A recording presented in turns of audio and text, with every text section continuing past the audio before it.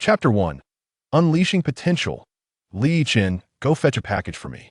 Yes, Chief, they'll do it right away. Yichen hurriedly dashed out of the Luzhuang police station, making his way towards the courier station. Damn it, it's been a week since I arrived here. All I do is serve tea and clean the place. They never take me on missions. Is this what being a policeman is about? I feel utterly useless. Yichen, a recent graduate with average grades, had hoped for a more thrilling experience upon his assignment to Luzhuang police station.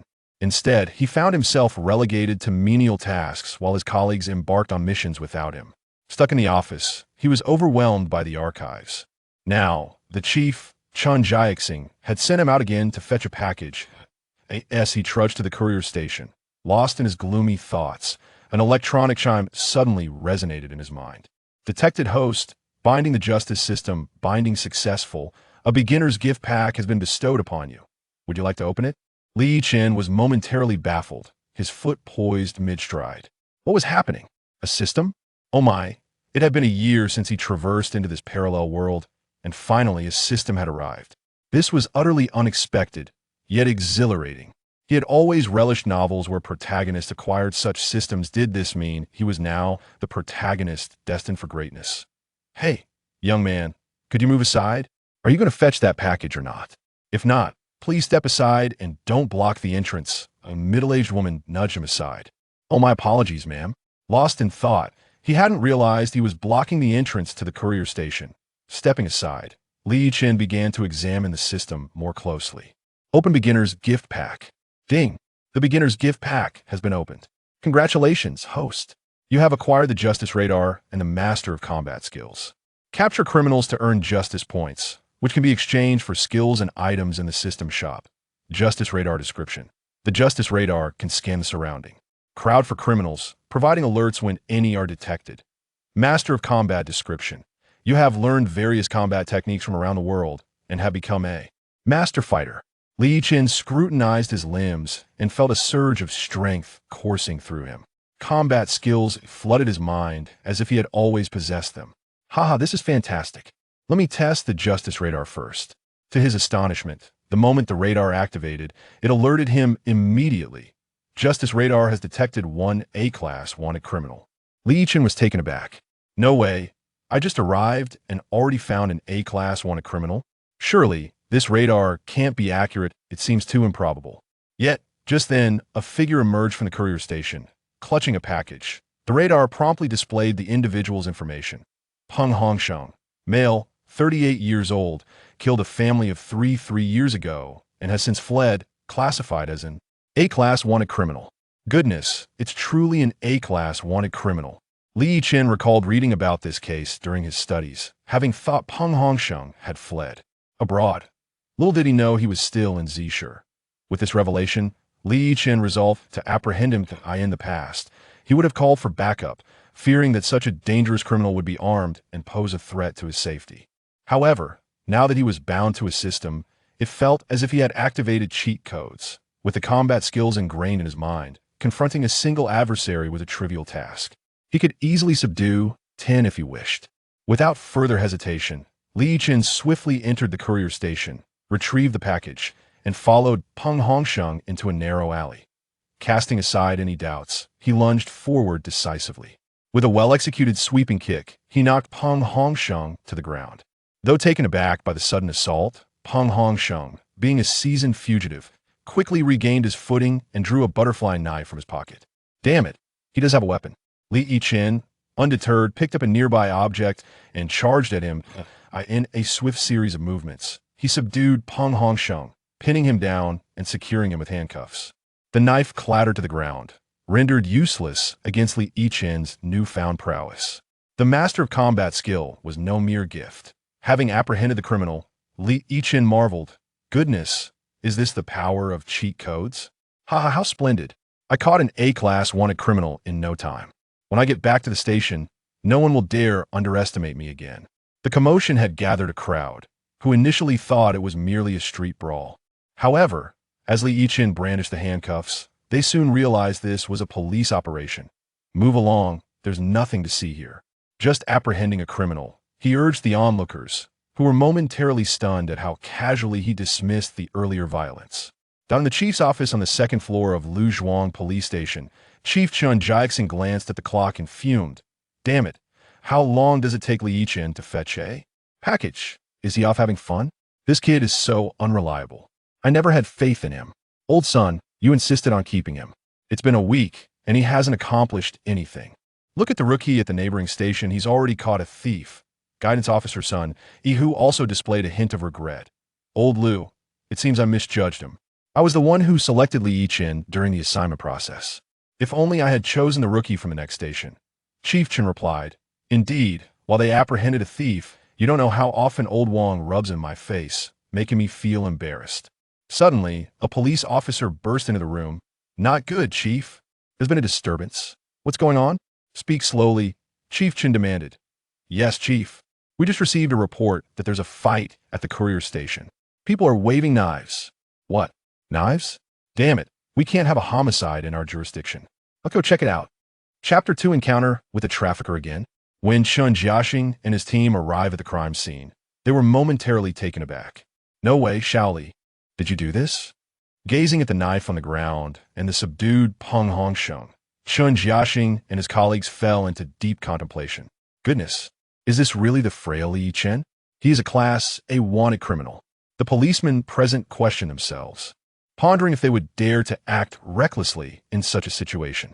Li Yichen chuckled, Director, my apologies, I got delayed by a delivery. Chun Jiaxing, brimming with excitement, walked over to Li Yichen, increasingly fond of him. Oh dear, Shaoli, even at this time, you're still worried about deliveries? You managed to capture a Class A wanted criminal while doing so. Huh. Our Luzhuang police station is about to hit the jackpot. You all, take Peng Hongsheng back immediately. Shaoli, are you all right? Are you injured? Chun Jiaxing's sudden concern left Li Yichen feeling somewhat unaccustomed, and the envious gazes from his colleagues made him slightly uncomfortable. After all, as a newcomer, he had previously felt as insignificant as a piece of trash. The rookie from the neighboring precinct, who had reported on the same day, had already apprehended a thief. The director frequently lamented about his inadequacies, comparing him to the neighboring officer Zhang. Now, however, he finally had a moment of pride, thinking to himself, who will dare to treat me with disrespect from now on? Director, I feel a bit of pain in my lower back. Oh dear, it seems I've twisted my waist. Chun Jiaxing's eyes lit up as he laughed. Well, you clever lad, let's do this. Qian Erhua, a burly man approached. Director, you called? Take Shaoli to the hospital for a full examination right away, preferably for hospitalization. Understood? Qian Erhua replied with a smile. Got it, Director, rest assured. Li Yichen followed Qian Erhua happily, aware of the significant impact of capturing a Class A wanted criminal. The Luzhuang police station had always been at the bottom in the city. Obtaining resources was notoriously difficult. Finally apprehending a Class A wanted criminal would surely earn him at least a second-class merit. The director would undoubtedly seize this opportunity to request resources from the city bureau. The station's vehicles were dilapidated, and the computers were outdated. If not now, then when? Li Yichen, being astute, did not wait for the director to speak first. He proactively claimed his injury, thinking, if I'm going to act, I must do it convincingly. On their way to the hospital, Qian Erhua chattered incessantly. Oh, Shaoli, how did you become so formidable? How come I never noticed before? You truly are impressive. How did you even discover that Class A wanted criminal? This is a significant achievement. Just this one capture could earn you a second-class merit. Yet, Li Yichen did not hear a word of it, as his mind was elsewhere. Having apprehended a Class A wanted criminal, he received a reward of 1,000 justice points from the system. Opening the system panel, he found Justice System. Name, Li Yichen. Age, 23. Skills acquired. 1. Justice Radar. 2. King of Combat. Justice points, 1,000. System store is now open. Li Yichen was elated and immediately entered the system store, which was filled with various skills and items, such as the Gunmaster, requiring 2,000 justice points, and grenade items, requiring 5,000 justice points. In short, everything was exceedingly expensive, and with his current 1,000 justice points, acquiring anything worthwhile was impossible. He sighed inwardly, goodness, the items in this system are truly costly. Of course, There were also affordable items, such as mineral water, which only required 1 justice point to redeem, while better options might cost 5 justice points, along with snacks like spicy strips. Overall, the system store resembled a supermarket, allowing one to purchase whatever needed with justice points. Thus, Yichen understood that his paramount task was to apprehend more criminals, as only through this could he accumulate sufficient justice points to acquire skills that would elevate him to new heights of power. Meanwhile, Qian Erhua drove to the Central Hospital of Zishur, the best hospital in the city. They came here because Qian Erhua had a relationship with a nurse working in this facility. Upon arrival, he led Li Yichen to the lobby. "Xiao Li, wait for me over there for a moment while I talk to my wife. No need to register, just go for the examination right away." Li Yichen nodded. "Sure. Qiange, go ahead. I'll wait here." He moved to a nearby chair and, with nothing to do, took out his phone to play. Simultaneously, he activated the justice radar to scan the surrounding crowd. Fortunately, everyone appeared to be good people, and the radar did not issue any alarms. Thus, he felt at ease playing on his phone. At the same time, in the inpatient department, a middle-aged woman hurriedly rushed out of the ward, cradling a 2-day-old infant. Upon reaching the outpatient department and descending from the 2nd floor, she caught sight of Li Yichen, who was sitting and playing on his phone. Suddenly, the justice radar emitted an alarm, indicating the presence of a trafficker nearby. Li Yichen, following the radar's guidance, locked onto the middle-aged woman. As she descended the stairs, she inadvertently met Li Yichen's gaze. In that moment, her heart raced, and she quickly averted her eyes, clearly showing signs of panic. "Oh no, could I be recognized? That shouldn't be possible. Could that person be a police officer?" Dressed in plain clothes, Li Yichen was not immediately identifiable as a police officer, and the woman was gambling on her luck, hoping she wouldn't be so unfortunate as to encounter law enforcement on her first outing. To escape, she would have to pass right by Li Yichen. Striving to maintain her composure, she hurried past him, making her way towards the exit. Li Yichen put away his phone. "If not now, then when?" "Hey, stop." He immediately dashed after her, surprised to find that the middle-aged woman was quite fast. Chapter 3. I wish to remain low-key, but my abilities do not allow a middle-aged woman notice that Li Yichen was pursuing her. Without a moment's hesitation, she hastily lifted her legs and fled towards the hospital exit. Meanwhile, in another room, Qian Erhua was indulging in a tender moment with his girlfriend. "What are you doing?" "Lao Qian, there are so many people around." The young nurse playfully chided as she gently tapped his shoulder. Qian Erhua chuckled. "Hey, my dear, let me tell you. Our department's new recruit had a breakthrough today. He apprehended an A-level wanted criminal. You wouldn't believe how perilous the situation was. That criminal had a knife almost a meter long." "What? A meter long?" "You're just boasting," she replied skeptically. "I swear I'm not lying." As they continued their conversation, a sudden commotion erupted outside. Qian Erhua glanced toward the door, just in time to see Li Yichen sprinting out. "What the heck is that kid doing? Could it be he has encountered another criminal?" He mused. "Wait here, I'm going to check it out." Without waiting for a response, he dashed outside, while the nurse called after him, "Lao Qian, be careful." The nurse had been on edge ever since she started dating Qian Erhua. Often, while they were in the midst of something, he'd receive a call and rush out to fulfill his duty. Such is the nature of their profession, always on standby, ready to leave at a moment's notice, leaving their loved ones in a state of anxiety. After Qian Erhua exited, he approached a bystander and inquired, "What is happening? What is going on?" "It seems like a child trafficker. A woman ran off with a child.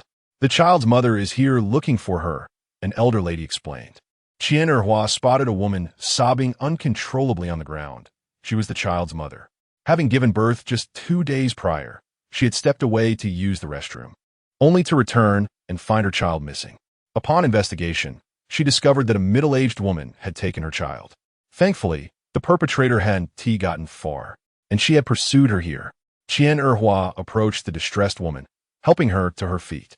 "Don't worry, I'm a police officer. I will help you find your child." Upon hearing this, the woman fell to her knees, pleading, "Officer, please help me find my child. He is only 2 days old. Get up, get up. Rest assured, I'll go after her right away." Outside, Li Yichen had chased the trafficker onto the street. "Damn it, this little brat runs fast."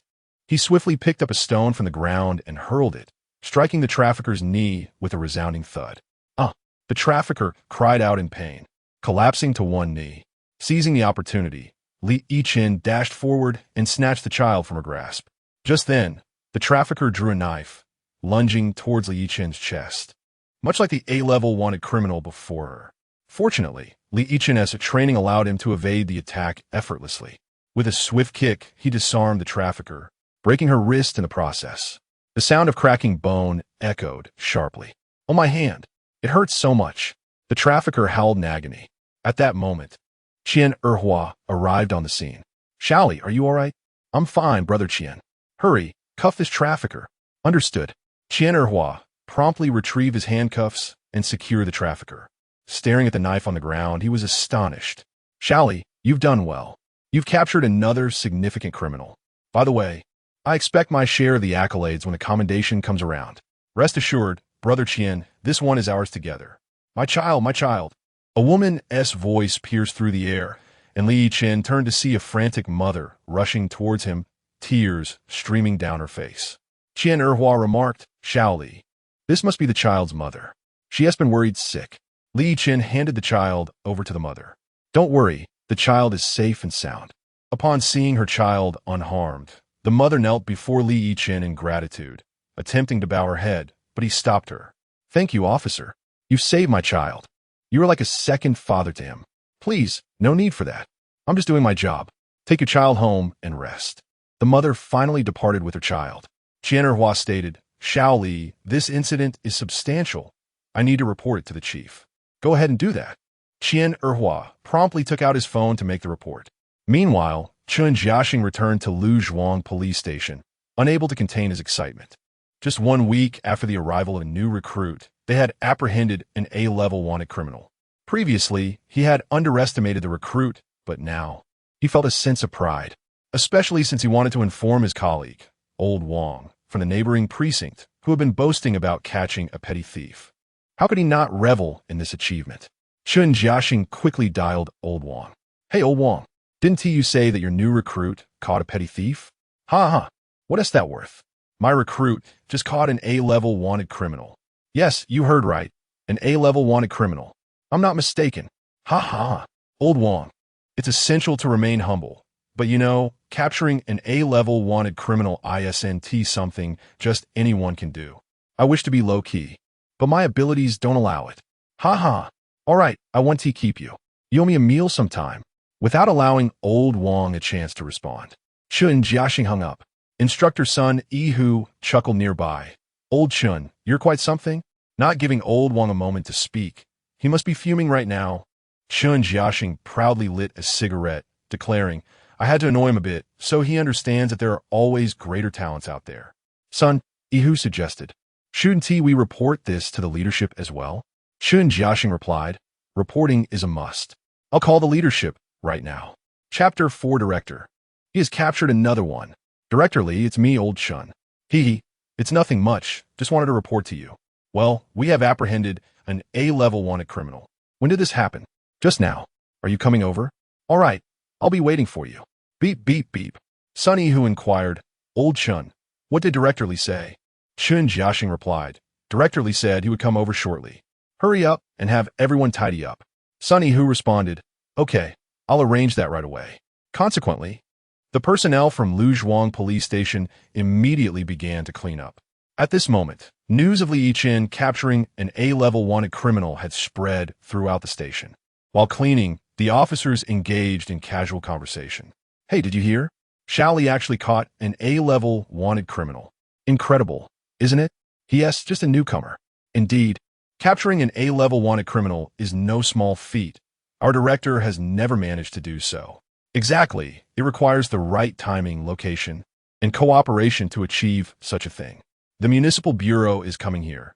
They have never visited us before." In the courtyard of the municipal bureau, several leaders emerged from their offices, with the head being Li Changjin, the leader of the Ji City Bureau. Li Changjin remarked, "This is truly surprising. Old Chun and his team actually caught an A-level wanted criminal. With this capture, their station's ranking will no longer be at the bottom during the year-end assessments. Let's go see if it's true." Half an hour later, Li Changjin and the others arrived at Luzhuang police station and encountered the A-level wanted criminal. Li Changjin was taken aback, exclaiming, "Old Chun, I thought you were joking. You really captured an A-level wanted criminal." Chun Jiaxing chuckled. "Director Li, I would never joke about such matters. Who made the arrest? Don't tell me it was you." No, it wasn't me. It was that newcomer in our station." "Newcomer?" Yes, his name is Li Yichen." "Where is he? Call him out so I can see." Director Li, What's wrong? What happened?" To be honest, Li Yichen was injured while apprehending the A-level wanted criminal and is currently at the hospital for examination. He might even need to be hospitalized. Is that so? Let's hurry to the hospital and check on him. All right, let us go. The group promptly got into their vehicle and drove towards the hospital. Once the car departed, the remaining personnel in the courtyard were left in a state of bewilderment. Just a moment ago, the director seemed cheerful, and there had been no mention of Li Yichen being injured. Yes, how did the director suddenly start crying? You don't understand. This is a classic case of the crying child gets the milk. It's a strategy. A strategy? Elaborate, please. Otherwise, how could we possibly obtain anything? Look at our station's vehicle. Can it even run? The computers are practically frozen. We usually don't have the opportunity to ask the leaders for resources, but this time is different. Shaoli captured an A-level wanted criminal. This is a once-in-a-lifetime opportunity. Our director must seize the chance to make a good impression. Oh, now we understand. In the vehicle, Li Changjin asked, "Old Chun, I heard you were previously dissatisfied with this newcomer. How about this? Since you're not happy, I'll assign you another one and transfer Shaoli elsewhere." Li Changjin intended to tease Chun Jiaxing. Under normal circumstances, Chun Jiaxing would have immediately agreed. However, now, he would never let go of the person who captured an A-level wanted criminal. After all, this could lead to even more significant arrests in the future. Chun Jiaxing replied with a smile. Director Li, I was just joking. This Li Yichen is quite clever, and I hold him in high regard. How could I possibly be dissatisfied? I'm very pleased with him. Suddenly, Chun Jiaxing's phone rang. "Excuse me, Director Li, I need to take this call." "Go ahead." Chun Jiaxing checked the caller ID and saw it was Qian Erhua. He promptly answered, "Hello, what is the matter?" "Director, I have some significant news to share. Just now, guess what happened? Spit it out quickly. I don't have time for idle chatter." Yes, Director. I'll get straight to the point. Just now, while I was taking Shaoli to the hospital, that kid discovered a human trafficker, and we've already apprehended him." "What? A human trafficker?" "Director, you all need to come quickly." "All right, understood. We'll be there." Beep, beep, beep. After hanging up, Chun Jiaxing was left in a state of shock. Li Changjin asked, "Old Chun, what's wrong? What happened? You look stunned." "Director, one of our young officers just called to say Li has captured another human trafficker." Buzz. Everyone in the vehicle was stunned, unable to believe their ears. Apart from Li Changjin, several other leaders from the municipal bureau were also astonished. Li Changjin exclaimed, "My goodness, you just caught an A-level wanted criminal this morning. And now another human trafficker? Old Chun, you've struck gold." Chun Jiaxing remained dazed, yet his heart was filled with joy. How has Li Yichen transformed so dramatically? Just before today, he was an entirely different person, inept and incapable. He couldn't even recognize what a criminal looked like. What has caused this sudden change? How is it possible to apprehend two significant criminals in just one morning? Chun Jiaxing was deeply puzzled, but nonetheless elated. His feelings were exceedingly complex. At Ji City Central Hospital, Li Yichen had been admitted to the ward. Qian Erhua was waiting at the hospital entrance with the human trafficker. When Chun Jiaxing and the others arrived, the trafficker was taken aback. Although she had encountered police officers before, they were usually ordinary officers. Today, however, she found herself facing several in white shirts. My goodness, do they really need to deploy so many high-ranking officials for someone like me? The trafficker thought, panicking. They aren't planning to execute me in public, are they? Before Li Changjin could approach, the trafficker fainted from fear. Despite being a criminal, she was still a woman, and her courage was no match for the intensity of the situation. Chun Jiaxing approached Qian Erhua and inquired, "What exactly happened? Where is Shaoli?" Chapter 5. The lions roared. Qian Erhua briefly recounted the events that had transpired earlier to Chen Jiahong and the others, before leading them to the hospital ward. Upon seeing Li Chen lying on the bed, Chun Jiahong rushed over, lamenting, "Oh, little Li, you have suffered so much. Our department is impoverished. We cannot even provide a vehicle for you, forcing you to take a taxi." His exaggerated lamentations left Li Yichen utterly bewildered. "Director, are you putting on an act? Wasn't it Brother Chien who brought me here? How did it turn into a taxi ride?" "Ah, I see. You are playing the sympathy card. I must admit, your performance is quite convincing. You nearly deceived me. Little Li, you have been wronged." Chun Jiahong wailed, tears and snot flowing freely. His display of grief so genuine that Chien Erhua, unable to bear it any longer, thought to himself, "Is the director going a bit overboard?" As the head of the municipal bureau, Li Chongqing saw through Chun Jiahong's antics immediately. "All right, old Chun, it seems you have finally seized your opportunity. Just tell me what you need. I'm not one to be stingy. The reason I didn't provide for you before was simply because there was no justification. You consistently ranked at the bottom during year-end evaluations. If I had given you resources, how would the other department view it? But now, you have apprehended an A-list fugitive and a human trafficker. Providing you with resources is only fair. Just don't be greedy." Upon hearing this, Chun Jiahong sprang to his feet from beside Li Yichen's bed. "Director Li, truly, I want to ask for much. Our department's vehicle is in disrepair, breaking down every few days. If you could provide us with 3 or 4 vehicles, that would suffice." Li Chongqing nearly choked with disbelief. "Good heavens, you're asking for quite a lot. The province has only approved 10 vehicles in total for our city, and with over 100 police stations. How could I justify giving you 3 or 4? 1 vehicle at most?"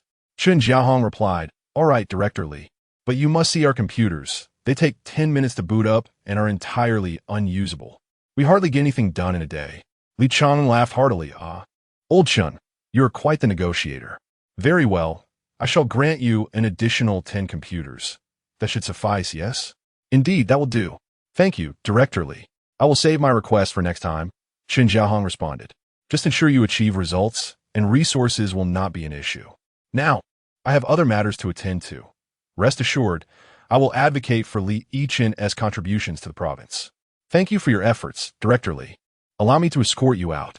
After bidding farewell to Li Chongqing and the other municipal leaders, Chun Jiahong returned to the ward.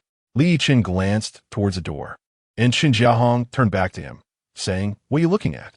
They all left. "Enough with the theatrics. Let us return to the station." "Yes, Director." Upon their return, everyone gathered around Li Chen. Previously an unnoticed presence, he had now transformed into an object of envy, a great hero in the eyes of all. It was no exaggeration to call Li Yichen the hero of Luzhuang police station. He had brought honor to the station. The A-list fugitive had been transferred to the criminal investigation team, while the human trafficker was held in the station's detention room. Upon returning, Li Yichen did not bask in the glory of his achievements, but immediately inquired, "Director, what about the trafficker?" "She's currently being interrogated in the detention room. We should have results shortly." "Come, little Li, let us go to my office for some tea," Chun Jiahong said, taking Li Yichen's hand and leading him to his second-floor office, much to the envy of their colleagues. "Ah, when will I ever be invited to the director's office for tea?" One remarked. "You'll have to catch an A-list fugitive first," came the reply. "I fear I shall never see such a day." "Don't lose hope. Opportunities arise," another chimed in, while instructor Sun Ihu interjected, "All right, enough idle chatter. Everyone disperse and return to your duties." In the director's office, Chun Jiahong grew increasingly fond of Li Yichen. "Come, little Li, have a seat. I'll brew the tea myself." "Director, that's not necessary. I should be the one serving you," Li Yichen protested. "No, today I must serve you. After all, you are our department's great benefactor," Chun Jiahong declared, fully aware that the future reputation of Luzhuang police station might hinge upon Li Yichen alone. Li Yichen sat in astonished silence, unsure where to place his hands. Once the tea was brewed, Chun Jiahong offered him a cigarette. "Here, little Li, smoke this. It's my new brand, and it's quite enjoyable." Li Yichen, feeling encouraged, accepted the offer. "Director, the trafficker is very cunning. Individuals like her surely have accomplices, and I doubt she will divulge any information easily." Chun Jiahong replied, "You are correct, but our interrogation team is professional. I believe they will manage." Suddenly, A knock sounded at the door. "Come in." A police officer, just returning from the interrogation room, entered. Chen Jiahong asked, "What is the outcome? Has the suspect confessed?" The officer shook his head. "No, Director. No matter how we pressed her, she remains tight-lipped. It's proving rather challenging." "Oh, if that is the case, it could complicate matters," Li Yichen remarked, extinguishing his cigarette and standing. "Director, allow me to give it a try." "You?" Chen Jiahong looked puzzled. While Li Yichen was skilled at apprehending suspects, interrogation was an entirely different discipline, and proficiency in one did not guarantee success in the other. However, seeing the determination in Li Yichen's eyes and realizing there were no other options, Chen Jiahong relented. "Very well, you may proceed." Li Yichen then made his way to the interrogation room. Upon entering, the trafficker recognized him immediately and sneered, You might as well give up. I want to say a word. Don't expect to extract any information from me." Li Yichen remained silent, addressing the other officers in the room. "I apologize, but I need you all to wait outside. I would like to speak with her alone." One officer cautioned, "All right, little Li, but be careful. She is quite devious and hasn't uttered a single truth." Chapter 6. Creating Miracles in the Police Force. Once everyone had exited, Li Yichen closed the door and remarked with a smile, "Sister, why choose such a dubious path? At over 40, you are throwing your life away." "Enough with the sob story. I won't fall for that," she retorted defiantly. "I advise you to confess early. Perhaps leniency will be granted. Think it over." Having made her point, Li Yichen fell silent and opened the system shop. Capturing the trafficker earned him an additional 500 justice points, bringing his total to 1,500. Just moments ago, he had discovered an intriguing skill: heart-wrenching 10 slaps. Description: activating this skill delivers 10 slaps to the criminal, causing them to weep uncontrollably and speak the truth. Requires 1,500 justice points. This skill is quite fitting for my needs, and I have just the right amount of points. I shall purchase it and see how it works, he decided. Li Yichen promptly spent his 1,500 justice points to acquire heart-wrenching 10 slaps. After completing the transaction, he turned to the trafficker and inquired, "So what have you decided?" Unmoved, she responded with a smirk, "Officer, save your breath. I want to speak. Give up already."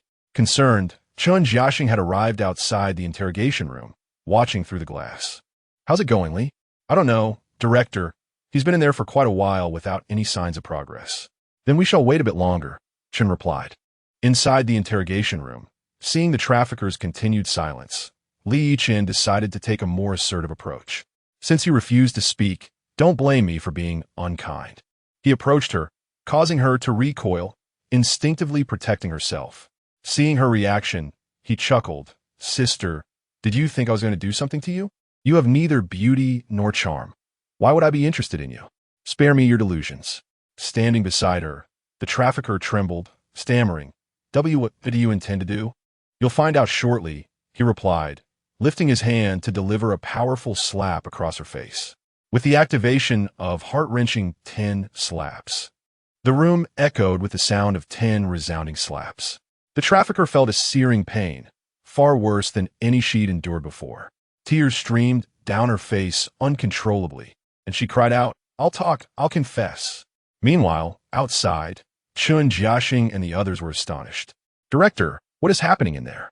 Is that trafficker crying?" Chen, cigarette in mouth, stared at the scene in disbelief. "Is this really happening?" Li Yichen, equally astonished, realized that the skill was effective. He quickly grabbed a pen and paper to document her confession. 30 minutes later, Li emerged with a freshly penned report. Spotting Chen, he greeted, "Director, you're here." Chen nodded. "What is the situation? Did the suspect confess?" "Yes, all of it is here. We must head to the Wang Village ceramic factory immediately." "The factory? I know it. It's been abandoned for years." "True, but the trafficker revealed that her accomplices, 4 in total, are there. Then we should not delay. Let us move." "How about I go alone?" Li suggested. "Absolutely not. It's too dangerous. Traffickers may be armed." "We will go together," Chen insisted. Soon, they arrived near the ceramic factory, hidden among a field of corn. Li, utilizing his justice radar, pinpointed the criminal's location. 4 traffickers, just as the woman had said, holed up on the 2nd floor of the factory, alongside 2 abducted children. Observing the daylight, Lee cautioned Chun, "Director, now is not the time to act. It's broad daylight, and they have children. They may use them as hostages. I propose we wait until nightfall. They want to escape." Chun agreed, "You're right. We shall wait." Increasingly impressed by Lee's acumen, Chun acknowledged, "This young man not only possesses skill, but also exhibits remarkable foresight. He may indeed create a miracle within the police force." Lee was correct. The traffickers had children in their possession, necessitating caution. If the children were taken hostage, the situation could become dire. Thus, they resolved to wait until nightfall. Chun ordered the area surrounding the traffickers' hideout to be secured. If they remained, they would act at night. If they attempted to flee, they would apprehend them immediately. Fortunately, the traffickers remained quiet throughout the day. At 10 p.m., darkness enveloped the area. The 4 traffickers inside prepared a barbecue, indulging in food and drink, the aroma wafting outside. Chun exclaimed, "These scoundrels are enjoying themselves. Brothers, let us move in and apprehend them." "Wait, Director," Lee cautioned. "Charging in recklessly could endanger the children. Allow me to scout first." Chapter 7. I am a police officer. Here to capture you, Yichen entered the ceramic factory, disappearing into the night after a few nimble leaps. Chun Jiaxing marveled at the boy's agility. In mere moments, he had vanished from sight. Simultaneously, Chun Jiaxing instructed his subordinates, urging them to remain vigilant. If there is any commotion inside, we must rush in immediately. We cannot allow little Li to be in danger. After entering, Li Yichen made his way directly to the second floor, which housed 4 rooms. Upon ascending the stairs, he encountered the first room, followed by the second room, where 4 human traffickers were located. The third room contained 2 children, while the fourth room stood empty. Utilizing his righteous radar, Li Yichen observed that the traffickers were feasting on roasted rabbit in the second room, completely unaware of his presence. The corridor was enveloped in darkness, rendering any figures invisible. Seizing this opportunity, Li Yichen stealthily approached the third room, placing the 2 children safely in a corner. As long as he remained there, they could no longer be used as hostages. Once he confirmed the children were unharmed, Li Yichen pressed himself against the wall to eavesdrop on the traffickers' conversation.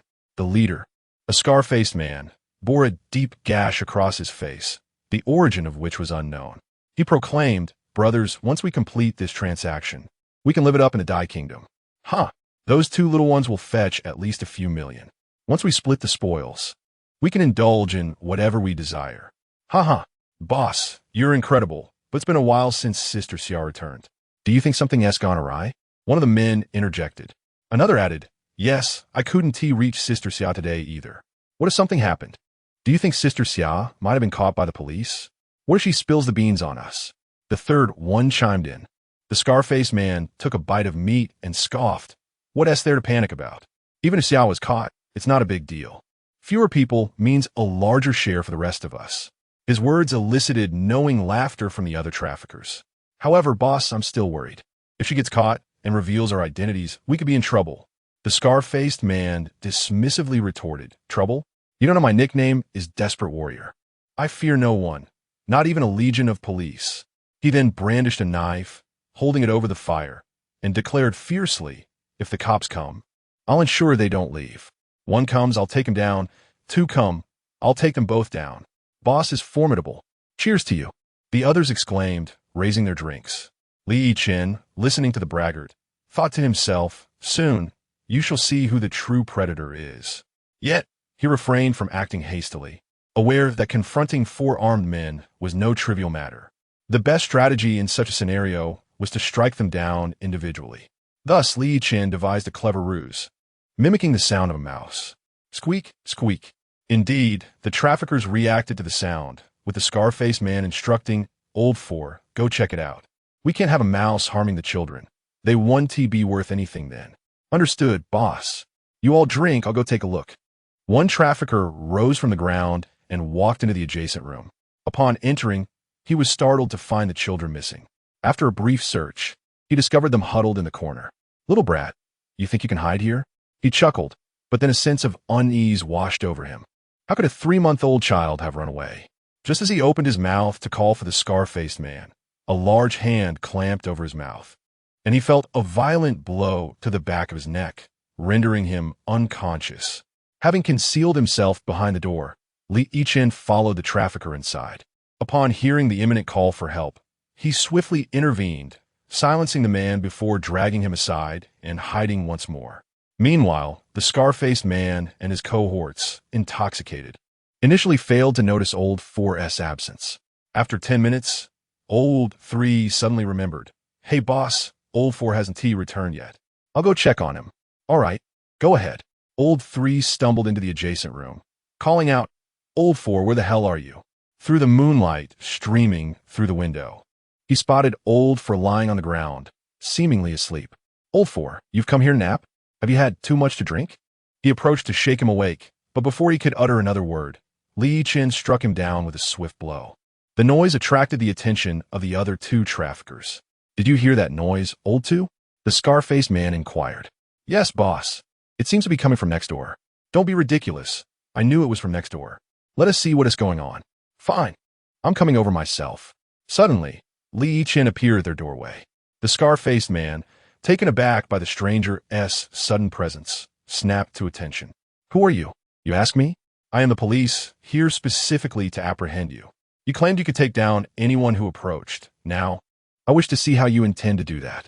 Upon hearing Yichen reveal himself as a police officer, the scar-faced man was fully sobered. "What? Police? Old 2, let us take him down." Old 2 drew a knife and lunged at Yichen, who promptly activated his combat mode. With a swift kick, he sent the assailant crashing against the wall before tumbling to the floor with a thud. "Ouch! Boss, I think I've broken my back." The scar-faced man, witnessing his subordinate being hurled away, was noticeably panicked. Chapter 8 Director Lee, we have apprehended a group of human traffickers. The swagger of the scar-faced man had vanished entirely. He realized that surrendering would mean an inevitable descent into the depths of despair. With no hope of escape given the gravity of his crimes, he had no choice but to fight fiercely, clinging to the faint hope of evading capture and perhaps rising again from the ashes. With a fierce yell, the scar-faced man lunged at Yichen, brandishing a sharp knife. Outside, the patrolling officer, Chun Jiaxing, had naturally heard the commotion, as did others nearby. "What's going on? Director, could it be that Xiao Li is in a scuffle?" The sounds certainly suggested as much. "What should we do?" Chun Jiaxing replied, "What else can we do? Let's go in and take a look." They rushed inside, ascending to the second floor, where they found Yichen had just subdued the scar-faced man, pinning him to the ground. Chun Jiaxing and the others were taken aback by the sight of 4 traffickers sprawled on the floor, their knives glinting ominously in the moonlight. "Xiao Li, are you all right? You're not hurt, are you?" "I'm fine, Director. Not a scratch on me. By the way, there are still some people in that room. Let us send them to the hospital for a checkup, just to be safe." Chun Jiaxing nodded, instructing 2 officers to escort the children for medical examination. Once the children were taken away, Chun Jiaxing closely examined the criminals on the floor. It was one thing for Yichen to take down a wanted felon in a one-on-one confrontation, but now he faced 4 armed individuals. If one of them managed to strike, the consequences could be dire.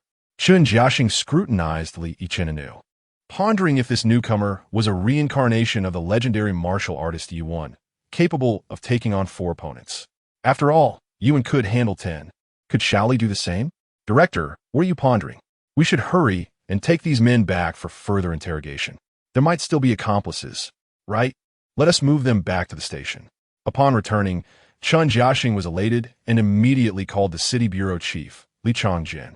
"Aha, Director, I apologize for disturbing you at this late hour, but I have something to report." Li Changjin, having been roused from sleep, felt a surge of irritation. "Old Chun, you better have something worthwhile. Otherwise, I'll have words with you." "Hee, Director Li, we apprehended another group of human traffickers." "What?" The groggy Li Changjin snapped to attention. It had been a long time since they had made such a significant bust in Zisher. The Luzhuang police station was at the bottom of the city's performance rankings, and Zisher itself was lagging behind in provincial assessments. Now, with an A-level wanted criminal and a group of traffickers in custody, their standing would surely improve by year-end. The thought of attending the provincial meeting without having to bow and scrape brought him immense joy. "All right, Old Chun, I will come by your station first thing in the morning." The following morning, Li Changjin arrived early at the city bureau, bearing a certificate of merit for Li Yichen, and set off for Luzhuang police station. Chen Jiaxing was already waiting at the entrance. Half an hour later, when Li Changjin arrived, Chen Jiaxing opened the car door for him. "Director Li, you're here. Where are the traffickers?" "In the interrogation room." "Let me show you." Chen Jiaxing led Li Changjin to the interrogation area, where they observed through the glass that Li Yichen was still conducting interviews. "Has this young man been at it all night? Did he really catch these criminals by himself?" Chen Jiaxing affirmed, "Yes, Director. He apprehended them and has been interrogating them all night. It should be wrapping up soon." Suddenly, a series of slaps echoed through the room. Li Changjin and Chen Jiaxing were taken aback, watching as Li Yichen delivered a flurry of blows to the scar-faced man. If Chen Jiaxing had witnessed this alone, it would have been shocking, but with Li Changjin present, the situation was precarious. "Old Chen, you need to explain this. What on earth is Xiao Li doing?" Chen Jiaxing awkwardly chuckled. "Well, Director Li, he has swatting mosquitoes. It's hot, and Xiao Li was concerned that the criminal would be bitten, so he has driving them away." Li Changjin nearly choked on his disbelief. "Old Chen, you call this swatting mosquitoes? Look at his face. It's swollen." Chen Jiaxing replied, "Director, it's necessary. These traffickers are exceedingly cunning, so Xiao Li had to teach them a lesson. Remarkably, this method has proven effective. It was the same tactic that got a previous trafficker to confess, allowing us to capture these four. I suspect Xiao Li may have uncovered more of their accomplices." Skeptically, Li Changjin asked, "Is that so?" Just then, Li Yichen emerged with an interrogation report and, upon seeing the bureau chief, greeted him, "Good morning, Director Li."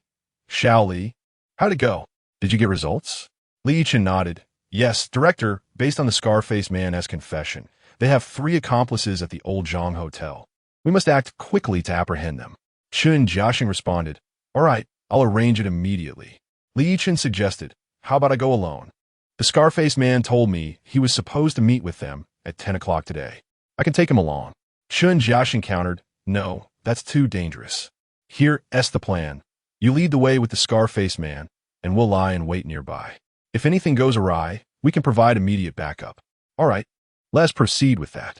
At 9:50, everyone arrived at the Old Zhang Hotel, a private establishment frequented by a mix of clientele.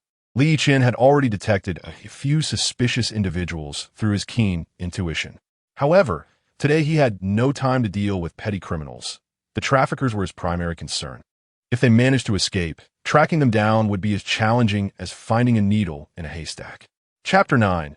An opportunity you failed to seize thus. It became imperative to apprehend the 3 human traffickers without delay. At this moment, Chen Jiaxing had already positioned his team in the vicinity.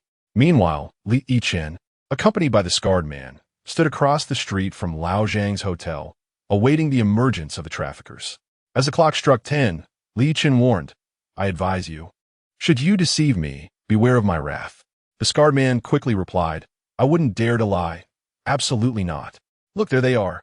Officer, the one wearing sunglasses is Wang Wu. Everyone calls him Brother Wu, but I wonder why the other 2 haven't come out yet." Li Yichen responded, "In that case, let us seize this Wang Wu first, and we can deal with the other 2 later. Greet him." The scar man nodded and began to wave at Wang Wu. "Hey, Brother Wu, over here." Wang Wu noticed the scarred man and waved back, crossing the street to stand before him. "Brother Wu, where are your companions? Why are you alone?" Wang Wu's gaze turned peculiar as he scrutinized the scarred man's swollen head. "What happened to your head? Why is it so swollen?" The scarred man's injury was a result of Li Yichen's earlier slap, and he awkwardly replied, "Oh, it's nothing. I didn't consult the almanac before leaving home this morning and bumped into a pole."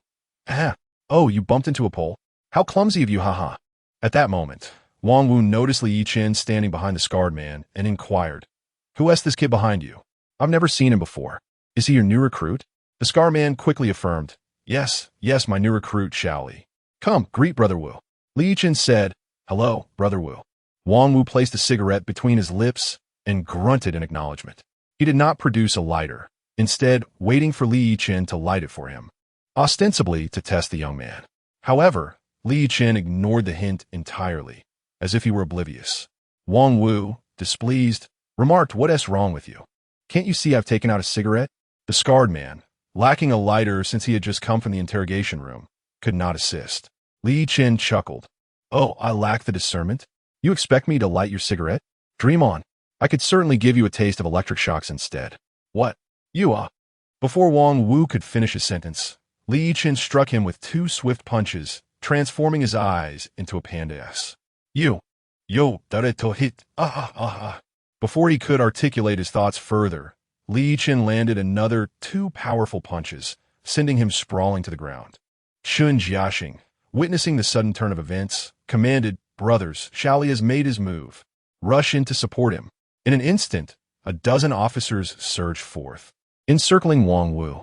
The sudden appearance of so many police officers left Wang Wu dumbfounded, and he glared angrily at the scarred man, exclaiming, Damn it, you sold me out. With a resounding slap, Li Yichen struck Wang Wu 3 times, demanding, Spare me your nonsense. Where are your 2 accomplices? What room are they in? Wang Wu scoffed, turning his head defiantly, clearly refusing to divulge any information. Refusing to speak, are we? Very well. I shall compel you to reconsider. Li Yichen glanced around and spotted a flagpole at the hotel entrance. Without hesitation, he approached, lowered the flag, and bound Wang Wu to it, leaving everyone around in shock. Chun Jiaxing questioned, Shaoli, what are you doing? Li Yichen replied, Director, I'm instilling some discipline in this scoundrel. Chun Jiaxing cautioned, Do not cause a fatal incident. There are too many witnesses, and it would be difficult to manage. Rest assured, Director, I know what I'm doing. There is no risk of fatality. Wang Wu, bewildered, was at a loss for Li Yichen's intentions. Li Yichen then declared, Wang Wu, this is your final opportunity. Will you speak? If not, do not blame me for my lack of courtesy. I will not speak. Let us see what you can do. Very well, observe closely. Li Yichen proceeded to hoist Wang Wu to the top of the flagpole. Wang Wu, already fearful of heights, began to panic as he reached the pinnacle, uncontrollably screaming, I'm afraid of heights. Lower me down. Please let me down. Li Yichen chuckled. I can lower you, but only if you reveal the whereabouts of your 2 accomplices. Otherwise, you remain up there. Wang Wu, obstinate, retorted, I won't say a word.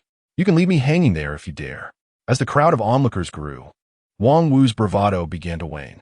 He thought, with so many witnesses, Li Yichen wouldn't dare harm him.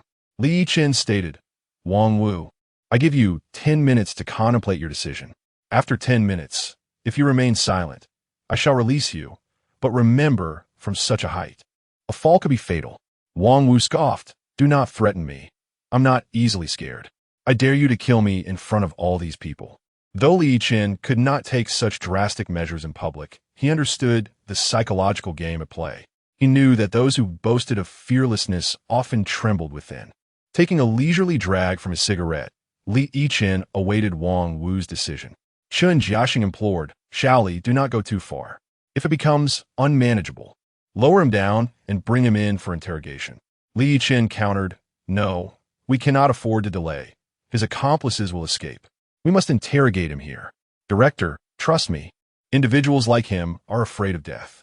He will eventually talk. As Li Yichen finished his cigarette, he looked up at Wang Wu.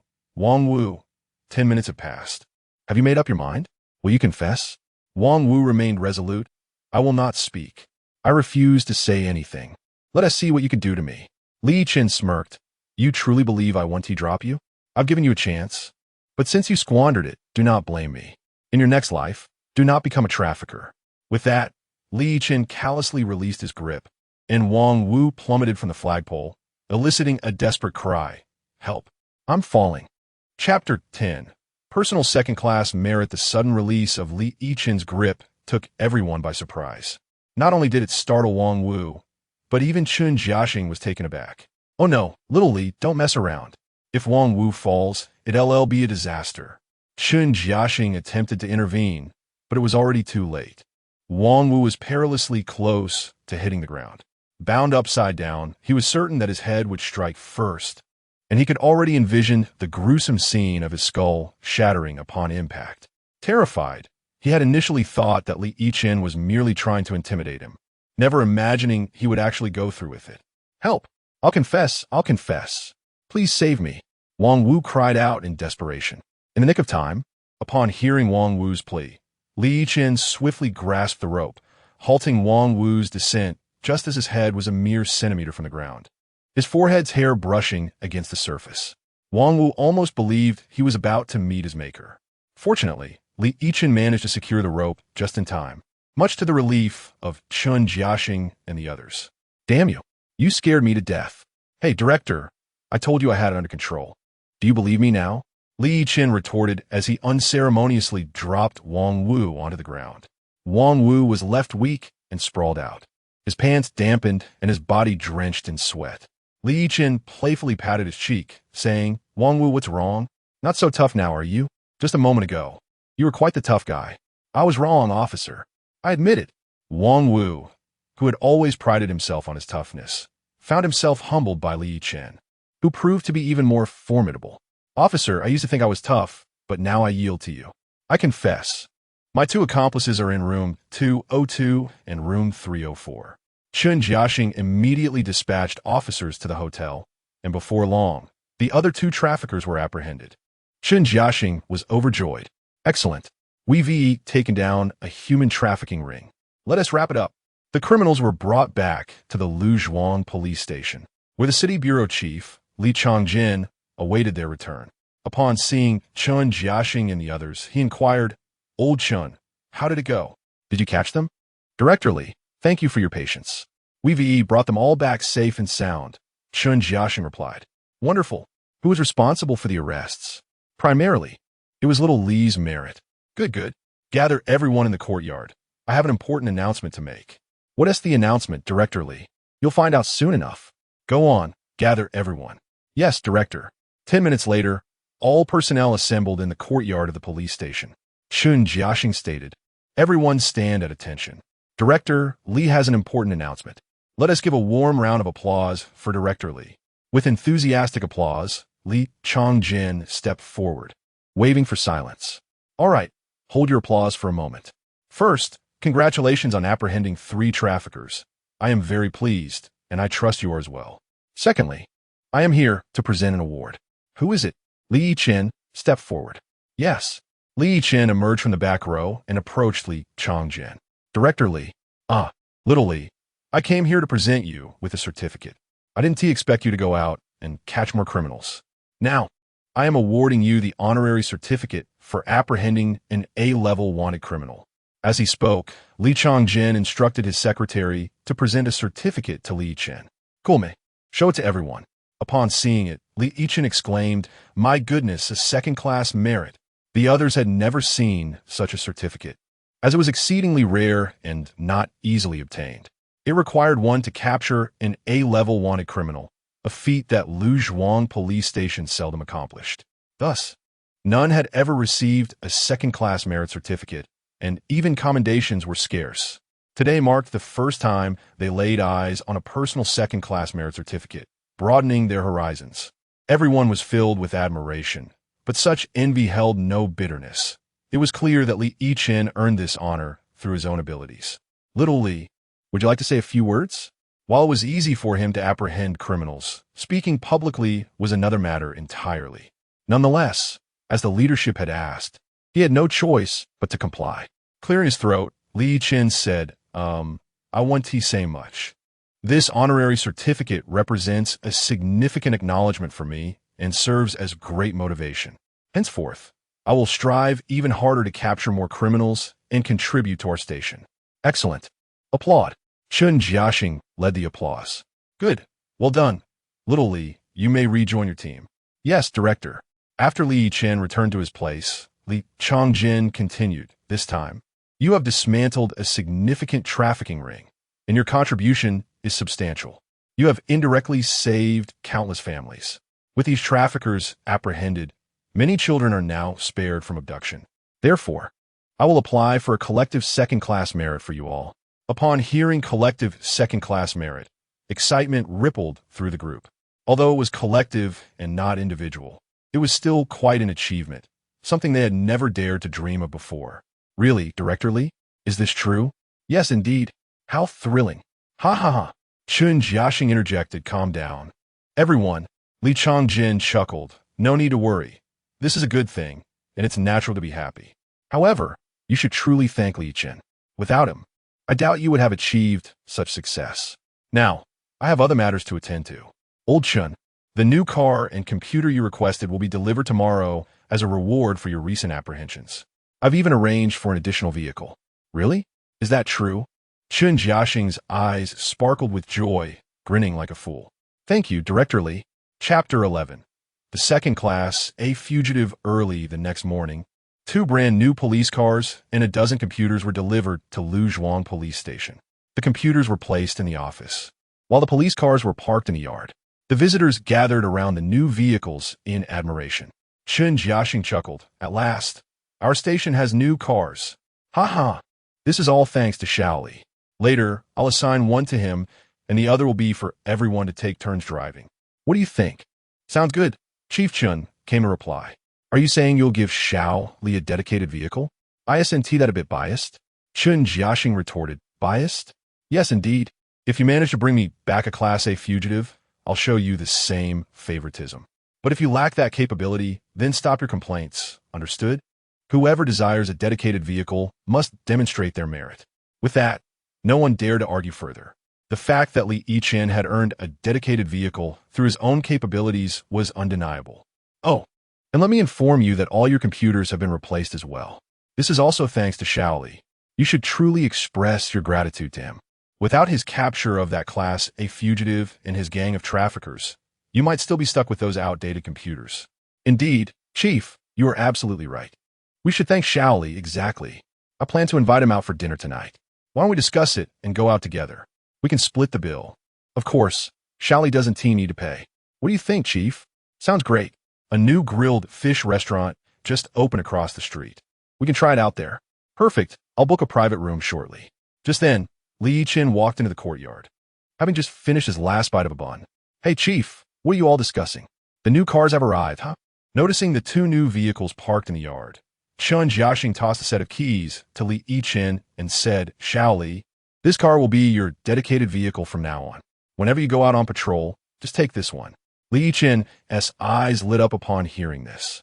Though he had held a driver's license for a while, he had never driven a car. Chief, are you serious? This car is really for me? Absolutely. I keep my word. This vehicle was earned through your efforts for the station, so it's only fitting that you drive it. Gome, Xiaoli. Hop in and experience it. Yes, Chief. Excited, Li Yichen jumped into the driver's seat, feeling the pristine steering wheel. The scent of the new car filled the air, and he couldn't resist taking a deep breath. Ah, it smells wonderful. I adore the fragrance of new cars. Chun Jiaxing said, Shaoli, go out on patrol with this car today. You've been here for 2 weeks, and haven't had a chance to patrol yet. Who is available? Qian Erhua. I'm here, Chief. Qian Erhua. Accompany Shaoli on his patrol. Understood, Chief. Li Yichen drove out of the police station with Qian Erhua, entering the bustling streets. As he had never driven before, his skills were at a novice level. However, Li Yichen remained calm and opened his system panel. Justice System. Name, Li Yichen. Age, 23. Skills, 1. Justice Radar. 2. King of Combat. 3. Heart-wrenching 10 consecutive draws. Justice points, 3,500, having captured those 7 traffickers. He earned 500 justice points for each, totaling 3,500. Without hesitation, Li Yichen spent 3,000 justice points to acquire a new skill. Master Driver. Skill description. With this skill, the host transforms into a driving expert, absorbing all forms of driving techniques into their consciousness. At this moment, the host embodies the spirit of the legendary racer of Akinuma Mountain. In an instant, a plethora of driving skills and muscle memory flooded Li Yichen's mind. He suddenly felt like a seasoned driver with decades of experience, possessing not only basic driving skills, but also various racing techniques. Even on a racetrack, he would be capable of clinching the championship. Hey, Qingge, hold on tight. Without further ado, Li Yichen swiftly accelerated, the manual transmission providing a thrilling sense of control. The car shot forward like a cannonball. Whoa, Shaoli, drive carefully. I'm scared. Qian Erhua exclaimed, gripping the handrail, his heart racing. My goodness, Shaoli, I had no idea you were such a skilled driver. Even Schumacher wouldn't stand a chance against you. Qingge, you flatter me. After speeding for a while, Li Yichen abruptly halted in front of an internet CAF. The sudden stop almost flung Qian Erhua out of his seat. Finally stopped. If he hadn't T-braked, my heart would V given out. Shaoli, what are you looking at? Just moments ago, as they passed the internet CAF, Li Yichen's justice radar had alerted him, indicating the presence of yet another Class A fugitive. Qinggu, their SA Class A fugitive inside the CAF. What? Are you serious? Qian Erhua nearly leapt from his seat. You mean their SA Class A fugitive in there? Is that true? Li Yichen nodded, keeping his eyes fixed on the CAF. Let us go, Qinggu. Get out of the car. We need to check inside. Once outside, Li Yichen locked the car and entered the internet CAF. Upon glancing into the corner, he immediately identified the Class A fugitive. Xiaoquan, male, 38 years old. 3 years ago, he brutally murdered his girlfriend's entire family of 5, decapitating them in a horrific manner. He has since fled and has been classified as a Class A fugitive by the Han Country Police. This case had shocked the nation, with criminal police teams across the country tirelessly searching for Xiaoquan, yet he had evaded capture until now. Li Yichen remembered reading about this incident during his school days, and Qian Erhua, a news enthusiast, recognized him too. Shaoli, you're incredible. This is the second Class A fugitive you've come across. How is your luck so good? Qinggu, now is not the time for chit-chat. You stay here while I go apprehend him. Chapter 12, A False Alarm. As Li Yichen was about to approach, Qian Erhua suddenly grasped his arm, exclaiming, Hold on, Shaoli. Today we are in this together. You have identified the criminal, so let me handle the arrest. What's that? Do you look down on me? No, Brother Qian, that's not what I meant. I just wanted to remind you that Xiaoquan is an A-level wanted criminal. Such high-profile offenders typically carry weapons, be it a gun or a knife. So, it's best to exercise caution. Li Yichen was genuinely concerned for Qian Erhua's safety. After all, he was just an ordinary person, unlike Li Yichen, who felt invincible. If Xiaoquan suddenly brandished a knife, it could spell disaster for Qian Erhua. Thus, Li Yichen contemplated taking the lead in the arrest. However, Qian Erhua was equally stubborn. What's the matter, Shaoli? Do you insist on going? Are you afraid I might steal your glory? Or do you think so little of me? It's just an A-level wanted criminal. What have I to fear? Seeing Qian Erhua's resolute and fearless demeanor, Li Yichen thought to himself, You really are putting on a brave face right now. Very well, Brother Qian, you go ahead and apprehend him while I keep watch at the door. That's more like it. With that, Qian Erhua strode towards Xiaoquan. At that moment, the internet CAF owner emerged and spotted Li Yichen at the entrance. Young man, are you here to use the internet? How long do you plan to stay? Shoo. Li Yichen placed his right index finger to his lips, signaling for silence. Keep your voice down. I am a police officer and have identified a criminal in your CAF. The owner nearly shouted, quickly covering his mouth with his hand and whispering, Officer, this has nothing to do with me. I had no idea a criminal was here. I know it's not your fault. Just remain silent. Yes, officer. Is there anything you need to assist with? No need. Just pretend nothing is happening and continue with your business. Understood. While conversing with the owner, Li Yichen's gaze returned to Xiaoquan. By now, Qian Erhua had approached Xiaoquan from behind, who was engrossed in a game and oblivious to his presence. Xiaoquan, Qian Erhua called out. Xiaoquan, wearing headphones, couldn't he hear him. Frustrated, Qian Erhua tapped him on the shoulder. Turning around, Xiaoquan removed his headphones and asked, What's up? Both Li Yichen and Qian Erhua were in plain clothes, and Xiaoquan had no idea they were police officers. Qian Erhua pulled out his badge and declared, Xiaoquan, I'm a police officer. Do you know why I'm looking for you? With a nonchalant smile, Xiaoquan replied, I know. 3 years ago, I killed a few people. Go ahead, take me away. To Qian Erhua's astonishment, Xiaoquan voluntarily extended his hands for handcuffing. Qian Erhua had anticipated a fierce struggle, a cinematic clash between police and criminal, but Xiaoquan's unexpected compliance left him feeling deflated. Why aren't you resisting? Why are you so eager to cooperate? Resist? I'm not that foolish. You've already caught me. What is the point in fighting back? This encounter is my liberation. No more living in fear. Qian Erhua contemplated this for a moment, finding it reasonable, and proceeded to retrieve the handcuffs. However, Li Yichen, stationed at the entrance, sensed that things were not as they seemed. He noticed a glint of malice in Siekuan's eyes. This was not genuine surrender. This was a ruse. Suddenly, Li Yichen's eyes widened in alarm. Brother Qian, be careful. At that instant, Siekuan retracted his hands, grinning wickedly as he drew a bone knife from beneath his seat, lunging it toward Qian Erhua's chest. Shit, you are. Qian Erhua was too close to react in time. Siekuan's strike was precise, plunging the knife into Qian Erhua's heart. He collapsed instantly. The scene unfolded with shocking swiftness, sending the CAF into chaos. Some patrons fled in terror, while Yichen maintained an eerie calm.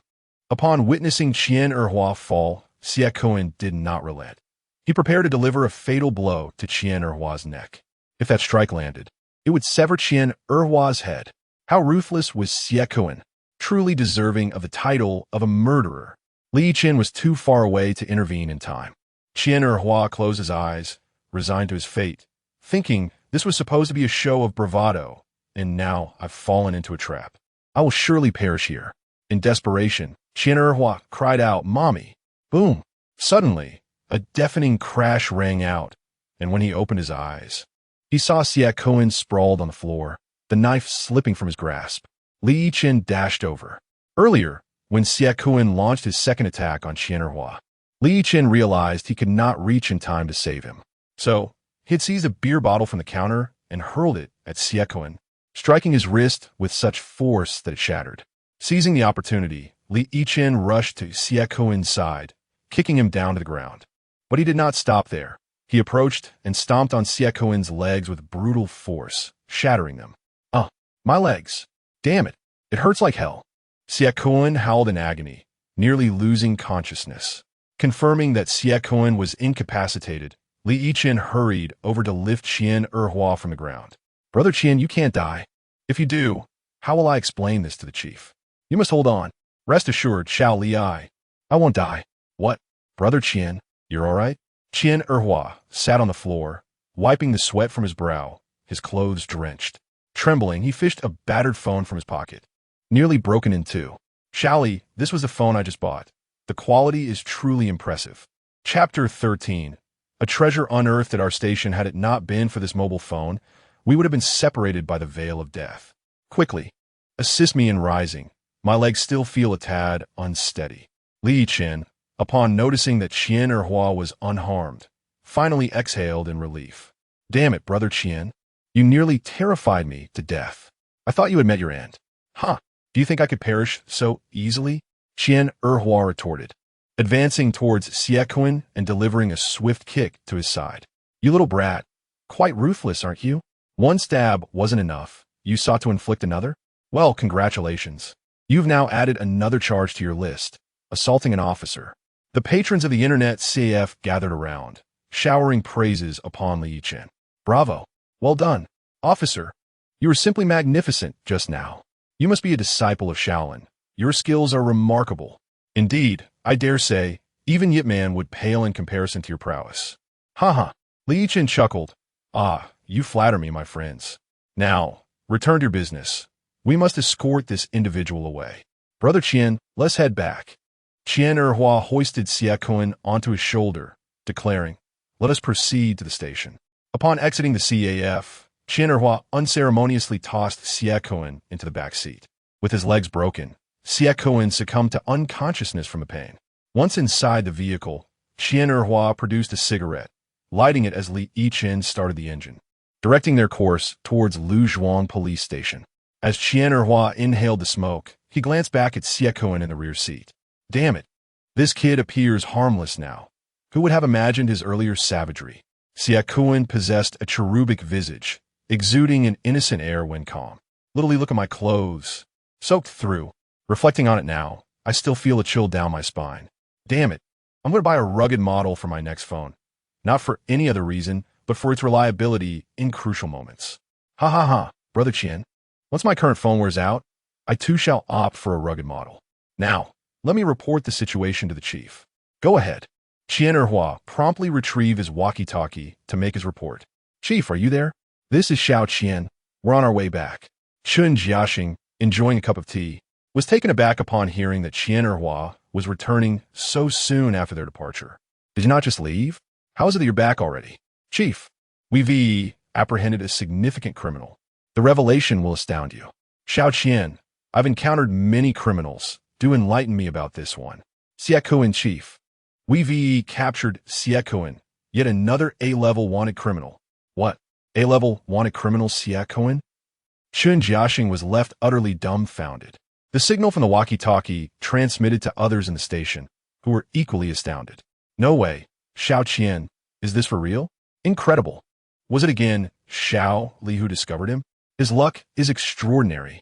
Goodness, just a few days have passed, and Xiao Li has apprehended yet another A-level wanted criminal. This is simply unprecedented. I must accompany Xiao Li on patrol. I wish to go too. Old Qian, you take a break. I'll go next time. Chun Jiaxing then inquired, where are you now? Xiaokuan has been sought by the criminal investigation team for quite a while. I must send someone to escort you. We're at the intersection of Hepping Road. Very well. I shall promptly arrange for assistance. Before long, additional officers from Luzhuang Police Station arrived to provide escort, and even the nearby traffic police were alerted. One officer, riding a motorcycle, caught up with Li Yichen and the others. Old Qian, I heard you've captured Xiaokuan. You must be Li Yichen. It's a pleasure to finally meet you. Qian Erhua grinned. Ah, you've come as well? Word travels fast. How did you find out? The traffic officer replied. Our captain heard it from your chief and sent us to clear the way for you. Follow me closely. Li Yichen remarked. Goodness. Our chief's word travels swiftly. Has this news already reached the traffic police? Qian Erhua chuckled. You are not yet acquainted with our chief, are you? Let me tell you, he has quite the reputation. Chun Big Mouth is what we call him. You see, whenever there's a hint of excitement, he practically screams it to the world. Haha. Is that so? Haha. Our chief certainly loves to show off. Well, let him revel. He's been stifled for too long. Now that he can finally bask in glory, a little boasting is only natural. Soon, with the traffic police leading the way, Li Yichen and Qian Erhua returned to Luzhuang Police Station without incident. The traffic officer addressed Chun Jiaxing. Chief, we've delivered the individual. If there's nothing else, we'll take our leave. Chun Jiaxing smiled. Haha. Please convey my gratitude to your captain. I'll treat him to a meal when time permits. After bidding farewell to the traffic police, Li Yichen and Qian Erhua exited the vehicle. Noticing that Qian Erhua was drenched, Chun Jiaxing inquired, Xiao Qian, what happened to you? Why are you soaked? Don't even mention it. Chief, I nearly lost my life today. What transpired? Xiaokuan is exceedingly cunning. He almost succeeded in eliminating me. Qian Erhua promptly recounted the harrowing details of capturing Xiaokuan, leaving everyone in disbelief. When they heard how Xiaokuan had attacked Qian Erhua a second time, and how Li Yichen had thrown a bottle to save him, the tension in the room escalated. All eyes turned towards Li Yichen. Chun Jiaxing exclaimed, Xiao Li, you are remarkable. Haha, we've stumbled upon a treasure at our station. You are our pillar of strength. By the way, where is Xiaokuan? Li Yichen replied, this fellow has had his legs broken and is currently unconscious in the back seat. He then opened the rear door and delivered 2 firm slaps to Xiaokuan's face. Hey, Xiaokuan, wake up. Stop sleeping. Xiaokuan finally regained consciousness, groaning in pain. Chun Jiaxing, upon seeing him, nearly burst into laughter. Indeed, this is Xiaokuan.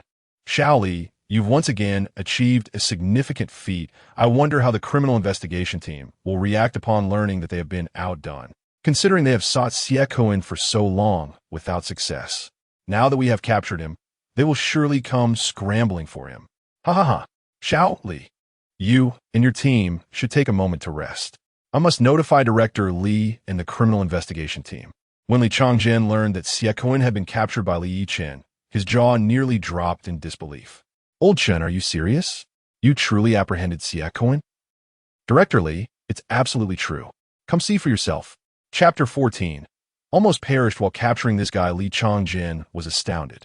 The A-list fugitive Xiaokuan, who had eluded capture across numerous provinces of the Great Han Empire, had astonishingly been apprehended by the Luzhuang police station. It was utterly inconceivable, and even more so that it was accomplished by the newcomer Li Yichen. Did this rookie possess some peculiar disposition that drew criminals to him? Did they gravitate towards him wherever he went? It was indeed strange. Regardless, he decided to investigate further. Secretary, prepare the vehicle. We are heading to Luzhuang police station immediately. Meanwhile, even more astonished than Li Changjin was the captain of the criminal police team, Zhou Ziren. 3 years prior, Zhou had received the task of hunting down Xie, a mission assigned to every local criminal police unit. Yet despite the passage of years, not a single lead had emerged regarding Xie whereabouts. How had Li Yichen uncovered this? Was it mere serendipity? It seemed improbable. Zhou Ziren had heard about Li Yichen's previous exploits, capturing an A-list fugitive while retrieving a package, followed by apprehending a trafficker in a hospital, effectively dismantling a human trafficking ring in just 3 days, an accomplishment equivalent to 6 months of work for the criminal police team. Thus, he felt compelled to visit Luzhuang police station. Everyone assemble.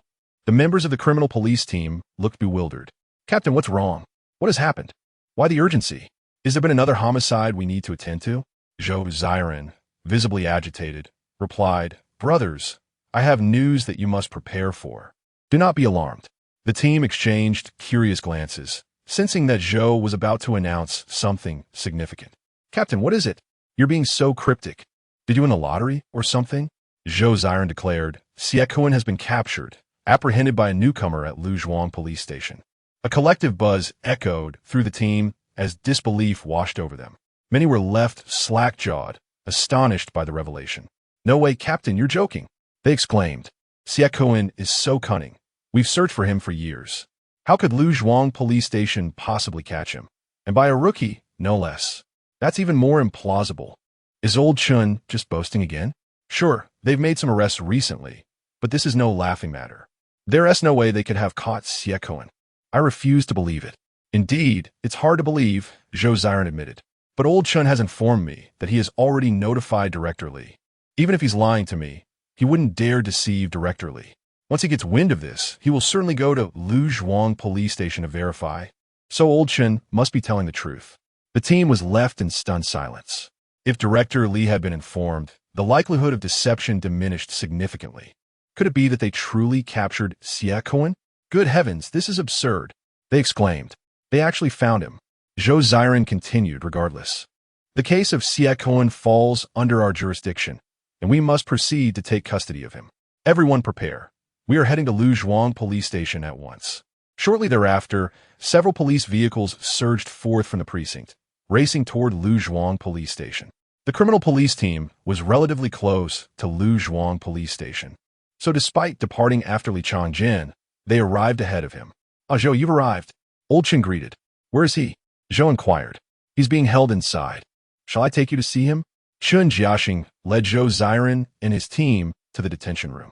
Upon seeing the members of the criminal police team, many in the vicinity were envious, as numerous individuals aspired to join the force. However, entry was not merely a matter of desire. It required passing rigorous evaluations. To put it in perspective, out of 10,000 applicants each year, only 2 or 3 would ultimately succeed, sometimes even none at all. This underscored the challenge of entering the criminal police team. Qian Erhua had sought to join the criminal police the previous year, but was eliminated before the final round due to the stringent assessments. Li, do you see those individuals? They are from the criminal police team. Their uniforms are so impressive, and their equipment surpasses ours. We only have a few handguns, but look at them, assault rifles, shotguns, even grenades. I am utterly envious. Unfortunately, I was cut from the evaluations last year. When I get the chance, I will certainly try again. By the way, Li, with your capabilities, joining the criminal police should be quite easy for you. You would breeze through the assessments. Have you considered it? Li Yichen shook his head. Not considering it. I prefer my current situation, free from oversight. When I feel inclined to make arrests, I can do so. When I wish to peruse documents in the office, I can. Most importantly, I have a solid safety net here, making my work manageable. Qian Erhua clicked his tongue. Look at your lack of ambition. But honestly, with your talents, you won't remain here for long. Other departments are eyeing you, especially the leadership. They won't let you linger here. It would be a waste of your abilities. You ought to seek a larger platform. Li Yichen replied, You're right. But I doubt any transfers will occur soon. I have only been employed for less than a month, and while I've accomplished a few things, My experience is still quite limited. I need to hone my skills at the grassroots level. The idea of moving to a bigger platform is likely several years away. Now is not the time to consider it. Meanwhile, Zhou Ziren followed Chen Jiaxing into the detention room and was taken aback upon seeing Yichen. What on earth? Is his leg broken? Chen Jiaxing explained, indeed. This fellow assaulted an officer. Let me tell you, our officer Qian nearly perished while apprehending him. It was an incredibly perilous situation. Chapter 15. Did our captain lose? Chen Jiaxing embellished the account of the fierce confrontation between Qian Erhua and Li Yichen against Yichen, particularly emphasizing Li Yichen's extraordinary bravery when he perceived Qian Erhua was in mortal danger, leaving Zhou Ziren utterly astonished. Old Chen, I must meet your Li Yichen, Zhou Ziren insisted. Of course, Chen Jiaxing readily agreed. Little Li is just outside. Let me introduce you. A faint smile appeared at the corner of Zhou Ziren's lips, for he harbored a bold notion unbeknownst to Chen Jiaxing. He was already contemplating the possibility of recruiting Li Yichen into the criminal investigation team. Upon entering the courtyard, Chen Jiaxing summoned Li Yichen. Little Li, meet Captain Zhou Ziren from the criminal investigation team. Captain Zhou, this is our new recruit, Li Yichen. Zhou Ziren scrutinized Li Yichen from head to toe, nodding in approval. Indeed, quite impressive. Greetings, Li Yichen. I am Zhou Ziren, the captain of the criminal investigation team. It is a pleasure to make your acquaintance. As he spoke, Zhou Ziren extended his right hand for a handshake. Acknowledging the stature of the criminal investigation team captain, Li Yichen promptly reciprocated, their hands clasping firmly. What Li Yichen initially thought was a simple handshake soon turned into a test of strength. For Zhou Ziren showed no intention of releasing his grip. Instead, he exerted increasing pressure, prompting Li Yichen to realize this was a challenge to gauge his strength. Very well, I shall rise to the occasion, Li Yichen thought, determined not to falter. His character was resolute. He could not afford to lose face. However, Zhou Ziren, having earned his position through merit, possessed considerable strength, earning him the nickname the strong man within the team. The observers from the criminal investigation team watched with a mix of amusement and disbelief, recognizing that only those favored by the captain would undergo such scrutiny. They anticipated Li Yichen would surely falter, given their captain's formidable prowess. Chen Jiaxing, however, sensed the tension and wondered if Zhou Ziren had taken a liking to Li Yichen. But could Li Yichen withstand Zhou's formidable grip? Having previously engaged in a contest of strength with Zhou, he understood just how remarkably powerful he was. Chen Jiaxing felt a pang of anxiety for Li Yichen. Li Yichen's expression grew increasingly strained. Damn, this fellow may be short in stature, but he possesses immense strength. He mused, realizing he could not concede so easily. Thus, he opened the system marketplace and captured the A-grade wanted criminal, Yichen, earning an additional 2,000 justice points, leaving him with a total of 2,500. While browsing the system marketplace, he stumbled upon an item, Mighty Spinach Pill. Description: consuming the Mighty Spinach Pill grants a tenfold increase in strength for 10 minutes. Marvelous, just what I need, he exclaimed. The pill cost precisely 2,500 justice points. Since he could earn more justice points in the future, he decided to invest all he had to acquire the Mighty Spinach Pill. Congratulations! You have successfully exchanged for the Mighty Spinach Pill. This item can be used an unlimited number of times. With a mere thought, Li Yichen retrieved a green Mighty Spinach Pill from the system's inventory. It resembled a small piece of chewing gum, and without hesitation, he popped it into his mouth. Those witnessing the scene were taken aback, including Zhou Ziren, who was astonished. This kid, even at this moment, has the leisure to chew gum. It seems he needs to be taught a lesson. Zhou Ziren immediately intensified his grip. After consuming the pill, Li Yichen felt an overwhelming surge of power coursing through him, as if his body was swelling with strength. Ah, Captain Zhou, while your strength is formidable, it seems you have reached your limit, whereas I have yet to approach mine. Prepare to witness my prowess. With that, he squeezed harder, causing Zhou Ziren to feel an immense force bearing down on his hand. Just moments ago, Zhou had the upper hand, but now he sensed his right hand was on the verge of being crushed, hearing the ominous sound of bones straining against the pressure. Zhou Ziren realized that if Li Yichen did not relent in the next moment, his hand would surely be obliterated. With a triumphant chuckle, Li Yichen released his grip, observing Zhou Ziren, now drenched in sweat, who suddenly felt a wave of relief wash over him. The look in Zhou Ziren's eyes had transformed, filled with disbelief and a hint of admiration. "Captain Zhou, I concede," Li Yichen remarked. "Kid, you possess remarkable strength, surpassing even me. You're the first I have encountered with such power." The onlookers were left in stunned silence, particularly the members of the criminal investigation team, unable to believe their eyes and ears. What? Did our captain lose? No way, that is impossible. Yet, the evidence was irrefutable. They had witnessed the captain's clear admission of defeat. My goodness, who exactly is Li Yichen? How could he possess strength greater than our captain's? While Zhou Ziren's face flushed with exertion, Li Yichen remained composed and relaxed. Chun Jiaxing was equally astounded, never having anticipated Li Yichen's strength would eclipse Zhou Ziren's. Haha, old Zhou, what do you think? Our new recruit is quite impressive, isn't, but do not take it to heart. He is still learning the ropes and should have yielded to you. Zhou Ziren, however, ignored Chun Jiaxing's comments, his gaze fixed intently on Li Yichen. The next words he uttered left Chun Jiaxing utterly flabbergasted. Chapter 16. Envy and nothing but envy. Chun Jiaxing had long anticipated that Zhou Ziren intended to poach talent from him.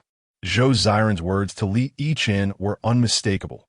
"Young Li, would you be interested in joining our criminal investigation team?" Li Yichen was taken aback by the personal invitation from the captain of the criminal investigation team. This sent Qian Erhua and others into a frenzy of envy, especially since Qian Erhua had previously been eliminated in the first round of assessments for the same team. Today, however, the captain himself had extended an invitation to Li Yichen. Qian Erhua mused that had he been in Li Yichen's position, he would have eagerly accepted the offer to join the criminal investigation team, a coveted place for many aspiring officers. Chun Jiaxing was equally convinced that Li Yichen would readily agree. Given the immense allure of the opportunity, joining the criminal investigation team without the need for an assessment was a chance rarer than winning the lottery. Yet, Li Yichen surprised everyone by replying, "I'm sorry, Captain Zhou, but I am not ready to leave the Luzhuang police station just yet. I am quite content here. Let us discuss the criminal investigation team at a later date." Li Yichen had his reasons.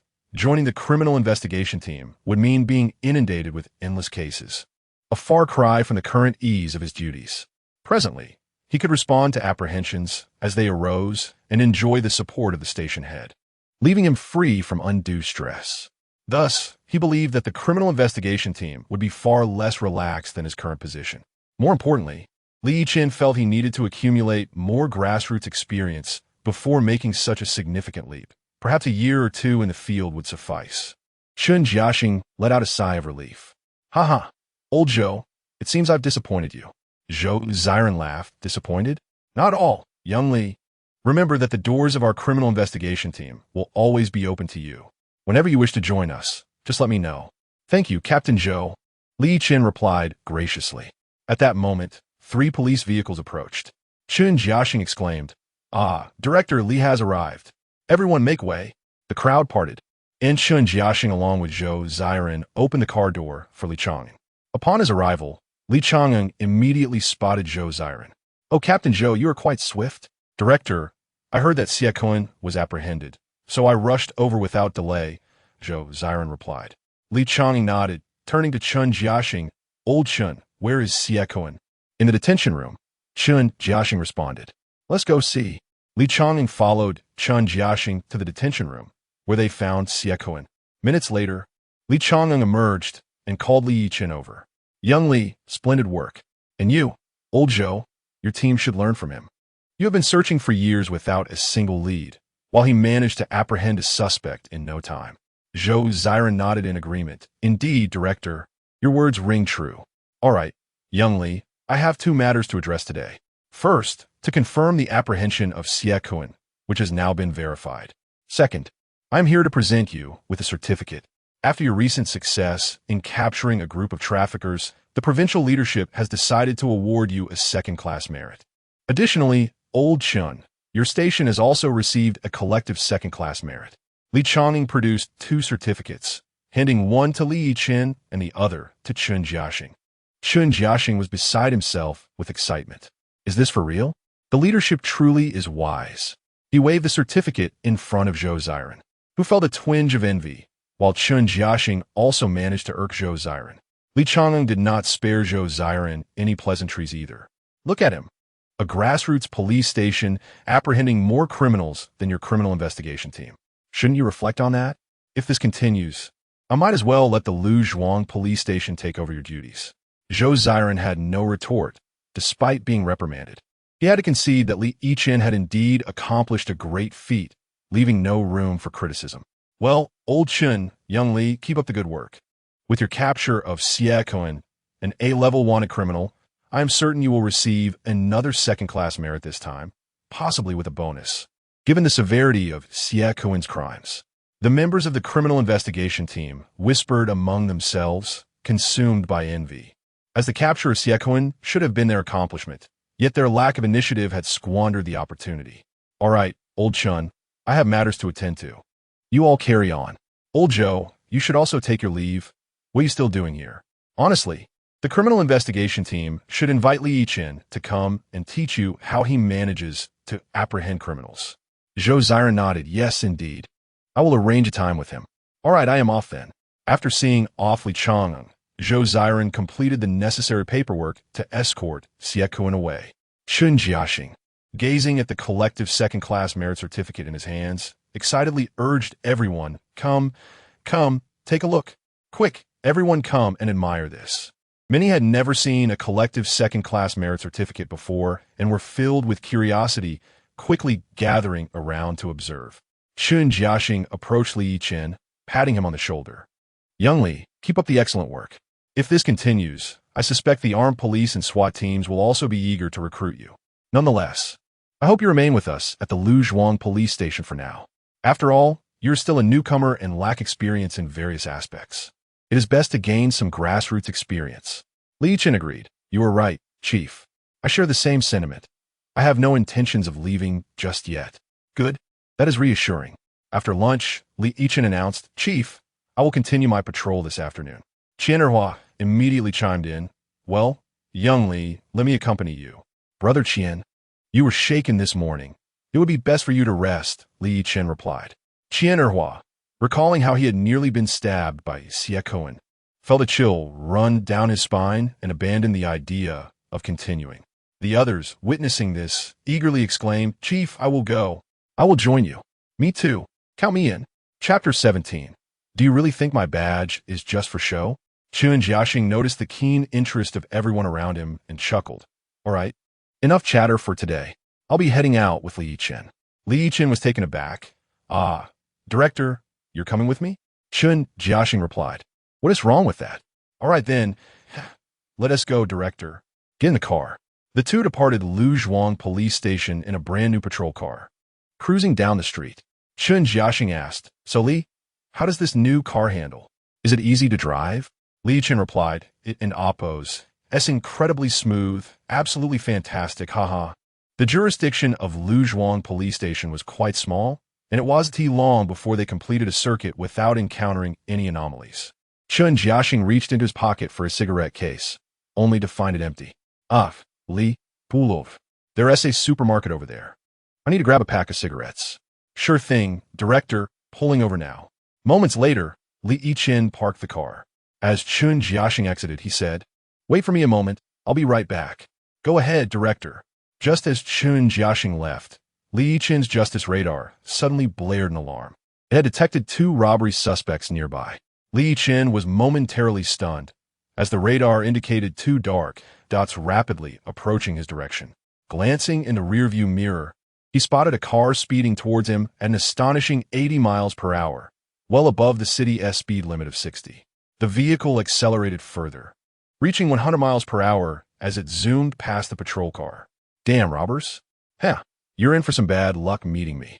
Li Yichen activated his driving mastery skill and pressed the accelerator, sending the patrol car shooting forward. Meanwhile, Chun Jiaxing emerged from the supermarket, cigarettes in hand, only to witness Li Yichen darting away. Stunned, he exclaimed, What the hell, Li? Li. What is that kid up to? Without hesitation, Chun Jiaxing grabbed his walkie-talkie, calling out, Qian'erhua, get to the supermarket immediately to pick me up. Inside the Luzhuang police station, Qian'erhua was bewildered by Chun Jiaxing's urgent voice. Director, weren't you with Li? What's going on? Enough of the questions. That kid took off. Hurry and get over here. He ran. All right, I'm on my way. Qian'erhua sped out of the police station, while the other officers overheard the conversation, all wearing puzzled expressions. What is happening? Li ran away? That's impossible. How could Li possibly run? Instructor Sun Yihu interjected. Calm down, everyone. I suspect he discovered the criminals and went after them. Li Yichen was in hot pursuit of the fleeing vehicle, racing along the highway, where traffic was dense. Inside the car were two robbers, one tall and one short. The shorter one exclaimed, Big bro, we got a police car tailing us. What do we do? The taller one glanced in the rearview mirror, confirming the presence of the patrol car. Huh, no need to panic. Have you forgotten my past? I used to race cars. I'm the god of Akiyama. Shaking off that police car will be a piece of cake. Li Yichen was surprised at how quickly the car ahead was moving. Without the aid of his system, he would have struggled to keep up. You're fast, kiddo. Let us see how you handle this. Li Yichen accelerated, closely tailing the car in front of him. Meanwhile, at the Zhang District Traffic Police Brigade, an officer reported, Captain, we spotted a police car chasing a sedan on Hepping Road. Should we send backup? Captain Wei Huahua, observing the monitor, broke into a cold sweat. Are they out of their minds? Driving this fast in the city? They think they're race car drivers? Dispatch immediately. Simultaneously, on the K508 National Road near Yichen, a steady stream of large vehicles moved alongside numerous cars.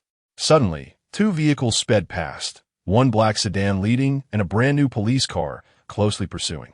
The two cars shot forward like cannonballs, with the scenery outside blurring into streaks. Drivers of passing vehicles were startled by the rapidity of the two cars, with several truck drivers cursing loudly. Damn it, are they trying to kill themselves? Are they rushing to the afterlife? In the passenger seat of the black sedan, the shorter robber gripped the armrest nervously, asking, Big bro, why is that cop still on our tail? The taller driver was equally perplexed, having underestimated the skill of the pursuing officer. How the hell does this cop drive so well? According to my intel, the police here don't have skills like this. The robbers, locals from Zishur, had meticulously planned their bank heist a month prior, mapping out their escape route to flee south to Myanmar, where they intended to indulge in a lavish lifestyle. They had conducted thorough investigations on the police officers in the area and concluded that none possessed exceptional driving skills. Is this guy new? The taller robber swore. The shorter one asked, Didn't you check on new recruits? No, he is just a rookie. No need for that. What do we do now? Our speed has hit 130. Don't worry. Let us see how long that kid can keep up. Li Yichen glanced at the speedometer, now reading 135 miles per hour, astonished by the speed of the car ahead. Clearly, the driver was no novice. You think I'm afraid of you? Do you really believe my badge is just for show? Chapter 18. A frightening encounter on the national highway. Meanwhile, Qian'erhua arrived at the supermarket, where he picked up Director Chun Jiaxing. As soon as Chun got into the car, he began to berate Qian. Damn it, why did you take so long? Are you a turtle, moving so sluggishly? Feeling wronged, Qian replied, Director, it's not my fault. There was a traffic jam, and I had to take a detour.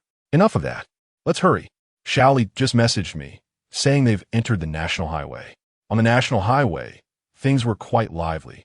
Once Qian entered the highway, Chun continuously urged him on. Faster, damn it. Why are you driving so slowly?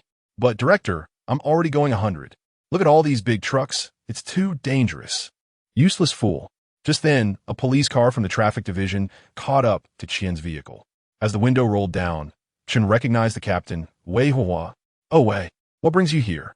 Wei replied, Chun, I was just about to ask you the same. Why the rush? Chun explained, don't mention it.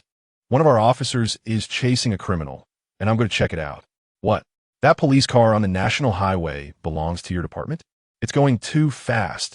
It's incredibly dangerous. I need to catch up. With that, Wei led several traffic division cars off in pursuit. Watching Wei speed away, Chun smacked Qian on the head. Look at how fast he is. Hurry up. Meanwhile, Li Yichen closely followed the black sedan ahead. Damn it. Do they really think I can't catch up? Do they think my badge is just for show? Li unleashed his full power, quickly drawing level with the criminal's vehicle. He rolled down his window and derisively taunted them. Here, that's your chance. Pull over now, and you might receive leniency. Otherwise, don't blame me for being ruthless. The two criminals were taken aback by Li's sudden acceleration, not expecting him to be so fast. Glancing at the 2 bags of cash in the back seat, they quickly dismissed any thoughts of surrender.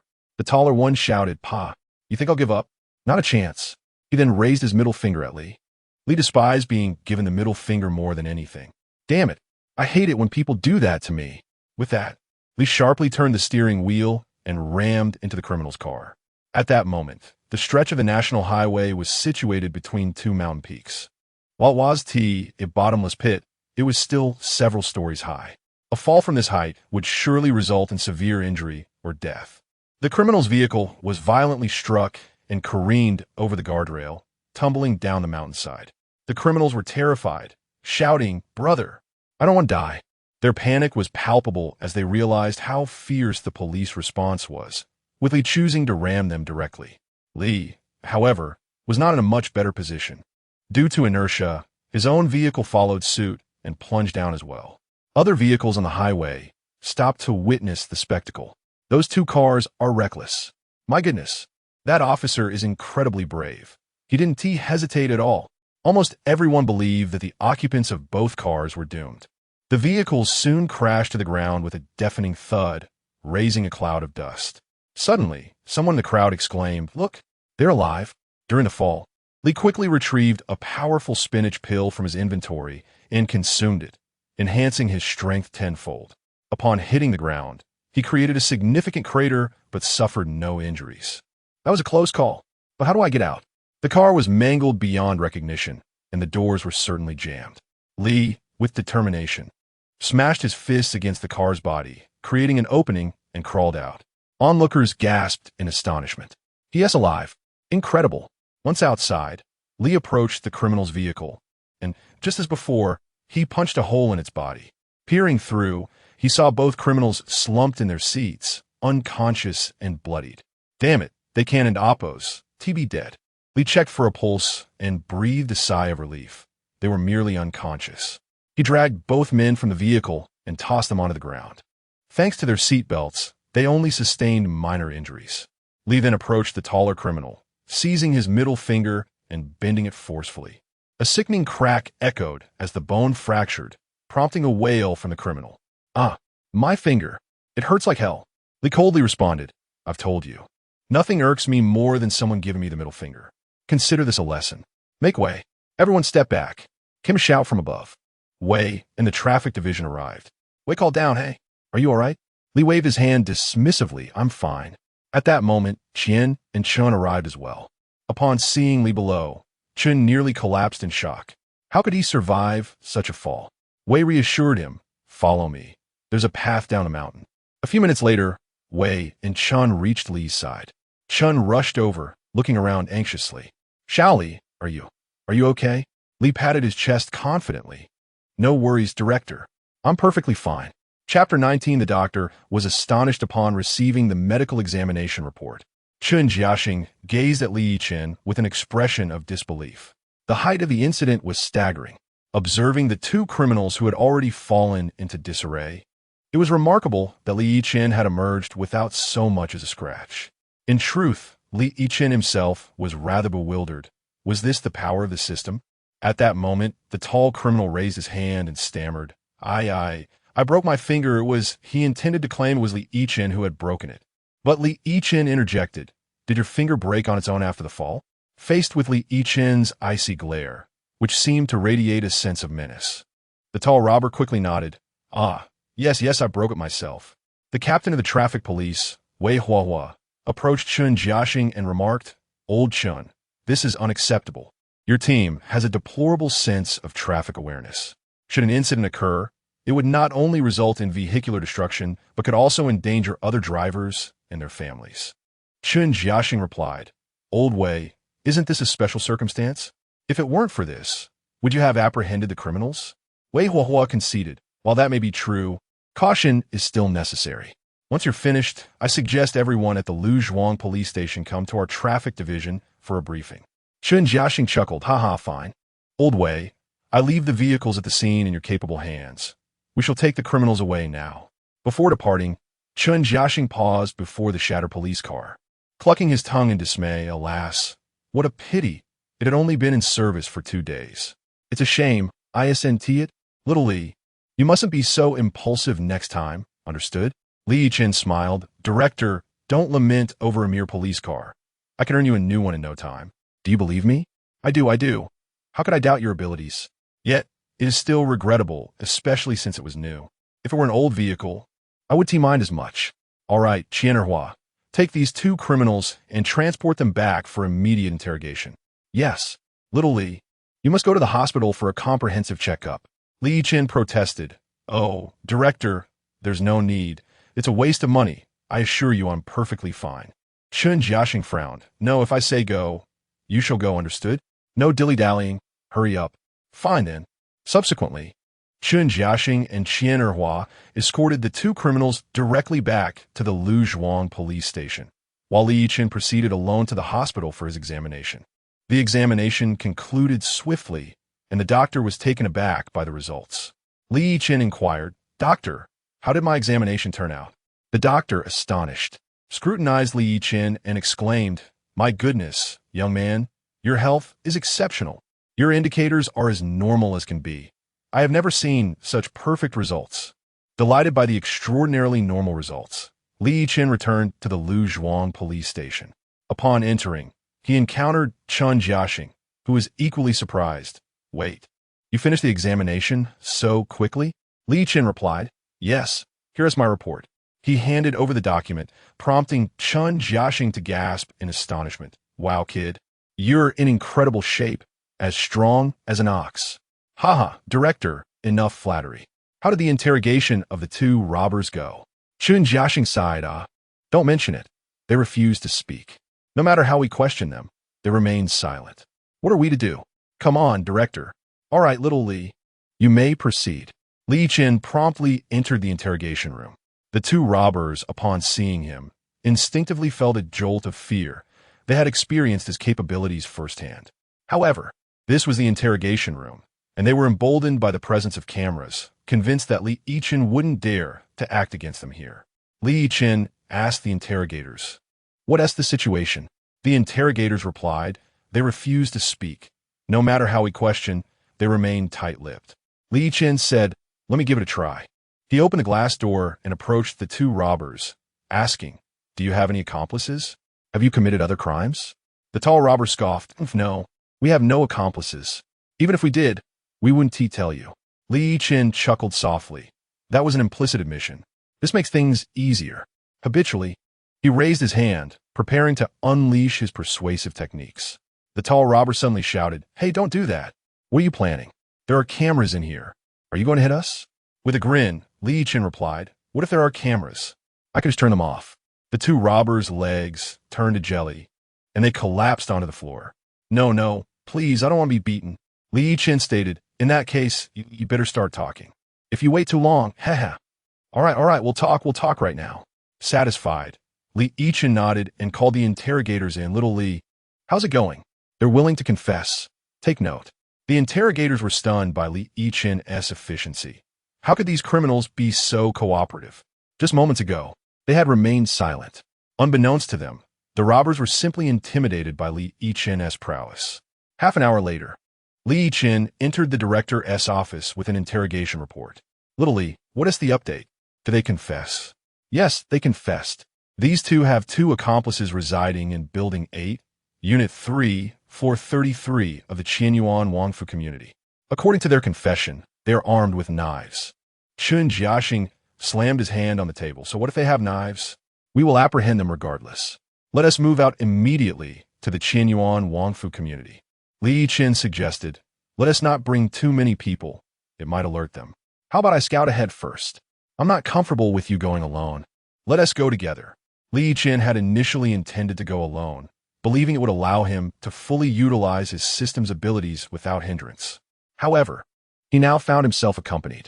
Chapter 20: The Thrill of Free Fall, half An hour later, Li Yichen and his companions arrived at the foot of Building 8 in Qinyuan Wangfu Community. Director, this is the third unit. After some thought, I believe we should just charge in and apprehend them. They are on the 33rd floor, and if we block the door, they will have nowhere to escape. It's too high to jump from, Chun Jiaxing suggested. Indeed, Shaoli is right. Time is of the essence. Let us proceed swiftly, Chun replied. Thus, the group took the elevator directly to the 33rd floor. Upon arrival, Li Yichen declared, "Let us break down the door." Unbeknownst to his companions, he had secretly consumed a strength-enhancing spinach pill while in the elevator. With newfound vigor, he kicked the door open with a single forceful blow. Bang! The door flew off its hinges. Chun Jiaxing, momentarily taken aback, quickly shouted, "Hurry! Rush in and apprehend them." The officers complied, storming into the apartment and rummaging through 3 rooms, but only managed to capture 1 individual. "Director, we've only caught 1, reported Li Yichen. "According to the previous confessions, there are still 2 accomplices. Where's the other one?" Li Yichen approached the captured criminal and inquired, "Where's your other accomplice?" The criminal, displaying audacity, spat directly in Li Yichen's face. Clearly, he had no intention of cooperating. Stunned, Li Yichen remarked, "You have quite the nerve to do that." Li Yichen was determined not to indulge such insolence. "Oh, you refuse to talk? Then don't blame me for being unkind." He moved to the window, yanked down the curtains, and then proceeded to the bedroom to strip the sheets off the bed. He fashioned a rope from the curtains and sheets, securing one end around the criminal's waist. Opening the window, he prepared to throw him out. "Ah!" The criminal screamed in terror. Li Yichen tightened his grip on the rope and asked, "I'll ask you again, will you talk or not?" The criminal, maintaining his bravado, defiantly replied, "I want to say a word. You want to dare let me fall. Is that so? Very well. Let's see how you handle the thrill of free fall," Li Yichen said, releasing his grip. The criminal was momentarily stunned. Chun Jiaxing, equally shocked, exclaimed, "Shaoli, stop. Pull back." The criminal, overwhelmed with fear, lost control and urinated, causing a commotion among the onlookers below who mistook it for rain. As the crowd grew larger, Chun Jiaxing's anxiety heightened. "Shaoli, if this continues, we want to know how to handle the situation. Pull him up." The criminal, realizing the gravity of the situation with so many witnesses present, stubbornly refused to speak despite his terror. "Have you made up your mind? Will you talk or not?" Li Yichen inquired again. "I want to say anything. Go ahead and let me fall. I'm not afraid." Li Yichen chuckled. "You doubt my resolve? Let us see how you fare with the sensation of free falling." With that, he truly let go of the rope. The criminal was instantly petrified. Chun Jiaxing, aghast, shouted, "Shaoli, you must stop him." The criminal, realizing Li Yichen was serious, began to plead for mercy. I'll talk. Please, save me." Upon hearing his pleas, Li Yichen tightened his grip again, halting the descent abruptly. The criminal, overwhelmed with relief, nearly fainted from fright. Li Yichen leaned out the window and asked, "Have you decided to talk?" Yes. I'll tell you everything. Just pull me up," he begged. With a strong pull, Li Yichen hoisted the criminal back inside, soaked in sweat and terror. The criminal resembled someone who had just emerged from a shower, his spirit nearly shattered. Chun Jiaxing exhaled in relief upon seeing the criminal safely back inside. Had he fallen, it would have been a dire predicament to explain to the higher-ups. The criminal soon divulged the whereabouts of his other accomplice. Chun Jiaxing promptly led a team to apprehend the second suspect. After their capture, both men confessed to their crimes, resulting in the apprehension of 4 significant offenders. Li Yichen once again earned commendation from the municipal leadership. That evening, upon returning to his dormitory, Li Yichen was about to sleep when he received a phone call from his mother. His family resided in a rural town where his parents operated a modest restaurant. Though not affluent, they led a contented life. "Hello, Mom. Why are you calling so late? Is everything all right with you and Dad?" "We're doing well, son. Your Aunt Wang has introduced a potential match for you. You should come home this weekend to meet her." "Really? A blind date?" "Mom, I've told you. I'm not interested in dating right now. I just started my career. It's too early for that." "Son, just come and see her. You might just find her appealing. You've turned down so many introductions before, but this time you must at least take a look." Chapter 21. The matchmaker is a fraudster Li's restaurant. Li Yichen stood at the door and called out, "Mom, Dad, I'm back." Inside the house, a middle-aged woman hurried out upon hearing his voice. Seeing Li Yichen, she smiled and said, "Ah, son, you're back. Come in quickly. Mom, where's Dad?" "Your dad is in the kitchen cooking. We have a few more guests today, so come help out, and we can talk later." "All right." Li Yichen walked into the kitchen and greeted his father. "Dad, I'm back." Li's father turned and replied, "Take this plate of food to room 3. Li's father was both the owner and chef of the restaurant. Initially, he had hoped that Li Yichen would inherit the family business, but ever since he was young, Li Yichen had aspired to be a police officer and was adamant about not taking over the restaurant. Otherwise, it's likely that after graduating high school, Li Yichen would have ended up cooking in their family restaurant. After a long day of work, they finally had a moment to rest. Li's father closed the restaurant door, leaving only the 3 of them inside: Li's father, Li's mother, and Li Yichen. Li's father prepared a sumptuous meal to treat his son. "Son, how have things been at the police station lately? If you're still just serving tea and water, hurry back and take over the restaurant." "I'll focus on being your chef then," Li's father said. Li's mother added, Yes, son, you should listen to your father. Think it over.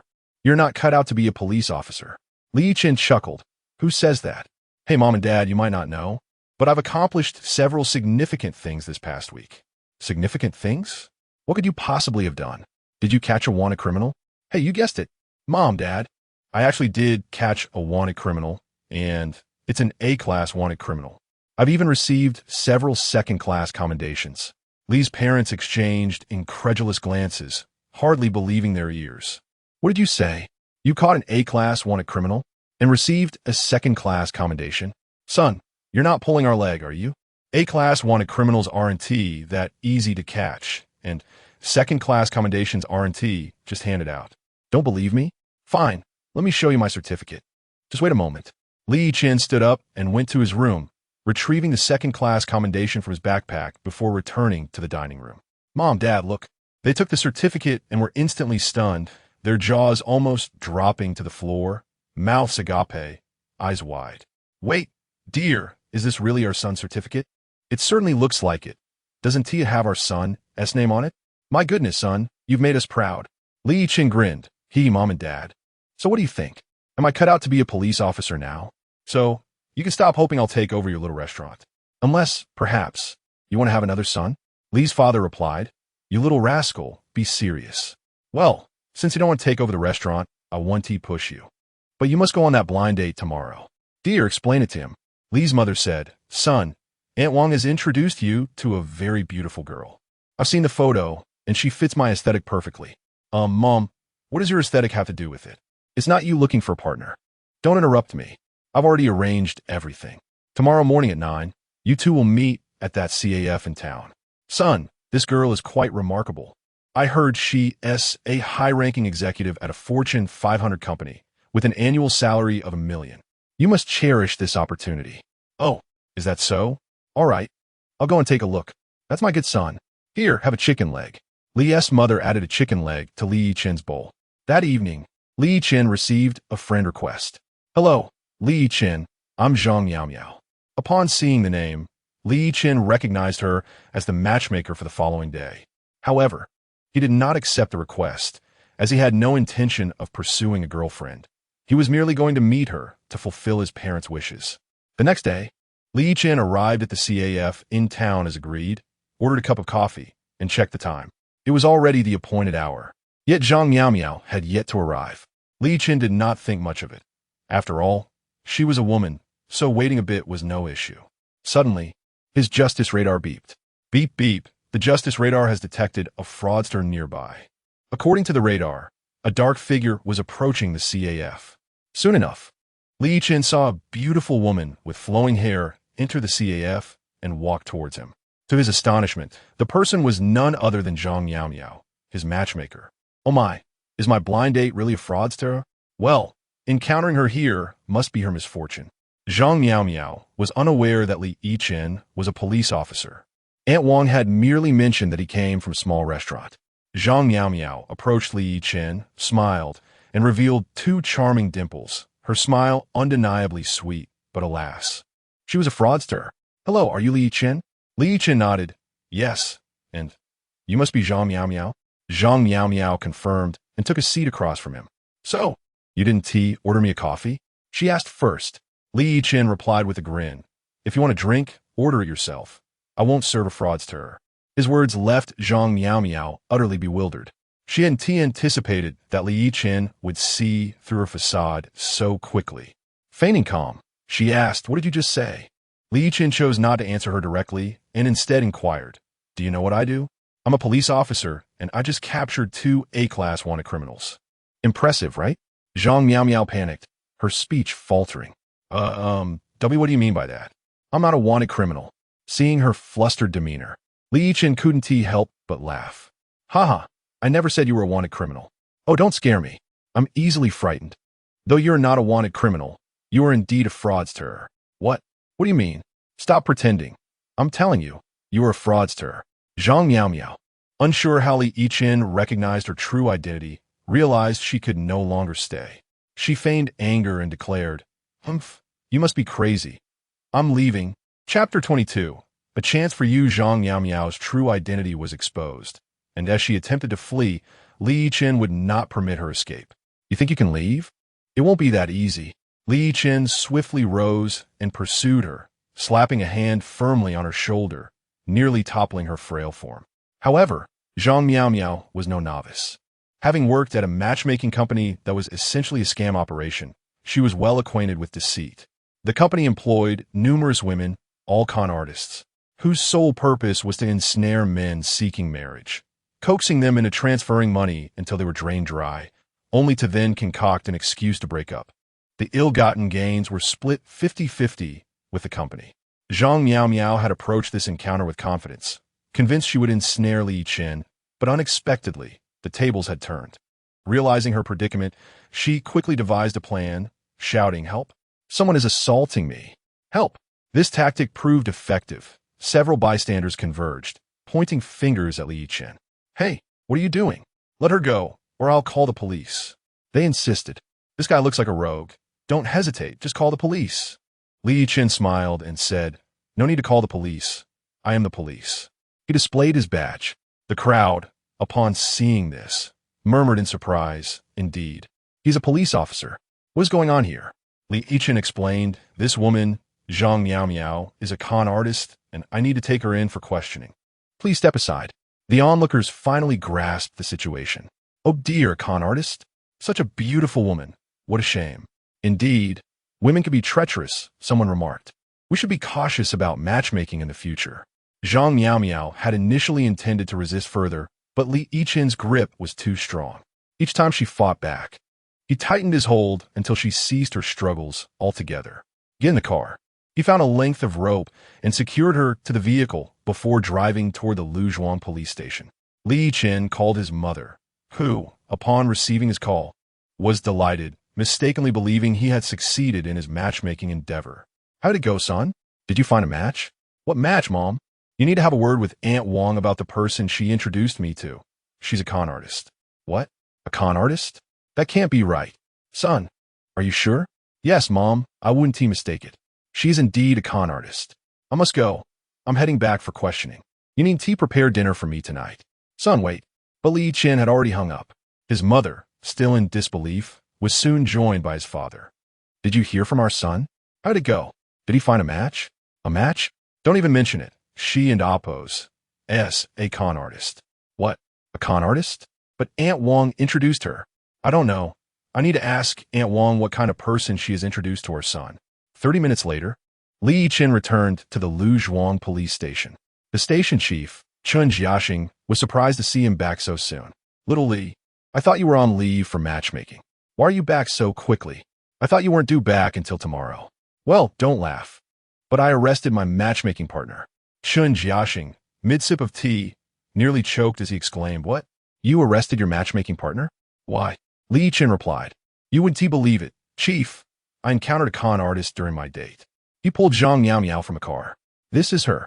She looks decent, even attractive, but she's a con artist. Really? She doesn't look it. Zhang Miao Miao quickly interjected. No, you're mistaken. I'm a good person, not a con artist. Please let me go. Let you go? Don't dream. Take her to the holding cell. I'll interrogate her shortly. As Zhang Miao was led away, Chen Jiaxing pulled Li Yichen aside. Do you have any evidence to support your claim that she is a con artist? If you lack evidence, we may have to release her in 2 days. Evidence? Li Yichen had none, as this information was provided by his intuition. However, he was undeterred. Chief, her phone must contain incriminating evidence. We should check her phone. All right, proceed with the interrogation. If she is indeed a con artist, there may be accomplices. Without delay, Li Yichen entered the holding cell where Zhang Miao was shouting, "Let me go. What crime have I committed? You claim I'm a con artist. Show me the evidence." Li Yichen ignored her and asked the officer nearby, "Did you retrieve her phone when you brought her in?" "Yes, it's right here." She was reluctant to hand it over. "I suspect it contains evidence of her crimes, but we don't have the password to unlock it." Upon examining the phone, Li Yichen noticed Zhang Miao's anxious demeanor, which further convinced him that unlocking the device would reveal her criminal activities. However, how to unlock it? "Zhang Miao, I'm giving you a chance. If you voluntarily disclose your password, I'll consider it a confession, and you may receive a lighter sentence. Otherwise, the consequences could be severe. Do you understand?" Zhang Miao felt a surge of relief. As long as she didn't reveal her password, they couldn't convict her. They would have to resort to a factory reset, which would erase all the data. With that thought, she relaxed. I want to say a word. Let us see what you can do. If you can't find evidence in 2 days, you'll have to release me. Chapter 23. The Marriage Fraud Company. You think that by keeping silent, I won't be able to unlock your phone? Li Yichen Shukulat. If he couldn't handle such a trivial task, then his efforts would indeed be in vain. Without delay, Li Yichen accessed his system panel. Justice system. Name, Li Yichen. Age, 23. Skills, Justice Radar, King of Combat. Heart-wrenching 10 consecutive draws, Master Driver. Items, Mighty Spinach Pill with a considerable amount of Justice points remaining in the store. Li Yichen promptly opened the system shop in exchange for a brand new skill. Lockmaster. Lockmaster skill description. Once activated, the host can unlock any password lock in existence. Naturally, this included phone locks. Therefore, after successfully acquiring this skill, Li Yichen activated it immediately. A series of numerical passwords materialized in his mind. 43598 Li Yichen recited the password with precision. Zhang Miao, standing beside him, was astounded, her jaw nearly dropping to the floor. "How do you know that? Come on, was it really that shocking?" Li Yichen replied with a grin as he unlocked the phone. Inside, he discovered all of Zhang Miao's criminal records and numerous conversations with other men. Additionally, her phone contained a ledger detailing the individual she had deceived and the amounts she had swindled over the years. Holding Zhang Miao's criminal records, Li Yichen inquired, "Is there anything else you wish to say? The evidence is irrefutable. I know you must have accomplices. Here's your chance. If you confess, I might just consider it a significant contribution." Zhang Miao thought to herself, "Well, since I've already been caught, why should the others in the company remain free?"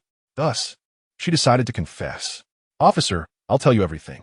Half an hour later, Li Yichen exited the interrogation room, satisfied with the report in hand. "Director," she confessed.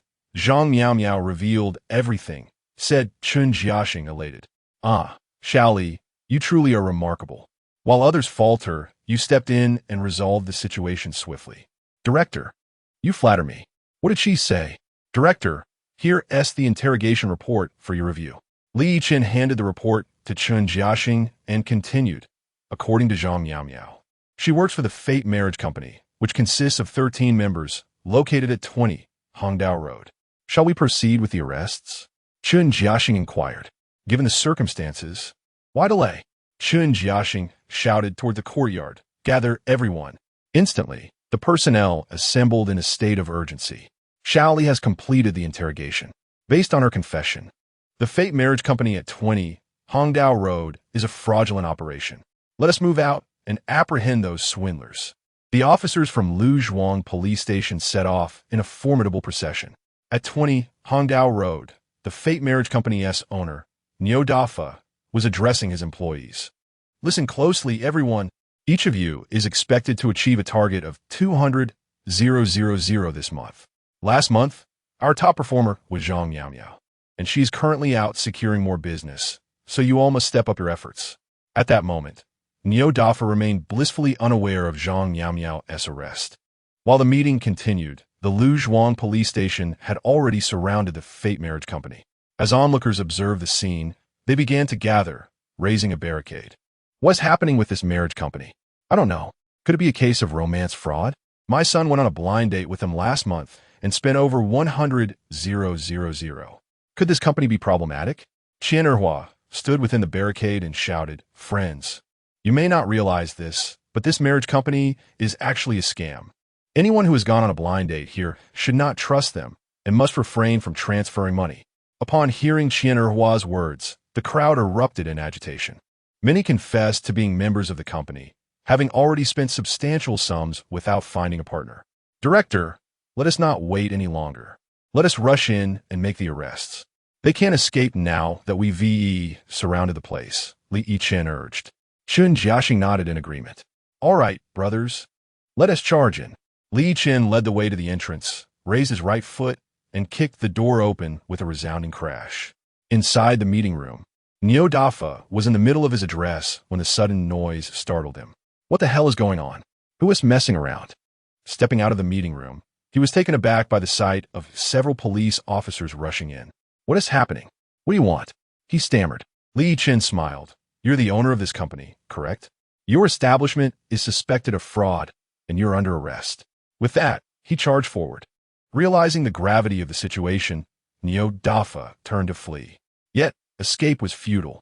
Li Yichen swiftly kicked an ashtray across the floor, striking Neo Dafa's knee with a forceful thud. "Ah!" Neo Dafa cried out in agony, collapsing to the ground. The employees, bewildered by the commotion, spilled out of the meeting room to witness their boss writhing on the floor. "Stay right where you are. We are the police, and you are surrounded," Chun Jiaxing bellowed. The officers from Luzhuang police station surged forward, securing everyone present and conducting thorough searches. Once assured that no weapons were concealed, they felt a sense of relief. "Take them all away. Seal off the computers and any other items in this room." The fate marriage company was shuttered, and soon thereafter, the police station received numerous reports from distressed individuals. Most were young people who had been deceived by women, reluctant to admit their plight for fear of humiliation. The scammers had performed so convincingly that the victims often did not realize they had been duped until much later. Following a week of investigation into the fraudulent marriage company, the total amount involved was revealed to be a staggering 3 million yuan. Upon the case's resolution, the city bureau chief, Li Changjian, was in high spirits as he presented a certificate of honor to the Luzhuang police station. Chapter 24. For second-class merits Director Li, you have arrived. Chun Jiaxing and others greeted Li Changing and the city bureau leaders at the entrance. After disembarking, Li Changing chuckled. "I had no choice but to come. Your station has been in a frenzy lately, capturing significant criminals every few days. How could I possibly stay away?" Chun Jiaxing laughed. "Haha, Director Li, what can we do? Young Li is simply too adept at making arrests. There's no way I could stop him." Indeed, ever since Li Yichen suddenly became skilled at apprehending suspects, he hasn't paused for a moment. The personnel here have been working overtime, something unheard of for years. Typically, we scarcely catch a handful of criminals in a year. Most of our work involves mediating disputes, leaving little room for overtime. But since Li Yichen's remarkable surge in performance, everyone has been busy. Yet, no one complains. Rather, they revel in the experience, as none have ever felt this way before. Li Changyi inquired, "Where is young Li? Have him come out." Chun Jiaxing responded, "He's in the office. I'll call him."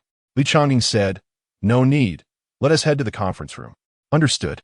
10 minutes later, the personnel from Luzhuang police station gathered in the conference room. Li Changyi stood at the front, holding 2 certificates. "As you can see, I have here one certificate for individual second-class merit and another for collective second-class merit. You successfully apprehended a marriage fraud gang and recovered 3 million in stolen funds. The provincial department takes this matter seriously and has decided to award Luzhuang police station a collective second-class merit. Furthermore, due to Li Yichen's outstanding contributions during this operation, he will also receive an individual first-class merit. Old Chun, young Li, please come up to receive your certificates." Chun Jiaxing and Li Yichen approached the stage, beaming like children. and received their certificates from Lichanging. Up to this moment, Li Yichen had already earned 4 individual second-class merit certificates. The first was for capturing an A-level wanted criminal when the system was first activated. The second was for apprehending human traffickers at a hospital. And the third was for capturing a robber while driving and damaging the vehicle in the process. The fourth was for this recent capture of a marriage fraud gang. Li Changing smiled. Young Li, I must commend you here. Your frequent achievements are such that the speed of certificate production can hardly keep up with your accomplishments. Ha! Old Chun, you must cherish this gem, young Li. Chun Jiaxing subtly grasped a deeper meaning from Li Changing's words. It seemed that Li Yichen might be leaving soon. Li Changing continued. Young Li, in recognition of your contributions, in addition to the individual second-class merit, you will also receive a bonus of 1 million, which will be deposited into your bank account within a week. What? A bonus of 1 million? Li Yichen was taken aback, as were the others. This was a sudden windfall. Everyone felt envious, yet they understood that this was indeed earned through Li Yichen's own merit. Li Changing reassured them, there's no need for jealousy. If you all could achieve as young Li does, capturing criminals as frequently, you too would share in such rewards, understood? All right, old Chun. I have other matters to attend to. I must take my leave. Later that evening, upon returning to his dormitory, Li Yichen joyfully called his mother. Mom, I have good news. I received a bonus of 1 million for my arrests. Once it arrives, I will send it to you and Dad for all your hard work. His mother was utterly astonished. Wait, son, have you been drinking? 1 million? Is this for real? Just then, Li Yichen received a text notification. Your bank account has been credited with 1,000,000 yuan. It's true, Mom. I wouldn't joke about this. I'll transfer 800,000 to you right now, and I'll keep 200,000 for myself. He promptly transferred 800,000 to his mother. Upon receiving the notification, she could hardly believe her eyes. After confirming its authenticity, she exclaimed, Son, you have done well. Your father and I are thrilled. You keep the money for yourself. We have enough. Immediately, his mother transferred the 800,000 back to Li Yichen. Such is the heart of parents, always wishing the best for their children. Li Yichen felt deeply touched. Mom, I'll come home to see you next week, though the station has been quite busy lately. All right, son, take care of yourself out there. Don't skimp on food or clothes. By the way, I told Aunt Wang to introduce you to someone. She was also deceived last time. Upon hearing that his mother wanted Aunt Wang to find him partner again, Li Yichen quickly protested. No, Mom, let's discuss that later. I'm busy now. I'll visit you next week. Goodbye. He quickly hung up the phone. The next morning, Li Yichen arrived early at the police station. Every morning, a meeting was held in the yard. Chun Jiaxing knew that Li Yichen wouldn't remain at the station for long. After all, with such a talent who frequently achieved merit, it would be a waste to keep him in a grassroots police station. Chun Jiaxing felt a tinge of embarrassment, realizing that having such a remarkable individual at their station was somewhat regrettable. However, while Li Yichen was still present, Chun Jiaxing planned to resolve a long-standing issue within their jurisdiction. In the Luzhuang police station's area, there existed a village named Hajai. This was a large village established in the 1980s, and now, aside from a few elderly residents, the majority were tenants. The greater issue was that Hajai had become a haven for various criminals. With no surveillance and complex roadways, it had turned into a sanctuary for many fugitives. Within the jurisdiction of Luzhuang police station, this was the area with the highest crime rate. Chun Jiaxing had attempted multiple patrols in the past, only to return empty-handed each time. Over time, the local residents developed a sense of resentment towards him and his team. Each time the police visited, they were met with disdain and insults. Some elderly women even threw used water at them. The problem in Hajai had been a persistent headache for Chun Jiaxing, and now it was time to address the situation. Chapter 25, The Thrill of Cheating the Game Brothers. Allow me a moment to speak. The reason I have gathered everyone here today is to announce a special mission. As you all know, the most troublesome area within the jurisdiction of our Lu Village police station has always been Hajai Village. At the mere mention of Hajai Village, an uproar ensued. Oh my goodness, Chief, are we really going to tackle the issues in Hajai Village? Indeed, otherwise, why would we be discussing it? Goodness, who would dare venture there? I now believe the local women are more fearsome than the criminals. Shoo, let's listen to the chief, urged one officer as Shun Jiaxing continued. The problems in Hajai village have persisted for too long. I have spoken with the leaders at the municipal office, and we have decided to form a special task force. The team will be led by Li Yichen. We will select 6 individuals to accompany him on patrol in Hajai village. Who is willing to join? As soon as Chun Jiaxing finished his sentence, everyone clamored, I'll go. Count me in. Me too. I'm in. No matter what, I must participate. Chun Jiaxing was taken aback by the enthusiasm. In truth, many had longed to join Li Yichen on patrol. Who wouldn't want to have such a capable ally? He had apprehended a high-profile fugitive while picking up a package, captured a human trafficking ring at a hospital, and even disrupted a marriage fraud operation during a family visit. With such a prodigious figure, how could one resist the opportunity to serve alongside him? The excitement was palpable. However, the special task force could only consist of 7 members, including Captain Li Yichen, leaving 6 positions to be filled from over 20 officers at the station. What to do? Chun Jiaxing devised a clever solution, a lottery. He instructed someone to create a box resembling a raffle drum, filled with over 20 slips of paper, 6 of which bore black marks. All right, everyone, I understand your enthusiasm, but the number of participants is limited. Let fate decide. Each of you will draw a slip, and those with black marks will accompany Li Yichen. Officers eagerly approached Chun Jiaxing to draw their slips. Soon, joyous shouts erupted, yes. I got it. Hooray, I'm in too. It's my turn to shine. However, for every jubilant winner, there were others who wore forlorn expressions as if they had lost a fortune. Oh no, I didn't draw it. What a pity. I missed out too, what a shame. And just like that, my chance for glory slips away. Chun Jiaxing reassured them, don't be disheartened. Those who did not draw a winning slip, you will have your chance. The 6 who patrol this time will not be eligible next time, so you will have your opportunity. We plan to conduct these patrols weekly, ensuring everyone will get a turn. Upon hearing this, the officers felt relieved. While they missed this opportunity, there would be others. Given that there were only 20 officers, their chances would eventually come around. Chun Jiaxing called out, Li, here, replied Li Yichen as he stepped forward. You're in charge of these 6 individuals, Chun Jiaxing instructed. You're now the special task force, and you must lead them effectively in executing this mission. Understood, Chief, Li Yichen replied confidently. Having heard Chun Jiaxing's description of Hajai village, he was already buzzing with excitement, his mind racing with thoughts of apprehending criminals. With the system in place, he relished the prospect of confronting such criminality, as it provided ample opportunities to accrue justice points. All right, let us set off, Chun Jiaxing declared. Yes, Chief, Li Yichen responded, leading the special task force toward Hajai village. Along the way, he eagerly questioned his teammates about the village's conditions, and with each description, his excitement grew. The defining characteristic of the village was its high crime rate, which meant abundant opportunities for justice points. I can hardly wait, he exclaimed. However, while the others shared his enthusiasm, a tinge of apprehension lingered. Captain, the local women are actually quite fearsome.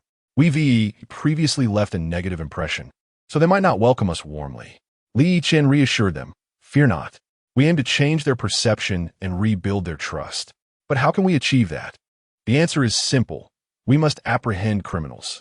Once we capture the offenders, their trust in us will naturally be restored.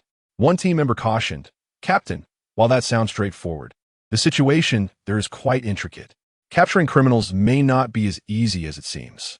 If it were easy, I wouldn't be here, Li Yichen replied. Are we nearly there? Yes, just around that bend, came the response. After another 10 minutes, they finally arrived at Hajai village, which indeed appeared larger than most villages. Upon arrival, the team disembarked, and the members inquired, Captain, what is our next move? Li Yichen replied, it's simple. We go in and apprehend criminals.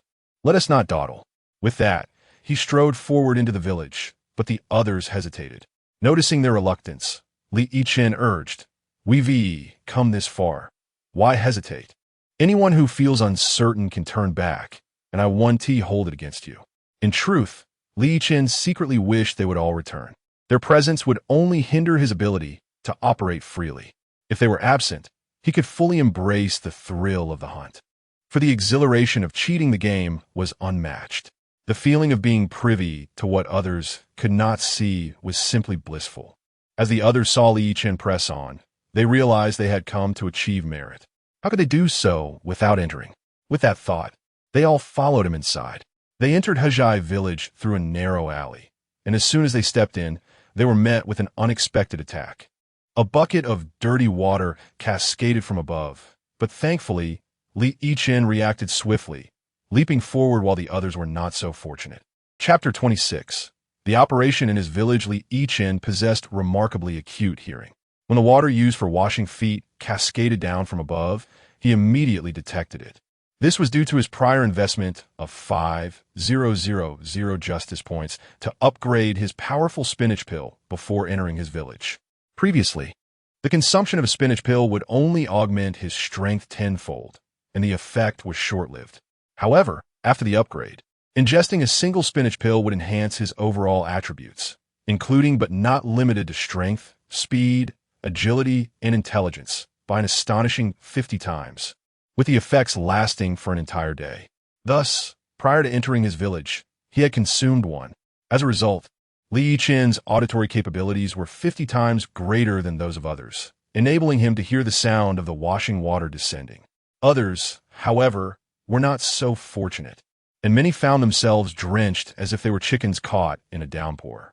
Some individuals, unable to bear the situation, looked up and shouted in anger, questioning who had splashed the washing water, oblivious to their surroundings. This outburst ignited further ire, and suddenly dozens of buckets of washing water came pouring down like a torrential rain. When Yichen looked up, he discerned that the culprits were none other than a group of middle-aged women.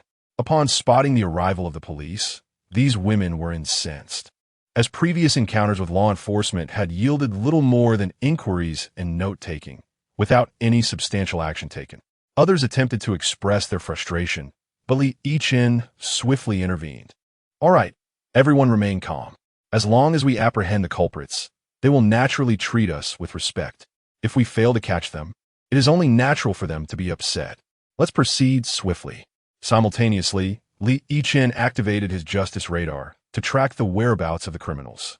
Soon, 3 black dots appeared on the radar, located at the entrance of a nearby small supermarket. 3 individuals were loitering there, 2 of whom were in cahoots, while the third was solitary, engrossed in his phone. The former were engaged in conversation. "Brothers, pay attention. I've spotted our targets. I have identified 3 thieves," Yichen announced. The others were taken aback. "Wow, Captain, it's impressive that you discovered the criminals right upon arrival. Where are they?" One inquired eagerly. Yichen pointed out, "Do you see those 3 individuals ahead? They are the thieves." The team members turned their gaze towards the 3 men at the supermarket entrance. "Captain, what do we do next?" Yichen smiled. "What else is there to do but apprehend them? You take care of the one on his phone, while I handle the 2 chatting. Let's move." Initially, the team members contemplated assisting Yichen, but seeing him stride toward the 2 conversing thieves, they fell silent as the 6 officers approached the lone individual on his phone. The 2 thieves, engaged in their conversation, suddenly noticed Yichen advancing towards them. One nudged his accomplice, signaling that a police officer was approaching. They exchanged glances. "No way. Could he have discovered us?" "Impossible. We Haven Tea revealed ourselves." "Stay calm. He must be heading to the supermarket," they reasoned. Both understood that maintaining composure was essential. If they panicked, it would only draw suspicion. Thus, they gambled, hoping Yichen was not targeting them. However, Yichen was indeed approaching them. As he drew nearer, the 2 thieves realized he was there to apprehend them. They exchanged worried glances, pondering their next move. "What do we do?" "We run." They bolted. Yichen smirked. "Think you can escape?" "Not a chance." In an instant, he accelerated, now capable of moving 50 times faster than an average person. Had they encountered him previously, they might have had a chance to flee, but now, their prospects of escape were virtually non-existent. Yichen shot forward like an arrow released from a bow, swiftly kicking the 2 thieves to the ground. As they fell, they immediately begged for mercy. "Please, don't hit us. We won't run anymore. Spare us." Yichen chuckled. "Ah, you 2 are quite perceptive." One of the thieves replied, "Of course. We're just thieves, not fools." We merely took a few things. If we get caught, we'll be out in no time. But if we resist arrest, that changes everything. Li Yichen grinned. You two have certainly done your homework. That is indeed the case. One thief admitted, you see, when we have free time, we read books on criminal law. To be honest, our understanding may rival that of a lawyer. This was not an exaggeration. They knew that their petty thefts would not result in lengthy imprisonment if they cooperated. However, resisting the police would drastically alter the nature of their situation. These individuals typically ventured out at night to steal, spending their days studying the law. Meanwhile, the 6 members of the Special Operations Team had surrounded the thief engrossed in his phone. Initially oblivious to his surroundings, he suddenly noticed 6 shadows obstructing the sunlight. Upon looking up, he was startled to find himself surrounded by police officers. Realizing his identity had been discovered, the thief promptly knelt down, exclaiming, "I surrender." The 6 officers exchanged glances, surprised by his straightforwardness. Having successfully apprehended 3 thieves upon arrival, the team was elated. It was the first time in many years that they had captured individuals in his village. Joy radiated from each member's face, just as Li Yichen was about to celebrate. The justice radar alerted him to the presence of 3 more thieves in the building across the street. You all stay here. I will check upstairs, he instructed. All right, Captain. We'll keep watch here, they affirmed. After providing brief instructions, Li Yichen proceeded to the adjacent residential building, which boasted 6 floors. According to the justice radar, 3 thieves were scattered across the 6th and 2nd floors, 1 on the 6th and 2 on the 2nd. Li Yichen ascended directly to the 6th floor, intending to apprehend the thief there before moving on to the 2nd floor. Upon reaching the 6th floor, he did not immediately take action. Chapter 27. The sun rises in the west. Li Yichen did not enter directly. Instead, he crouched by the door to listen to the sounds within. After enhancing his physical fitness, his hearing had become 50 times that of an ordinary person, enabling him to hear what others could not. As he leaned against the door, he discerned the voice of a woman inside, sounding as if she were engaged in some clandestine activity. It appeared they were nearing the final moments of their endeavor. Goodness, you two seem to be quite enjoying yourselves while I'm out here sweating. You truly know how to indulge. I shall make sure you savor it even more. Li Yichen could have easily employed his lock-picking skills to gain entry, but he had a change of heart. Without hesitation, he raised his right foot and delivered a powerful kick, utilizing his enhanced strength. With a resounding thud, the door burst open. Inside, a male and female thief were hiding in a bedroom. The man exclaimed, "I can't take it anymore," while the woman shrieked in surprise. Suddenly, there was a loud bang that startled the man, causing him to shrink back in fear, likely traumatized by the experience. Li Yichen stormed in. "Hey, you two, get the hell out here."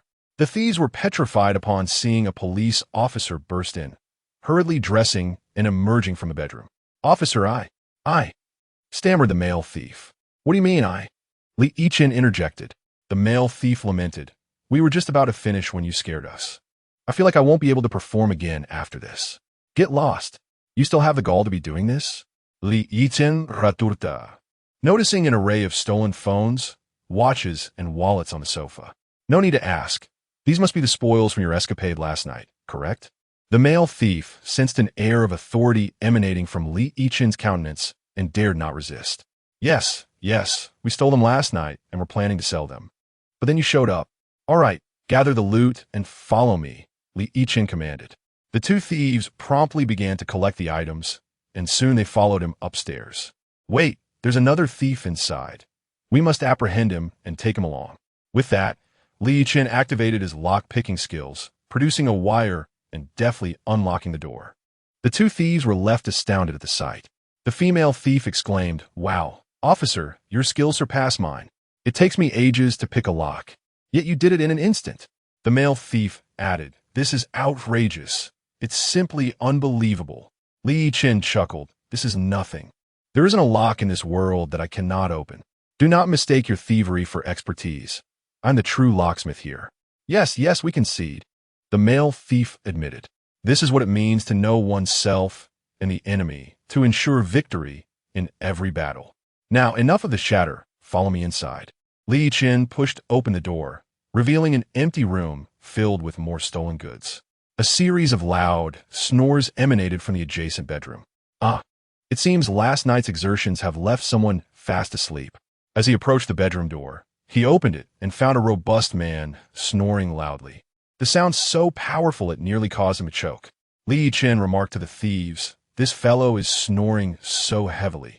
He must have enlarged adenoids and tonsils, likely to the point of needing surgical intervention." With a sharp clap, Li Yichen struck the man's face twice. To his surprise, the man remained undisturbed. "Well then, I shall not hold back any longer." Li Yichen raised his hand and delivered a forceful slap, resulting in 3 of the man's teeth flying out, accompanied by a spurt of blood. "Ouch, that hurts," the man exclaimed, bolting upright in bed, wide awake and startled to see Li Yichen. "Who are you? Can't you tell? I'm the police, and I hereby inform you that you are under arrest." The man glanced at the 2 thieves behind Li Yichen and recognized them. The male thief remarked, "What a coincidence, you've been caught too." The man, looking embarrassed, asked, "Officer, how did you know I was here?" "That's none of your concern. Hurry up and gather your things. We're going downstairs with the stolen goods from your sofa." Downstairs, 6 team members and the 3 thieves found themselves surrounded by a group of inquisitive elderly women. However, this time the women were not hostile. Instead, they began to praise the officers. "Wow, you are truly impressive. We never expected you to catch anyone. Is the sun rising in the west today?" "Indeed. We are quite impressed by your success in apprehending culprits," another remarked. One team member responded, "This is all thanks to our captain. You have no idea how remarkable he is." Upon entering, he immediately discovered these 3 thieves and without a moment's hesitation, led us to arrest them. The team member enthusiastically recounted the details of Li Yichen's leadership during the operation, leaving the elderly women in awe. One of them inquired, "Why haven't I heard of such a talented captain before? Is he new?" "Absolutely. Our captain has been with us for less than a month, and despite being a newcomer, he has already apprehended several A-list wanted criminals. That is no easy feat." The team members embellished Li Yichen's exploits, and the women listened with wide-eyed admiration. "Is your captain handsome? Does he have a girlfriend? How old is he? Isn't he getting old?" The team member replied, "Our captain is young and quite handsome. Look, here he comes." Chapter 28. The enthusiastic ants. "Captain, Captain, we are here."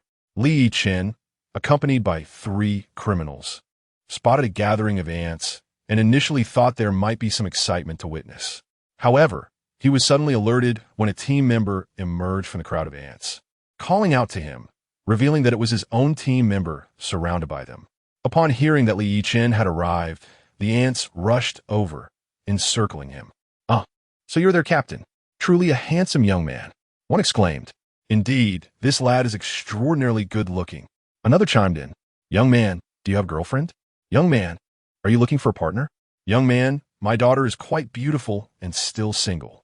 Realizing that they were attempting to introduce potential matches for him, Li Yichen thought to himself how fortunate capable individuals are to be welcomed everywhere. He addressed the ants, saying, "Ladies, please listen to me. The village is not yet peaceful. Once I have apprehended all the criminals here, we can discuss other matters, all right? All right, young man. You must come to my house as a guest later. Young man, I'll arrange for you to meet my daughter. Young man, do visit our home. Understood, understood, dear ants. Please make way for us now. We need to take these individuals back." The ants parted to clear a path, allowing Li Yichen and his team to escort the 6 thieves out of the village. "Captain, shall we return now?" one team member inquired. Li Yichen nodded. "Yes, we will head back and then interrogate these thieves." Upon arriving at the Lu village police station, Chun Jiaxing hurriedly asked, "So how did it go? Shaoli, did you have any success?" Li Yichen dragged the 6 thieves from the vehicle. "Captain, look, we made a significant catch, 6 of them." Chun Jiaxing was overjoyed, realizing that this task could only be accomplished by Li Yichen. "Well done, Shaoli. You truly lived up to your responsibilities." "Director, is the interrogation room unoccupied? I need to question them," Li Yichen inquired. "No, it's free. Go ahead." Li Yichen led the 6 thieves into the interrogation room. Standing before them, he said, "You 6 confess. Where did you sell the stolen goods?" Judging by the size of the village, Li Yichen deduced that the thieves must have sold their loot within the village itself. The priority was to identify the location of the fencing operation. Only by dismantling this operation could they instill genuine deterrence in these thieves. Furthermore, Yichen contemplated using the fencing spot as a stakeout, waiting for the culprits to arrive. However, the thieves were tight-lipped, unwilling to divulge any information. They were acutely aware that revealing the fencing operation would jeopardize their fellow thieves' livelihoods, and should they ever be released, they risked retribution. Thus, it was common for thieves to remain silent. "We don't know anything," one insisted. "Yes, officer, we truly have no idea," another added. "Officer, even if we knew, we cannot say. We hope you can understand." Yichen chuckled. "Oh, how amusing. You want me to understand? So, you refuse to speak?" The 6 thieves shook their heads, steadfast in their silence. "Well, if you choose not to speak, then I cannot be blamed for my actions." Yichen stood and approached the thieves, activating his tear-inducing 10 slaps technique. With rapidity, he delivered 10 resounding slaps to one of the thieves. After the onslaught, he paused, having already turned off the body camera beforehand. The slapped thief's face swelled instantly, a few teeth shattered, and he began to weep uncontrollably. "Oh, it hurts so much. I've never felt such pain. I'll tell you everything." Yichen's technique was potent, inflicting excruciating pain and inciting tears that could not be contained. The thief was now a blubbering mess, prompting the others to stare in shock. Yichen turned to the remaining thieves. "What about you? Will you confess?" The others, witnessing their companion's breakdown, believed he was overly dramatic for merely receiving a few slaps. They resolutely declared their unwillingness to speak, even under duress. "You leave me no choice," Yichen replied, launching into another flurry of slaps, ensuring all 5 remaining thieves received a taste of his technique. Soon, the room echoed with their cries of regret. "I'll tell you everything." One shouted through tears. "I will too," another wailed. The sounds of anguish filled the interrogation room, catching the attention of those outside. Chun Jiaxing, curious about the commotion, asked, "What on earth is going on in there? Why are they crying so loudly?" "Director, should we go in and check?" another officer suggested. "Yes, let us see," Chun Jiaxing responded. Upon entering the room, they were met with the sight of the thieves, all resembling swollen figures, weeping profusely. Half an hour later, Yichen emerged with the interrogation report. "Director, they have confessed. There are 3 fencing operations in the village, with the largest being at the Duhai supermarket." Chun Jiaxing asked, "But Shaoli, what happened to them? Why are they crying so intensely?" Yichen replied, "Director, these are tears of remorse. They just admitted to regretting their life of crime, vowing to lead honest lives if they ever get out." Chun Jiaxing pondered, "Is that so?" Yichen continued, "Director, let's not dwell on that. You need to prepare several large vehicles." Chun Jiaxing was taken aback. "Large vehicles? What kind do you need?" "Any that can hold a lot of people. Buses or tour coaches will suffice." Chapter 29. Can you capture so many in one day? Chun Jiaxing was utterly perplexed. Yichen elaborated, "Director, here's the situation. We have located the Duhai supermarket, which serves as a den for stolen goods. If we position ourselves there, we can wait for the thieves to come to us. This village is quite large, and there must be at least 100 thieves. So, if we manage to apprehend a significant number, we won't have enough space to hold them. You should arrange for a large vehicle to park outside the village. When we capture the thieves, we can simply transfer them to the vehicle and drive them away." Chun Jiaxing's excitement was palpable. "You know, Shaoli, you may be onto something, but are you sure we can catch that many?" "Rest assured, Director, we will definitely catch them. Please arrange for the vehicle. I need to return to the village with my team to secure the owner of the Duhai supermarket, Wang Duhai, and then we can proceed with our next steps." "Very well. You lead the special operations team, and I will arrange for the vehicle immediately." With that, Yichen and 6 members of the special operations team departed. Once they left, Chun Jiaxing promptly called Li Changjin, the city bureau chief. "Hello, chief. I have something to report." Li Changjin was in a meeting and was taken aback by the call. "What? You want to use a bus to transport them? How many people do you expect to fit in a bus? At least 40 or 50, right? Are you serious? Can you really capture that many in a single day?" "Chief, it wasn't my idea. It was Shaoli's. You should trust his judgment." Li Shangzhen Baozha. He recalled the impressive feats accomplished by Yichen, who had apprehended several A-level fugitives and criminal gangs. Given that it was Li Yichen's suggestion, he felt compelled to give it some consideration. All right, Lao Chun, in that case, I will arrange for a large vehicle to head directly to the village. Additionally, I will make time to come and see for myself. What? You're coming personally? Of course, I want to see how Shaoli plans to fit people into a bus. After ending the call, Chun Jiaxing reached out to several police station chiefs, all of whom were his old friends from the same graduating class, now serving as station heads. Hello, Lao Wang. Come to our station immediately. I have some good news to share. Lao Li, this is Lao Chun. Do you have a moment? We need to undertake something significant together. Lao Sun, this is Lao Chun. Please come to our station. I have a surprise for you. Chun Jiaxing made 6 calls in total. Half an hour later, 6 police cars lined up in the courtyard of Luzhuang Police Station. Several station chiefs arrived at Chun Jiaxing's office, curious about the urgency. Lao Chen, why did you call us here in such a hurry? Is there a crisis? Lao Chun, you seem quite flustered. Yeah, Lao Chun, you're not just showing off. Are you? We know about Shao Li's situation. If you're here to boast, we might leave. Chun Jiaxing chuckled. Come have some tea. I called you here because I have wonderful news, but it's up to you to decide if you want to be part of it. What is it? Please enlighten us. You know about the village, Hizhai Village? It's a notorious area for crime, and I'm determined to resolve the issues there once and for all. Come on, Lao Chun. Don't exaggerate. If you could solve it, you would have done so by now. Chun Jiaxing took a puff of his cigarette and replied, in the past, I lacked the capability, but things have changed. Li Yichen is a true genius in law enforcement. I have formed a special operations team led by him to patrol Hizhai Village, and guess what? They captured 6 thieves right away. What? 6 thieves? The group was astonished. They knew the challenges of apprehending criminals in that area, where identifying offenders was nearly impossible. Are you joking, Lao Chun? They caught 6 just like that? Lao Chun, don't boast. We won't believe you. Chun Jiaxing laughed heartily. If you don't believe me, come see for yourselves in our holding cell.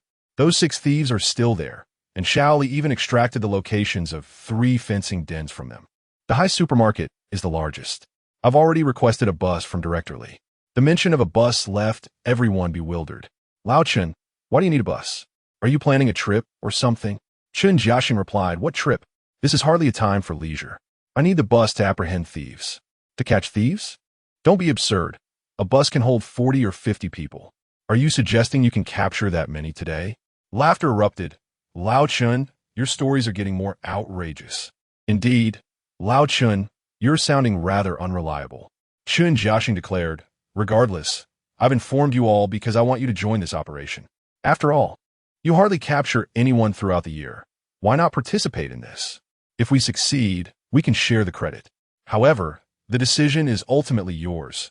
If you're not interested, that's fine too. One of the chiefs suggested, why don't we give it a try? We have nothing else to do. If we manage to catch someone, we can share the glory. If not, we can treat it as a bit of fun. What do you say? Yes, let's do that. Lao Chun, count us in. Chun Jiaxing remarked, you all are quite clever. All right, notify your teams. We'll commence the operation. Once we reach Hizhai Village, let's establish a temporary command center before assigning tasks. Understood. I'll inform my team to mobilize. I will do the same, and we'll be ready for action. 10 minutes later, Lao Chun, I've notified everyone, and our team is already on the move. Shall we depart? Chapter 30. This kid's acting is abysmal. Let's depart now. At this moment, dozens of police cars suddenly appeared on the main road, with several nearby police stations dispatching personnel to assist at Hizhai Village, collaborating with the Luzhuang Police Station. However, the officers from the other stations were unaware of the specifics of this operation. They only knew they were heading to Hizhai Village. What are we going there for? One officer queried. I don't know. I heard it's something to do with the Luzhuang Police Station causing trouble in Hizhai Village, and they need our help, came the response. Have you heard? Li Yichen from the Luzhuang Police Station is quite adept at making arrests. I heard he apprehended an A-class wanted criminal. Not just one, but 2. He has also taken down several other criminal gangs. It seems like our Director Li visits the Luzhuang Police Station every few days. I'm so envious. Every time he goes, it's to present awards. And I hear their essay bonus of 1 million. Is that true? 1 million? Goodness. I could never earn that much in my lifetime. It seems being a police officer pays better than running a business. as the officers from various police stations rushed towards Hajai village. The special operations team, led by Yichen, had already arrived within the village and located the Dahai supermarket's fencing location. Upon arrival, the team members inquired, "Captain, what is the plan? Shall we commence our operation now?" "Hold on, there's no rush. Wait here. I'll go in alone first," Yichen instructed. Just as he was about to enter, the justice radar emitted an alarm, indicating the approach of a thief.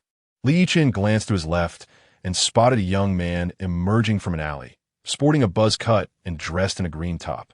The young man was carrying a bulging backpack, evidently filled with stolen goods. "Look over there, brothers. That young man with the stuffed backpack is clearly here to dispose of stolen items from last night," Yichen pointed out. The young man indeed entered the Dahai supermarket. The owner of Dahai supermarket, Zhang Dahai, greeted the thief upon his arrival, indicating a prior acquaintance. "Ah, you're back, Toothy. How much did you steal this time?" Zhang Dahai asked. The young man grinned, revealing a gap-toothed smile.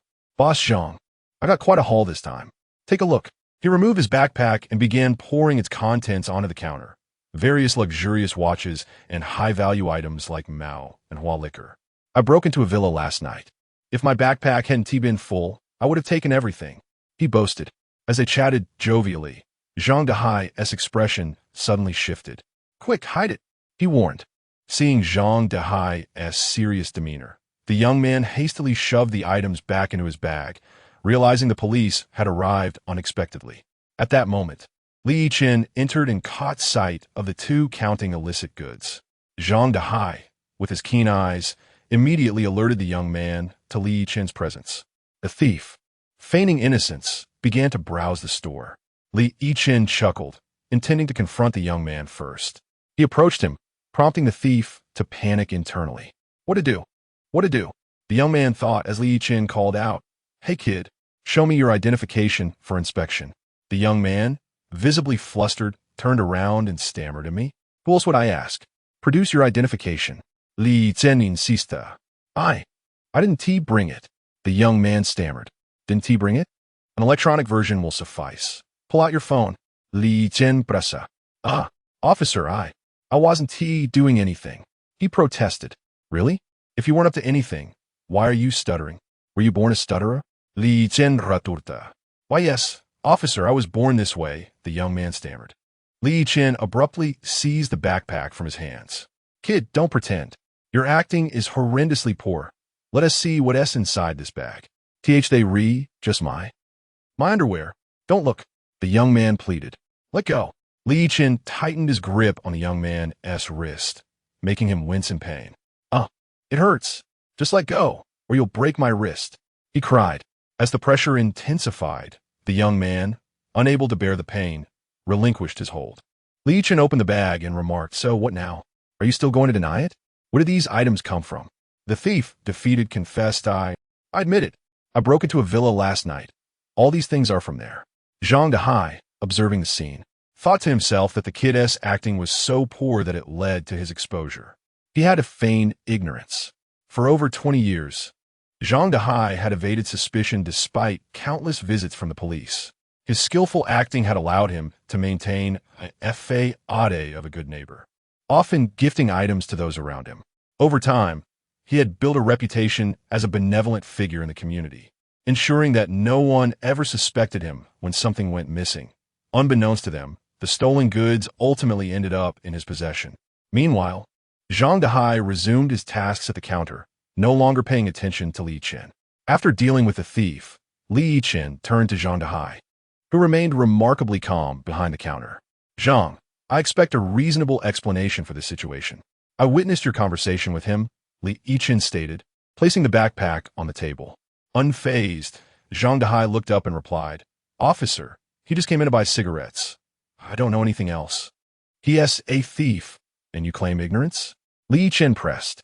Zhang Dahai merely shook his head. "I don't know." Chapter 31. Have you exposed yourself? Yichen was utterly captivated by Zhang Dahai's remarkable acting skills. Indeed, his performance was nothing short of impeccable. "Haha, well done, Boss Zhang. Your talent is truly commendable. Why haven't you pursued a career in film? What a pity. With such exquisite skills, if you were to act in movies, I assure you. You would undoubtedly win an award for Best Actor. There would be no need for you to engage in this shady business here. Li Yichen directly pointed out Zhang Dehai's illicit activities, eager to observe his reaction, particularly whether he would display any signs of panic upon having his vulnerabilities exposed. However, to Li Yichen's astonishment, Zhang Dehai remained remarkably composed, devoid of any hint of distress on his face. Li Yichen marveled at Zhang Dehai's exceptional ability to maintain his calm demeanor, even when confronted with his own shortcomings. Was Zhang Dehai truly unfazed? Not entirely. When Li Yichen labeled him a fence, Zhang Dehai's heart jolted momentarily, nearly breaking his composure. Fortunately, over 20 years of experience in hiding had endowed him with the skill to conceal his emotions, regardless of the turmoil brewing within. Thus, his facial expression remained consistently serene, a testament to Zhang Dehai's remarkable fortitude. Now, officer, you mustn't make baseless accusations. This is a legitimate supermarket. Feel free to search if you wish. Haha, Boss Zhang, you're impressive indeed. I was merely jesting. Please don't take it too seriously. Ha ha ha, officer. Such jokes are not to be trifled with. Boss, could I trouble you for a pack of cigarettes? What kind of cigarettes? Of course, a pack of Huazi. Zhang Dehai retrieved a pack of Huazi from behind the counter and tossed it to Li Yichen. After receiving the cigarettes, Li Yichen placed one between his lips. Boss Zhang, could you spare me a lighter? Sure, here you go. You officers work hard patrolling. Li Yichen flicked the lighter to ignite the cigarette in his mouth, taking a deep drag. Indeed, it's hard work, especially when dealing with someone like you, a criminal in denial. That makes it all the more challenging. Upon hearing this, Zhang Dehai responded, No, officer, you must be joking again. I'm simply running a supermarket here. I'm no criminal, but rather a good citizen. You can ask the neighbors. Li Yichen smiled. I know. I've already inquired, and they all say you're a good person. By the way, what is that room for? May I take a look? Li Yichen noticed an inner room, suspecting it to be where Zhang Dehai stored stolen goods. Zhang Dehai's heart raced at the thought of Li Yichen wanting to inspect it. Indeed, the illicit items were hidden inside, but in a location that would be difficult for an ordinary person to find. Should he allow the officer to enter? Zhang Dehai was conflicted. Refusing entry would imply guilt, yet permitting it could expose his secrets. Ultimately, he decided to take a gamble. After all, directly declining would raise suspicions. Zhang Dehai quickly pondered and said, Sure, but there is nothing of interest in there. I sleep there, and it's quite messy. Besides, I have a peculiar aversion to bathing. It makes me itch, so it might smell a bit. If you don't mind the odor, feel free to take a look. I don't mind the smell. With that, Li Yichen strode toward the inner room. Meanwhile, a nearby thief was paralyzed with fear. He knew that was where Zhang Dehai concealed the stolen items. If discovered, their entire operation would be compromised, leaving him without a means to offload stolen goods in the future. The thief was solely concerned for himself, indifferent to Zhang Dehai's fate. Upon entering, Li Yichen was indeed met with a foul stench, as Zhang Dehai had described. The room reeked of sweat and foot odor, a blend that could easily overwhelm an average person. However, Li Yichen's constitution was not like others, endowed with 50 times the resilience. He could endure far more than the average individual. After taking a moment to acclimate, Li Yichen began to inspect the room for any anomalies, but found nothing unusual after a thorough search. Concluding that perhaps his judgment had been mistaken, he decided to leave. There was little point in lingering. Just then, he turned and noticed a large flower pot placed at the entrance, adorned with vibrant flowers. It seemed odd to place such a decorative item behind the door. One would expect it to be more prominently displayed. Curious, Li Yichen approached and moved the flower pot, only to discover that the floor tile beneath shifted. Could there be a hidden passage beneath? He resolved to investigate further. Zhang Dehai, who had been anxiously watching Li Yichen since his arrival, felt a surge of panic. After over 2 decades without a single misstep, he had amassed considerable wealth and was determined not to lose everything now. Under no circumstances would he reveal his true nature. Until now, he had played the role of the amiable good guy, but today, that facade was crumbling. As he saw Li Yichen approach the flower pot and begin to move it, Zhang Dehai's rage ignited. The tiles concealed a tunnel filled with illicit goods. If discovered, it would spell disaster for him. With only Li Yichen present, A daring thought crossed Zhang Dehai's mind. He had to eliminate the officer. He swiftly grabbed a pair of scissors from the counter and lunged at Li Yichen.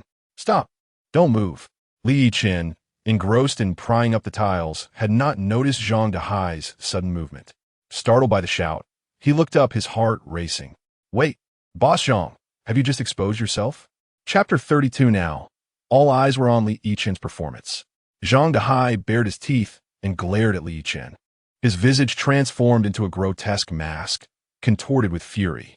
The calm and composed Zhang Dehai from moments ago was now a far cry from this wild, agitated figure, resembling a cornered rooster ready to peck. Li Yichen was momentarily startled. Wow, Boss Zhang, have you self-destructed? Ha ha! Are you inadvertently confessing now? With a sinister grin, Zhang Dehai retorted, Kid, you've pushed me to this point. You're still too young. If you had simply left after your inspection, there would have been no issue.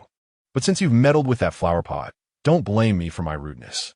It's just you here, a mere cop. If I eliminate you, no one will be the wiser. Li Yichen remained composed. Boss Zhang, you're too hasty. You think you can eliminate me? Not a chance. If you doubt me, feel free to try. Zhang Dehai scoffed, facing death, and you still dare talk back? Prepare tout dit. With that, he lunged at Li Yichen, wielding a pair of scissors. Unfazed, Li Yichen, a master of combat, found Zhang Dehai's moves painfully slow. As Zhang charged, Li Yichen deftly sidestepped, evading the attack. He then lifted his right leg and delivered a swift kick to Zhang Dehai's wrist. The sound of a bone snapping echoed as the scissors clattered to the ground, followed by Zhang Dehai's anguished wail. Oh, my wrist. It's broken. Without hesitation, Li Yichen rushed over, employing his skill, tear-jerking 10 slaps, delivering a barrage of 10 resounding slaps. Zhang Dehai erupted into uncontrollable sobs, tears streaming down his face. Despite his efforts to hold back, he could not contain his emotions. I was wrong. Please stop. I admit it. I'm dealing in stolen goods. The loot is in the basement. Just remove that floor tile, and you'll find the tunnel leading directly to it. Li Yichen smirked. If you had confessed earlier, you could have avoided this beating. Zhang Dehai's head was now swollen, resembling that of a pig. Yes, you're right. I won't dare again. Meanwhile, a nearby thief was utterly terrified, thinking, thank goodness I didn't resist earlier. Those slaps looked excruciating. Had I fought back, I would have surely faced the same fate. Outside Da's supermarket, 6 team members awaited Li Yichen's command. Suddenly, a blood-curdling scream echoed from within. What is happening? Did the captain get into a scuffle? I don't know. That scream didn't sound like the captain's. It seems like someone else. Should we go in and check? After a brief discussion, the 6 members dashed into the supermarket, only to be taken aback by the scene before them. A pig-headed figure lay on the ground, wailing, while a young man cowered in a corner, trembling. Li Yichen emerged from the back room, having confirmed the presence of a significant amount of contraband in the basement. Captain, are you all right? Are you okay? Li Yichen chocolat. me fine. This pig-headed fellow is Zhang Dehai. I've already uncovered the evidence. It's all in the basement. Joe, contact the chief and see if they've arrived. Understood. Meanwhile, outside the village, police officers from all directions converged, surrounding the area. The bus sent by Director Li was parked nearby, while Chen Jiahong and several chiefs established a temporary command center to oversee the operation. Chen pointed to a map of the village, explaining, Gentlemen, this is Da's supermarket. According to Li Yichen's strategy, he intends to wait here for the thieves to show up. We anticipate a significant influx of thieves, and Li Yichen will apprehend them. However, it's best not to position our officers at the entrances, as that may alert the thieves. If they see police stationed, they will likely flee and inform others. Therefore, my suggestion is to withdraw our personnel from the entrances and allow the thieves to enter, letting Li Yichen handle the arrests. The chiefs nodded in agreement. Indeed, we should scare them off, right? I'll notify our officers to retreat immediately. In no time, the officers began to withdraw from their positions. 10 minutes later, we completed the withdrawal. We're done as well. With everyone in place, Chen Jiahong remarked, Now, we wait for Li Yichen's performance. Let us hope he meets expectations and captures many thieves. He felt considerable pressure. The operation had drawn the attention of the municipal bureau. If they failed to apprehend anyone, it wouldn't just be Li Yichen's embarrassment, but the entire Luzhuang police station's. Unable to resist, he decided to call Li Yichen for an update. Just then his phone rang. It was Zhou, who had accompanied Li Yichen. Chen quickly answered, "Hello, Zhou. What is the situation inside?" "Director, Captain Li has already subdued the owner of Dahu Supermarket and has apprehended a thief. We are preparing to escort the thief out. Is the bus ready?" Chen Jiahong's spirits lifted. The first step is always the hardest. Once we've begun, the rest will follow smoothly. Prepare to escort the individuals out. Meanwhile, Instructor Sun Yihu and the team awaited on the bus, ready to receive the detainees. Soon, Sun received word from Li Yichen to come to the alley entrance to pick up the prisoners, prompting him to dispatch 2 officers for the task. Chapter 33. A potentially fatal mishap for the sake of safety, Li Yichen deliberately assigned 2 team members to escort the thief out. "Captain, are we not taking this person away?" one of the team members inquired, pointing at Boss Zhang. Li Yichen shook his head, replying, "Boss Zhang is of use to us. So you too must be cautious. Deliver him to the alley entrance and hand him over to the person waiting there, then return immediately.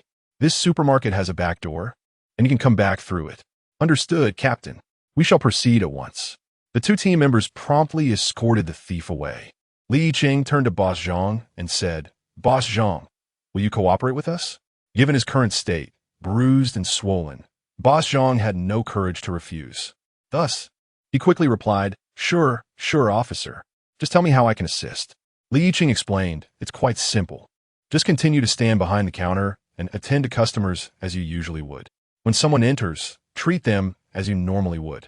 We will be concealed in the back room and will emerge at the right moment." "Understood," Boss Zhang nodded. "All right, brothers, let us head to the back room." Li Yichen instructa. At that moment, the justice radar detected 2 thieves approaching. "Prepare yourselves. Someone is coming," Li Yichen warned. A minute later, 2 thieves entered, grinning.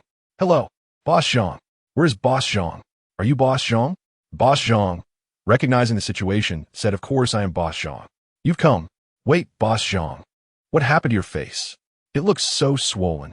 Did you have a good meal these past few days?" One of the thieves remarked. Another added, "It seems to me that Boss Zhang has been beaten up. Just look at those bruises." Feeling embarrassed, Boss Zhang coughed and said, "What beating? I accidentally bumped into a post when I left this morning. Talk about bad luck. If I had known, I wouldn't have gone out today. Enough of that. Let us see what you've stolen." One of the thieves exclaimed, "Ha, Boss Zhang, we hit the jackpot this time. Last night, we broke into a jewelry store. And look at these treasures." They promptly emptied their bags, revealing their haul. As the items were displayed, Li Yichen and his team burst out from their hiding place. "Seize them." The thieves were startled by the sudden appearance of the officers, dropping the jewelry and attempting to flee. However, the special operations team had already blocked the exit, ensuring that escape was impossible. They were swiftly subdued. Once restrained, the 2 thieves looked incredulously at the officers in the room, then glanced at Boss Zhang, seemingly comprehending the reason behind his swollen face. Li Yichen asked, "Do you have anything to say?" One thief lamented, "Officer, I'm innocent." Slap. Li Yichen delivered a swift strike to his face, retorting, "Innocent? You've been caught red-handed." The thief, his left cheek swollen, quickly backtracked, "Say no, I'm not innocent." Li Yichen, angered, said, "You scoundrel, caught with the evidence and still claiming innocence. And you?" The other thief, seeing his companion's bruised face, shook his head fervently. No, I'm not innocent. Officer, I admit my mistakes." Li Yichen smiled. "Now that's more like it. If only all thieves possess your level of awareness, we'd be saving ourselves a lot of trouble. Take them away." "Understood." Subsequently, the 2 thieves were escorted to the bus outside. They exchanged glances with the thief who had been sent out earlier, and a silent recognition passed among them. "Oh, you're here too. Indeed, you arrived early, huh?" The 3 of them stared at the empty seats on the bus, lost in thought. One officer remarked, "Stop looking. Those seats are all reserved for you. They'll be filled shortly." The 3 thieves suddenly realized the gravity of their situation. It seemed the plan had been meticulously orchestrated. It appeared that today, the once haven for criminals was about to transform into their hell. How unfortunate for those unaware thieves still making their way to the supermarket. After sending off the 2 thieves, the atmosphere in the supermarket returned to tranquility. Li Yichen commended Boss Zhang. Well done. Keep up the good work. After giving his instructions, he led his team back to the inner room. A minute later, the justice radar sounded again, this time 4 times. Soon, 4 burly men entered, and it was evident that they were not to be trifled with. According to the radar's alert, these 4 were not mere thieves. They were robbers, notorious for their violent tendencies, often wielding knives and posing significant danger. Upon seeing the 4 men, Boss Zhang was visibly startled.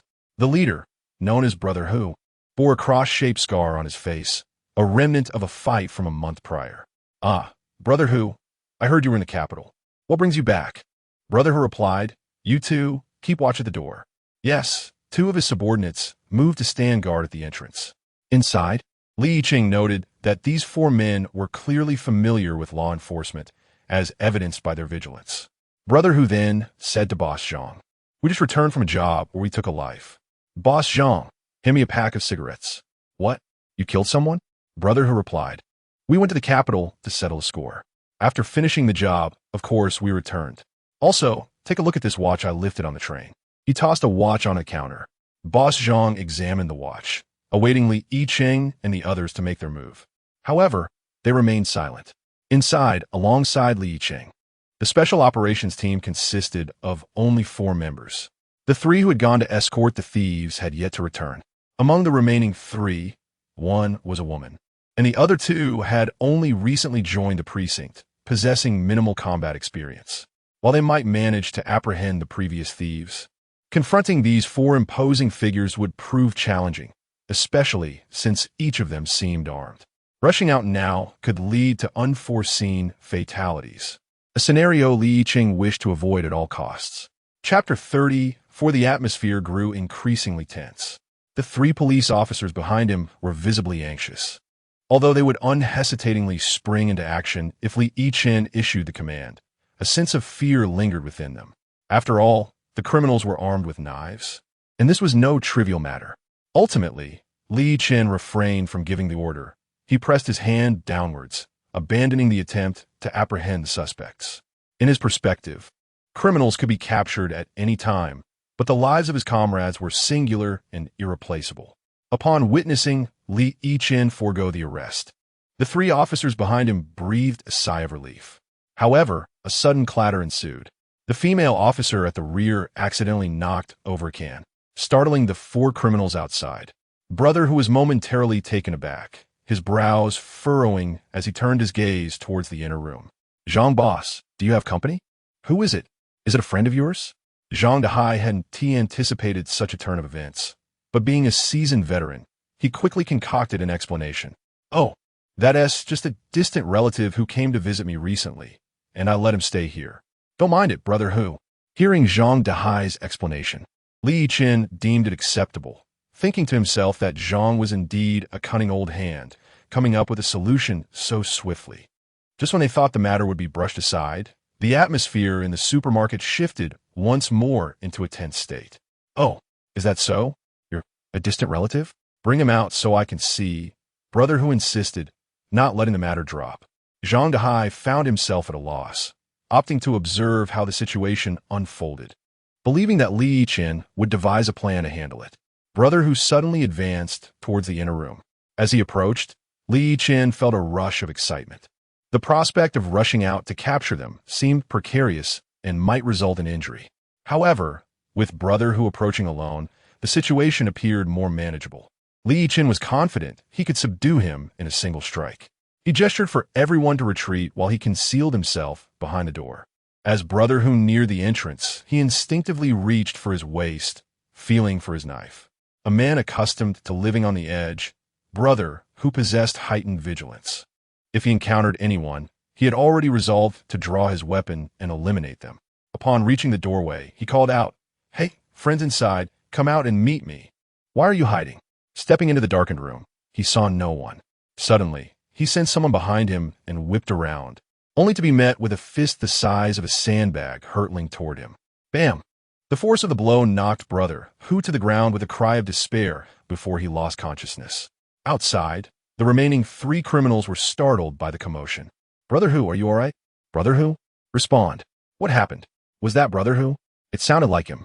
One of them brandished a knife, declaring, "Wait here. I'll check it out." As he entered the inner room, he too was swiftly knocked out, barely having time to register his surroundings. The remaining two criminals, sensing something was amiss, decided to venture in together, drawing their knives as they entered.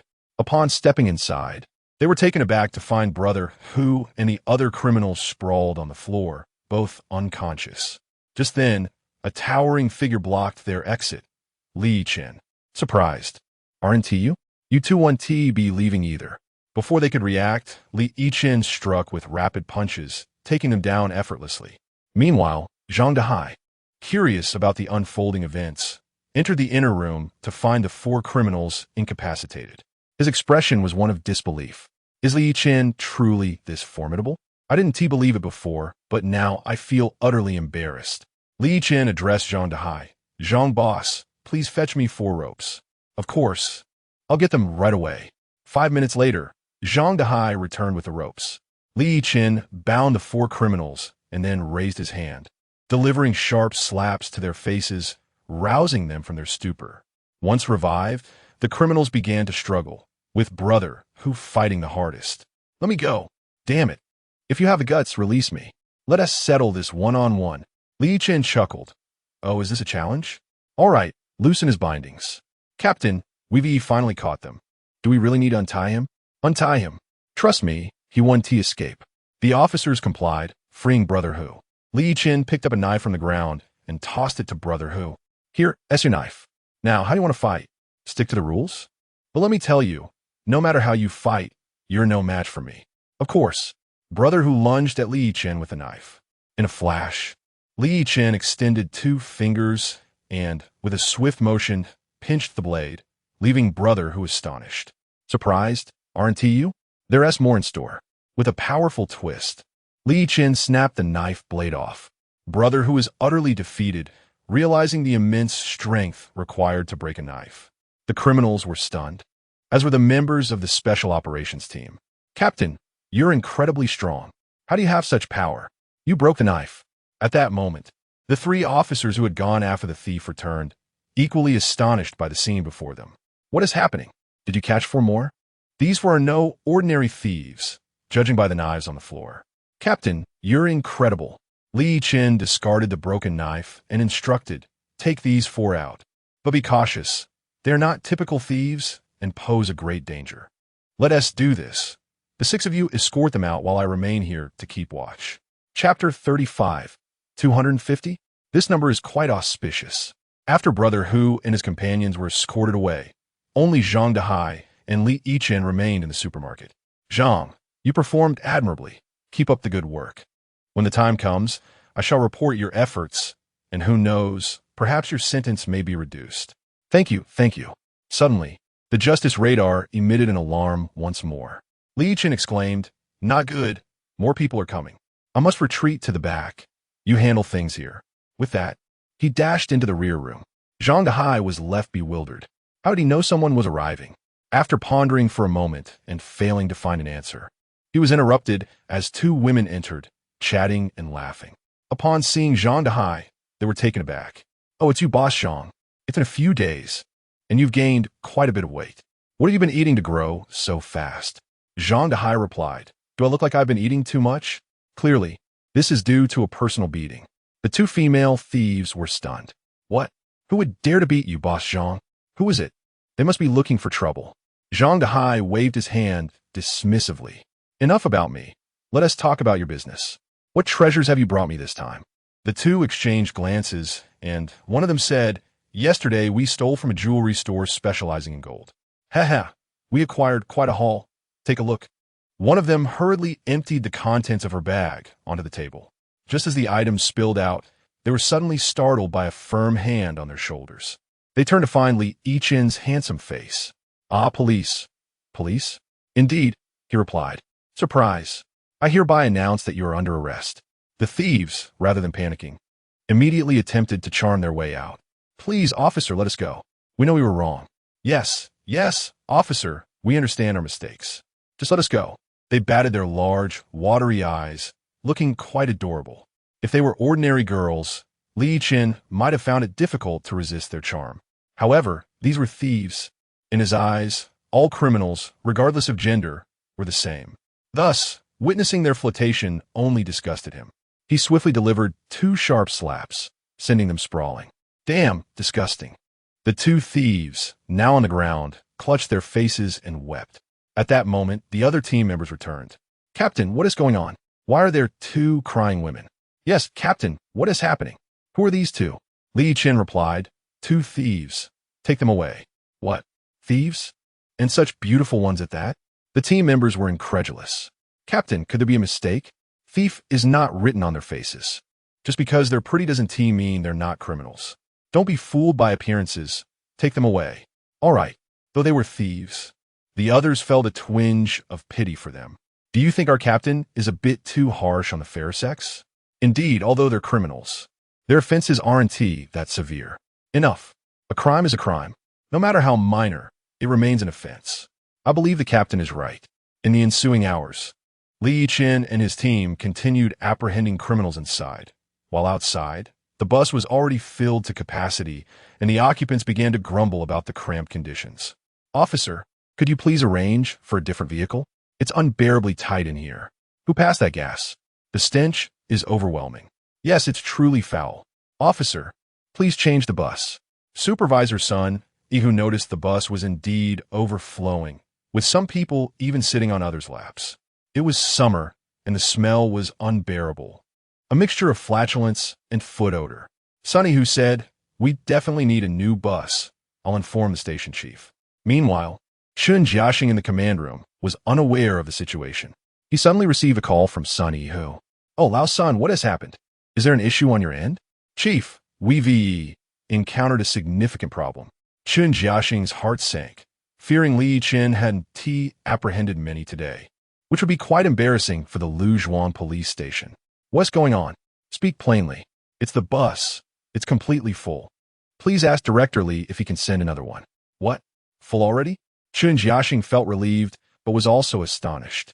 A full bus indicated they had apprehended over 50 individuals. If this continued, they could capture over 200 by the end of the day. All right, Lao Sun, I'll contact Director Li immediately to arrange for more vehicles. The other station chiefs were envious. Wow, Lao Chun, your Officer Li is quite impressive. Indeed, to catch so many in such a short time is remarkable. I wish our new recruits were as capable. Comparing ourselves to others can be disheartening. Shun Jiaxing replied. Enough banter, gentlemen. I must go see for myself. Half an hour later, the bus filled with thieves departed, and a brand new bus arrived as the apprehension continued. This time, Shun Jiaxing stayed with the bus. He eagerly anticipated when it would be filled. That moment arrived swiftly. 2 hours later, the second bus was also full, followed by the third and fourth. The day passed quickly, the sun slowly setting as 5 buses had already departed. In the Daizai village supermarket, Li Yichen observed his team members slumped on the floor and asked, how many have we captured today? One member replied, Captain, I've been keeping track. Today we apprehended exactly 250 individuals. Upon hearing this, Li Yichen burst into laughter. Haha, 150? What a fortuitous number. All right, it's been half an hour without any new arrivals. I see everyone is tired. Take a break. Chapter 36. A journey towards death on this day. Everyone was utterly exhausted. Unlike previous days when they were out apprehending suspects, today's exertions were no less taxing. Though they did not chase down criminals, the task of escorting each captured individual to the alleyway proved just as demanding. The distance from a supermarket to the alley was considerable, leaving the team fatigued from a day of running about. With eyes closed, the team members quickly succumbed to slumber. Li Yichen, however, did not feel fatigued. His physical prowess far exceeded that of his peers, largely due to the advantages bestowed by the system he possessed. He glanced at the clock and noted that in half an hour, if no one arrived, the operation would conclude for the day, to be resumed tomorrow. As time ticked away, with the half-hour mark approaching and no one in sight, Li Yichen roused the team, announcing, awaken, everyone. Today's mission is complete. We shall regroup shortly. As they prepared to depart the supermarket, an alarm from the justice radar pierced the air. Wait, someone is coming, Li Yichen instructed. The team fell silent. peering out the window. Soon, a disheveled man entered, exuding an aura of lethargy, clearly under the influence of substances. Zhang Dehai, recognizing the signs, surmised that the man was a drug user. "Sir, you appear unfamiliar. Who sent you here?" Zhang Dehai inquired, adhering to the principle of conducting business only with familiar faces in his illicit trade. Unfamiliar patrons were required to have a known associate vouch for them. The man responded, "You must be Boss Zhang. I'm here on recommendation from Liuzi. How much is this gold bracelet worth?" Liuzi had already been apprehended earlier by Yichen and his team. Zhang Dehai took the bracelet and queried, "Where did you acquire this?" "Enough with the questions. Just tell me how much it's worth and pay me. I have things to do." "You need the money for drugs, don't you?" Zhang Dehai retorted.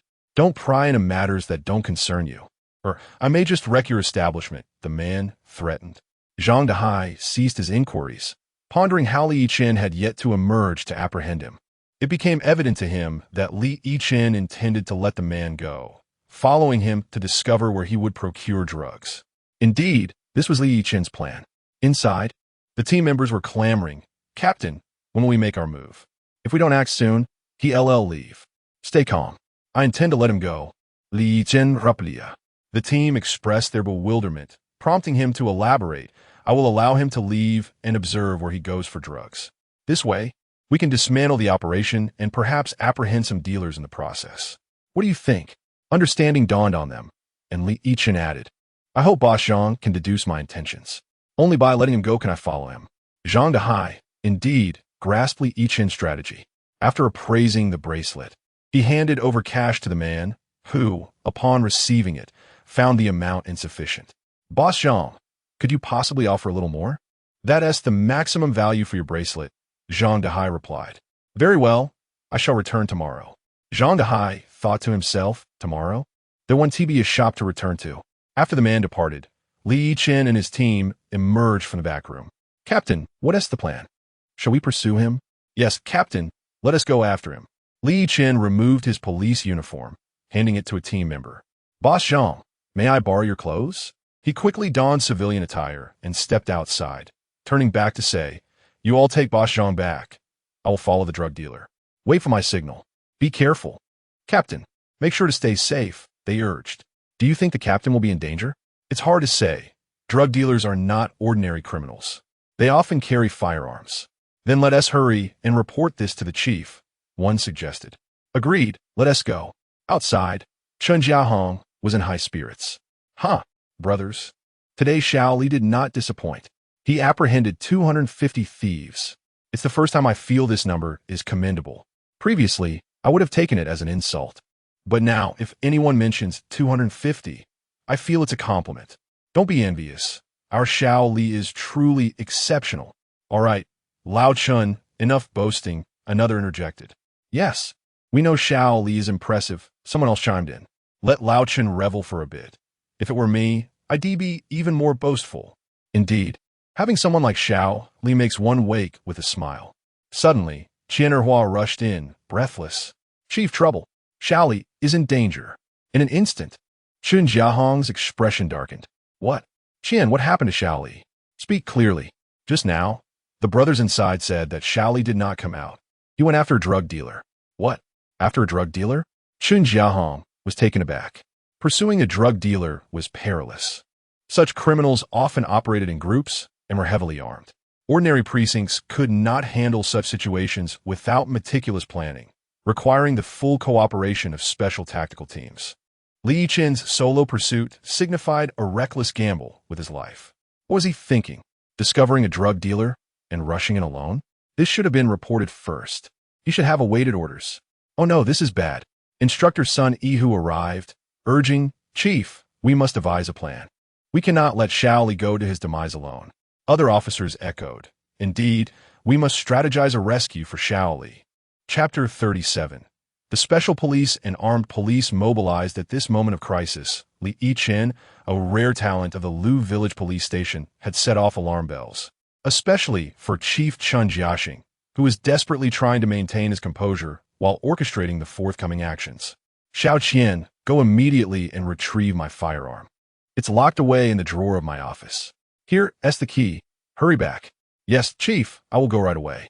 Qian Erhua took the key and sped towards the Lu village police station, pushing his vehicle to a rapid 120 miles per hour.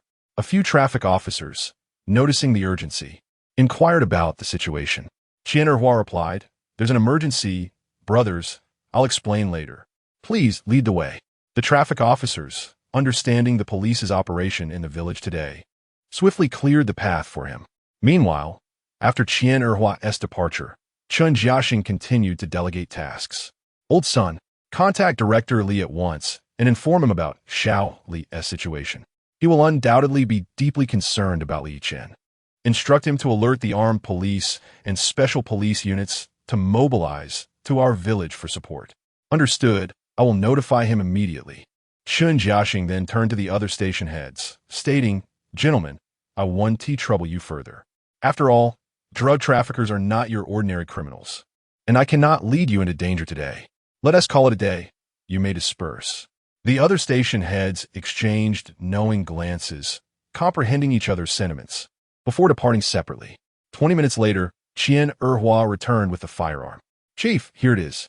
Upon receiving the call, Chun Jiaxing instructed, "Old son, take everyone back to the station and await news. I am heading in." With that, he dashed into the village, disappearing into the night as the clock edged past 7. The streets were bustling with pedestrians enjoying a post-dinner stroll, when suddenly, a piercing siren broke the air. People turned to witness a convoy of police vehicles and armored cars approaching, creating an imposing spectacle. Onlookers were taken aback, murmuring, "What is happening? The special police and armed forces are deployed. Indeed, it's astonishing. I've never seen so many officers at once. What's going on? Could it be a reenactment of a terrorist scenario? It seems the vehicles are heading towards our village. Could something have happened there? Very likely. Just look at this commotion. Something must be amiss in the village." In one of the police cars, Li Changjin was fuming. "This is absurd. Xiao Li's recklessness knows no bounds. He has apprehended so many, yet he refuses to heed orders. Doesn't he realize these drug dealers are ruthless? Director Li, worry not. We're on our way to provide support. We will ensure Xiao Li's safe return." At the same time, as Chun Jiaxing entered a narrow alley in his village, he suddenly remembered he hadn't called his wife. After all these years, she had endured a life filled with worry. It was time to share his thoughts. He promptly retrieved his phone and dialed her number, which connected swiftly. "Wife, it's me, Lao Chun. There is something important I must tell you. I fear if I don't say it now, I might never have the chance again. I love you. In my shoe cabinet, in the second pair of leather shoes, there's several hundred yuan I've kept hidden over the years. I must tell you today, you've worked hard all these years. And if I don't return this time, please find a good man to marry. Don't dwell on me." With that, he hung up, unable to bear the sound of her tears. On the other end of the line, his wife was already weeping uncontrollably, though they had survived through these years. Each moment was fraught with fear. All she could do was plead with fate for his safe return. After ending the call, Chun Jiaxing moved towards the alley's exit when suddenly 6 figures emerged. Startled, he instinctively aimed his firearm at them. As they drew closer, he recognized them as fellow station heads from other precincts. "You frightened me. I thought I had run into some drug traffickers," he exclaimed. "Haha, startled you, didn't we? Lao Jian, relate apologies. I told you not to come. Why did you all show up? How could we not help when you're in trouble? Aren't we comrades?" "Indeed, you've always been there for us in tough times," another chimed in. "Right, Lao Chun, enough talk. Let us move. We must find Xiao Li." Chun Jiaxing felt a surge of gratitude. In this critical moment, these old friends were indeed reliable. "All right, no more unnecessary words. Just thanks. If we make it out alive, drinks are on me." "All right, Lao Chun, lay out the plan, and let us set off." "Okay, Lao Zhang, Lao Li, you two have excellent marksmanship. Take the lead. Lao Wang, Lao Lu, you're bringing up the rear. The rest of you, stay close to me. Let us move." A group of middle-aged men, collectively amounting to 300 or 400 years of life experience, set forth. Now, what transpired with Li Yichen? Let's rewind the clock half an hour. Half an hour ago, Li Yichen had followed an older man outside. The man, quite cunning, first darted into a narrow alley only to emerge moments later. They even crossed paths, although the older man remained oblivious to Li Yichen's presence. Understanding the need for caution, Li Yichen loosened his pursuit, utilizing his righteous radar to follow from a distance. After several minutes, 6 new dark spots appeared on his radar as the older man entered a courtyard. Realizing he had stumbled upon the drug trafficker's lair, Li Yichen stealthily approached, discovering a small courtyard with a 2-story building. He carefully surveyed his surroundings before climbing a nearby tree to observe the interior. Advancing towards his village as the night enveloped the surroundings and the tree's lush foliage concealed Li Yichen from sight, he understood the necessity of eavesdropping on the drug traffickers. To enhance his auditory capabilities, he consumed a powerful spinach pill from the system's inventory, amplifying his overall physical prowess by 50-fold, which naturally included his hearing. Despite the distance, Li Yichen could discern the conversations taking place in the courtyard with remarkable clarity. Upon entering the first floor, an older man retrieved a stack of cash, freshly exchanged from Boss Jean. "Brother Long, I need some. I can't hold on any longer. I've given you all this money." The bald man seated on the sofa, surrounded by his subordinates, was known as Sun Long, a drug dealer who had amassed a fortune exceeding 10 million through his illicit trade. Remarkably, despite his dealings, Sun Long refrained from using drugs himself, a feat few could accomplish. He understood that while drugs were destructive, they could also be a lucrative source of income. With a snap of his fingers, Sun Long signaled his underlings to present some drugs to the older man. The latter eagerly poured the substances onto the coffee table and, using a straw, inhaled deeply. The ecstasy on his face was unmistakable. Li Yichen observed the scene without impulsively intervening, aware of the firearms wielded by the gang. His strategy was to await the arrival of reinforcements, confident that the chief and his team would come. With time to spare, he lit a cigarette and continued to watch the group of traffickers, reasoning that as long as they remained, he need not take action. However, plans are often thwarted by unforeseen changes. Half an hour later, the traffickers decided to vacate the premises. Li Yichen realized this was untenable. Should they leave, finding them again would be nearly impossible, at least in the near future. How could he allow these captured birds to take flight? He pondered the situation, armed as they were. Would a reckless move on his part lead to his demise? After a brief internal struggle, Li Yichen resolved to act. Damn it, I'm in this line of work. If I've encountered them, there's no reason to let them escape. He surveyed the surroundings and noticed a large box in an upstairs room filled with drugs. You're dealing drugs? I'll take your product first.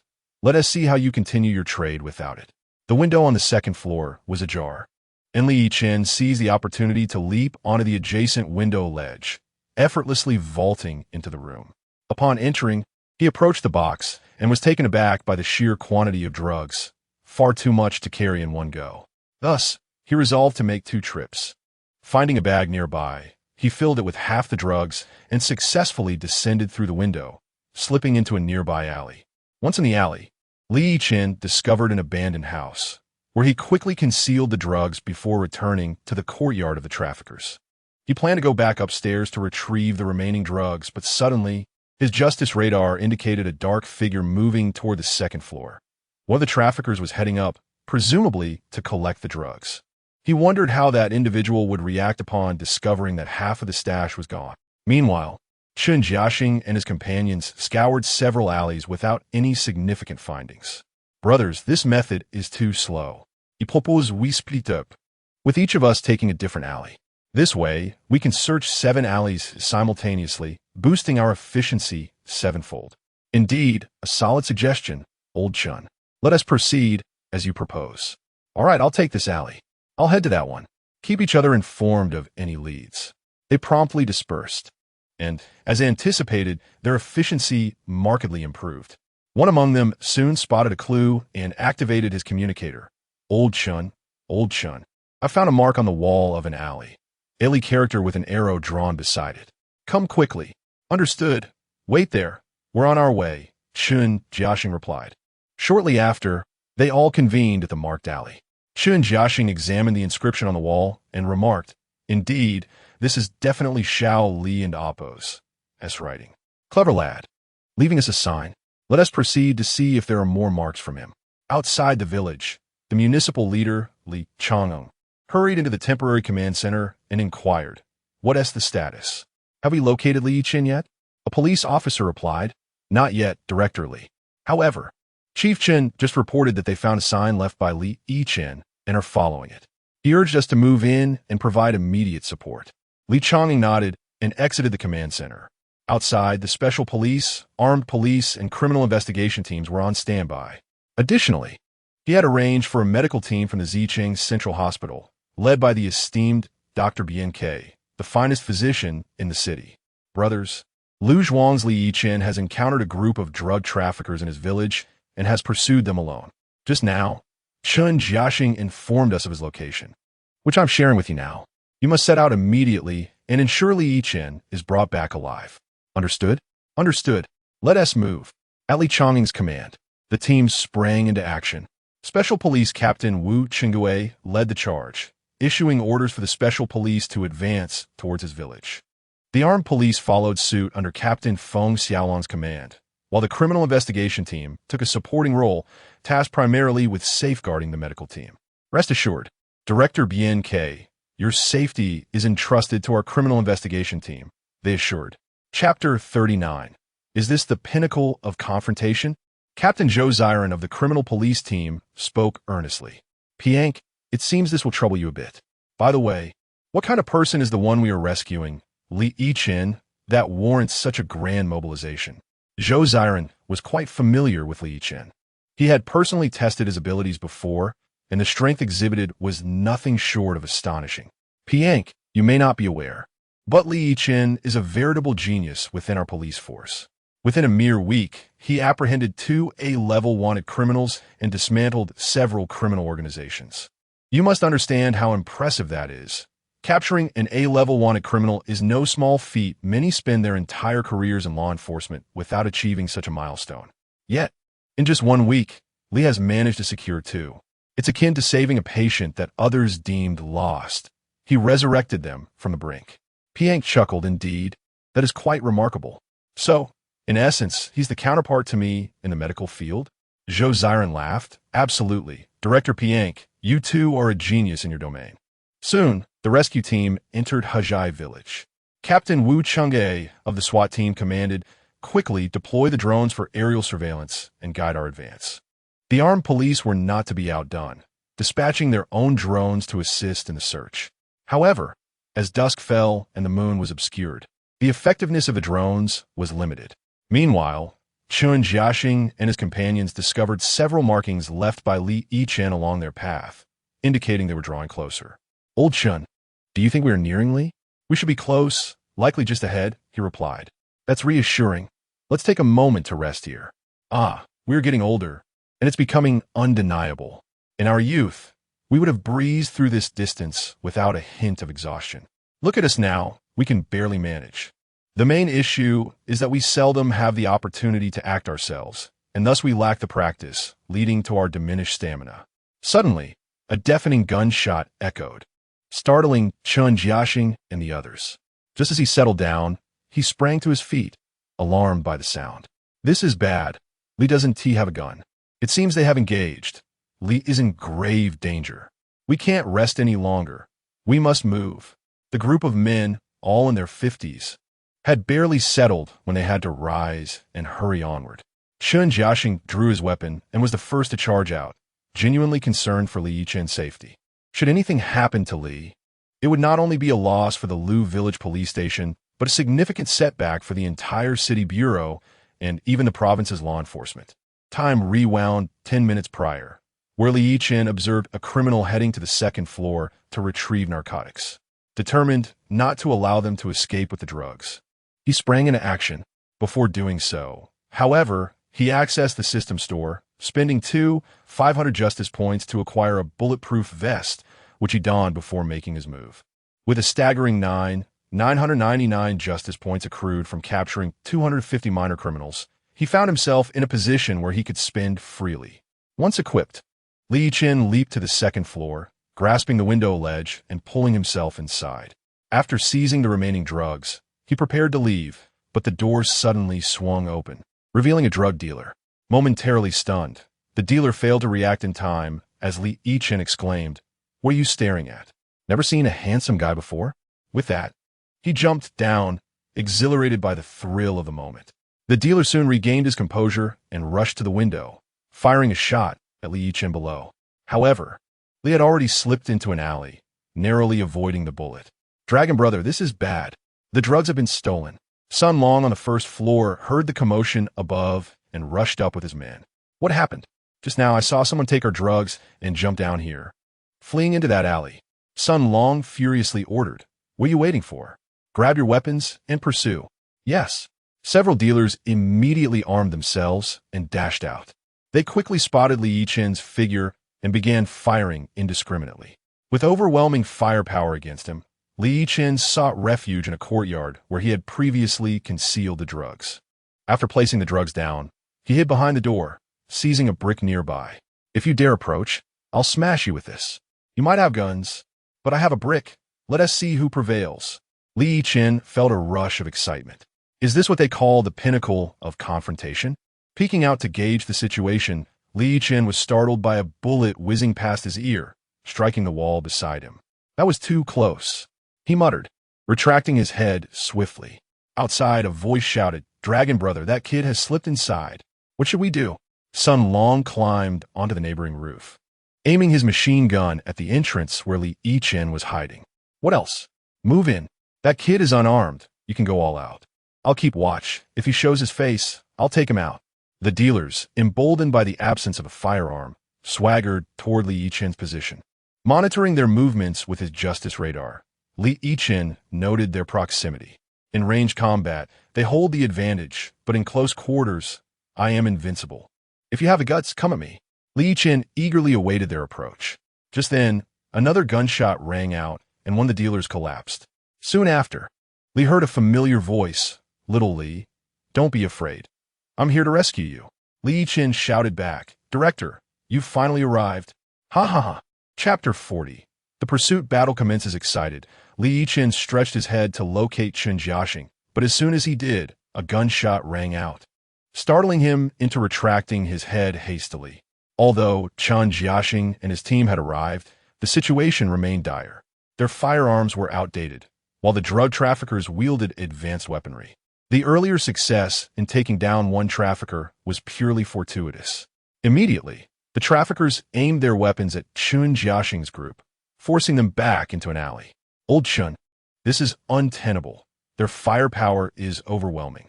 We are no match for them," one officer exclaimed. "Indeed, what shall we do?" Another echoed. Chen Jiaxing reassured them, "No worries. We will continue to fire, but we are too far away to hit them." A station chief protested. "Firing now is not about hitting them," Chen Jiaxing clarified. "It is to draw their fire. As long as we keep shooting, they won't dare to harm Shaoli." Upon hearing this, everyone found his reasoning sound and began shooting indiscriminately. Their aim was to divert the drug traffickers' attention, allowing Li Yichen some breathing room. However, the advantage lay with the traffickers due to their superior weaponry and fierce firepower. If the standoff continued, it would not only be Li Yichen in peril, but also Chen Jiaxing and his comrades. Before long, distinctive gunshot pierced the air, followed by the fall of another drug trafficker. Chen Jiaxing rejoiced. That was the special police's shot. They have arrived. Moments later, the special police captain, Wu Cheng, called out, "Old Chen, where are you?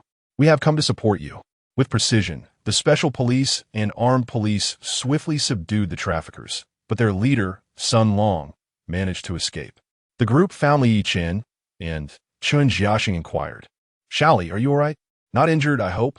Director Bien K, please check on him." Director Bien K nodded. "All right, Shaoli, let me examine you." No. "Captain Chen, I'm fine. The trafficker's leader seems to have fled. I must pursue him." Li Yichen insisted. Before he could dash off, Chen Jiaxing restrained him. "Shaoli, don't be impulsive. Your current task is to allow Director Bien K to check you. The trafficker's leader is being pursued by the special police and armed police. You need not worry about him." Li Yichen, aware that Sun Long was no ordinary criminal, knew that catching him was nearly impossible. Thus, he devised a clever ruse, pointing in a direction and exclaiming, "Hey, look over there." Everyone turned to follow his gesture, and seizing the opportunity, Li Yichen bolted away. Chen Jiaxing, infuriated, exclaimed. "This rascal is using a diversion.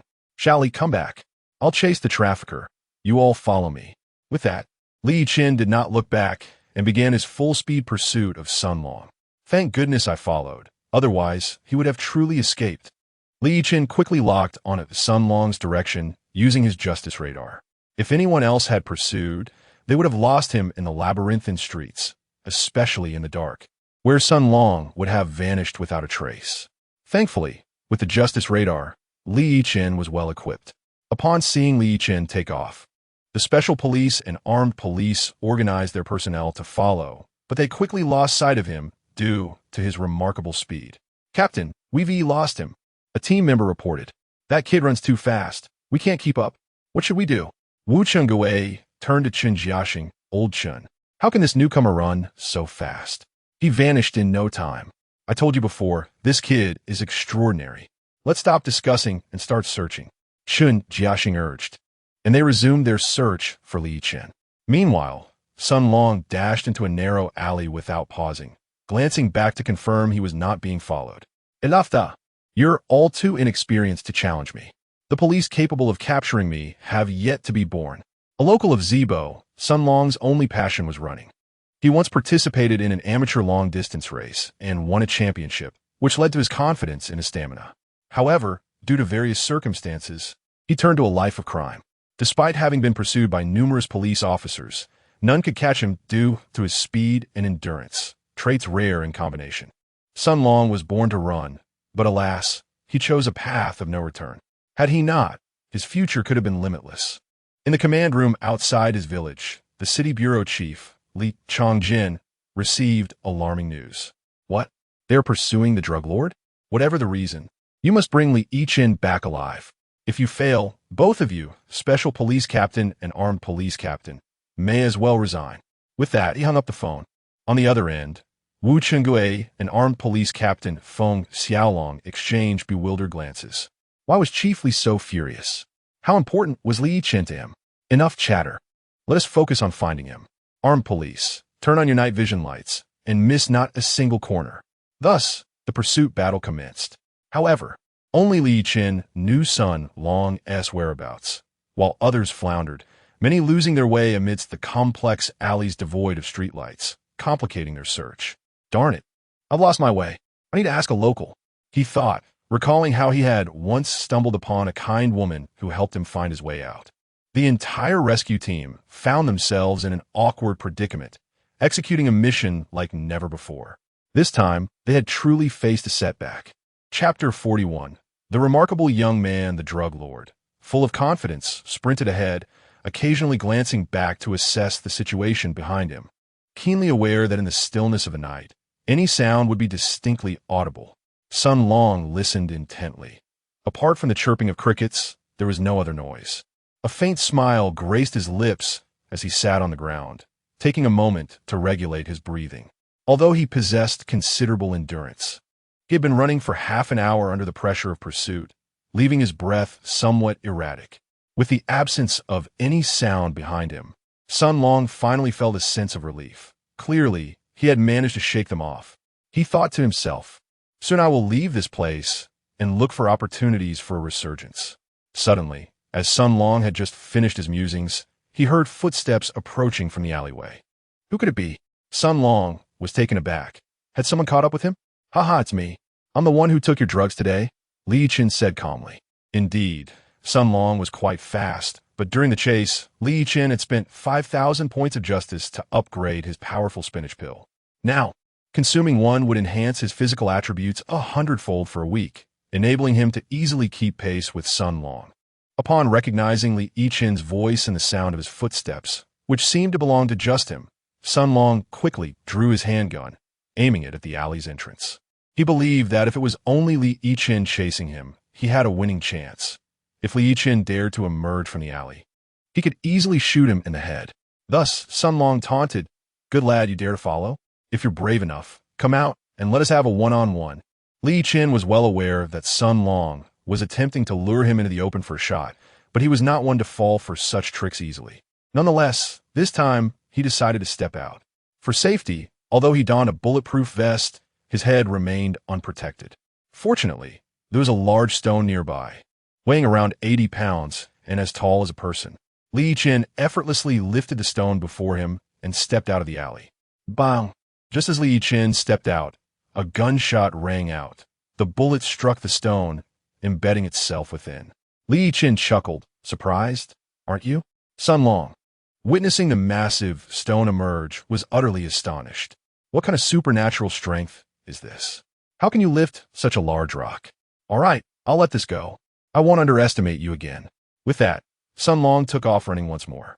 Li Yichen, seeing Sun Long fleeing again, pursued him without hesitation. Previously, he would have struggled to keep up, but now, even while holding the 80-pound stone, he could easily follow. For safety, he didn't even discard the stone, continuing to chase while still carrying it. Sun Long glanced back and thought, what kind of monster is this?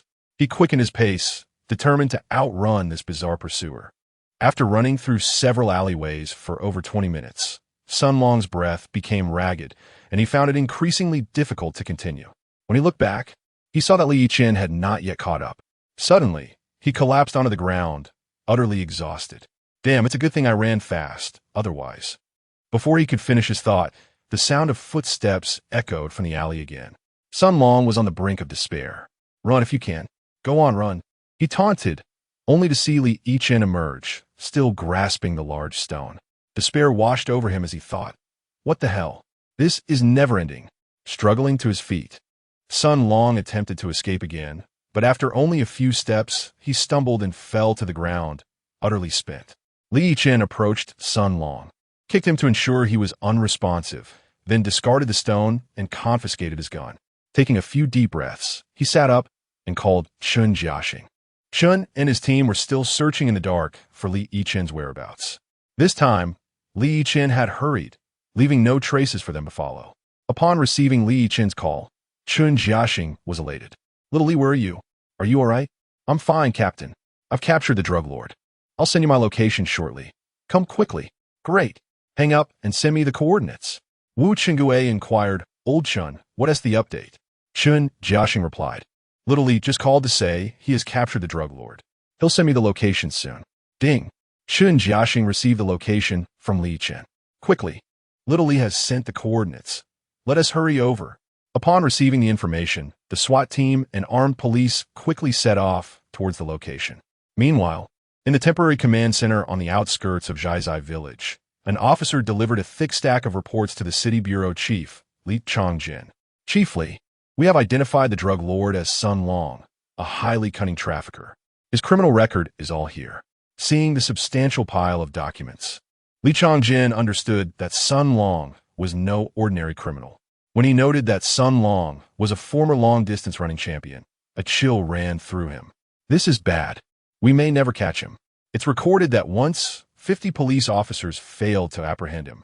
Given the current complexity of the situation in Zhaizai village and the darkness of night, capturing him seems impossible. I can only hope that Little Li and the others return safely. Just then, a message arrived. Chief Li, report. The drug lord Sun Long has been captured by Li Yichen. Li Changjin was taken aback. What? Captured by Li Yichen? That young man truly has skills. It's splendid he's caught him. Instruct them to bring the criminal out promptly. Yes, sir. Li Changjin, Aksita, Lita Sigarata. This young man not only excels at capturing, but can also run. It seems he can no longer remain at Luzhuang Police Station. Chapter 42. A definitive resolution. Shao Li, you scared me to death. Upon seeing Li Yichen sitting on the ground, Chun Jiaxing hurried over to check on him. Director Bien, please examine Shao Li. Bien smiled and replied, all right. Shao Li, you mustn't run away again. Let me take a look. At that moment, Li Yichen had already returned to his original state. After consuming the powerful spinach pill, his overall physical condition exceeded that of others by 100-fold. Thus, his recovery ability was also 100 times greater. Just before Chun Jiaxing and the others arrived, Li Yichen had completely rejuvenated and even appeared more robust than before. When Bien conducted his examination, he was nearly taken aback. Goodness, young man, your physique is extraordinary, truly stronger than an ox. Li Yichen chuckled. Thank you for the compliment, Director Bien. The Special Police Captain, Wu Chengue, and the Armed Police Captain, Feng Xiaolong exchanged glances. As the two most formidable forces in the Ji City Police, members of the special police and armed police units were accustomed to running 20 kilometers with heavy loads daily, boasting immense confidence in their stamina.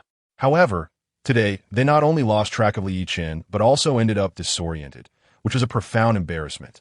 Both Wu Chengui and Feng Xiaolong regarded Li Yichen with newfound respect.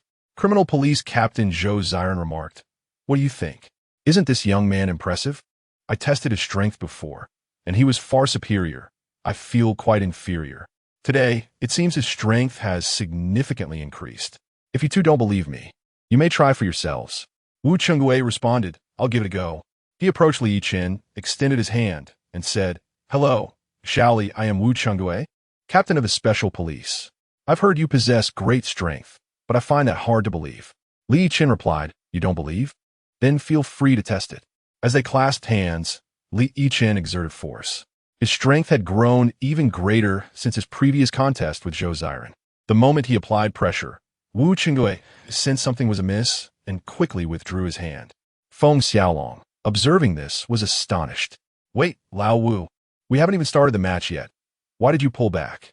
"Lao Feng, if anyone is to compete, it should be you. I don't want my hand crushed." Feng Xiaolong looked incredulously at Wu Chengui. "Is it really that exaggerated? Let me try." As soon as Feng Xiaolong grasped Li Yichen's hand, he too retracted it immediately, before even a second had passed. Wu Chengui laughed heartily. "Ha, Lao Feng, now neither of us can mock the other." Feng Xiaolong stared at Li Yichen in disbelief. "Xiaoli, how can your strength be so immense? What is your secret?" Li Yichen replied, "What is the secret? Captain Feng, would you believe me if I said I was born with divine strength? I believe it, of course. I have no choice but to believe it, ha. So, are you interested in joining our armed police?" Wu Chengui, seeing Feng Xiaolong take the initiative, was unwilling to fall behind. "Xiaoli, come to our special police unit. We offer excellent benefits." Feng Xiaolong chimed in, "Our armed police unit has the best equipment." Wu Chengui countered, "Our special police unit has superior conditions." Zhou Ziren noticed that both the armed police and special police were vying for Li Yichen, completely disregarding the criminal police unit. Chun Jiaxing, witnessing them poach recruits right before him without seeking his opinion, felt overlooked. "Ahem, hey, you two, Captain Wu, Captain Chun, I'm still here. Are you just going to start recruiting in front of me?" Wu Chengui and Feng Xiaolong chuckled. "Lao Chun, my apologies. We couldn't help ourselves." "Lao Chun, forgive us. This newcomer is just too remarkable. I'm impressed." Chun Jiaxing retorted, "Your admiration means little. Where Xiaoli goes is up to Chief Li." At that moment, a police officer interjected, "Everyone, stop arguing. Chief Li is urging us to wrap up." Li Yichen had indeed become a local legend. In just one day at his village, he apprehended over 200 criminals, including a gang of drug traffickers. This remarkable achievement astonished the entire Ji City Police Department, and tales of Li Yichen spread throughout various precincts, turning him into a legend within the Ji City Police Force. Nevertheless, Li Yichen remained unfazed, for his mission in the village was not yet complete. Although he had captured numerous criminals, the majority were petty thieves, and many others still required his attention. Therefore, at dawn the following day, Li Yichen set out once more, first dismantling 2 more fencing operations. He then led his team to a bar, where upon entering, he delivered 3 resounding slaps to the owner. "Are you running any illicit operations here?" The owner, suddenly confronted by a multitude of police officers, immediately wilted. While there had been police visits before, nothing had ever been uncovered. This time, however, he sensed a distinct difference. Yet, he still clung to a sliver of hope. "And no, there is nothing going on here." "Really? No illicit activities?" Li Yichen had already pinpointed 5 criminals through his justice radar, located in private rooms 201, 203, 204, 205, and 206 on the 2nd floor. "You all go take a look." "Understood." The special operations team rushed upstairs and indeed discovered several criminals in the act, accompanied by a few dancers. After apprehending the suspects, Li Yichen smirked. "So, boss, do you still wish to deny it? Take them away and shut down this establishment." "Yes, sir." Subsequently, Li Yichen proceeded to the next establishment while the rest handled the detainment and closure of the bar. By the time they returned with the apprehended individuals, Li Yichen had already dealt with the next venue. In a single morning, they shut down 18 illegal establishments and captured 48 criminals. In the afternoon, Li Yichen led his team on another patrol, ensuring that his village was free of crime before finally concluding the operation. Some criminals who had evaded capture, upon hearing the commotion outside, quietly hid in pre-dug holes until the police departed, but they no longer dared to remain in the village. They hastily packed their belongings and left, certain they would not return for several years. Henceforth, the long-standing public safety issues plaguing the village were decisively resolved.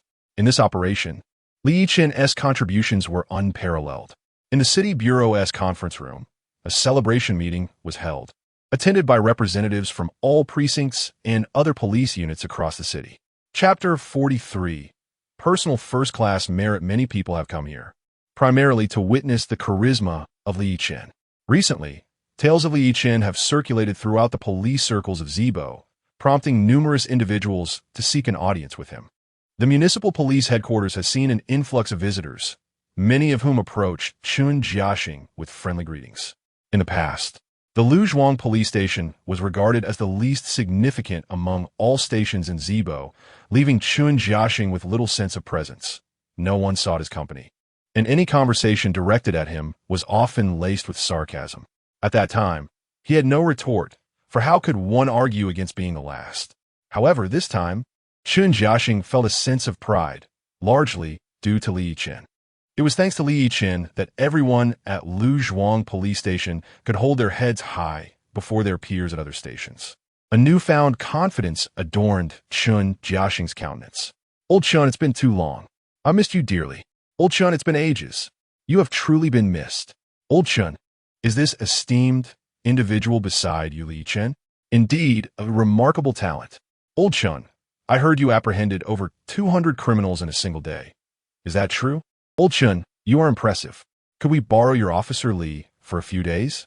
As Chun Jiaxing observed the flattery surrounding him, he realized the truth in the saying, "When one is downcast, only scoundrels surround them. When one is triumphant, only good people abound." Presently, Chun Jiaxing felt enveloped by benevolent souls. "Haha, too kind, too kind. Just a small feat." Chun Jiaxing responded with pride, "You all must put in more effort. This year, we've certainly surpassed you." With his back straightened and his tone assertive, Chun Jiaxing admired Li Yichen more with each passing moment. Yet, he understood that Li Yichen would soon depart. After such a significant achievement, it was inevitable that he would be reassigned, having caught the attention of higher-ups. Remaining at a grassroots police station would be a waste of talent. Chun Jiaxing was prepared. Even if Li Yichen had to leave, he would bid him farewell with a smile. After exchanging pleasantries with the crowd, Chun Jiaxing led Li Yichen to the conference room, which had been arranged for the celebration. The two seats in the center of the front row were designated for Li Yichen and Chun Jiaxing. Witnessing this, Chun Jiaxing felt a swell of emotion. In the past, he had occupied a seat in the back corner during meetings, yet now he sat proudly in the forefront. "Officer Li, this is all your merit. Had it not been for you, do you see that corner in the back? That would have been my place," Chun Jiaxing remarked.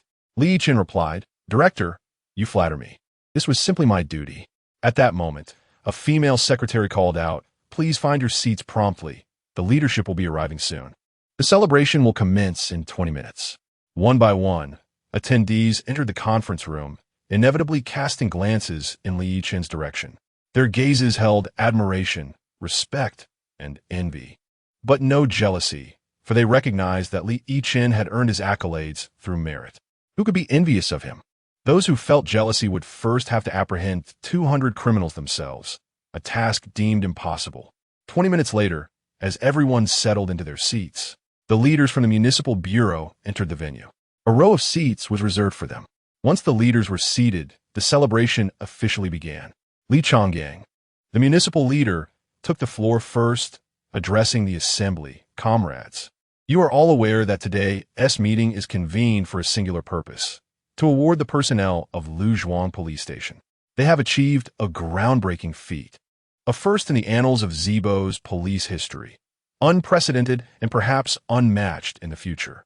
As you are aware, Yichen has long been a significant security challenge under the jurisdiction of Luzhuang Police Station. Resolving this issue will elevate Zibo's standing in provincial security rankings. For years, this dilemma remained unresolved, but with Li Yichen's arrival, it was thoroughly and decisively addressed. Let us extend a round of applause to Li Yichen and all colleagues from Luzhuang Police Station. The applause was fervent and enthusiastic. Zibo had consistently ranked low in provincial security standings, primarily due to the high crime rates in Yichen. With Li Yichen's resolution of this issue, he had alleviated a significant burden for Zibo, warranting Li Changgang's gratitude. Now, we shall proceed to the award ceremony. In recognition of the contributions made by Luzhuang Police Station, the provincial leadership has decided to confer a collective first-class merit. Let us welcome Director Chun Jiaxing to the stage to receive the award on behalf of Luzhuang Police Station. Another round of rapturous applause erupted as Chun Jiaxing ascended the stage, slowly receiving the certificate of collective first-class merit from Li Changgang's hands. Old Chun, please share a few words and express your sentiments, Li Changgang urged. Chun Jiaxing began. The remarkable achievements of Luzhuang Police Station are chiefly attributable to one individual, Li Yichen. This operation was led by Officer Li, and thus, I would like to extend my heartfelt gratitude to him. Thank you, Li Yichen. Chun Jiaxing solemnly bowed to Li Yichen, who was taken aback by the unexpected gesture and promptly rose to return the courtesy. After Chun Jiaxing concluded his remarks, he stepped down from the stage. Li Changgang continued, "The true hero of this operation is, of course, Li Yichen." After deliberation, the leadership has decided to award Li Yichen with a personal first-class merit, along with a bonus of 3 million. Now, let us invite Li Yichen to the stage to receive his award. The applause resounded once more, filled with astonishment. A personal first-class merit is indeed a rare honor. Chapitre 44, Promotion. As a police officer, the honor of receiving a first-class merit is held in higher esteem than a bounty of 3 million.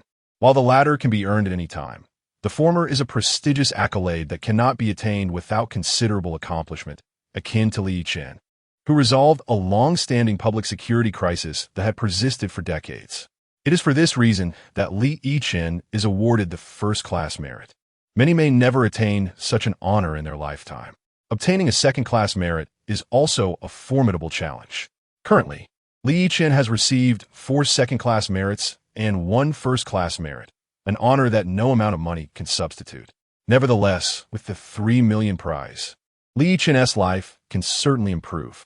The applause continues as Li Yichen steps onto the stage to receive his first-class merit certificate from Li Changjian. Congratulations, Xiaoli.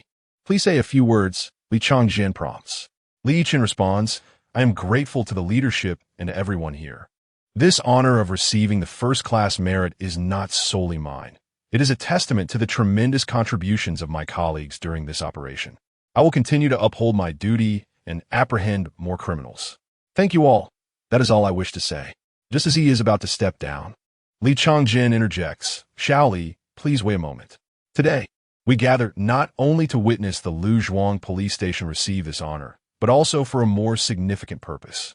I wish to have Xiao Li share his experiences with everyone. In my eyes, he is a prodigy.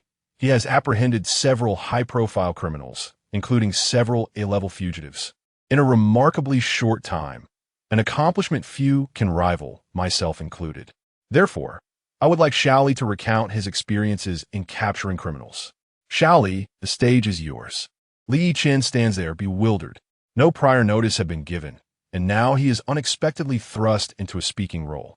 How is he to address the audience without preparation? If he had known in advance, he could have sought templates online to prepare. Now, the situation feels too abrupt, leaving no opportunity for him to ready himself. While capturing criminals is within his capability, delivering a speech is a daunting task.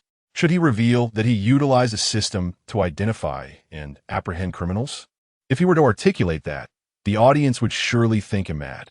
The applause grows louder, and with no alternative, he must bravely face the crowd. Approaching the microphone, he clears his throat and begins, "Ahem. Well, I haven't prepared anything since I wasn't informed beforehand, so I shall speak off the cuff. How do I capture criminals? This is quite crucial. First, one must know where the criminals are located, right? It is essential to identify who the criminals are and locate them before any apprehension can take place. Thus, the key lies in discovering the criminals, which relies on one's awareness. During idle moments, examine criminal files and trust your instincts.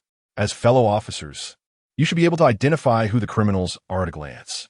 If anyone lacks this skill, I advise you to practice diligently. In summary, remain vigilant and observe those around you.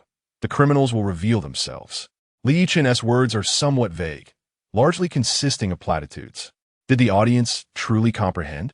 Perhaps not entirely. However, if everyone else appears to understand, admitting his lack of understanding would invite ridicule. Hence, many nod in agreement, feigning comprehension. Li Changjin announces, "Good. Everyone understands. Let us extend our warm applause to Li Yichen." The applause erupts once more. "Xiao Li, do not leave just yet. There is one more matter to announce." With a wave of his hand, a secretary approaches bearing a tray adorned with 2 epaulets. The crowd gasps in astonishment. What? Is he being promoted? Goodness. Is Xiao Li being elevated? Li Yichen himself is taken aback to think he might be promoted after less than half a year on the job. Currently, he holds the rank of second-class officer. Li Changjin states, "Xiao Li, in recognition of your exceptional performance recently, the leadership has decided to promote you from second-class officer to first-class officer as encouragement. Come, I shall personally place the epaulets upon you." The second-class epaulet bears a single star, while the first-class epaulet displays 2. At this sight, the audience is genuinely envious. Chun Jiaxing, witnessing this, is overcome with emotion. As a mentor to Li Yichen, how could he not feel proud? Li Changjin affixes the epaulets on Li Yichen and advises, "Xiao Li, continue to work hard. Your future is boundless." "Yes, leader, I will strive to do my best," Li Yichen solemnly replies, saluting Li Changjin before descending from the stage. After the meeting concludes, Li Yichen prepares to return with Chun Jiaxing, but is halted by Li Changjin. "Xiao Li, please wait. Come to my office for a moment. I have more to discuss with you." Chun Jiaxing inquires, "Director Li, should I accompany him?" Li Changjin replies, "No need, Lao Chun. Just Xiao Li will suffice." Chun Jiaxing advises Li Yichen, "Xiao Li, go ahead. Stay sharp, you understand?" "Understood, Director. I shall go." Li Yichen proceeds to Li Changjin's office. Observing his departure, Chun Jiaxing senses a shift. It appears Li Yichen may indeed be leaving, for remaining at Luzhuang police station is no longer realistic. Given Li Yichen's capabilities, he ought to develop on a larger platform. Upon returning to the station, Instructor Sun Yihu queries, "Lao Chun, why are you alone? Where is Xiao Li?" Chun Jiaxing replies, "Lao Sun, Xiao Li was retained by Director Li. He likely intends to transfer him." Sun Yihu exclaims, "Really? If that is the case, we should be happy for Xiao Li." Chapter 45. The secret mission. Li Yichen entered the office of Li Changjin and took a seat. "Secretary Sun, could you please pour a cup of tea for little Li?" Li Yichen sensed that Li Bureau had summoned him for a specific purpose. "Director Li, please don't keep me in suspense. Did you call me here to discuss something important?" Li Changjin produced a cigarette and offered it to Li Yichen. "Here, have a smoke." Li Yichen accepted without hesitation and lit one up. "Director, what exactly is the matter? If you don't tell me, I won't be able to focus." Li Changjin replied, "I called you here because there is a secret mission for you to undertake." Upon hearing the word mission, Li Yichen's excitement surged. "I knew it, Director. Just tell me what it is. I'm up for it." "Well, little Li, we recently received intelligence that the 4 great thief organizations are stirring again. They plan to hold an unprecedented competition in the capital." "The 4 great thief organizations?" Li Yichen inquired. "Indeed. In our Ming dynasty, there exist 4 major thief factions: the East, South, West, and North. Initially, they were part of a single organization, but after their founder retired, they splintered into these 4 sections. Now, they aim to compete in a grand theft contest to determine who can steal the most. The winner will become the leader of all 4 factions, and from then on, they will follow the leader's command. Consequently, the leadership at the police headquarters has decided to establish an anti-theft task force, gathering elites from across the nation to seize this opportunity to apprehend all members of these factions. Li Yichen became increasingly exhilarated. Arresting thieves? Excellent. Director, I relish the thought of catching thieves. When we depart, Li Changjin cautioned him. Hold on, let me explain. Each region will send one representative, and for our Zisher, I have selected you. There is no one else more suitable. Once you arrive in the capital, you will report directly to the anti-theft task force. When do I leave? Li Yichen asked eagerly. Return home and pack your things. You'll leave this afternoon. I've already purchased your train ticket for the 2 o'clock train. Inform your station chief. Understood, Director. Is there anything else? That's all.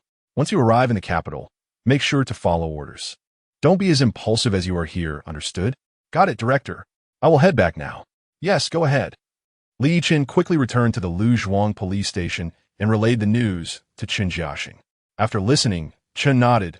All right, little Li, since it's Director Li's arrangement. You should go. The train is this afternoon, right? Yes, the 2 o'clock train. Very well. I shall see you off. Time swiftly passed to 1 o'clock in the afternoon. As Li Yichen prepared to leave for the train station, his colleagues expressed their reluctance. Several young women even shed tears. Brother Li, will you come back? Brother Li, you want to just leave us, will you? Li Yichen chuckled. Of course I will return. Once my mission is complete, I'll be back. Please don't cry. If you keep it up, I might start crying too. Chen Jiaxing interjected. Enough. It's not a matter of life and death. Come on, little Li. Let me drive you to the train station. Chen and the instructor drove Li Yichen to the train station. Upon arrival, Li Yichen said, Chief, instructor, you may head back. I will check in shortly. Chen Jiaxing advised. Little Li, be careful out there. Things are different beyond the station. If you get into trouble here, we can cover for you. But out there, no one will have your back. So, be cautious and avoid any trouble. Understood, Chief. I'm leaving now. Go ahead. Li Yichen entered the train station and waited for a few minutes. The announcement echoed through the station. Ding dong. The F8888 train from Zisher to the capital has begun ticket collection. Passengers, please gather your belongings and proceed to Platform 8 for ticket inspection. Li Yichen promptly moved to the ticket check and then proceeded to the platform, ready to board. 5 minutes later, the F8888 train arrived. As Zisher was not the originating station, the train already had many passengers aboard. Upon boarding, Li Yichen discovered that his seat had been occupied by a man who showed no intention of vacating it. To add to the surprise, Li Yichen's justice radar indicated that this man was a criminal. Before boarding, Li Yichen had spent 4,000 justice points to upgrade his radar. The enhanced radar not only detected criminals, but also provided detailed information about them.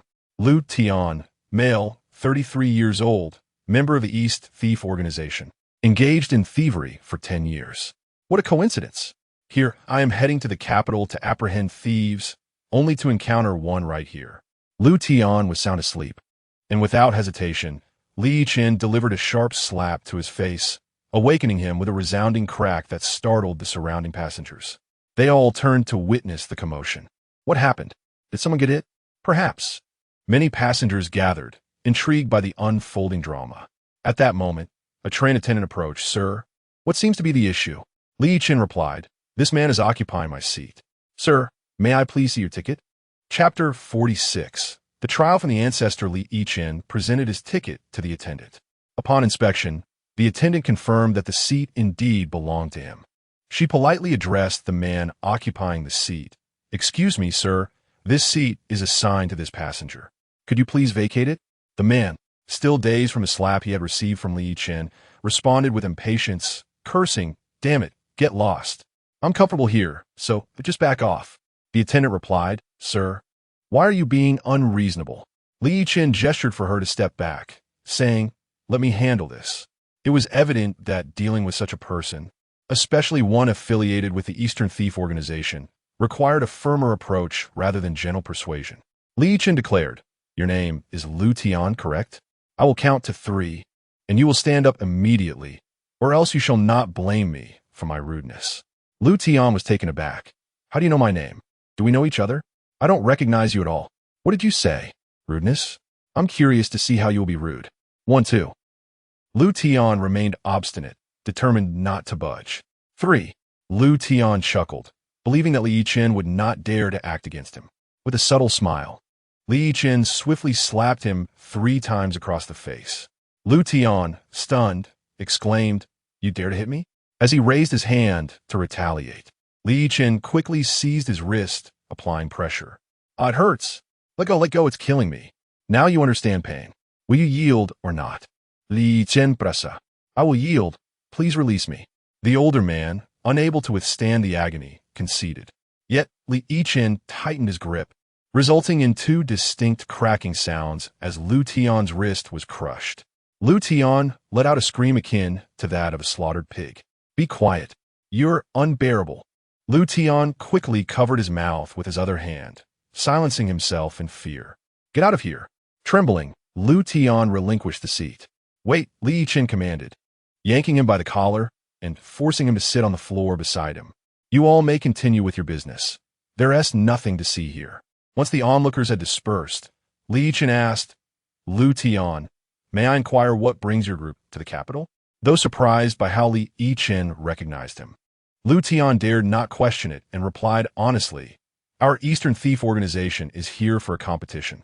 The victor will become the leader of the 4 major thief organizations, akin to a martial arts alliance leader, and all factions will be obliged to follow him. Is that so? Your organization hosts such grand events? Who are the leaders of the 4 factions? Lu Tian elaborated, our Eastern faction is led by Zhao Jia, the Southern by Qian, the Western by Sun Bing, and the Northern by Li Ding. He then divulged additional details regarding the 4 major organizations. Ultimately, Lu Tian voiced his lingering curiosity. May I ask, who exactly are you? I'm a police officer. I am here in the capital specifically to apprehend you. What?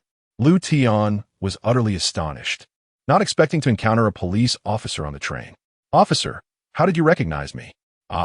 This is simply the law of the universe. Those who commit crimes will inevitably be caught. Li Yichen ceased further conversation and subsequently contacted the train's police to hand Lu Tian over for appropriate action. Meanwhile, from all directions towards the capital, trains were filled with members of the anti-theft squad, all on missions akin to Li Yichen's. At 4 in the afternoon, outside the capital's train station, a police vehicle was parked. This vehicle served as both a police car and a temporary command center. Inside, a man with a crew cut wore a grim expression. Zhang Wuji, the captain of the anti-theft squad. He had just arrived from Chuan City the previous day, and his leadership was highly regarded. Zhang Wuji had received multiple commendations for his service, bearing scars not just as marks of injury, but as medals of honor. Damn it. I just got off the train, and someone stole from me. How can I face the anti-theft squad now? This is unacceptable. Who's next? A technical officer inquired. The next one is arriving from Lin City and will be disembarking shortly. Good. Notify the ancestor. Have him take action. The technical officer relayed the information about the arriving officer to an elderly man at a nearby fried chicken shop. This man was none other than the founder of the 4 major thief organizations, revered as the ancestor. Originally, the 4 organizations had been a single entity, but after the ancestor retired from the underworld, they split. Though he had withdrawn from the scene, circumstances had compelled the ancestor to re-emerge. To assess the capabilities of the incoming officers, the headquarters had allowed the ancestor to test them. Dozens had arrived prior. Upon disembarking, they were all swiftly robbed by the ancestor. Some lost wallets, others belts, and some even handcuffs. This infuriated Zhang Wuji, who questioned how they could compete with such incompetence. Meanwhile, the officer from Lin City exited the station and entered the square. Upon receiving word, the ancestor emerged from the fried chicken shop, stealthily approaching the officer and effortlessly removing the handcuffs from his waist. He then returned to the temporary command center, knocked on the door, and announced another one secured. Zhang Wuji seethed with anger. Damn it, another useless one. Shortly thereafter, the Lin City officer reported to the temporary command center. Zhang Wuji, barely containing his fury, asked, Do you not feel that something is amiss? The officer paused, patting himself down, finally realizing, Where are my handcuffs? Oh no, I've lost my handcuffs. Chapter 47.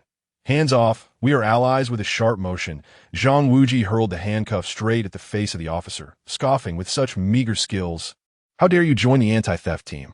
I suggest you return whence you came. The officer, bewildered by the handcuffs that had struck him, stammered, Captain. Aren't these my handcuffs? How did they end up in your possession? Silence. Take him to the hotel for some serious reflection on how he lost his handcuffs. Zhang Wuji ordered. Once the man was escorted away, Zhang Wuji inquired, who is the next individual slated to arrive? A nearby technical officer replied, Captain, the next arrivals include an officer from Mountain City and another from Zisher. The one from Zisher is somewhat unique. Zhang Wuji pressed, what makes him special? Does he possess extraordinary abilities? Not quite. He is merely quite young. How young? Only 23 years old. Just 23? Is Zisher devoid of personnel, sending such a novice? What can he possibly contribute? All right, send the information to the old master, came the response. Meanwhile, the train carrying Yichen arrived at its destination. Earlier, he had assisted the onboard police in apprehending 4 or 5 thieves, much to their delight. Upon disembarking, the train attendants clamored for photos with him, enamored by his commendable performance aboard the train. Initially, Yichen intended to exit before the officer from Mountain City, but he was delayed by the photo requests. The officer from Mountain City left first, and the old master followed closely behind. As Yichen stepped out of the train station, the justice radar began to alert him. He mused, is the security in this city truly so poor that I encounter criminals immediately upon my arrival? Turning around, he spotted an elderly man in the act of thievery. The radar instantly displayed the man's information. Wang Tianjin, male, 85 years old, founder of the 4 great thief organizations, colloquially known as the Old Master. Yichen was taken aback. What a coincidence to encounter this old man here. Wasn't he previously apprehended? How'd he get released? Regardless, encountering him meant he had to be caught. Yichen had no intention of letting the so-called Old Master escape. Stealthily, he approached the Old Master, who had just pilfered from the officer from Mountain City. As he turned, he unexpectedly came face to face with Yichen. The Old Master, momentarily stunned, had intended to target Yichen next but found himself caught off guard. However, his experience was vast. Feigning a collision, he deftly snatched Yichen's handcuffs. Apologies, I didn't mean it, he said, attempting to slip away. In a swift motion, Yichen placed a firm hand on the Old Master's shoulder, chuckling, well, old man, still out here, stealing at your age? Return my handcuffs. Having consumed a potent spinach pill, Yichen's reflexes were 100-fold that of an ordinary person, rendering the Old Master's actions as slow as molasses in his eyes. Unsurprisingly, the Old Master had not anticipated being discovered. After successfully robbing dozens of officers, he was caught by this young policeman. Lowering his head, he shook off Yichen's grasp and darted towards the edge of the plaza. You think you can escape, old man? Yichen laughed, sprinting after him. Despite his advanced age, the Old Master was surprisingly swift. Yichen realized he would need to exert himself to keep pace. Goodness, old man, who would have thought you could run so fast? The Old Master glanced back to see Yichen hot on his heels, astonished. He had believed that no officer could catch him, but this young officer was proving to be an exception. The chase led them into a park, where Yichen quickly closed the distance and was met with a startling scene. The Old Master, noticing Yichen closing in, abruptly halted, pivoting to kick at Yichen's midsection. Fortunately, Yichen reacted swiftly, clamping his legs together to ensnare the Old Master's foot. The Old Master was taken aback. This tactic had never failed him before. Surprised, are you? At your age, you still strike quite fiercely, Yichen remarked, tightening his grip. Stop, please, the Old Master pleaded. You expect me to let you go after finally catching such a big fish? Yichen retorted, delivering 4 resounding slaps that left the Old Master's face swollen, resembling that of a pig. Afterward, Yichen released his grip on the Old Master's leg. You still intend to strike? The Old Master hastily begged, don't. We're allies. Yichen chuckled, what nonsense. You're a thief, and despite your age, you remain one. I am a policeman. We are certainly not allies. No. Truly, I am one of you. I have credentials. You can check. The Old Master scrambled to produce his identification, which Yichen scrutinized. To his astonishment, it bore the title, Anti-Theft Team Examiner, stamped by the police headquarters. Confusion washed over Yichen. What is this? The seal appears genuine. How did you acquire such credentials? Are you truly one of us? The old master recounted how he had been released to serve as an examiner. Now you believe I am one of you? Haha, indeed. Had you mentioned this sooner, you could have avoided this beating. Yichen laughed heartily. You look utterly ridiculous now, swollen like a pig's head. The old master retorted. You have the audacity to laugh. Your blows are far too heavy. I nearly met my end. Chapter 48. What? You're merely an ordinary police officer? That is self-imposed. And besides, I had no idea you were one of us earlier. Are you all right? Do you need to be taken to the hospital? No. I just need to grab some ointment from that pharmacy over there. While Yichen and the old master were engaged in a heated exchange, the temporary command center had descended into chaos. Zhang Wuji exclaimed in disbelief, What? The old master is missing? That can't be true. He was just here. A tech officer responded, He was here, but his radar suddenly vanished. What should we do, Captain? Should we go out and search for him? Zhang Wuji retorted. Of course we need to search. If we can't find him, how will I explain this to the higher-ups? Quickly, send someone to look for him. Yes, everyone. Immediately search the square for the old master, including the surrounding shops. Report back to the temporary command center if you find anything. In no time, all patrolling officers flocked to the square to seek the whereabouts of the old master. Even Captain Zhang Wuji personally joined the search. However, after an exhaustive search, they had yet to locate him. Disheartened, Zhang Wuji returned to the command center, muttering, Where on earth has that old man gone? Meanwhile, while everyone was frantically searching for the old master, he was in a small pharmacy in a nearby alley with Yichen, applying some ointment for bruises to his face and legs. As he smeared the ointment, he remarked, Young man, you possess quite the skill. Which unit do you belong to? Yichen replied, I'm just a young officer from the Luzhuang police station. What? You're merely an ordinary officer? The old master was taken aback. Given that this event gathered elites from across the nation, how could a grassroots officer attend? Yet, it was precisely this grassroots officer who had made him suffer considerably. This young man was far more formidable than those so-called elites. Are you really just a basic precinct officer? The old master's disbelief was palpable. What's the matter? You don't believe me?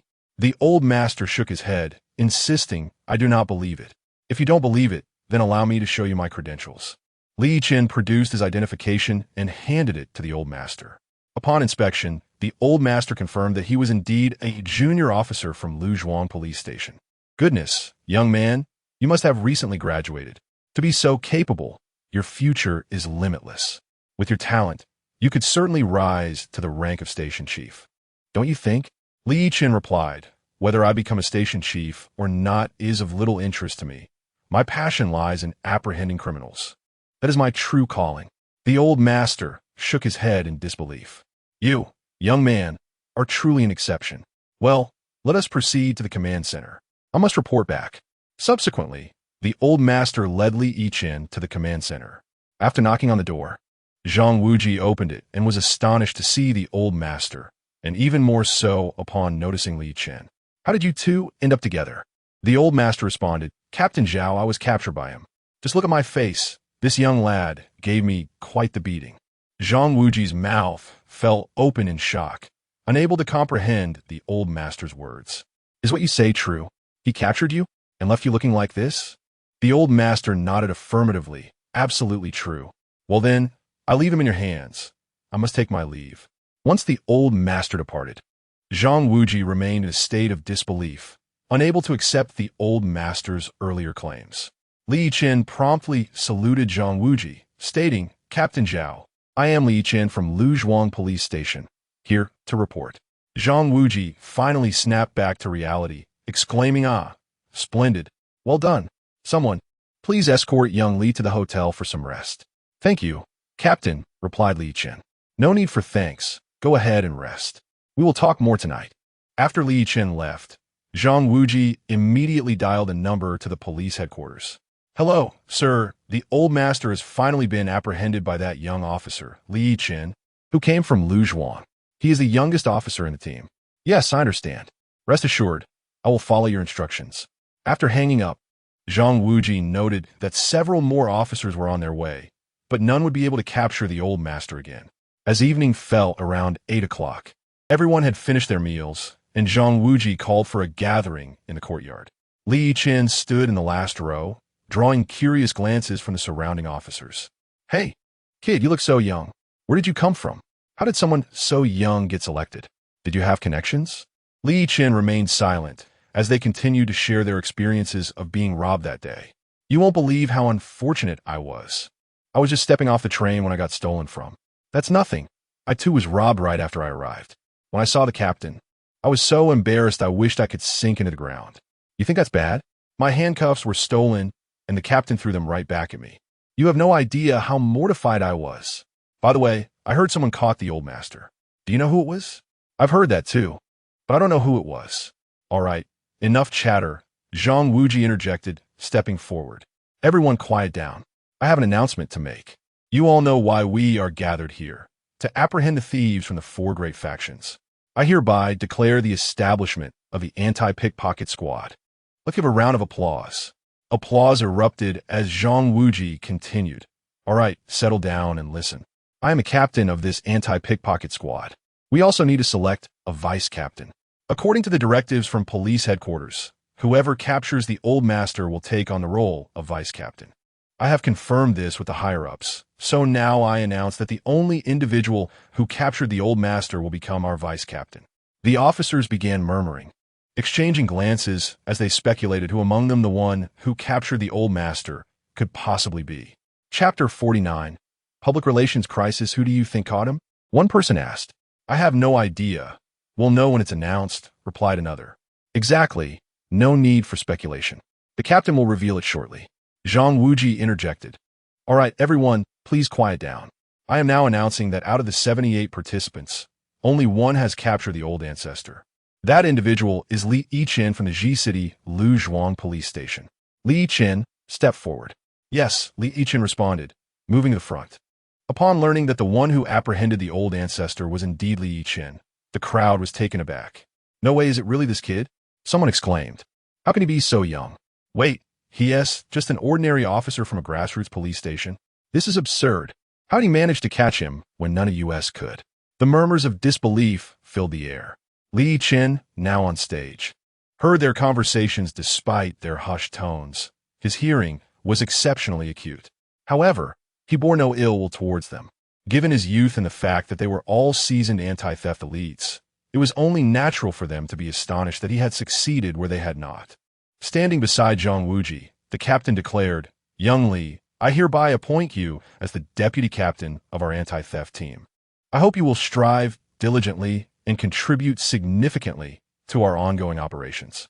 Thank you for your trust, Captain. I will not disappoint you, Li Yichen replied earnestly.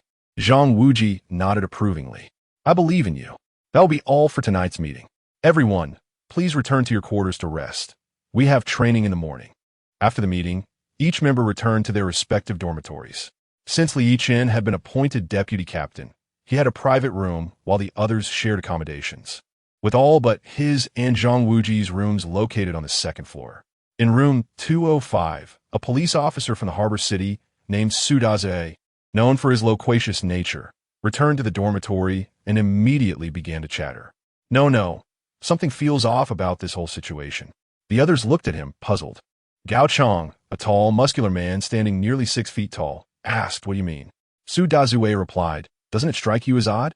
We are all elite anti-theft officers, yet none of us caught the old ancestor, while he, a mere officer from a grassroots station, succeeded? I refuse to believe it. Gao Chong pondered aloud. What do you think is really going on?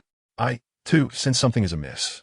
Su Dazue sat beside Gao Chong, saying, Indeed, Gao, it's peculiar. If you, a local champion in both Sonda and theft apprehension, couldn't catch him, how could anyone else? Gao Chong conceded, You're right, but the captain confirmed it personally. I may doubt it, but it should be legitimate, shouldn't it? Su Dazue mused, You don't understand. Our captain might be under pressure. Li Yichen could have someone backing him, orchestrating this entire situation, catching the old ancestor and then being appointed deputy captain. If he were made captain directly, it would draw too much attention, so they simply made him deputy. What do you think? The others nodded in agreement. You make a valid point. After your analysis, I see the logic in your reasoning. However, now that we are at this juncture, there is little we can do. Su Dazue urged, Gao Chong, that deputy captain position was rightfully yours. If I were you, I would reclaim what belongs to you. But, just to be clear, I'm not suggesting you confront Li Yichen physically. This stays between us in this room. Don't let it leak. Suddenly, Su Dazue exclaimed, "Oh no, I feel a sudden stomach ache. I need to step outside." Although everyone agreed to keep the matter confidential. The nature of secrets often compels individuals to share, leading to a rapid spread of the news throughout the anti-theft team. "Hey, I need to tell you something, but keep it under wraps. Apparently, Li Yichen has connections. Someone said, is it true he staged the capture of the old ancestor? My goodness, this is quite the bombshell." Another officer exclaimed. One officer rushed to Zhang Wuji's office. "Captain, trouble's brewing. The rumor is spreading that Li Yichen has someone backing him, and that his capture of the old ancestor was staged. Shouldn't we intervene?" Zhang Wuji responded. "You're the third person to inform me of this tonight. Why should I intervene? If Li Yichen cannot handle this situation himself, then perhaps he should reconsider his position as deputy captain." Deep down, Zhang Wuji was curious. The events of the day were still vivid in his mind. The old ancestor had vanished, and upon reappearing, claimed that Li Yichen had apprehended him, something Zhang Wuji had not witnessed. Thus, he harbored his own doubts about the authenticity of the situation and was keen to observe how Li Yichen would resolve this burgeoning public relations crisis. Unbeknownst to Li Yichen, the rumors had spread like wildfire. However, he recognized that many were skeptical of his sudden rise to deputy captain. The moment the captain made the announcement, he sensed disdainful glances from several team members. Yet, he remained unfazed. After returning to his dormitory, he donned his headphones and began to listen to music, oblivious to the gossip outside. Shortly thereafter, he noticed someone standing outside his door, followed by a knock.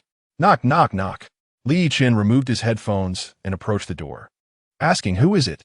curious about who might be seeking him at this late hour. Chapter 50. A single move to defeat the enemy. Who is it? There was no response from the person outside. With no other choice, Li Yichen opened the door, curious to see who sought him at such a late hour. Upon opening the door, he was greeted by a towering figure, nearly 2 meters tall. "Hello, Vice Captain. I am Gao Chong from Port City. I heard you captured the ancestor, but I find it hard to believe." Li Yichen chuckled, realizing that he should have anticipated someone would come looking for him. After all, there were so many who resented him. If they did not seek him out, it would indeed be strange. The absence of intervention from the captain indicated tacit approval, suggesting that even the captain harbored doubts about him. In that case, he resolved to demonstrate his abilities.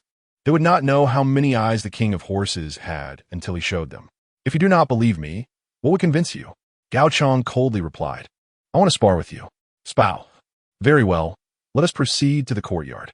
This response left Gao Chong bewildered. If Li Yichen had relied on connections to gain his position, he should have begged for mercy instead of readily accepting the challenge. Li Yichen confidently strode towards the courtyard, with Gao Chong following closely behind. Though Li Yichen could have easily matched Gao Chong within the confines of the room, he preferred the visibility of the courtyard, where the anti-pickpocket squad could witness the confrontation. If they saw him overpower Gao Chong, their respect for him would undoubtedly grow. Gao Chong's visit indicated he was the strongest among them. Defeating him would symbolically conquer all. As the two entered the courtyard, the dormitory was filled with onlookers, many spilling out to witness the event, some even making their way to the first floor. "What is happening? Isn't that Gao Chong? Why is he looking for the vice captain? Could it be a duel? It's very likely. This could end badly. This is akin to a dimensional strike. Gao Chong is so robust, while the vice captain appears so frail. My goodness, if Gao Chong strikes hard, he may very well kill the vice captain. This is all Su Dazue's fault. He instigated this. Indeed, if anything goes wrong, we'll hold Su Dazue accountable. Quick, inform the captain that trouble is brewing." Several team members rushed to Zhang Wuji's quarters. "Captain, it's bad. You need to come out and see. A fight is about to break out." Zhang Wuji inquired. "Who is fighting?" "It's Gao Chong and Li Yichen. Hurry, or we might be too late and someone could get hurt. You know how ruthless Gao Chong can be." Zhang Wuji hurried outside, where the courtyard was already packed with spectators. "Captain, should we intervene?" Zhang Wuji replied. "No need. Let us observe for now. I am equally curious to see Li Yichen's skills." Instead of intervening, Zhang Wuji lit a cigarette, leaning against the wall to watch with interest. Gao Chang, be gentle. Don't break our vice captain. Indeed, the vice captain looks so fragile in comparison. You must be careful. That's right, Gao Chang, keep it light. Gao Chang laughed. Rest assured, we are merely exchanging techniques. Nothing serious will happen. Though Gao Chang feigned nonchalance, deep down, he yearned to eliminate Li Yichen. Li Yichen asked, Gao Chang, are you ready? Gao Chang replied with a smirk, Vice Captain, that question should be directed at you. Are you prepared? I am ready. Let us begin. Li Yichen remained composed and unfazed, which intrigued the onlookers. While others facing Gao Chang would likely be tense, Li Yichen's calm demeanor suggested something extraordinary was afoot. Many began to regard Li Yichen with newfound respect, not for anything else but his audacity in the face of danger. Gao Chang roared, Vice Captain, forgive me. With that, he launched a powerful punch towards Li Yichen's head. Many spectators averted their gaze, fearing the colossal fist would render the Vice Captain unconscious. Then, a collective gasp echoed through the courtyard. A swift sound followed, as if something had been propelled through the air, culminating in a loud thud as it struck the ground. The crowd opened their eyes to a shocking scene. Li Yichen stood unfazed, while Gao Chang was nowhere to be found. A few who had remained vigilant throughout the encounter stood with mouths agape, astonished. No way. This cannot be. Am I imagining things? Hey, what just happened? I saw Gao Chang throw a punch at the vice captain, but then in an instant, Gao Chang was sent flying. It was unbelievably fast. Everyone was astonished, including Captain Zhang Wuji, who had witnessed the entire exchange. While he anticipated a one-sided match, the outcome defied expectations. Instead of Gao Chang overpowering Li Yichen, it was Li Yichen who had sent Gao Chang soaring. Zhang Wuji stood in shock, the cigarette forgotten in his hand until it burned him, jolting him back to reality. He tossed the smoldering butt to the ground and crushed it underfoot. No, this is impossible. Too fast. Suddenly, someone shouted, Gao Chang is over there. The crowd turned to see Gao Chang sprawled beneath a tree, foam at his mouth. Team members rushed over to assess his condition. Gao Chang, are you all right? Wake up. Gao Chang, please wake up. Pinch his nose. He should come to soon. One team member promptly pinched Gao Chang's nose, leading to a series of coughs. Gao Chang groggily awoke, mumbling, who am I? Where am I? What is this place? Li Yichen thought, goodness, did I knock this guy senseless? Why is he talking so dazedly? Gao Chang, are you okay? Chapter 51. Brother, there's no need for this. This was still Li Yichen holding back. Had he exerted his full strength, that kick would have incapacitated Gao Chang. Supporting himself against others, Gao Chang rose from the ground, his momentary daze dissipating as memories of the encounter flooded back. He had sought trouble with Li Yichen, challenging him to a duel in the courtyard, only to be sent flying by a single kick. Throughout his life, Gao Chang had never admired anyone, but now he found himself in awe of Li Yichen, who had decisively subdued him. Vice Captain, I was wrong. I shouldn't have heeded the slander of others. But rest assured, from this day forth, should anyone dare to spread rumors about you, I, Gao Chang, will be the first to oppose it. Li Yichen chuckled, good. If that's the case, let us all disperse. We have training tomorrow. With that, he turned and made his way back to his dormitory, prompting the others to follow suit. Gao Chang had made up his mind to stick with Li Yichen from then on. After returning to the dormitory, Captain Zhang Wuji was still in shock, unable to shake off the astonishment from earlier. My goodness, that kid, Li Yichen, is incredibly swift. Even I couldn't catch his movements. It seems this vice captain truly deserves his title. I even feel he could take my place as captain. Su Dazue, having witnessed Gao Chang being sent flying, quietly slipped back to the dormitory, thinking to himself that he was finished. If the vice captain discovered that the rumors originated from him, he would surely be in dire straits. Thus, he hid under his bed, trembling in fear. Upon their return, the other dormitory members began to tease him. Old Su, what are you hiding here for? The vice captain is calling for you. Hurry up. Yes, Su Dazue, the vice captain is quite angry. The consequences will be severe. You've really stirred up trouble. Su Dazue, this is what you get for being too talkative. Good luck to you. Su Dazue suddenly bolted upright from his bed. Wait, are you serious?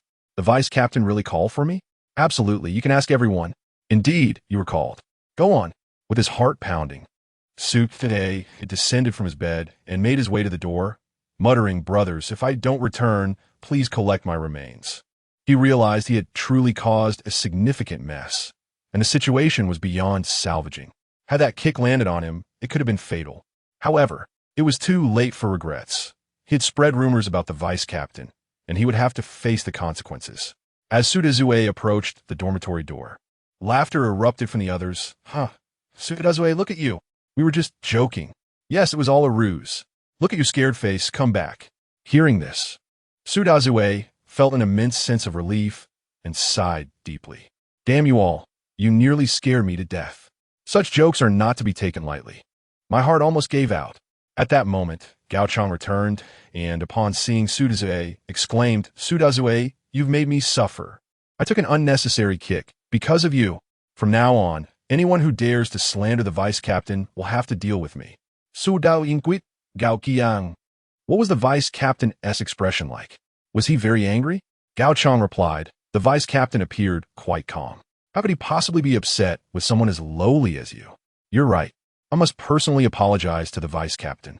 Exactly. A man must take responsibility for his mistakes. I support you, Go. The others echoed their support, urging him onward. Sudaze stood outside Li Yichen's dormitory door, his nerves getting the better of him. After taking a few deep breaths to calm himself, he knocked tentatively. Knock, knock, knock. Li Yichen, sensing the situation, opened the door and asked, "Oh, who are you?" Although he did not know the young man's name, he surmised that he was the source of the rumors. Su Dazue suddenly knelt before Li Yichen, startling him. "Whoa, brother, there's no need for this. No, it must be done. Vice Captain, my name is Su Dazue, and I sincerely apologize. I was wrong to spread rumors about you. Please punish me." Seeing his earnest demeanor, Li Yichen helped him to his feet, saying, "All right, get up. I'm not angry at all. Go rest. We have training in the morning. Our tasks ahead are quite demanding, so let bygones be bygones." Su Dazue was moved to tears. He had anticipated a severe beating, but was instead met with understanding from the vice captain. "Vice Captain Asab, I will follow your lead from now on. Whatever you ask of me, I will do. Rest assured, if anyone stands against you, I will stand against them as well." That evening, Li Yichen won the hearts of every member of the anti-pickpocket squad. After all, they were all police officers who admired those with strength. The following morning, everyone rose early and began their training. According to intelligence gathered by the police, the 4 notorious thief organizations were set to arrive in the capital for their competitive showdown. Thus, they trained diligently in the morning and, after lunch, proceeded to patrol the train station. This time, the anti-pickpocket squad would not act alone. The local train station police would join forces with them. The station chief, Meng Zhe, had been informed of the anti-pickpocket squad's arrival and personally went to the train station to welcome them. Upon seeing Zhang Wuji, he led everyone to the station police office. "Captain Zhang, this mission will be quite challenging. I hope our 2 squads can cooperate effectively." Zhang Wuji responded with a smile, "Of course. We shall work together to apprehend as many thieves as possible." Although the members of the anti-pickpocket squad were elite officers from across the nation, Meng Zhe was not overly impressed. As the station chief, he had patrolled the area for years and believed that, even without the anti-pickpocket squad, they would not allow a single thief to escape. He privately scoffed at the formation of the anti-pickpocket squad, deeming it unnecessary. Chapter 52, I am prepared to capture a multitude. Meng Zhe held a deep disdain for the anti-pickpocket team, perceiving their presence here as utterly superfluous. Thus, he proposed, "Captain Zhang, how about we engage in a competition?" Zhang Wuji responded with intrigue. "Oh, how shall we compete?" Meng Zhe replied, "It's quite simple. Let us see who can apprehend more individuals." Zhang Wuji, a man of resolve and stubborn nature, felt provoked by Meng Zhe's challenge. "Very well. Since Captain Meng has put it that way, we shall oblige." Meng Zhe chuckled, "Ha, splendid." Subsequently, Zhang Wuji and his team set up a temporary command center near the train station, with Zhang Wuji overseeing operations from the command post, while Li Yichen led the team on site. Shaoli, did you see that expression on Meng Zhe's face? He clearly regards us as inconsequential, even daring to challenge us to a competition. Li Yichen smiled. "Let them compete. Let the thieves compete. We shall see who emerges victorious." Zhang Wuji remarked. While that may be true, they are locals and possess the advantage of familiarity. We must not suffer a humiliating defeat. Haha, Captain. You're already losing heart before the contest has even begun. Fear not. With me, Li Yichen, we shall not falter.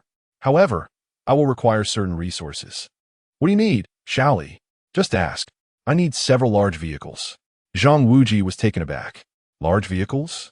What for? His expression mirrored that of Chun Jiaxing when he first heard of this request, utterly baffled by Li Yichen's intentions.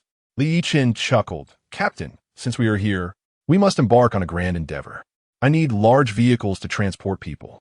As for the type, anything will suffice. Buses, tour buses, or even large trucks. Zhang Wuji was stunned. Transport people? My goodness, how many thieves do you intend to capture? This is the first time I've heard such a demand. Xiaoli, please don't jest. Captain, do I look like I am joking?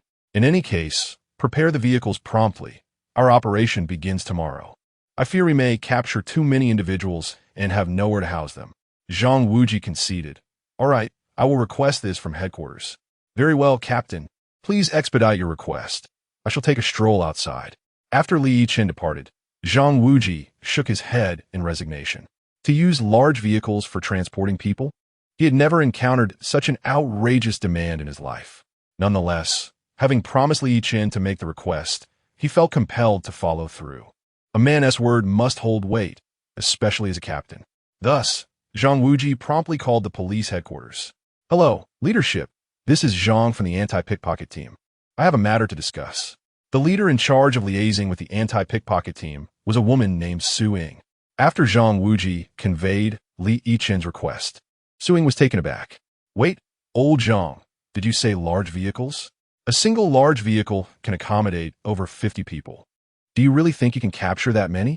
To be frank, the leadership held little hope for the anti-pickpocket team, believing the station's police would capture more thieves.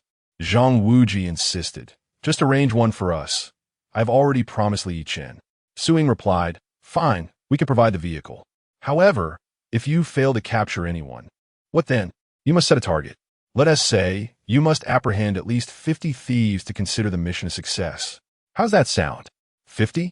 Zhang Wuji initially thought capturing 20 would be commendable, but 50 surpassed his expectations by more than double. Leadership, that seems a bit challenging. Could we lower the requirement? Perhaps to 20? 20? What would be the point of that? Just let the station's police handle it. You wouldn't even be needed. Zhang Wuji clenched his teeth. Very well, 50 it is. Su Ying smiled. That's the spirit. Rest assured, we will have the vehicle ready for you before your operation begins tomorrow. Understood. The next morning, at 8 o'clock, the large vehicle requested by Li Yichen arrived, a sizable truck. Once all was prepared, the team gathered at the train station square, where Meng Zhe and his group also convened. Upon encountering each other, Meng Zhe inquired, Where is your captain? I haven't seen him. Li Yichen replied with a grin. Our captain is in the command center. I am Li Yichen, the deputy captain of the anti-pickpocket team, leading the operation here. Meng Zhe responded, Deputy Captain Li, greetings. How many do you plan to apprehend this time? We intend to fill our detention room. Li Yichen replied with a smile. Have you noticed that large truck over there? It is designated for this operation's thieves. I plan to capture several truckloads. Meng Zhe was taken aback. Good heavens, your ambition is quite grand. Have you been drinking this morning? Are you delirious? Li Yichen laughed. Doubt me if you wish, but let us see how it unfolds. After that, they ignored one another. Meng Zhe gestured, and several officers from the station rushed to the exit to await the thieves. Li Yichen observed, You're quite clever to guard the exit. However, I'm not overly worried. Thieves do not wear signs indicating their intentions, so merely standing guard is of little use. Only those like myself, with exceptional skills, can capture thieves anywhere. Meanwhile, members of the 4 major thief organizations from across the country were boarding trains to the capital, with the earliest batch already arriving. Upon the train coming to a halt, they disembarked, and 2 thieves chatted as they walked. Hey, the competition among the 4 major factions begins now, doesn't it? Indeed. According to the rules, as soon as we step off the train, the contest officially starts. We can commence our thieving. This time, our eastern faction will undoubtedly emerge victorious. Our leader, Zhao Jia, will surely become the ultimate martial arts alliance leader. Outside the station, the police, disguised in plain clothes, blended into the crowd, awaiting the arrival of the thieves. Li Yichen patrolled the square, but found nothing amiss. Meanwhile, Zhang Wuji monitored everything from the command center through the screens. Chapter 53. What if you're beautiful? As the anti-theft squad and the station police prepared to apprehend criminals at the train station, for individuals convened in a meeting room at a villa located 20 kilometers away. These four were none other than the leaders of the four notorious thieving factions: Zhao Jia of the eastern faction, Qian Yi of the southern faction, Sun Bing of the western faction, and Li Ding of the northern faction. This villa, acquired through theft, had been taken over 3 days prior when they kidnapped its owner, establishing it as their command center for the impending competition. Zhao Jia, the eastern leader, proclaimed, "He, esteemed colleagues, the position of the martial arts alliance leader is undoubtedly mine to claim." Sun Bing, the western leader, retorted, "Ha Zhao, I believe I am the one deserving of this title." Qian Yi, the southern leader, interjected, the competition for the leader of the martial arts alliance is trivial. What truly matters is money, money, money, and more money. Whoever occupies that position is irrelevant to me. Right, Li? Li Ding, the northern leader, concurred, "You speak wisely. I have no interest in the title of alliance leader.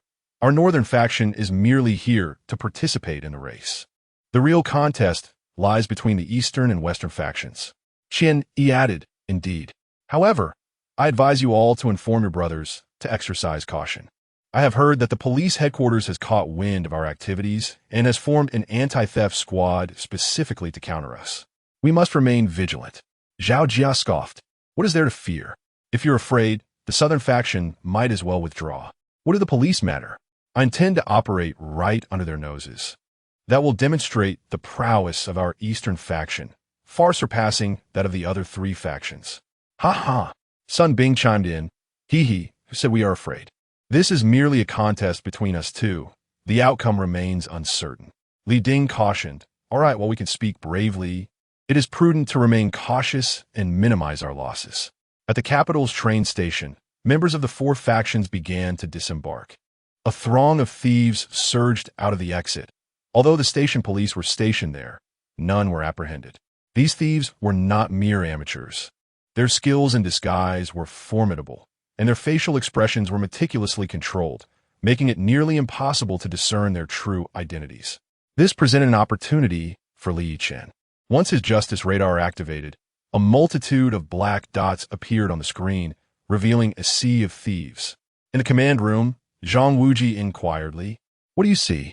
Li Yichen replied, "Captain, I have identified over a dozen thieves. I will dispatch personnel to apprehend them immediately." Observing the police at the exit, he chuckled, "What purpose do you serve standing there? You let them slip away." Without further ado, he initiated the capture operation, approaching a man in a yellow shirt from behind and tapping him on the shoulder. The man turned, asking, "What do you want?" With a subtle smile, Li Yichen stated, "You belong to the eastern faction, don't you?" The man was momentarily taken aback. "Huh? How did you know? Which faction are you from?" Li Yichen responded, "Me? Ha, I am from a blue faction." Since police typically wore blue uniforms, he humorously identified as part of the blue faction. However, the man in yellow was confused. "Blue faction? What is that? I've never heard of it." Li Yichen continued, "You must have heard of us. We interact daily." The man was perplexed. "When?" Li Yichen, "I frequently apprehend several of your comrades, so we must be in regular contact." Upon realizing Li Yichen's identity, the yellow-clad man exclaimed, "Wait, you're a police officer?" "Ha! You guessed correctly," Li Yichen replied. The man turned to flee, but Li Yichen grasped his shoulder firmly. "Ouch! Easy there." The grip was so tight that the man felt as if his shoulder might shatter from the pressure. "Quiet. Come with me, and I will loosen my grip." Li Yichen commanda. Yes. Li Yichen led the man away from the station square, drawing the attention of several members of the anti-theft squad, who gathered to witness. "Wow, Deputy Captain, you've already made a capture. My goodness, Deputy Captain, you're remarkable. Incredible. Your efficiency is unmatched." Li Yichen chuckled. "This is nothing. You lot, take this thief to the van. The rest of you, continue the pursuit." Returning to the crowd, Li Yichen's gaze fell upon a young girl, seemingly around 18 or 19, adorned in a floral dress with a red bag slung over her shoulder. She exuded an air of grace and was strikingly beautiful, an evident object of admiration. However, to his dismay, she was a thief. The justice radar confirmed that she belonged to the Southern faction. Li Yichen would not show leniency due to her beauty. For him, criminals were to be apprehended regardless of gender. He observed as her hand stealthily reached into an elderly woman's bag, extracting a wallet and stowing it in her own. The entire act unfolded before Li Yichen's eyes, presenting clear evidence of her wrongdoing. It was time to act. Heh, daring to steal under my watch? What does your beauty matter? I will arrest you nonetheless. With that thought, Li Yichen advanced towards the beautiful thief. Chapter 54. You are quite ruthless, woman deputy captain. Have you discovered another thief? A team member approached. Li Yichen pointed towards the beautiful female thief and said, Do you see that woman over there?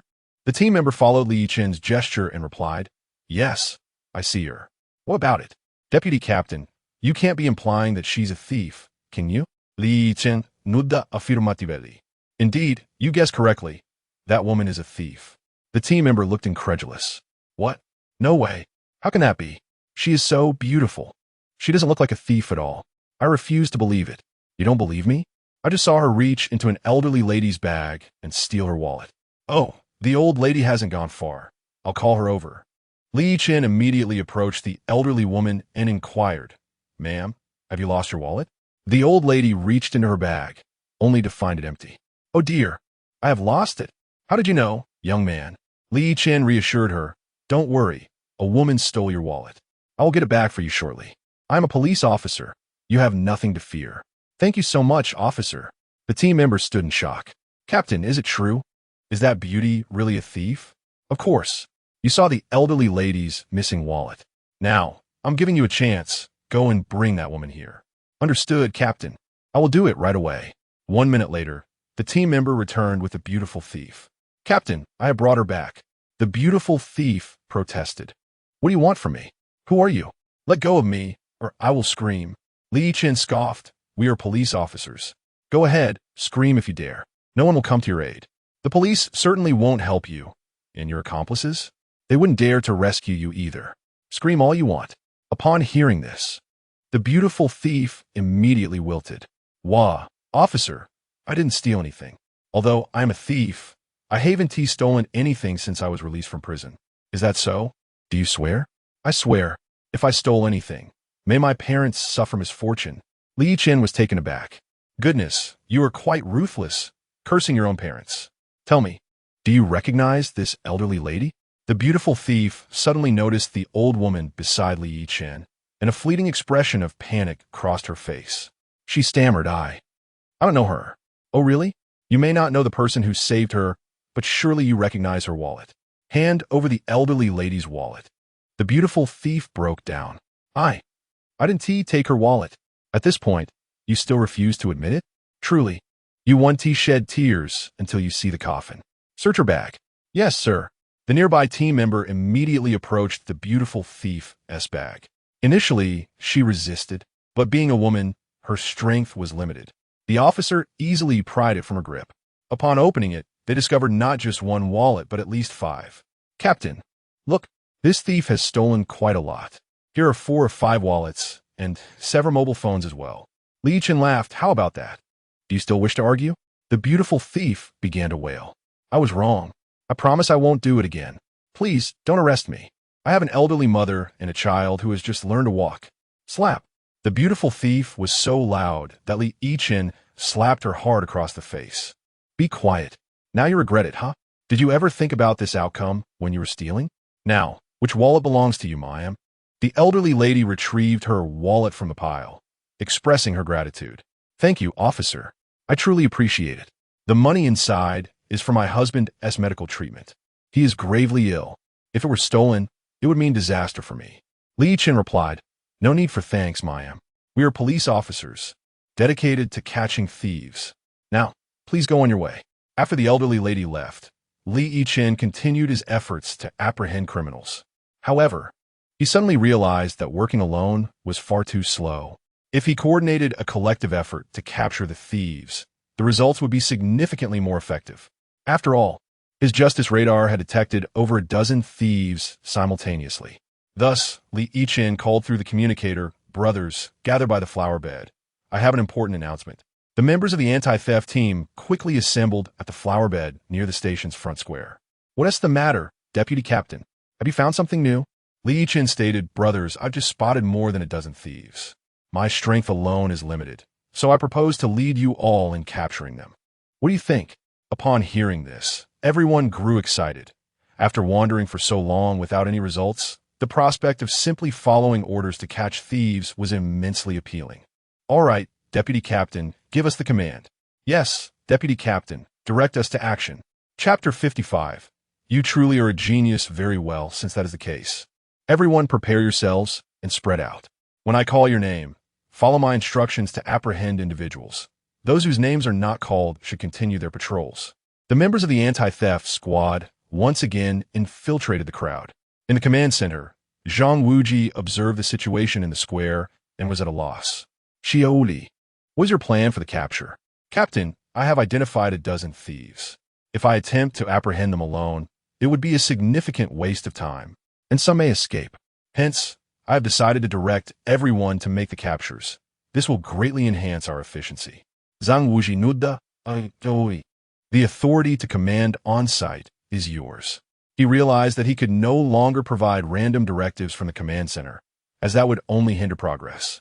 It was better to entrust the on-site command to Li Yichen, who was more familiar with the circumstances, especially since he had already captured 2 individuals in this brief time. While the station police had yet to make any arrests, Li Yichen, having previously apprehended significant targets, earned Zhang Wuji's admiration. The square was bustling with activity. Thieves from the 4 major factions were arriving one after another from various parts of the country. With several trains having just reached the capital station, dozens more thieves would soon emerge from the exits. Li Yichen felt a smile creeping onto his lips. The time for a bountiful harvest had arrived. "Gao Chong," he called through the communicator, jolting Gao Chong to attention. "Vice Captain, I'm listening. Approximately 10 meters ahead of you, there's a young man in a floral shirt. Do you see him? That individual is a thief. Proceed to apprehend him immediately." "Understood. I'm on it." Without hesitation, Gao Chong rushed forward, seizing the young man's right hand. The young man was taken aback and attempted to retract his hand. But Gao Chong's grip was too strong, leaving him no chance to escape. Gao Chong was indeed formidable among the anti-theft squad. He was one of the best in terms of agility, alongside Li Yichen and Zhang Wuji.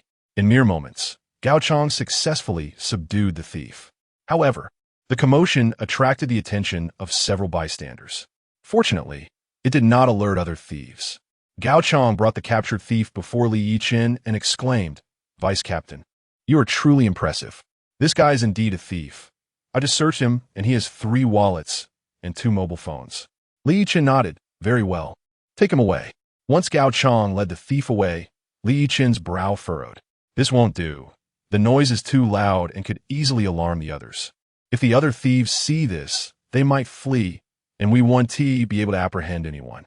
Li Yichen decided to adopt a different strategy. "Everyone, listen up. There is a toy store next to the square. Let us convene there." The team members exchanged confused glances, unsure of Li Yichen's reasoning for gathering at a toy store. Yet they complied with his orders and made their way there. Upon entering the store, the owner was startled by the sudden influx of customers. Thinking to himself that this could be a lucrative opportunity. "What toys do you need?" "I have everything." Li Yichen responded. "Do you have toy guns?" "Toy guns?" "Yes. Just a moment, I'll fetch some for you." The team members were perplexed. "Vice Captain, what do we need these for?" "Yes, Vice Captain. Is there another major criminal we should be concerned about? Perhaps a murderer? That would be beyond our jurisdiction. We are the anti-theft squad, and any murderers would require armed police to handle them." Li Yichen chuckled. "I'll explain in a moment." Before long, the owner returned with 30 toy guns. "This is all I have. Is it sufficient?" "How much for 30? 10 each, so 300 in total." "All right, I'll pay via scan." Having recently received a substantial reward, 300 was a trivial amount for him. After the payment, he announced, "All right, brothers, take 1 each. For those who don't get one, we can rotate them later." As each member took a gun, curiosity piqued.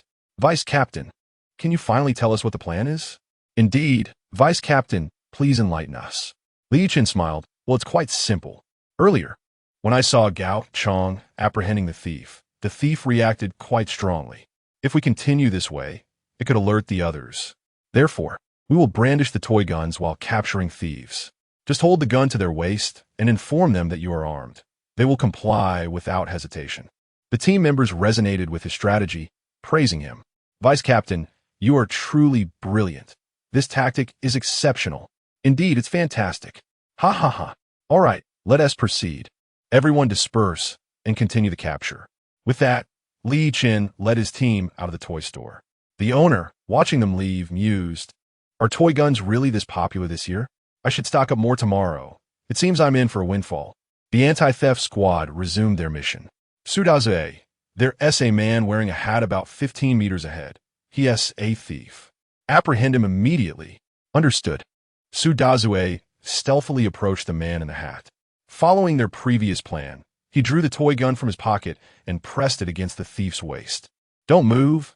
I'm a police officer. You're under arrest. Move and I'll shoot.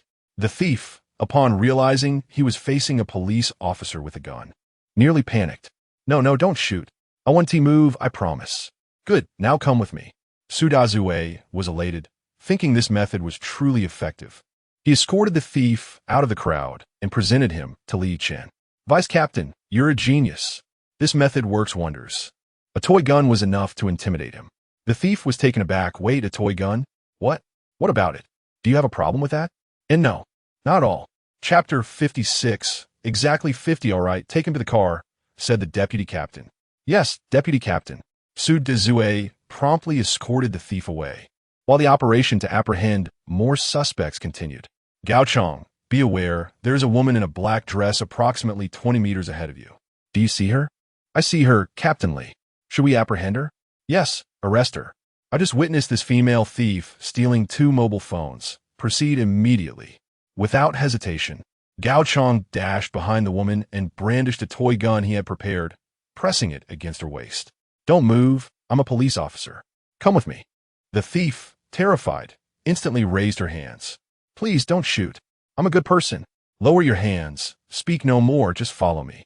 Yes. The thief, now in tears, obediently followed Gao Chong to where Li Yichen stood. Captain Li, we captured her. Li Yichen nudda. Good, take her away. Upon realizing she was to be taken, the thief suddenly knelt before Li Yichen. Big brother, officer, I'm a good person. You got the wrong person. Oh, a good person, you say? Yes, please let me go. My parents are waiting for me to come home for dinner. Her sobs were reminiscent of a delicate flower weeping in the rain, evoking a hint of sympathy even from Gao Chong. Captain Li, could there be a mistake? Not at all. Li Yichen replied with a smirk. Let us see what she has in her bag. Yes, Captain. Miss, please hand over your bag. The thief clutched her bag tightly, clearly reluctant to be searched, while Gao Chong treated her with a degree of gentleness, displaying the chivalry expected of a man. Li Yichen was unyielding. To him, all criminals, irrespective of gender or the severity of their crimes, were simply that, criminals. Li Yichen forcefully yanked the thief's bag from her grasp, leaving both her and Gao Chong dumbfounded. Captain, isn't that a bit rough? With a swift slap to Gao Chong's forehead, Li Yichen retorted, rough? She's a thief. There's no need for such courtesy.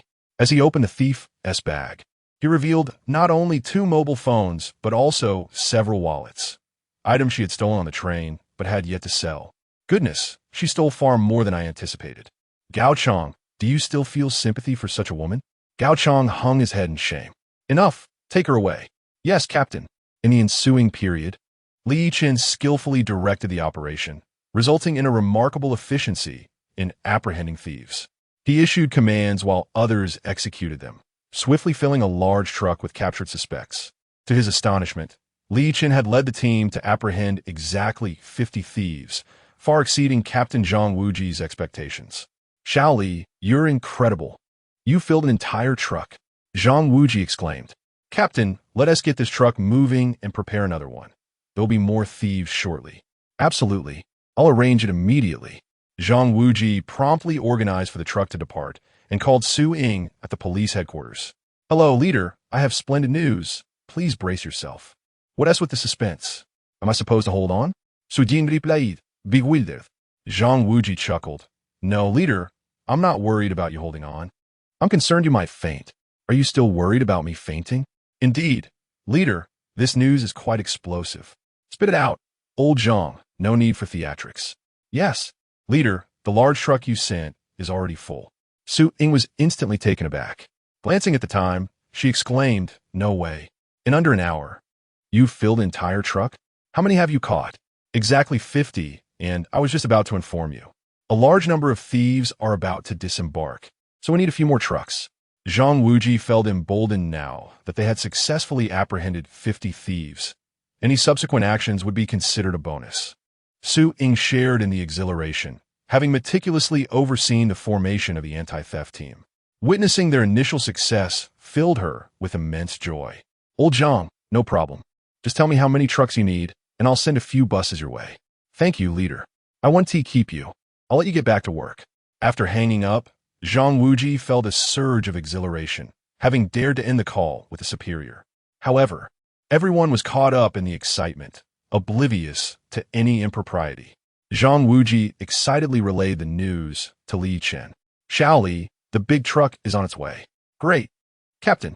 With that, I'll truly unleash my efforts to catch more." "All right, Xiao Li, the floor is yours." Meanwhile, Meng Zhe, leading the police from the station, felt utterly disheartened, having only apprehended a single thief thus far. In stark contrast to Li Yichen's team, their efforts seemed laughable. "Captain, the anti-theft team is capturing thieves left and right, almost as if they have a divine insight. It's quite astonishing." "Indeed, Captain. Today feels almost surreal. We've only caught one thief.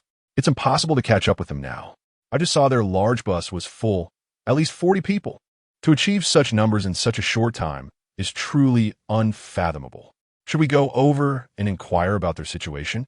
Mengsha, feeling embarrassed after confidently wagering he could outperform them, realized the need to understand their methods, lest he lose sleep over it at night. "Let us go ask Deputy Captain Li what is going on." Meng Zhe quickly approached Li Yichen, respectfully offering a cigarette. Chapter 57. Collaboration of two teams. "Captain Li, you've worked hard. Come and have a smoke."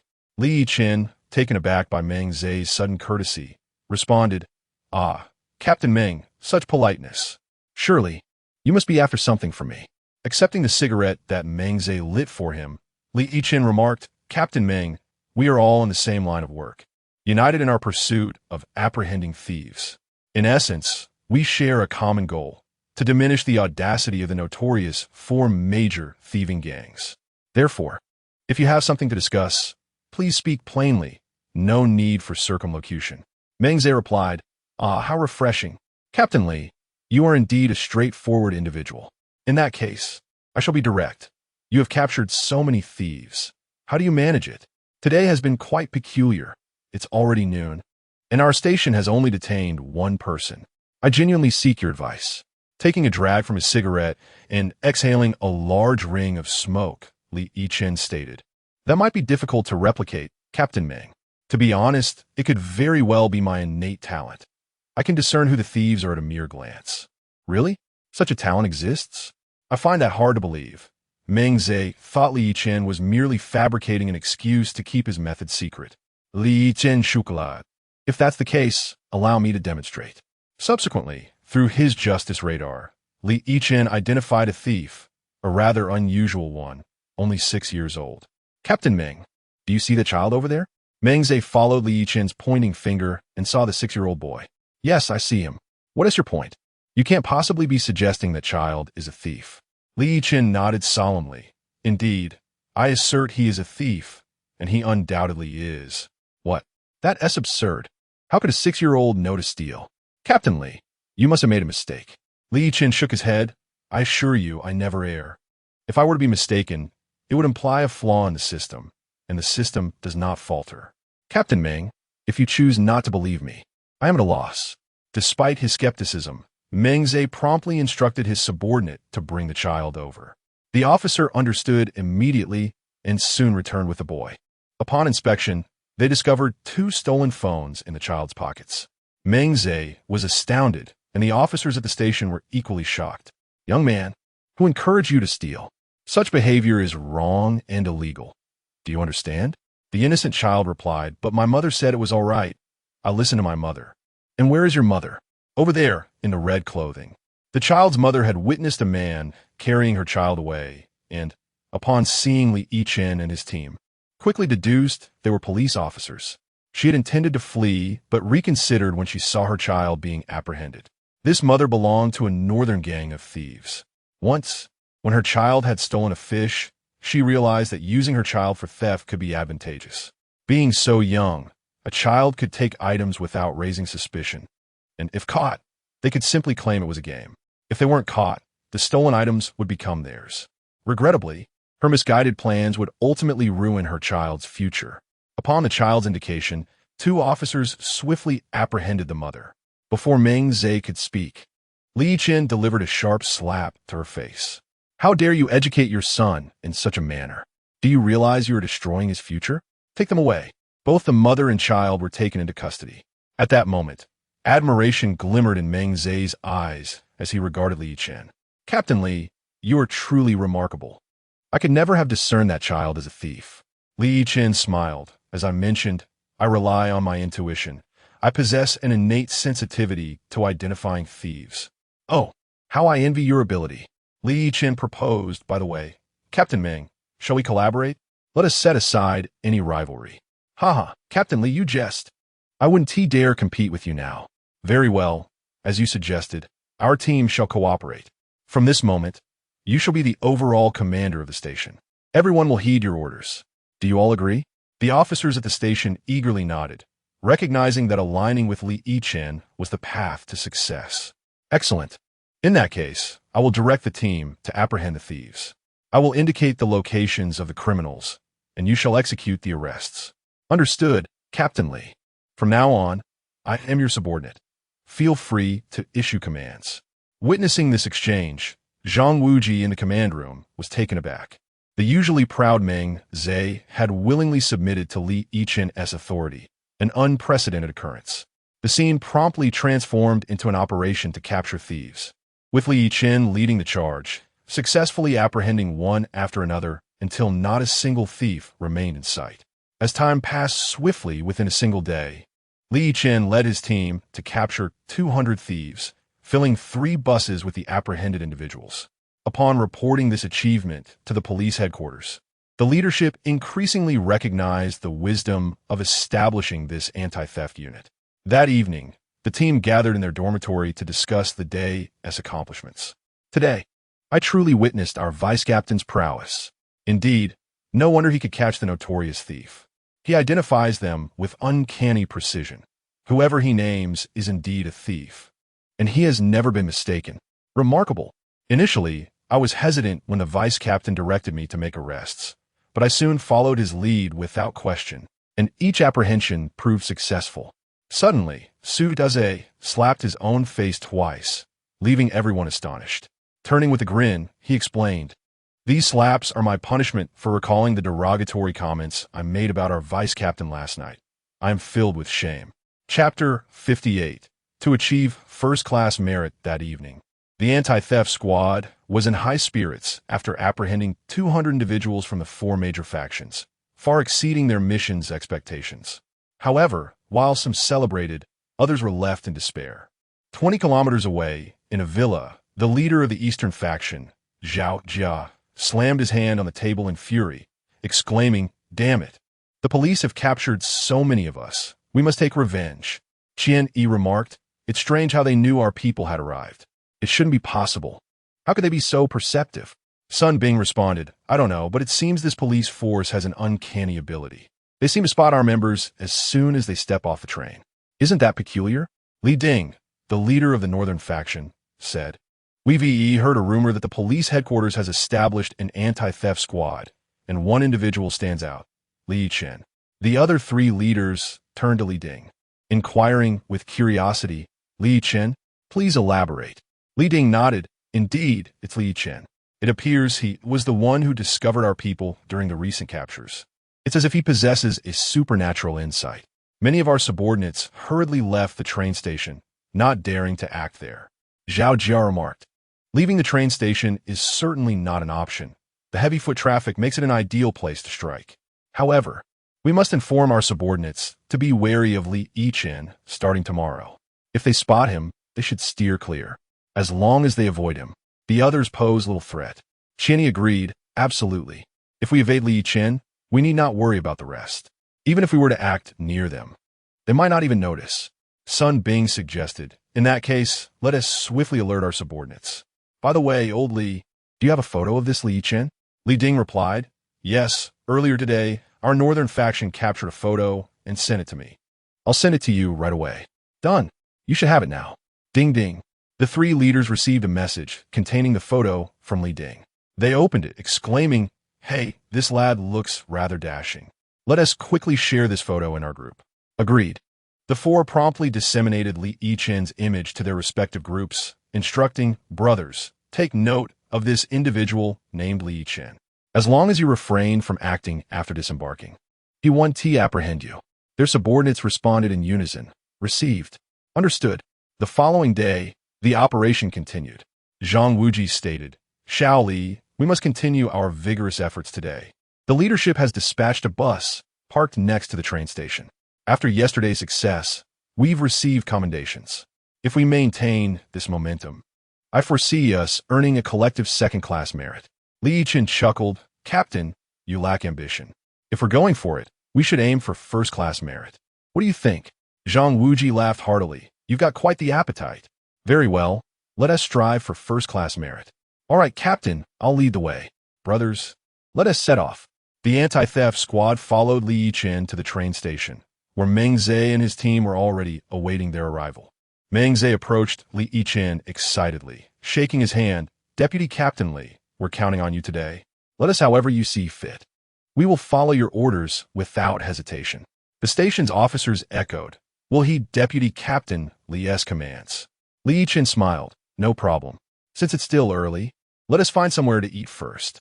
After our meal, we'll proceed with the operation." Meng Zhe suggested, "There's a dumpling shop nearby known for its good flavor. My treat, let us head there." Li Yichen replied, "Sounds good. Let us go." A group of dozens arrived at the small dumpling shop. The owner was taken aback by their imposing presence in black attire, mistaking them for gangsters. How many of you are there?" The owner stammered. Meng Zhe replied with a grin, "I'm not sure, probably around 70 or 80. "What? So many? Our little shop can't accommodate that." "That's all right. We can squeeze in. Just give us a basket of meat-filled dumplings each." "Of course, please have a seat." Meng Zhe, noticing the owner's anxiety, said, "Why do you seem so nervous?" "And no reason. Don't worry, we're police officers here to catch thieves." Upon hearing this, the owner's tension evaporated, replaced by enthusiasm and a sense of security.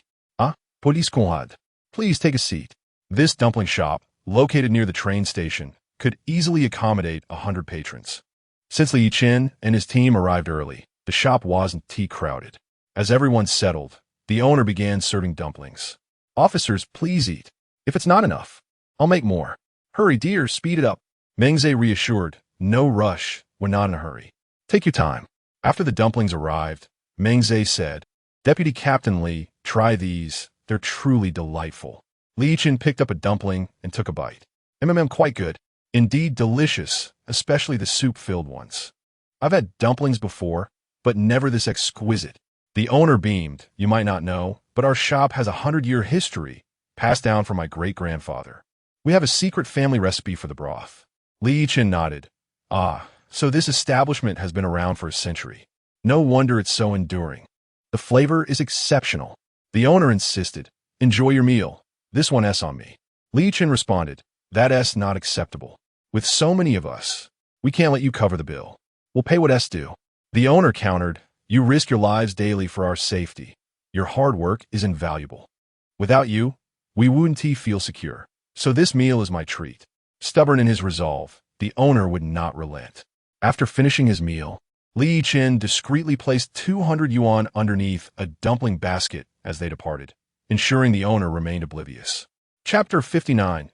Your photo has gone viral in our group, boss. Thank you for the buns, and thank you for treating us to a meal. We're leaving now. The boss smiled and replied, all right, do come by often. I wish you all success in catching thieves. Thank you for your kind words, boss. As the police officers departed, the boss began to tidy up the table. Upon discovering the 200 yuan left beneath the steamer, he was deeply moved. He never anticipated that the police would leave the money behind. Dear, look, they left the money. Next time they come, I will return it to them. Yes, my husband, you're right. They toil every day in rain or shine. Indeed, having eaten and drunk their fill, Yichen led the anti-theft squad and the brothers from the train station police station back to the square in front of the station. Brothers, spread out and listen to my command. Yes, everyone immediately blended into the crowd at the square. At that moment, the justice radar emitted a sudden alert. The thieves had arrived. Today, many thieves would continue to arrive by train from various parts of the country. The first batch had already arrived and exited the station. Yichen began issuing commands. 10 meters to the right of Gao Chong, there's an elderly man. He is a thief. Bring him here. Received. Su Da Zui. 15 meters to your left, there's a young man with curly hair. He is a thief. Bring him here. Received. Old Zhang. There's a thief 20 meters in front of you. Go and catch him. Received. Old son, 15 meters behind you. There's a woman in a floral dress. She is a female thief. Bring her here. Received. As Yichen used the justice radar to pinpoint the criminals' locations, he commanded his team to execute the capture operation. An hour later, they had apprehended 20 thieves. However, Yichen suddenly noticed an unexpected shift in the situation. The thieves emerging from the exit had inexplicably ceased their activities, except for those caught in the act on the train. Those who had not stolen anything on the train were now leaving the station, and it was impossible to apprehend them, as there was no evidence against them. Yichen observed them closely, trying to ascertain their intentions. Yet, after waiting for quite some time, they remained inactive. Furthermore, several of them glanced in his direction, and when he met their gaze, they quickly averted their eyes. How peculiar. What is going on? At this point, the team members grew impatient. After waiting for so long, without receiving orders from Yichen, they began to express their concerns. Captain Li, what is going on? Why aren't you giving orders? Yes, Captain Li, what is the matter? Is there no more thieves? Captain Li, is there new information? What is happening? Yichen replied, Brothers, there's a situation. There are indeed many thieves in the square, but they're not acting. If they don't act, we can't catch them. Upon hearing Yichen's explanation, everyone expressed disbelief. What would this possibly mean? This situation is quite strange. Indeed, it's rather odd. What is happening? Yichen, equally perplexed, initially could not comprehend the situation. However, given that he was equipped with a system and had consumed a powerful spinach pill that enhanced his overall physical abilities 100-fold, even his intelligence had significantly increased.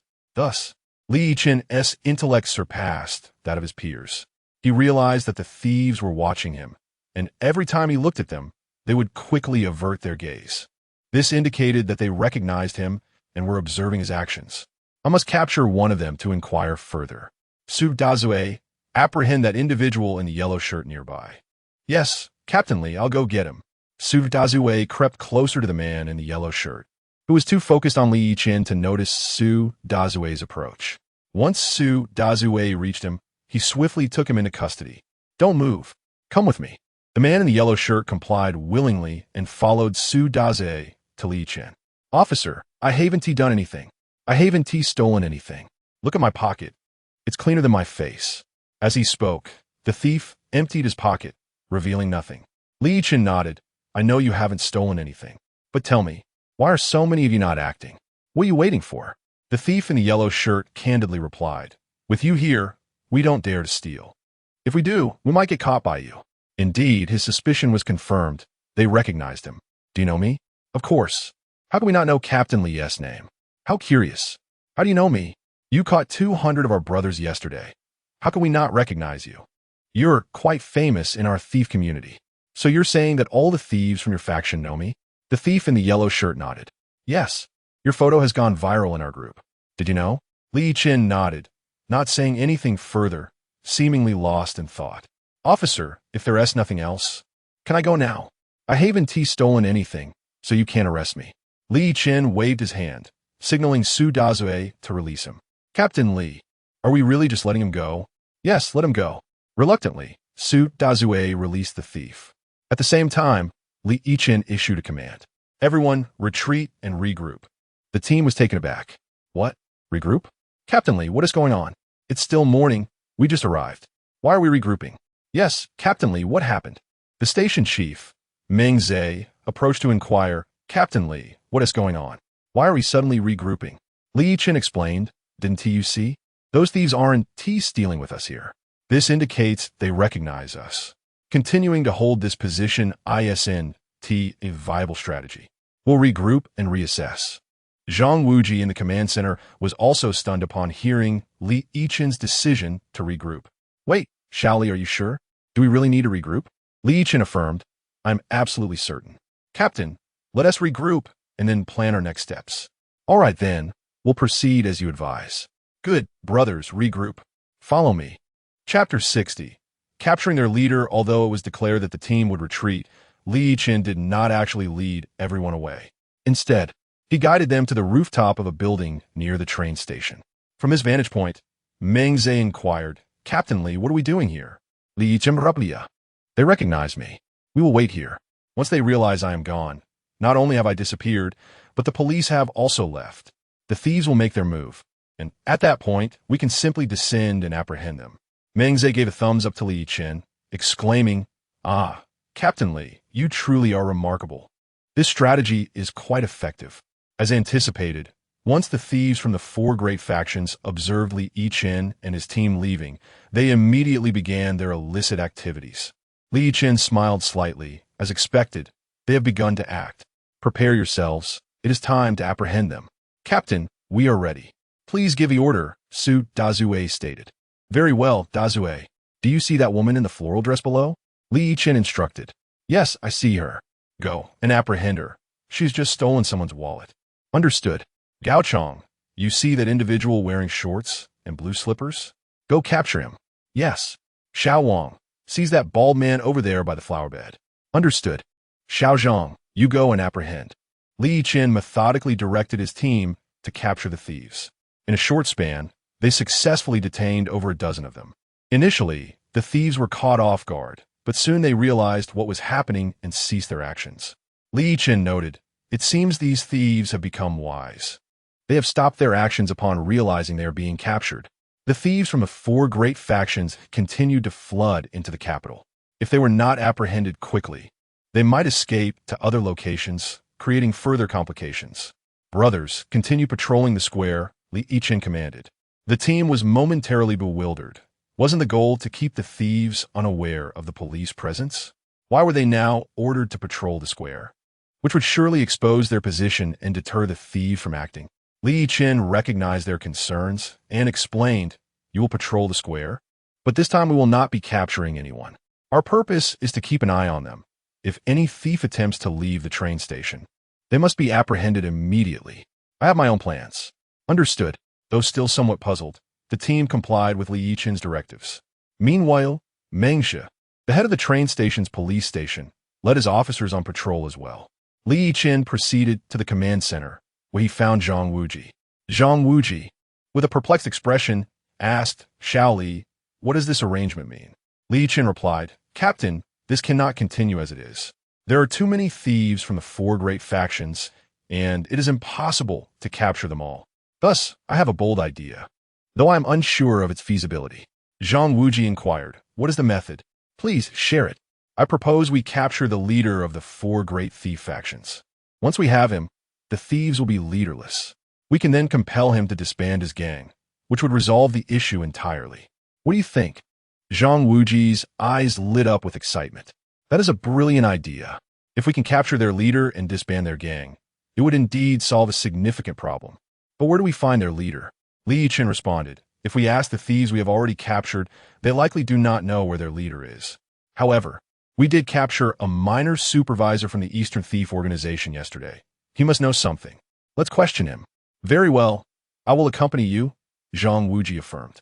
Captain, where is he currently held? In the capital's first prison. Let's go. With that, Li Yichen and Zhang Wuji drove to the first prison of the capital and located the minor supervisor from the Eastern Thief Organization. You, step forward. The minor supervisor, seeing Li Yichen point at him, was filled with disbelief. Did this mean he would be released? All right, follow us. The minor supervisor accompanied Li Yichen and Zhang Wuji outside the prison. Li Yichen inquired, "Tell me, where is your leader?" I don't know. The minor supervisor stammered, clearly evasive. Li Yichen recognized his deception. You don't know? Really? Really? I don't know. Not willing to speak, are we? Very well. Li Yichen noticed a flagpole in the prison yard and, without hesitation, lowered the flag. He then tied the minor supervisor to the rope. Zhang Wuji, startled, exclaimed, "Wait, Shaoli, what are you doing? You can't treat him like this. Captain, unless this fellow is given a lesson, he won't divulge anything. Listen closely. This is your last chance. Where's your leader?" I don't. Enough. No more words. Up you go. Li Yichen pulled the rope, hoisting the minor supervisor to the top of the flagpole. You have 10 minutes to think it over. When you are ready, inform me. Come, Captain, let us smoke. Li Yichen produced 2 cigarettes, and he and Zhang Wuji each lit one. As Zhang Wuji exhaled a smoke ring and glanced at the minor supervisor at the top of the flagpole, he asked, "Shaoli, do you think this will work?" "Indeed, Captain. Trust me, I have used this method before in our police station, and it proved effective. People fear intimidation, frighten him, and he will confess. But what if something goes awry? Rest assured, Captain, nothing will happen." Soon, 1 cigarette was finished. Li Yichen discarded the stub, extinguishing it with his foot, and called out, "Hey, have you made up your mind? Will you speak?" Though frightened, the minor supervisor was convinced that Li Yichen would not actually harm him. After all, they were in a prison, surrounded by surveillance. How could he be thrown to his death? Thus, the minor supervisor resolved to remain silent. "Please, I truly don't know. I beg you, let me down. Not willing to speak, are we? Very well, then do not blame me for being unkind. If I loosen this rope, you will be in free fall. Are you not afraid of dying?" Imagine the gruesome scene. Chapter 61. The Black Cat Inspector and my companion, to my astonishment. This little supervisor remains ungrateful. Enough of this, comrade police officer. We are in a prison, surrounded by surveillance cameras, and numerous colleagues are observing. I do not believe you would dare to kill me. Besides, I genuinely have no idea where our boss is. Li Yichen smiled faintly. "Ah, you little brat. You really think I wouldn't dare to end your life? I'm afraid you have misjudged me. Whether others dare or not is inconsequential, as I certainly do. Since you refuse to speak, then it seems we must bid you farewell." With that, Li Yichen released his grip, causing Zhang Wuji nearby to gasp in shock. He had not anticipated that Li Yichen would actually let go. If this person were to fall to his demise at the prison entrance, it would indeed be a grave sin. Yet, observing the confidence in Li Yichen's eyes, Zhang Wuji sensed a certain resolve. Although worried, he chose to remain silent. The little supervisor was utterly terrified, never expecting Li Yichen to genuinely release him. He had thought it was merely an intimidation tactic, but reality proved otherwise. "Ah, help! Help!" This supervisor was bound upside down, his head facing the ground. He envisioned the horrific scene. If he were to fall, his head would make contact first, leading to a gruesome outcome. "Ah, I yield. Please spare me." With a swift motion, Li Yichen grasped the rope, halting the supervisor's rapid descent. At that moment, the distance between his head and the ground was merely a coin's thickness. Had he delayed by even a second, he would have met his end. Beads of sweat dripped from his face, pooling on the ground beneath him. Am I still alive?" Li Yichen untied him and helped him to the ground, then placed a cigarette in his mouth and lit it for him. "Take a moment, enjoy a smoke, and we shall speak shortly." The supervisor's face turned pale with fear. Seeing that the little supervisor was unharmed, Zhang Wuji also breathed a sigh of relief, knowing that if anything were to happen, he too would be implicated. Zhang Wuji pulled Li Yichen aside and said, "You scared me to death just now. I truly thought you would kill him." Li Yichen replied, "Captain, I told you, this type of person is merely frightened. A little intimidation is all it takes. There was no way I would actually kill him. Everything was under control. Even had he refused to confess, I would have stopped him from falling. It's all a game of psychological manipulation, and I didn't expect him to confess willingly." "Ha ha ha." Zhang Wuji gave Li Yichen a thumbs up. You're something else, Li. You truly have a talent for interrogating criminals. I must learn from you. Ha ha. Captain, you flatter me. Now, my friend, once you've finished that cigarette, it's time to confess. Understood. 10 minutes later, the little supervisor had divulged all necessary information and was subsequently escorted back to prison by the guards. Zhang Wuji inquired, "What shall we do next?" Li Yichen responded, "I will go investigate. Await my update, but I cannot go now. I will address it later tonight." Zhang Wuji unit. Going alone may be too dangerous. Would you like me to accompany you or summon a few brothers? Li Yichen shook his head. No need, Captain. My purpose is merely to gather information this time. Please wait for my notification. Very well, but do take care of yourself. Report any issues immediately. Understood, Captain. At 8 o'clock that evening, Li Yichen drove alone to the villa where the leader of the Four Little Thieves gang resided. 20 minutes later, he arrived near the villa. To better conceal himself, he parked his car nearby and walked over. The villa was grand, featuring a spacious courtyard enclosed by iron railings, with a guard stationed at the entrance. Additionally, several patrolmen roamed the premises. Li Yichen surveyed the area. The surrounding barriers were quite high, making entry through the front gate the most pragmatic choice. Approaching the entrance, he was promptly stopped by the guard. "Hey, who are you? Which gang do you belong to?" "Which gang do I belong to?" Li Yichen chuckled. "I am from the Black Hat gang." "The Black Hat gang?" The guard looked utterly bewildered, scratching his head in confusion. "What does that even mean? I've never heard of it." "Ah, you've never heard of it? Surely, you've heard of the Black Cat Inspector?" "Yes, my associate." "The Black Cat Inspector? Huh. You're a police officer?" Li Yichen chuckled. "Ah, you finally caught on." Before the guard could react, Li Yichen delivered a swift punch to his head, rendering the guard unconscious. He dragged the unconscious body into the nearby bushes, retrieved a set of keys from him, and unlocked the courtyard gate, stepping inside. Once inside, the patrolling guards noticed Li Yichen. However, due to the night's darkness, they could not see clearly. From a distance, they shouted, "Hey kid, what are you doing wandering around at this hour? Which gang are you from?" Li Yichen waved them over, signaling for them to approach. 3 patrolling guards came closer, scrutinizing him. "You look unfamiliar. Are you new here?" "Indeed, I just arrived. By the way, where can I find your boss?" "Our boss is on the 3rd floor. What do you need with him?" "Nothing much. Just take a rest for a moment." Bang, bang, bang. Li Yichen knocked them out one by one. After dealing with the 3 guards, he made his way to the villa's entrance. As he reached the door and pushed it, he discovered it was locked from the inside. Realizing their boss was on the 3rd floor, he decided to climb up. Noticing a large tree beside the villa, Li Yichen swiftly ascended it, finding good cover in the thick foliage while also gaining a vantage point to observe the 3rd floor.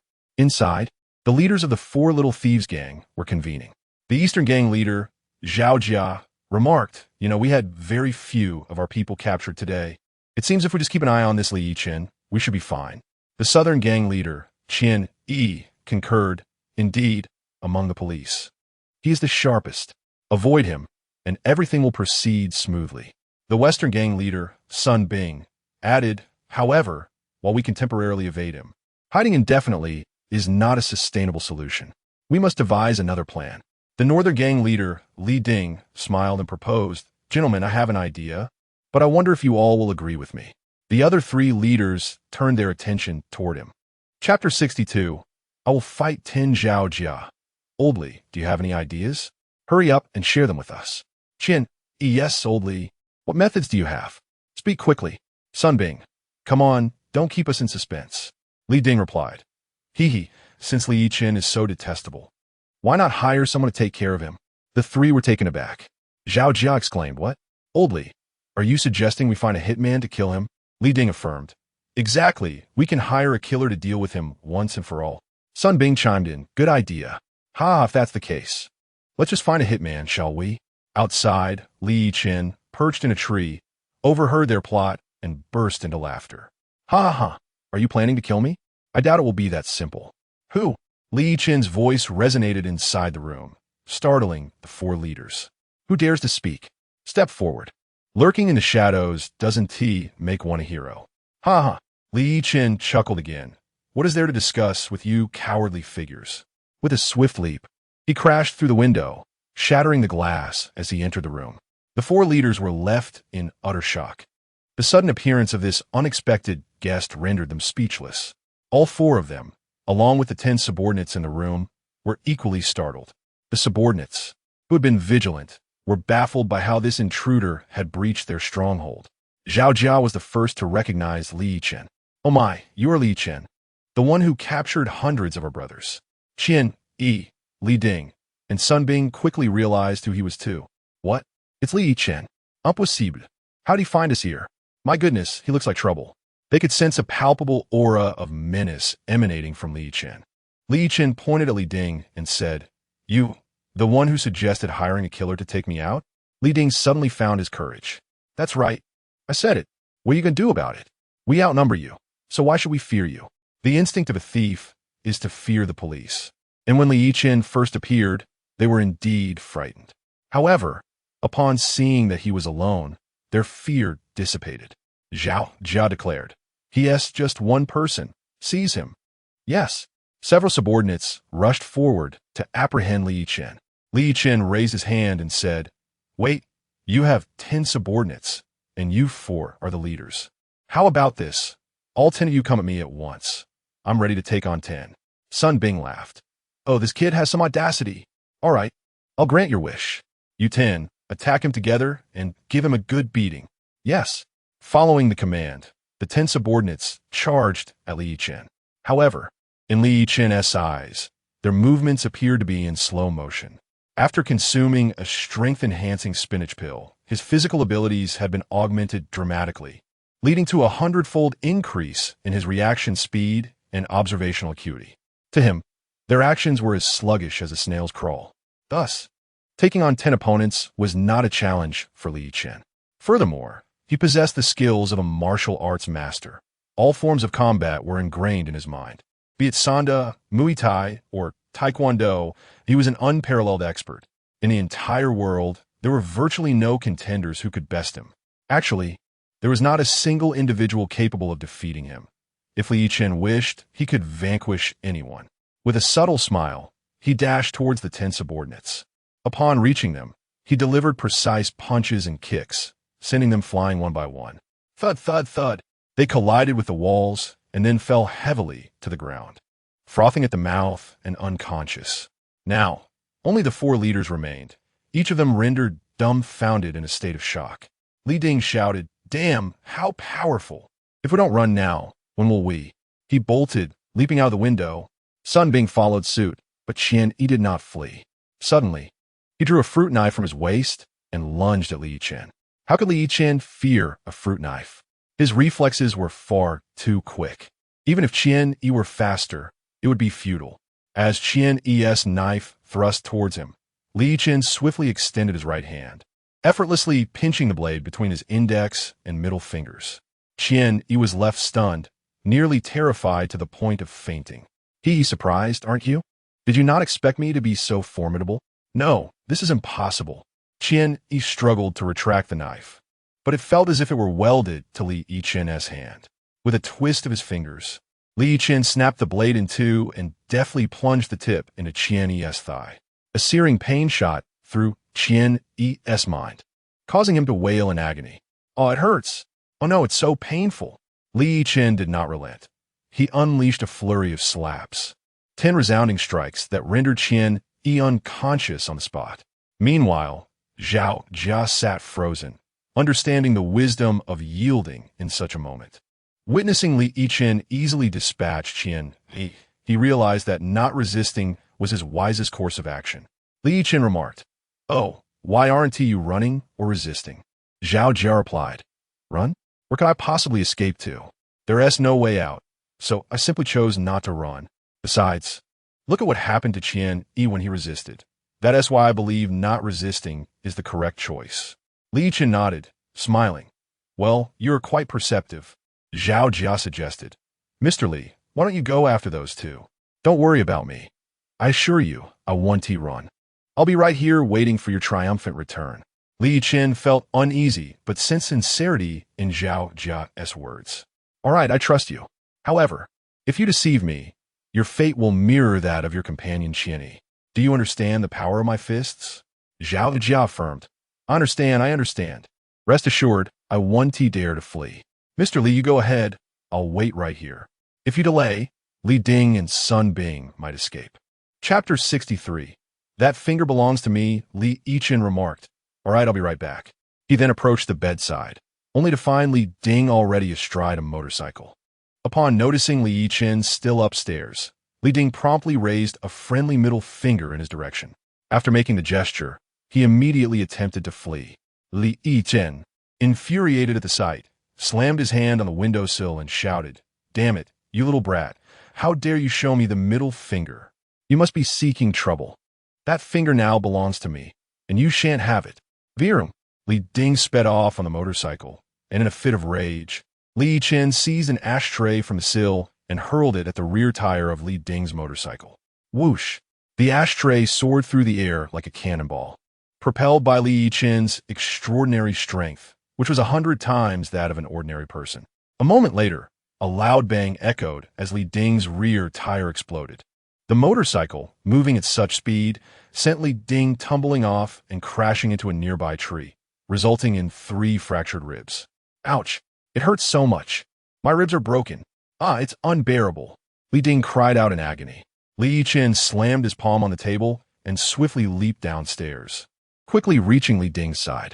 Since Li Ding had raised his right hand to gesture at him, Li Yichen lifted his own right hand, grabbed Li Ding's middle finger, and with a swift motion, snapped it. Crack! The sound of the bone breaking resonated in the air. Li Ding screamed in torment. Slap! Slap! Slap!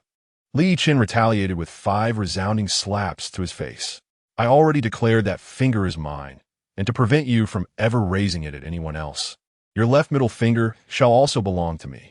With that, Li Yichen grasped Li Ding's left middle finger. Terrified, Li Ding pleaded, "No, please don't." Li Yichen disregarded his cries, twisted the finger, and with another snap, broke it. It hurts so much. You are inhumane, Li Ding wailed, genuinely suffering. Li Yichen shuklad. Oh, it hurts, does it? Let me assist you.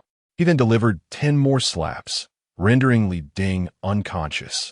Sun Bing, witnessing the entire scene from a nearby car, was left utterly dumbfounded, his gaze towards Li Yichen filled with fear.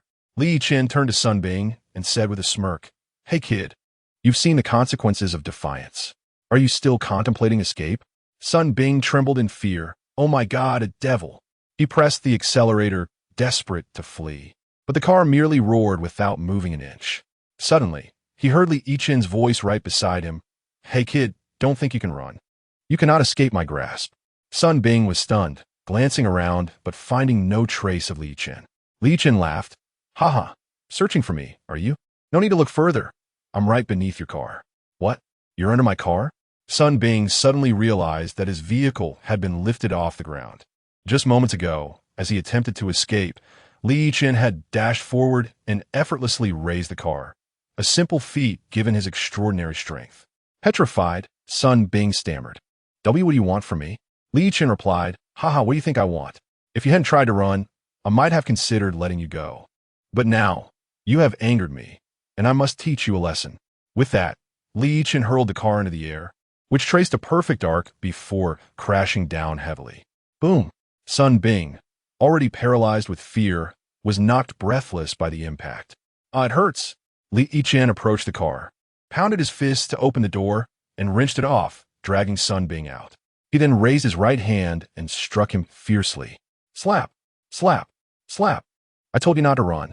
Why aren't you escaping now? Why are you silent?" Sun Bing thought to himself. Isn't that a rhetorical question? You've lifted me off the ground. How can I escape? I wish I could, but you're not giving me the chance. Li Yichen continued to slap him until he transformed Sun Bing's face into a swollen mess, before turning his attention back to Li Ding. With several leaps, he returned to the villa, tossing both Sun Bing and Li Ding onto the floor. Zhao Jia remained seated calmly, the only one among the 4 who appeared unscathed. He had long anticipated that Li Ding and Sun Bing would not escape, and upon seeing their condition, he felt fortunate that he had neither resisted nor fled. Otherwise, he would have undoubtedly faced a similar fate. Observing Zhao Jia's composure, Li Yichen remarked, "Well done, kid. You kept your word and didn't flee. I appreciate obedient individuals like you." As long as you cooperate, I won't harm you. However, anyone who defies me will meet the same fate as these three. Zhao Jia replied, I understand. That's why I didn't run. Li Yichen slapped Li Ding awake, followed by another slap to rouse Sun Bing. Both men, upon regaining consciousness and seeing Li Yichen, trembled in fear, no longer daring to resist. Li Yichen addressed them, You four, listen carefully. I have a task for you. The four leaders exchanged puzzled glances, wondering what he wanted them to do. Li Yichen lit a cigarette, took a puff, and began to speak. Chapter 64.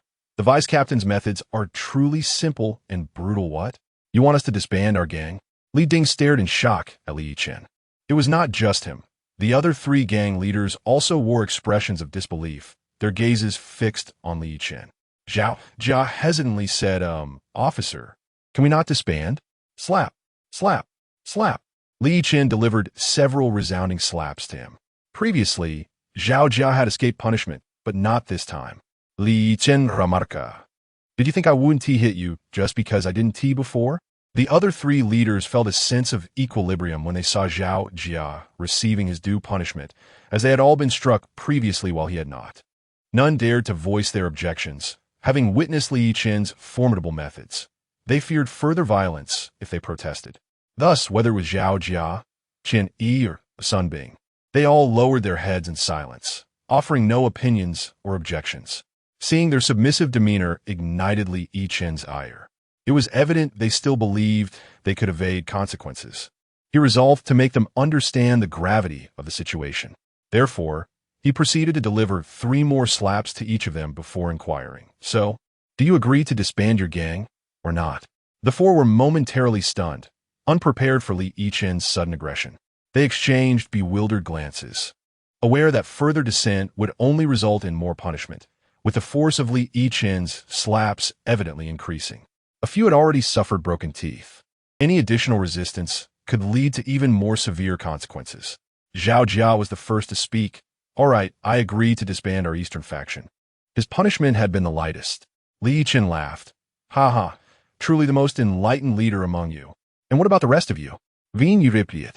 I also agree to disband our southern faction. Li Ding added, I consent to disband our northern faction.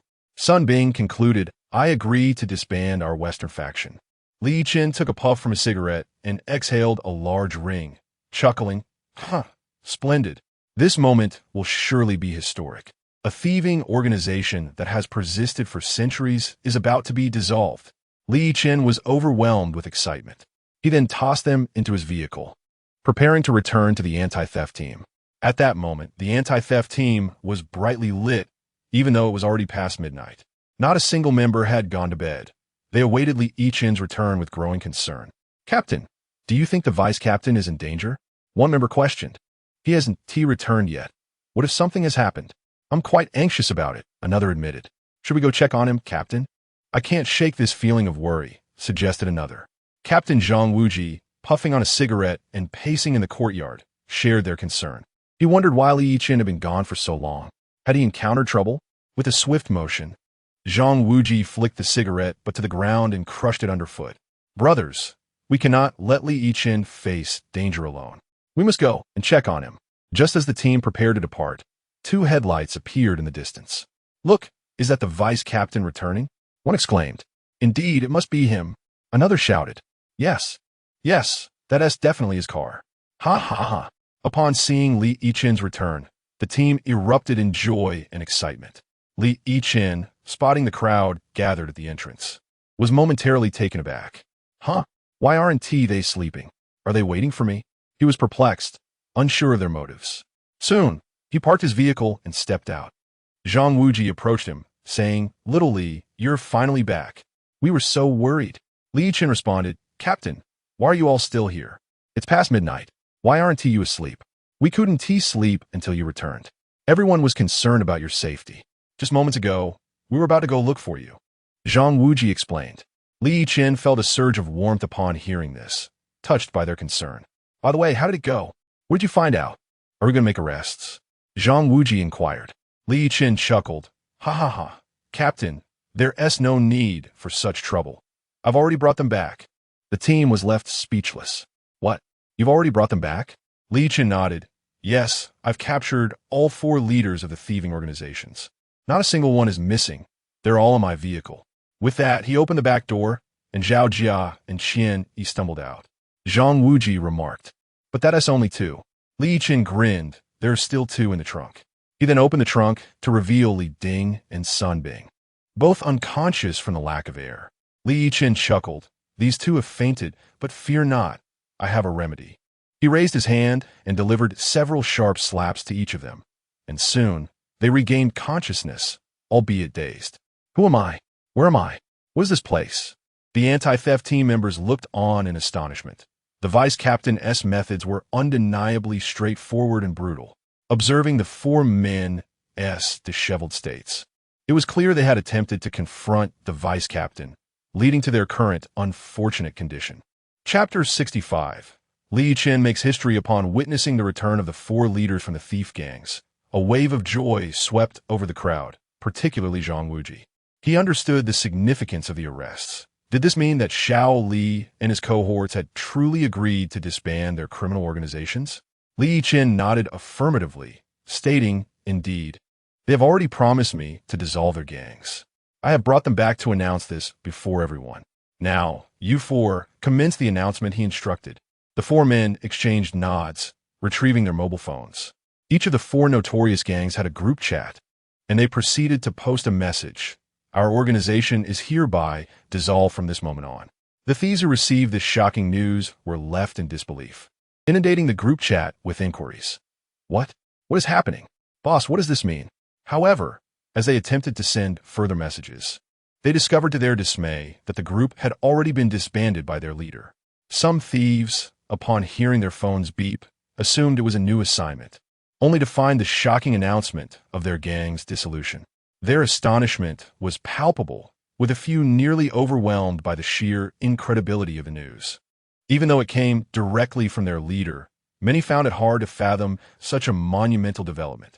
A number of thieves were en route by train when they learned of the dissolution, prompting them to turn back to their origins, uncertain of their next steps, lost in a haze of confusion. The police, however, held no fear for these individual thieves. The 4 leaders felt a deep anguish within, for such a decision was not easily made. They were undoubtedly tormented by the gravity of the situation. Li Yichen had indeed created history, achieving an unprecedented accomplishment, one worthy of a first-class personal merit award. The following day, news of the dissolution of the 4 major thief gangs spread nationwide, leaving everyone astounded. Incredible. The 4 major thief gangs have disbanded. Who did this? Remarkable. The anti-theft unit's mission was concluded ahead of schedule, and spirits were high, especially among the leaders at police headquarters.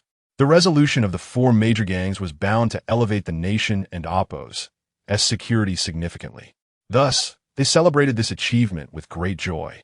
Su Ying, the leader responsible for the anti-theft task force, immediately contacted Zhang Wuji.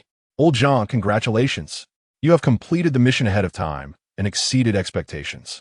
I am thrilled, as are the other leaders at headquarters. Thank you for your team's efforts. It was your presence that resolved such a major issue. Zhang Wuji replied, "Thank you for your recognition. The success of this operation is largely thanks to one individual, our vice captain, Li Yichen. It was his involvement that expedited the mission and Oppos. As conclusion, without him, we could not have achieved this so swiftly." Su Ying inquired, "Are you referring to the officer who initially apprehended the old ancestor?" "Indeed, the officer from Luzhuang Police Station, Li Yichen." "Excellent. Please draft a report immediately and submit it to headquarters. Recognition must be given for this achievement." "Absolutely. I will write it right away," Zhang Wuji assured. Su Ying added, "Very well. I will give you 3 days. Is that sufficient?" "Yes, 3 days will be ample," Zhang Wuji confirmed. "Good. Ensure you submit it promptly," Su Ying instructed. "Understood. I will send it as soon as it is completed," Zhang Wuji replied. After hanging up, Zhang Wuji pondered how to compose the report, realizing he needed to consult with Li Yichen, as the latter played a crucial role in this operation. It was Li Yichen who led the team in apprehending suspects and brought back the 4 gang leaders. Without his contributions, the mission would have been far from successful. Zhang Wuji recognized that Li Yichen was instrumental in this triumph, and without him, the outcome could have been drastically different, potentially leading to punishment rather than praise. Thus, Zhang Wuji promptly called Li Yichen. "Hello, Xiao Li, please come to my office immediately. There is something we need to discuss." "Sure, Captain, I'll be there right away." Li Yichen responded. 2 minutes later, Li Yichen arrived at Zhang Wuji's office, which also served as his quarters. Upon arrival, he inquired, "Captain, what did you need me for?" "Come, Xiao Li, have a seat and smoke," Zhang Wuji offered, handing him a cigarette and lighting it for him. Li Yichen, sensing urgency, asked, "Captain, is there a problem? Tell me, and I will help you resolve it." Zhang Wuji replied solemnly, "Xiao Li, you are correct. There is indeed a serious matter at hand, one that only you can handle. Without you, I cannot manage it." Li Yichen was left utterly astonished. Chapter 66. The first-class merit is insufficient. Li Yichen was utterly bewildered. What in the world had happened to warrant such urgency from the captain? Zhang Wuji chuckled. It's nothing too serious. We simply need to draft a report on this operation to submit. As you know, this mission was primarily executed under your leadership. So, after much contemplation, I believe it would be best if you took on the task of writing it." "What? Me write it?" Li Yichen was at a loss. While he would never hesitate to apprehend criminals, the prospect of writing a report seemed daunting. The very thought of composing essays during his school days had filled him with dread, often leaving him agonizing over a single word for ages. Writing a report? Wasn't that akin to crafting an essay? Just the thought made his head throb. "Captain, to be honest, writing reports is the last thing I want to do. The mere idea of putting pen to paper gives me a severe headache. Why don't you handle it instead?" Zhang Wuji replied, "What is there to fear? Just jot down your thoughts, as if you're keeping a diary. You write it, and I'll refine it before we submit it." With no alternative, Li Yichen resigned himself to the task. "Fine, Captain, I'll think about how to write it. By the way, when do you need it?" "As soon as possible." "How does 2 days sound?" "2 days? All right, I'll head back now." Upon returning to his dormitory, Li Yichen immediately opened his phone to search for a template. Writing a report was easy in theory, but challenging in practice. While finding a template was straightforward, filling in the necessary details proved to be a laborious task. After a day of writing, exhaustion overwhelmed him, and he decided to check his system instead. Li Yichen accessed his system panel. Justice Promotion System. Name, Li Yichen. Age, 23. Skills and items acquired. Justice Radar, King of Combat. Tear-jerking 10 consecutive draws. Master Driver, Power Spinach Pill. Master Locksmith, Bulletproof Vest. Having captured so many criminals, his justice points had accumulated significantly, to the point where they were nearly inexhaustible. Thus, Li Yichen opened the system store and exchanged some points for a flying knife technique, enhancing the potency of the Power Spinach Pill to 500 times its original strength, allowing its effects to last for a month. The following day, Li Yichen spent another day laboring over the report. By evening, he felt it was nearly complete and made his way to Zhang Wuji's dormitory. Upon seeing Li Yichen, Zhang Wuji beamed. "Xiao Li, how is the report coming along?" "Finished?" "I have completed it, Captain. Please take a look and make any modifications you deem necessary. I believe it's nearly there." "Good, let me see. You sent it to my email, right?" "I did," Li Yichen confirmed. Zhang Wuji opened his email, downloaded the report, and after reviewing it for a moment, he said, "Quite impressive. You've done a great job. I'll make a few adjustments, and then we can send it off to the leadership." "Well done, Xiao Li. Go get some rest. I'll call you if anything comes up." "All right." After making his revisions, Zhang Wuji forwarded the report to Su Ying and then called her. "Hello, leader. Please take a look. I've completed the report. What do you think?" Su Ying responded, "Very well, it looks great. I'll send it off to the higher-ups shortly. I expect they'll convene to discuss it soon." Su Ying forwarded the report to the police headquarters senior leadership. Originally, a meeting was scheduled, but upon receiving the anti-theft team's operation report, the senior leader instructed the secretary, "Please inform the meeting room that we'll delay the meeting by half an hour. I wish to review this report." "Understood." The secretary entered the meeting room and announced, "Ladies and gentlemen, apologies, but the senior leader has requested to review a report, so the meeting is postponed by half an hour." Everyone in the meeting room was taken aback. This meeting was of utmost importance. Why the sudden delay? What report could be so critical? Half an hour later, the secretary returned to the senior leader's office and found him still engrossed in the report. Sir, the half hour is up. It's time for the meeting. Is it? Let them know the meeting is postponed until the afternoon. Yes, sir. The secretary was astounded. The senior leader had never delayed a meeting for so long. When the secretary relayed the news to those in the meeting room, they were equally shocked. What report could be so engaging that it has caused such a delay? Who knows?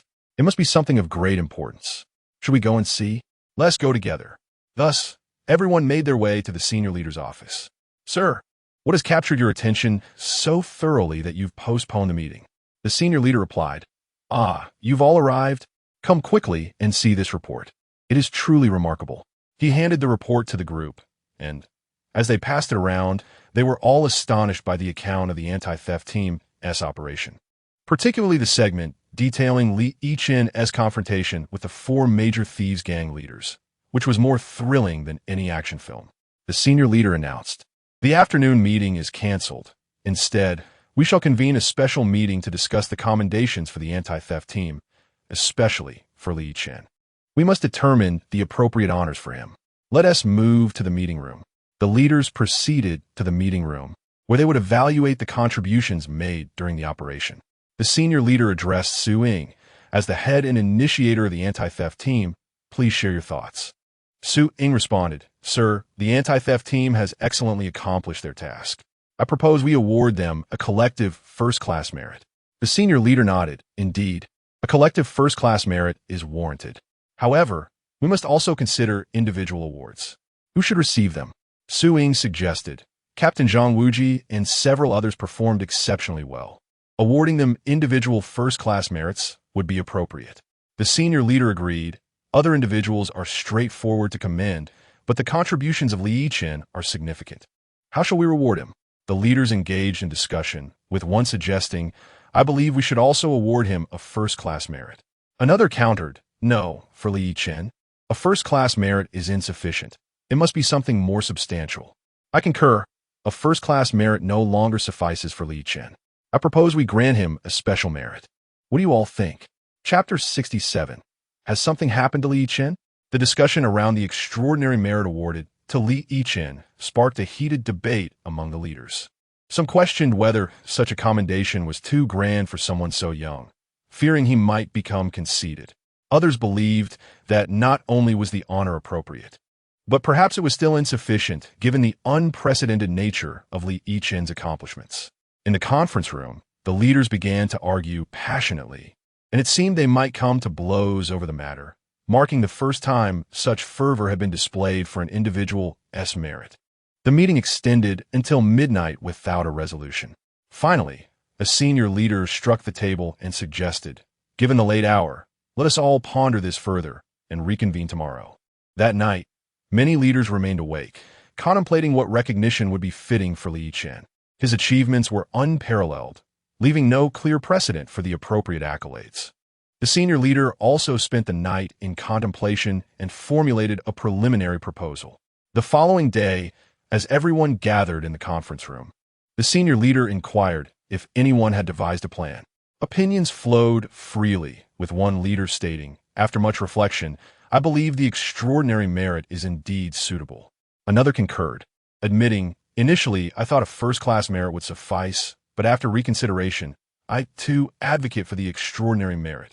It was agreed upon that Yichen's actions warranted nothing less than extraordinary merit. The senior leader then chimed in with a hearty laugh.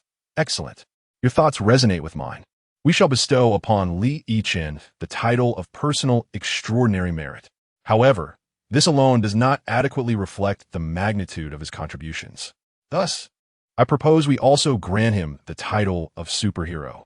A stunned silence enveloped the room as the leaders processed the weight of such a title, which had only been awarded once in the past century to a retired police officer for extraordinary contributions. If Yichen were to receive this honor, he would become only the second recipient in 100 years, despite having served as a police officer for less than a year. Are you serious, leader? They asked. Incredulity etched on their faces. This is not a matter to be taken lightly. The senior leader reassured them. I have thoroughly considered this decision. Yichen has dismantled 4 major criminal gangs. he truly deserves the title of superhero. Let us establish a review committee to commence an immediate examination of Li Yichen's credentials, and I expect results within 3 days. Should there be no objections, we will hold a celebration thereafter. With the senior leader's decisive proclamation, dissent faded, as all acknowledged the merit of Li Yichen's remarkable achievements. The establishment of the review committee commenced the following day, traveling to Zishur City, Shandong Province, to scrutinize Li Yichen's background. Becoming a superhero was no trivial matter. The committee began their rigorous investigation, tracing Li Yichen's history from kindergarten through university. They assessed every aspect of his academic behavior, from whether he had accidents in kindergarten to his diligence in high school and relationships in college. Many of his former teachers were astonished by the scrutiny. However, as the investigation unfolded, they discovered that Li Yichen had been nothing short of a prodigy, never having an accident in kindergarten, attentive in class, diligent in his studies, and devoid of any rebellious behavior throughout his academic journey. It became evident that the title of superhero was rightfully his. The review process was stringent, almost excessively so. After evaluating his educational history, the committee proceeded to examine his professional record. On the third day, they arrived at the Luzhuang police station, where Chen Jiaxing was summoned to the office. Initially bewildered, Chen felt a surge of anxiety upon learning the committee was from headquarters, fearing Li Yichen had encountered serious trouble. As hours passed, and Chen remained inside for a lengthy discussion, the team outside grew increasingly concerned. "Instructor, what is happening? They have been with the chief for 2 hours. Could it be that something has happened to Li?" questioned Qian Erhua. Instructor's son Yihu, equally alarmed, decided to contact the city bureau for clarity. "I'll make the call right away," he stated, pulling out his phone. Meanwhile, City Bureau leader Li Changfeng was equally taken aback upon receiving news of the committee's investigation into Li Yichen. As he organized Li Yichen's files, his phone rang, an incoming call from Sun Yihu. Seizing the opportunity, Li answered, eager to inquire about the situation. "Director Li, please, you must assist Li Yichen. The review committee has been here for 2 hours without any news." "Is he in trouble?" implored Sun, his voice laced with urgency. Chapter 68. A monumental joy. Sun Yihu promptly relayed the current situation to the municipal bureau leader, Li Changheng. Li Changheng, taken aback, intended to inquire further about the circumstances, but discovered that Sun Yihu was equally in the dark. "Don't mention it, old Sun," he remarked. "I was just planning to ask you about the situation, but it seems neither of us knows what's going on. I will investigate further on my end." Sun Yihu, astonished that even Director Li was unaware, responded, "All right, Director Li, you know many people. Please help inquire. As you're aware, Li Yichen is quite capable, but can also land himself in trouble. If he indeed has caused a problem, I hope you can intercede on his behalf. Everyone in our department is willing to vouch for him." Li Changheng reassured him, "No worries. Old Sunday, tell everyone in your department to stay calm. I will make a call to the police headquarters shortly to ascertain the details." "Thank you, Director Li," Sun Yihu replied gratefully. After hanging up, Qian Erhua asked Instructor, "What in Oppos? That's the situation. What did Director Li say?" Others chimed in, "What did he say? Is Xiao Li all right?" Sun Yihu shook his head. Director Li is also unsure, but he has promised to call the police headquarters to find out. Let's wait for news. Following his conversation with Sun Yihu, Li Changheng found the whole matter rather peculiar. What could possibly warrant such a significant investigation? Typically, the arrival of a review team suggests 2 scenarios. Either a grave error has occurred or substantial merits have been achieved. Was Li Yichen involved in a significant mistake, or had he accomplished something noteworthy? Li Changheng pondered both possibilities, recognizing that those with great ability often find themselves in precarious situations. Enough of this contemplation. Perhaps it's best to reach out to an old friend, he decided. Li Changheng contacted an old classmate at the police headquarters, dialing his number. The phone soon connected. "Hello, old classmate. It's me, Old Li. How have you been?" Old Li. It's been ages since we last spoke. The last time you visited the capital was 2 years ago. What prompts your call now?" "My dear friend, I apologize for the interruption, but I need your assistance with a matter." "Don't be so formal. Just tell me what you need. I will help as best as I can." "Well, it's not a major issue, just a personal inquiry." "Oh, you wish to inquire about someone? Who is it?" There is a young man named Yichen who participated in an operation in the capital. I would like to know his current status. As I see, a review team has arrived here. Ah, I see. Ha ha ha. Old Lee, are you worried? But fret not. This is actually a good thing. He has achieved significant merit, which is why the review team is here to investigate. Rest assured, it is a matter of great positivity.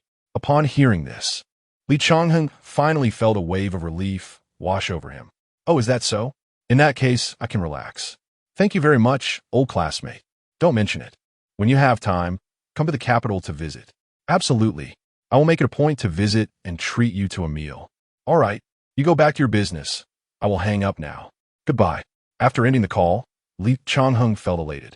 It turned out that Li Yichen had accomplished something significant. Previously, he had seen news about the dissolution of the notorious Four Little Thieves gang, but noted that the report only credited the anti-theft unit without naming individuals. Likely to protect Li Yichen. Could it be that Li Yichen was the one responsible? Such an achievement would warrant the review team's visit.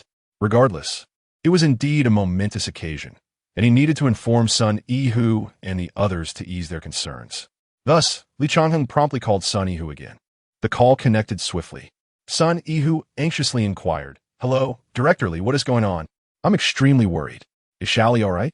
Li Changheng chuckled, "Haha, everything is fine. You all need to put your minds at ease. I just spoke with a leader at the police headquarters, and they confirmed that Li Yichen has done something remarkable in the capital.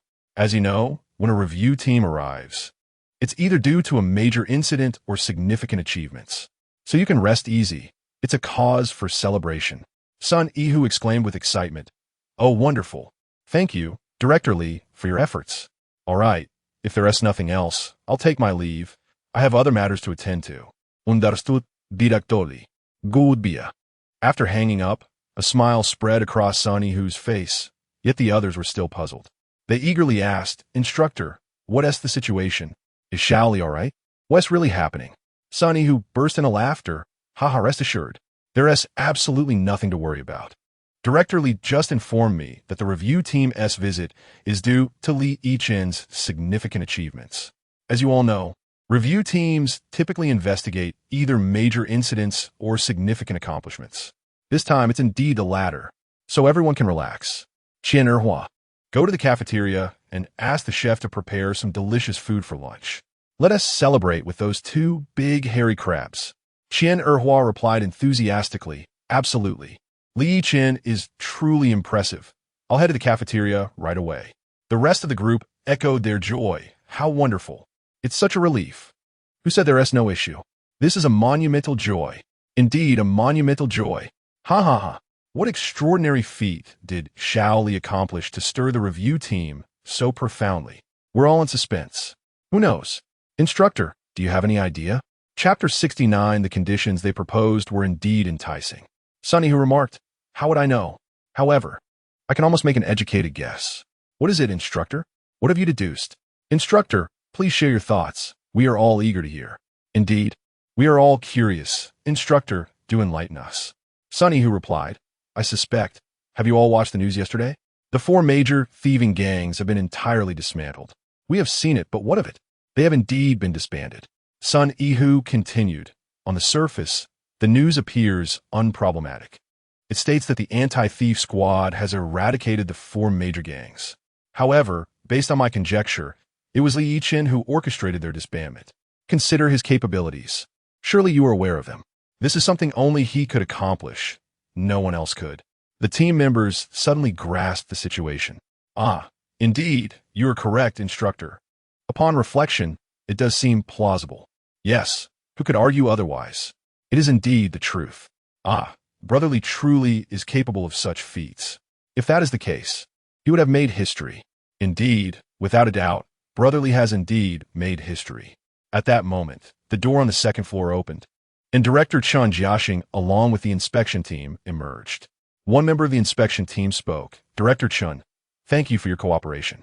We will be heading to your municipal bureau shortly to investigate further. We shall take our leave." Chun Jiaxing responded, "Very well, take care." After bidding farewell to the inspection team, Chun Jiaxing expressed his concern. "Oh no, son, this is not good. Little Li has certainly landed himself in serious trouble. The inspection team was exceedingly thorough in their inquiries. We must devise a strategy. Hearing Chun Jiaxing's worried tone, Sun Yu couldn't help but laugh, which left Chun Jiaxing bewildered. "Old Chun, you appear quite frightened," Chun Jiaxing remarked. "It's not that, old son. What is there to laugh about? Little Li is in big trouble." Sun Yu replied, "Indeed. Little Li is in a predicament, but not in the way you think. His situation is, in fact, a fortuitous one." "Oh, how do you ascertain that it is a fortunate circumstance?" Chun Jiaxing inquired, puzzled. "I just spoke with Director Li. He consulted his contacts at the police headquarters and confirmed that it is indeed a fortunate matter. Director Li even suggested we celebrate with a nice meal at noon." "Really? Of course it is true. How wonderful. Let us ensure we indulge in something delicious at noon. Perhaps we should request extra chicken legs from the cafeteria." Meanwhile, in the capital's anti-thief squad dormitory, Li Yichen was oblivious to these developments. The 4 major thieving gangs had been dismantled, and for the past 2 days, he had been lounging in his dormitory. At that moment, there was a knock at his door. Upon opening it, he found Su Dazue and Gao Chong had arrived. "Vice Captain, lying around all day is rather dull. Let us go out and have some fun," Su Dazue suggested. "Yes, this is my first visit to the capital. We must explore. Perhaps we can visit the Great Wall," Gao Chong added. "All right, let's go. This is my first time here as well. We shall go and see." Li Yichen agreed. However, as they stepped outside, they were greeted by a multitude of vehicles parked outside, and anyone attempting to leave was quickly surrounded by several individuals. Li Yichen was taken aback. "What is happening here?" Su Dazue explained, "Vice Captain, you might not be aware, but our anti-thief squad has achieved remarkable success. Many individuals in the capital have taken notice of our team, particularly of you. They are eager to recruit you." "Recruit me?" "Indeed. Your name has spread throughout the police circles of the capital, and everyone wishes to keep you." At that moment, someone in the crowd shouted, "Look, Vice Captain Li has come out. Everyone, rush him." Suddenly, a throng of people surged forward, surrounding Li Yichen. "Vice Captain Li, come work with us. Vice Captain Li, join our security department. We can offer you the best conditions. Vice Captain Li, why not come to our criminal investigation department? We provide firearms. Vice Captain Li, join us." The crowd clamored, each vying to entice Li Yichen to their respective departments. Li Yichen stood there bewildered. "My goodness, so many people are interested in me? Everyone, allow me to speak. I am about to go on a trip. Can we discuss this upon my return?" Upon hearing this, the crowd parted to make way for him. Finally managing to escape, Su Dazue remarked, "Vice Captain, the conditions they are offering are indeed alluring. Where do you wish to go?" Li Yichen replied, "I am not going anywhere. I am quite satisfied at our Luzhuang precinct. I have no intention of leaving." Exchanging glances, Su Dazue and Gao Chong nodded. Su Dazue said, "Vice Captain, if you do not mind, I would like to join you." Gao Chong echoed, "Yes, Vice Captain. I too wish to accompany you." Li Yichen was taken aback by their words. "Wait, you two are serious? You wish to follow me?" Li Yichen could hardly believe his ears. After all, Su Dazue and Gao Chong were both in their 40s, seasoned elites from various regions, whereas he was merely 23, a lowly officer at the grassroots level. Why would they choose to follow him? What are you two thinking? Why would you wish to follow me? I am just a junior officer. I am no leader. There is no future in following me." Su Dazue laughed. "Oh, Vice Captain, do not be so modest. Others may be unaware, but we know the truth. Without your efforts in this operation, our anti-thief squad would have been scorned by all. The 4 major thieving gangs would still be at large. It is precisely because of you that they were apprehended. We recognize your capabilities, and it is only a matter of time before you rise through the ranks. We intend to stick by your side." Li Yichen chuckled. "Well, you two should think carefully. Do not regret your decision later." "No regrets, absolutely none. Rest assured on that front. If we do not follow you, that would be the true regret." Gao Chong chimed in, nodding in agreement. "Indeed, Vice Captain, if we do not accompany you, that would be a grave mistake." Chapter 70 Collective First Class Merit. Zhang Wuji stated, "Everyone, please attend the celebration banquet tomorrow evening. All members of our anti-theft squad are expected to be present." Simultaneously, the personnel from the train station police station received a similar notification, instructing them to join the anti-theft squad for the celebration. On that day, everyone gathered to discuss. "What kind of merit do you think we will receive this time?" "Who knows? I estimate it will at least be a second-class merit." Second class? After such a significant undertaking, is that all we get? We have dismantled the four major factions of thieves. Honestly, it would be a bit unreasonable not to award us first-class merit. Indeed, that makes sense. At the very least, it should be first-class merit. We'll find out tomorrow. Discussing it now is pointless. The next day, at 8 in the evening, members of the anti-theft squad and the train station police arrived at the police headquarters, where the celebration was held in the conference hall on the first floor. Almost all the leaders of the police headquarters were present. At the entrance of the conference hall, Zhang Wuji encountered Su Ying, who smiled and said, "Old Zhang, you all have done a great job this time. I share in your glory, ha ha ha. Your contributions are substantial." Zhang Wuji replied, "All of this is thanks to Li Yichen, and the rest of the team also put in considerable effort." Su Ying inquired, "By the way, where is Li Yichen?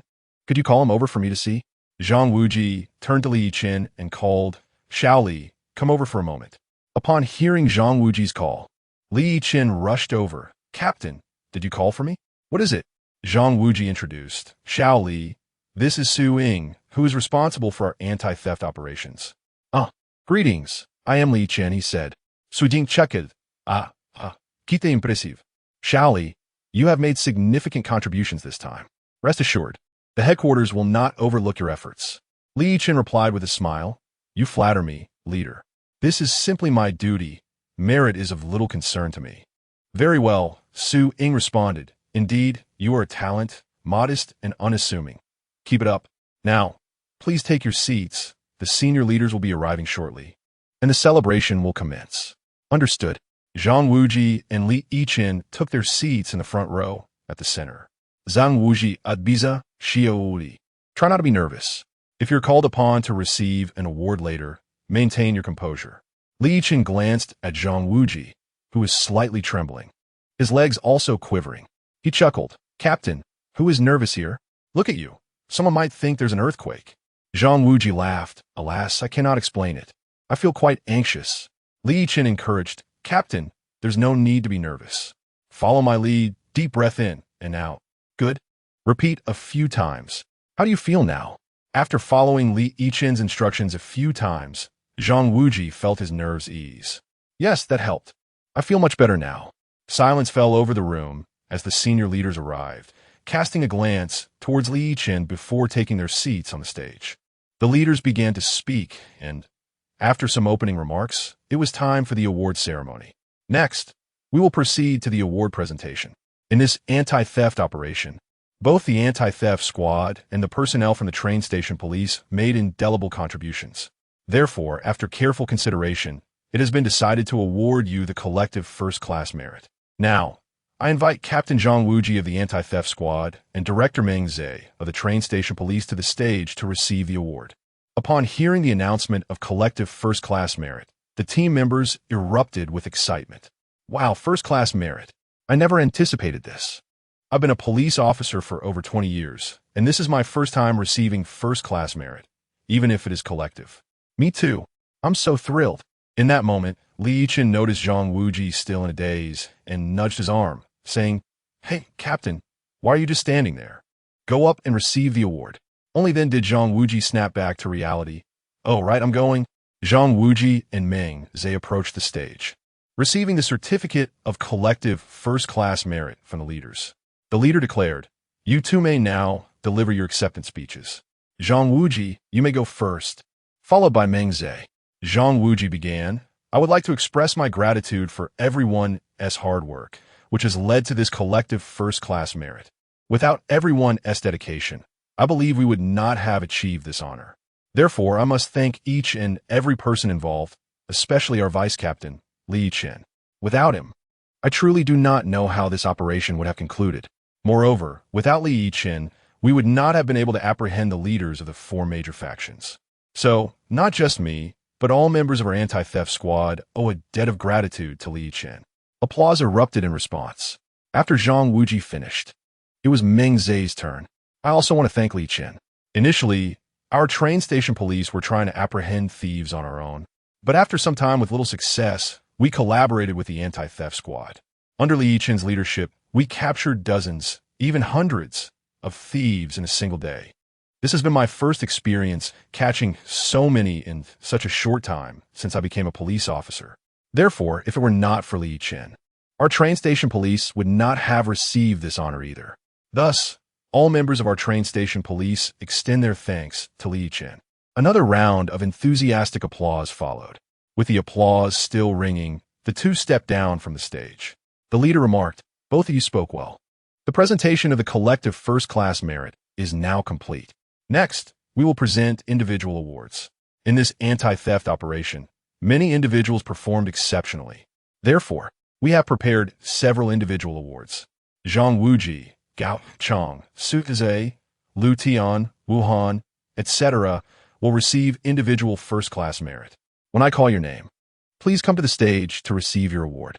Zhang Wuji, Gao Chong, Su Zhe, and others were taken aback, surprised to learn that they would receive individual first-class merit as well. They had initially expected to receive second-class merit and were elated by the unexpected honor. Everyone was filled with excitement and hurried to the stage to receive their awards.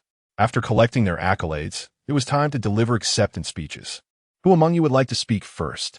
Chapter 71. The director's assassination. As all had finished their speeches, a resounding applause erupted. Throughout the discourse, one name was repeatedly mentioned: Li Yichen. Zhang Wuji extended his gratitude once again to Li Yichen, as did Gao Qing and Su Zhe, with others following suit in expressing their thanks. Anticipation filled the air regarding the accolades Li Yichen would receive, as nearly all awards had been distributed, leaving only his recognition pending. The high-ranking official cleared his throat, signaling the commencement of the most pivotal segment of the assembly. I believe everyone is eager to learn of the honors Li Yichen will receive. To be candid, 3 days ago, the leaders at our police headquarters convened for a lengthy discussion lasting an entire day and night. Subsequently, I dispatched an inspection team to Li Yichen's hometown for a thorough evaluation. His remarkable performance is evident to all. After careful consideration, we have decided to award Li Yichen the prestigious title of Personal First-Class Merit. A hush fell over the crowd, followed by a thunderous ovation. First-class merit, a distinction seldom awarded, is a feat that most officers aspire to achieve only once in their lifetime. To attain first-class merit is already a significant accomplishment, let alone the coveted title of Special Merit, which is exceptionally rare. Vice Captain Li is truly deserving of this honor, a voice echoed. Indeed, he is worthy of such recognition. We stand in support of Vice Captain Li. This sentiment resonated throughout the gathering, as the applause grew fervent, stemming from a heartfelt appreciation for Li Yichen. Everyone understood that, without his intervention, the notorious thieves of the four great factions would still be at large, and the idea of receiving a collective first-class merit would have been a distant dream. "Now, everyone, please settle down. I am not finished." The leader interjected as the applause subsided, and all eyes turned attentively towards the stage. As you are all aware, under Li Yichen's leadership, we apprehended the leaders of the four great thief gangs, effectively dismantling their operations. Such an extraordinary feat warrants more than just the award of personal first-class merit. Therefore, after discussions among our leadership, we have resolved to bestow upon Li Yichen the title of superhero. The declaration left the audience in shock. The title of superhero? What an immense honor! They exclaimed. The last individual to receive this accolade was a retired officer. Indeed, for Vice Captain Li, so young yet so accomplished, is truly remarkable. He is deserving of this honor. I wholeheartedly support this decision. The leader continued, "Now, let us warmly welcome our superhero to the stage to receive his award." Thunderous applause erupted once more as Li Yichen ascended the stage, his face aglow with confidence. This recognition was monumental for him. An elation radiated from his being. He understood the significance of this honor. He was the only active officer in the entire Dragon Nation to have received such a title. To say he was not excited would be an understatement. The high-ranking official personally adorned Li Yichen with the Superhero Honor Medal. "Li Yichen, congratulations." "Thank you, leader," he responded with a respectful bow. "Please, share a few words with us," the leader encouraged. Li Yichen addressed the crowd. "First and foremost, I express my gratitude to our leaders. Secondly, I must thank my comrades. for it was your bravery in the apprehension that made this possible. I merely offered a few words. The true credit belongs to all of you. Therefore, I extend my heartfelt thanks to everyone. His humble response won the admiration of both the leaders and his peers. Following the awards ceremony, a celebratory banquet commenced, filled with joy and revelry. Just then, an officer rushed in, clutching an urgent document. Yichen, a message has arrived from our department. You must see this immediately. It's urgent. Halfway through his chicken leg, Yichen was startled by the mention of a document. He hastily set down his food and grabbed the file, his expression shifting to one of alarm. What? The director has been assassinated? At this moment, the high-ranking official approached. What is the matter, Xiao Li? Leader, I've just received a document stating that our director has been assassinated. I must return immediately. Without hesitation, Yichen began to rush out. Wait, someone, arrange a special vehicle for Yichen to the airport. Also, prepare a private jet to take him directly to Zisher. The leader instructed. Yes, the secretary acknowledged, turning to Yichen. Vice Captain Li, please follow me. In a special vehicle, they swiftly arrived at the airport, where the airport director was already awaiting their arrival. Upon seeing Yichen, he hurried over. Yichen, right? Your leaders have informed me. We must hurry. Take this exclusive passage. Thank you for your assistance, Yichen replied. 10 minutes later, Yichen's private jet took off, heading towards Zisher. Meanwhile, at Zisher Central Hospital, Instructor Sun Yihu expressed his anxiety. Qian, I have notified Yichen. You must go to the airport and bring him back immediately. Yes, I will head there now. Do not worry, Instructor. I will return swiftly. An hour later, the plane landed at Zisher Airport. Yichen disembarked and made his way outside, preparing to hail a taxi. Just then, he heard Qian calling out, Xiao Li, you're back. Over here. Yichen rushed over and hopped into the car. Brother Qian, let us go. Qian immediately drove towards Zisher Central Hospital. In the car, Yichen inquired, Brother Qian, what exactly happened? How did our director get assassinated?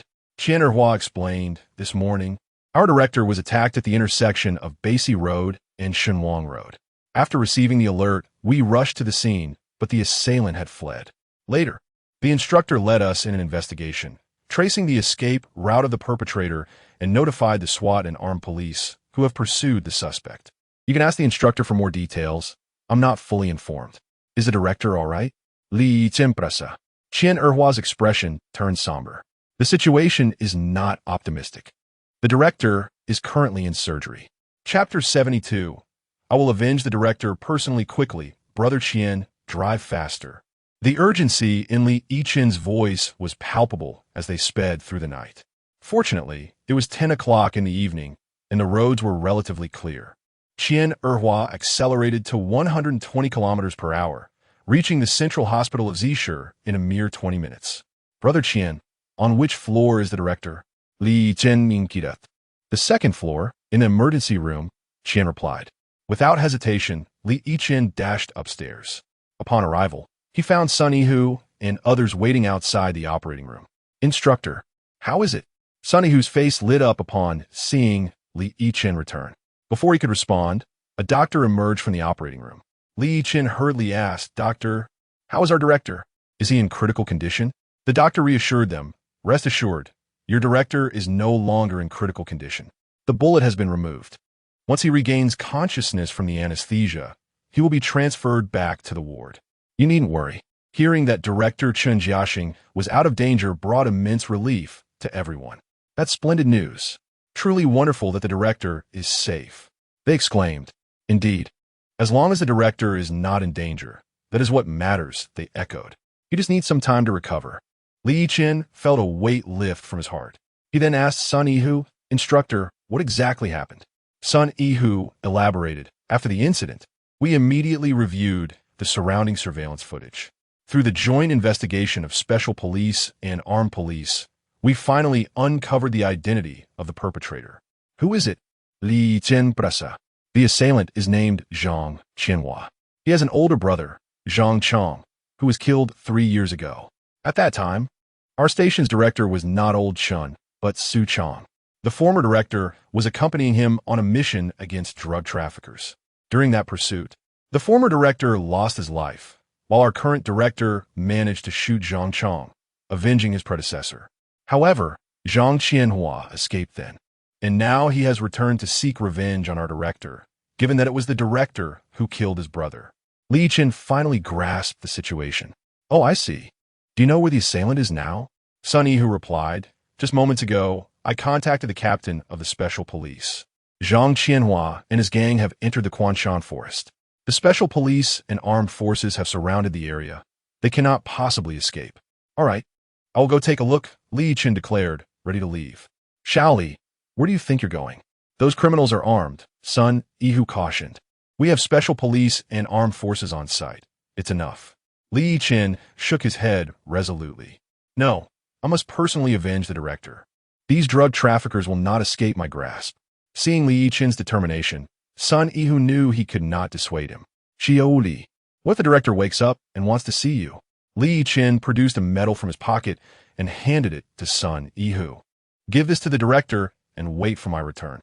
He then exited the hospital, hailing a taxi towards Quanshan. The others were astonished as they gazed at the medal in their hands. Wow, it's the medal of a superhero. No wonder the inspection team was here. It was to award Brother Li the superhero medal. Goodness, no active police officer has ever received this honor. To my knowledge, there has been none. Brother Li is the first. They marveled. I wonder if he will face danger this time. Look, our Brother Li is a superhero. If anyone is in danger, it should be those drug traffickers. As they discussed, everyone, regardless of age or status, began to refer to Li Yichen as Brother Li, a title born of respect rather than age. Meanwhile, at the foot of Quanshan, within a hastily erected tent, the leaders from Municipal Bureau, including Li Chang'an, Special Police Captain Wu Chengue, and Armed Police Captain Feng Xiaolong, convened. Wu Chengue expressed his frustration. Old Feng, what capabilities do your armed forces have to claim the primary assault position? Don't even think about it. Feng Xiaolong, displeased by Wu Chengue's remarks, retorted, Hey, old Wu, don't push your luck. Last time, it was your special police who took the lead. This time, it's our turn. Wu Chengue shot back. Our special police are simply superior. Therefore, as long as we are present, the primary assault position belongs to us. Do you understand? Feng Xiaolong was not having it. Director Li, please settle this. Shouldn't it be our armed police taking the lead this time? Li Chang'an remained neutral, studying the map of Quanshan. We have managed to trap Zhang Qianhua's gang of 6 on the mountain. Except for the cliff to the north, we have a significant police presence to the east, west, and south. They cannot escape. As for who leads the assault, I have yet to decide. Perhaps we should wait for someone to arrive. Li Chang had already heard about Li Yichen receiving the superhero title. When he was informed of the award, he anticipated that Li Yichen would return after Director Chen's assassination. It seemed prudent to wait and hear the perspective of this newly crowned superhero. However, Wu Chengue and Feng Xiaolong were oblivious to the situation. Director Li, who are we waiting for? Is there someone else coming? Wu Chengue inquired. Feng Xiaolong echoed. Director, besides the armed and special police, is there anyone else? Wu Chengue chuckled. Don't be ridiculous. With our 2 teams here, there is no opportunity for the criminal police to participate. Just then, a voice call from outside the tent. Report. Li Yichen is here. Li Chang'an smiled slightly. The person I was waiting for has arrived. Let us go out and take a look. Wu Chengue and Feng Xiaolong exchanged surprised glances. Is this the person Director Li was waiting for? I heard he achieved great merit in the capital. Let's go out and see. Director, I'm back, Li Yichen greeted upon entering. Li Shenzhen responded warmly. Ah, wonderful. Since you're here, let us go inside. He took Li Yichen by the arm and led him into the tent, gesturing for him to sit. Once seated, Li Chang personally offered Li Yichen a cigarette and lit it for him. Wu Chengue and Feng Xiaolong were left in shock. What? Director Li is actually serving him a cigarette? What is happening? Is the sun rising in the west? Chapter 73. Unerring Precision. Hitting the bullseye, both the special police and armed police battalion leaders were somewhat perplexed. What on earth was happening? Why was Director Li treating him with such courtesy? Observing Wu Changhua and Feng Xiaolong's bewildered expressions, Li Changjin chuckled. Ha! You two look utterly confused as to why I'm acting this way. Come, let me introduce you. Wu Changhua interjected. Director Li, There's no need for introductions. I know him. ISNT Healy Yichen from the Luzhuang police station. Feng Xiaolong chimed in, indeed. R&T we here to apprehend the perpetrator who injured his station chief. Li Changjin shook his head. You only know half the story. He is indeed Li Yichen, but he is no longer the same. He is now transformed into the superhero Li Yichen. The police headquarters has just awarded him the title of superhero along with a medal. What? Wu Changhua and Feng Xiaolong were taken aback, as if struck by a thunderbolt, scarcely believing their ears. Director Li, is this true? Are you pulling our leg? Li Changjin laughed. Haha, how could I possibly deceive you? Everything I say is true. This was personally conferred by the police headquarters. Do you have any idea of the significance of the superhero title? Not a single active officer has received it, and only one retired comrade has ever been honored in such a way. Thus, Li Yichen is now the foremost active police officer. Wu Changhua and Feng Xiaolong were utterly astounded, realizing the remarkable prowess of this young man. It seemed they would have to re-evaluate their perception of him.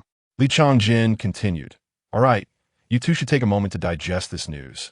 Now, as for the Zhang Xinhua gang, we have them surrounded in the mountains, and there's no way for them to escape. However, the forest is vast, making it challenging to locate them.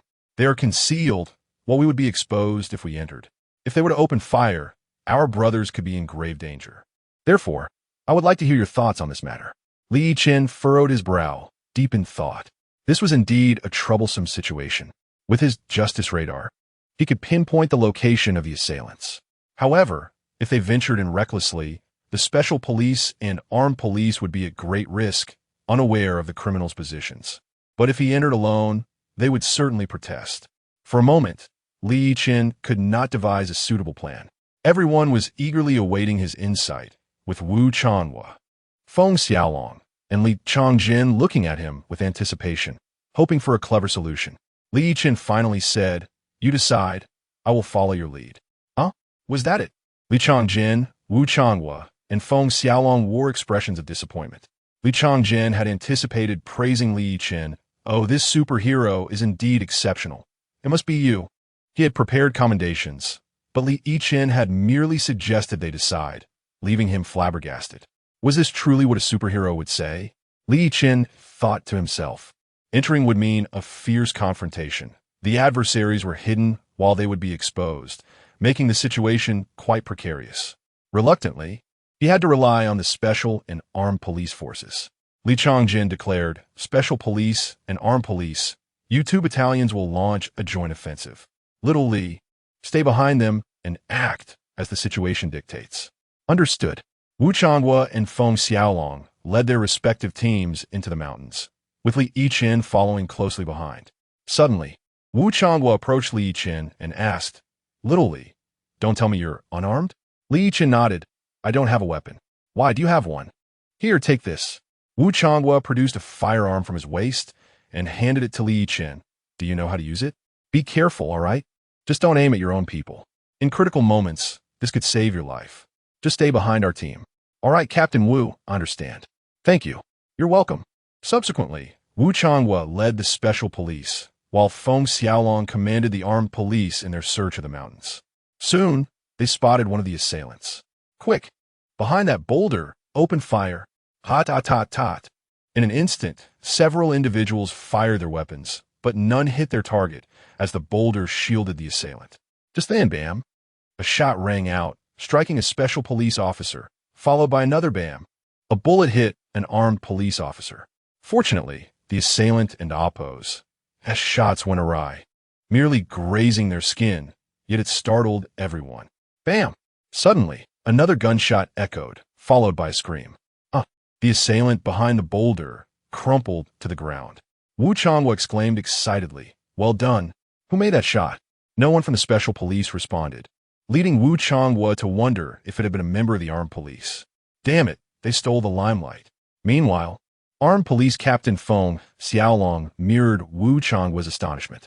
Who fired that shot? But again, no one answered. Feng Xiaolong assumed it was the special police who had taken the kill. Damn it, the armed police were lagging behind. Everyone needed to step up their game. At that moment, another shot rang out, bam! Not far ahead, behind a large tree, another assailant was taken down. Wu Changhua and Feng Xiaolong were again stupefied, convinced the other side was responsible. Damn it, have the special police been secretly practicing their shooting?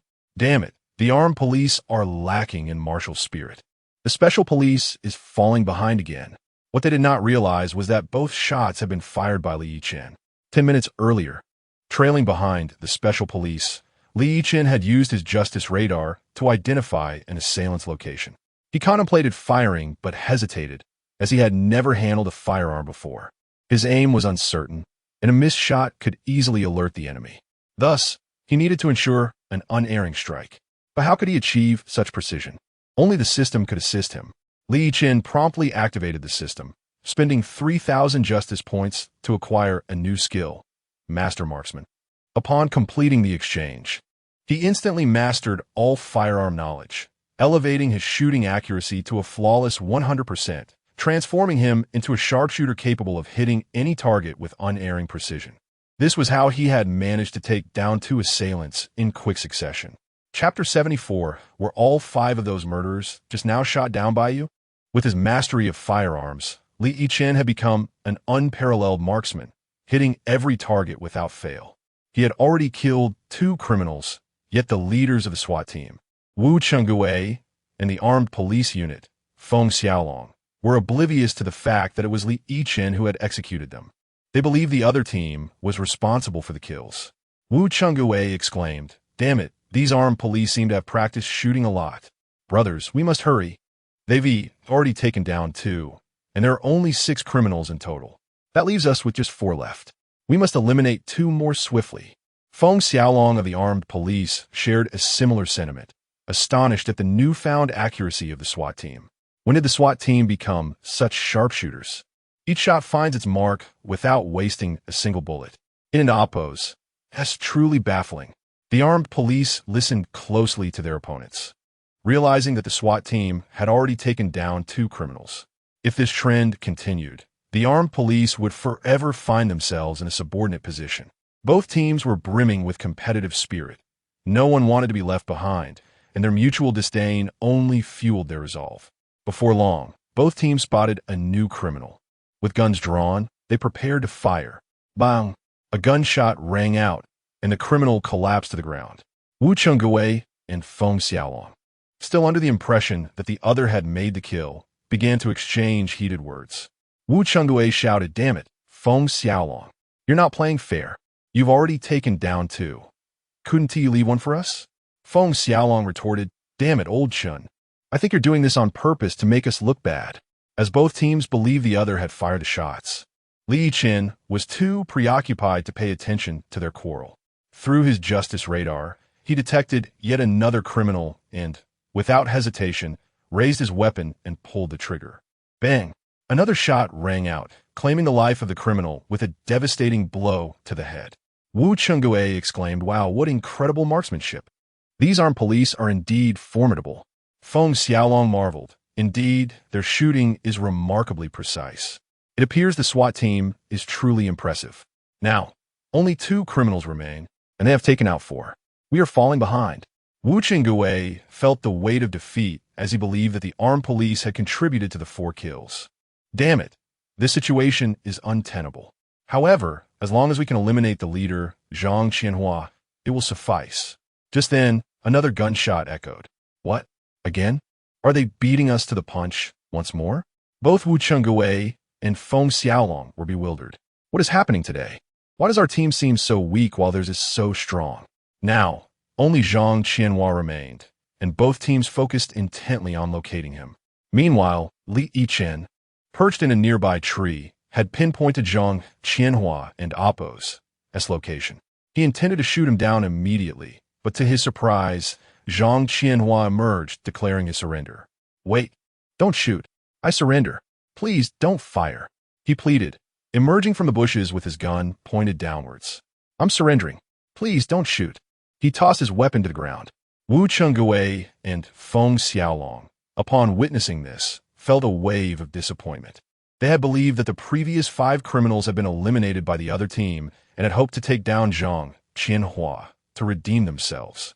However, with his surrender, They found themselves unable to act further.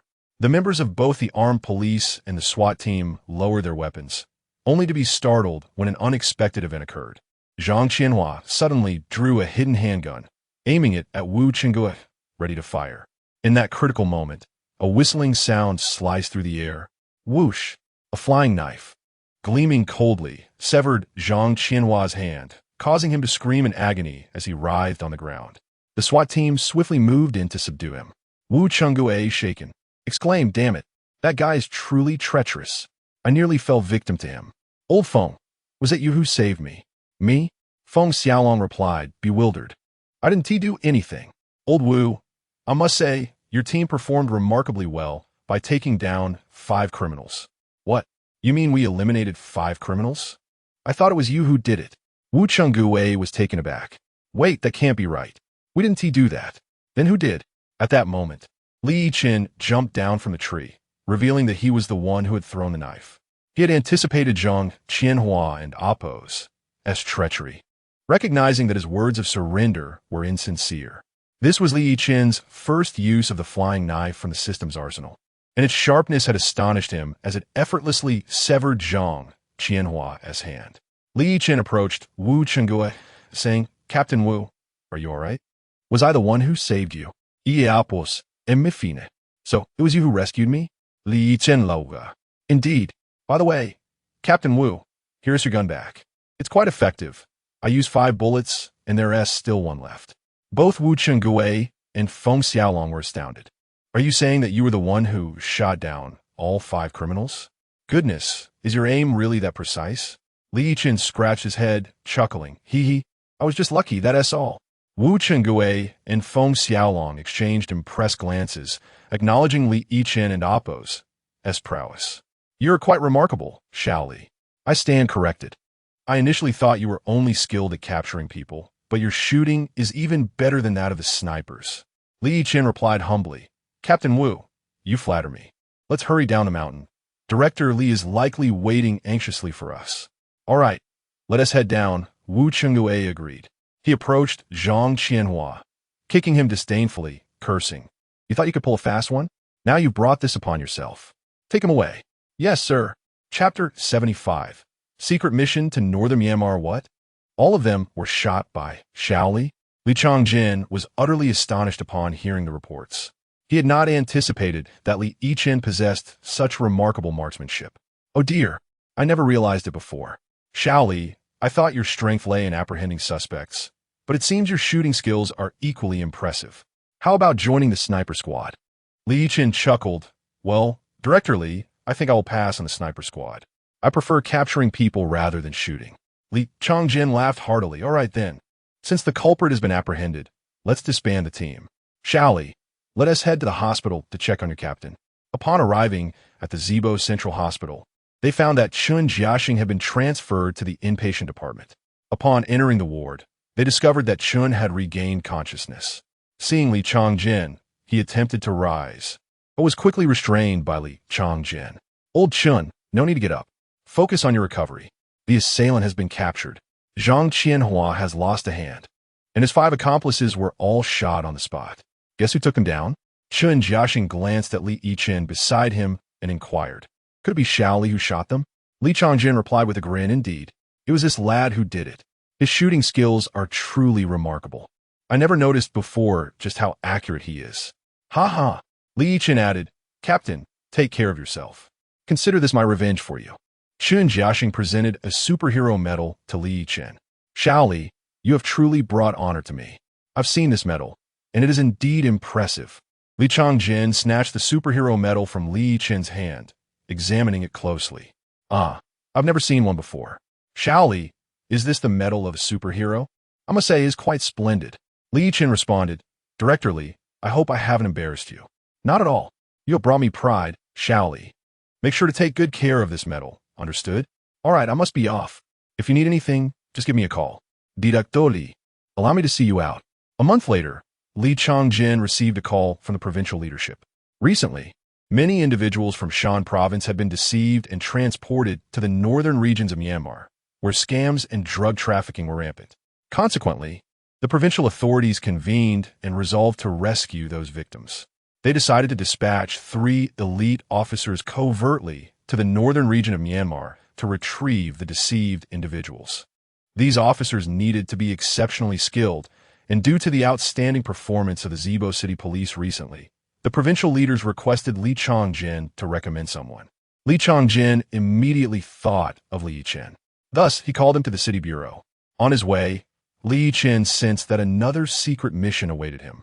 Upon arrival, Li Yichen got straight to the point. "Director Li, did you summon me for another mission?" Li Chongjin smiled. "Of course, it's you who is clever. Recently, the scam companies in northern Myanmar have become increasingly brazen." Li Chongjin outlined the details of the mission. "No problem. I accept this task. When do we depart?" "Tomorrow afternoon. By the way, how is your captain doing?" "He's fine now. He has been discharged and is back at work. He even asked me to send his regards to you." "Good to hear. Shioli, prepara yourself. Tomorrow afternoon, I will take you to the train station. You will first take a train to Kuan City, where someone will be waiting to escort you.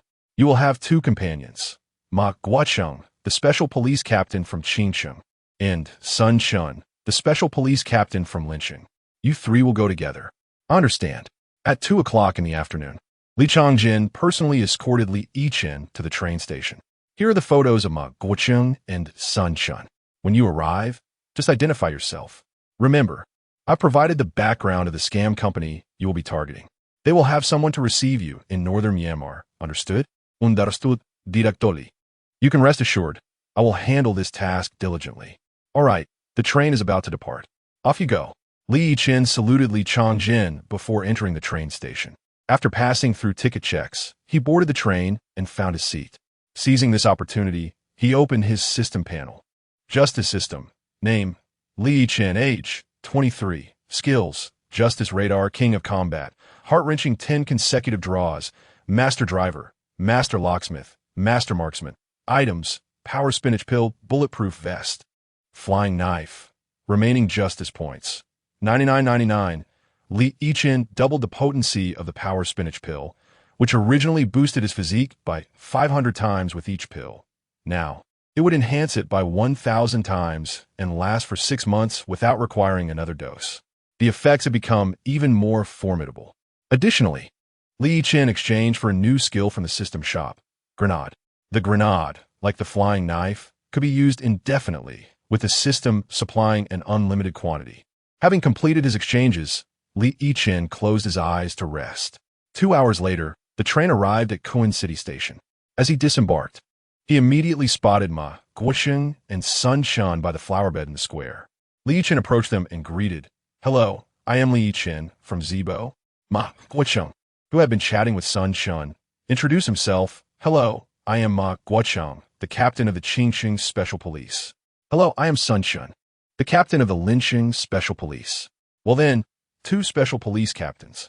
Li Yichen felt a bit embarrassed about revealing his status as a mere officer from Luzhuang Police Station. Hello, I'm just a humble officer. I hope for your guidance." Word of Li Yichen and Appo's superhero title had already spread throughout the police community. Ma Guoqing laughed. "Li Yichen, don't be modest. You are the only active officer to have received the superhero title. We can endamp Appo's to compete with you." Sun Chun chimed in, "Indeed, we cannot compare with you.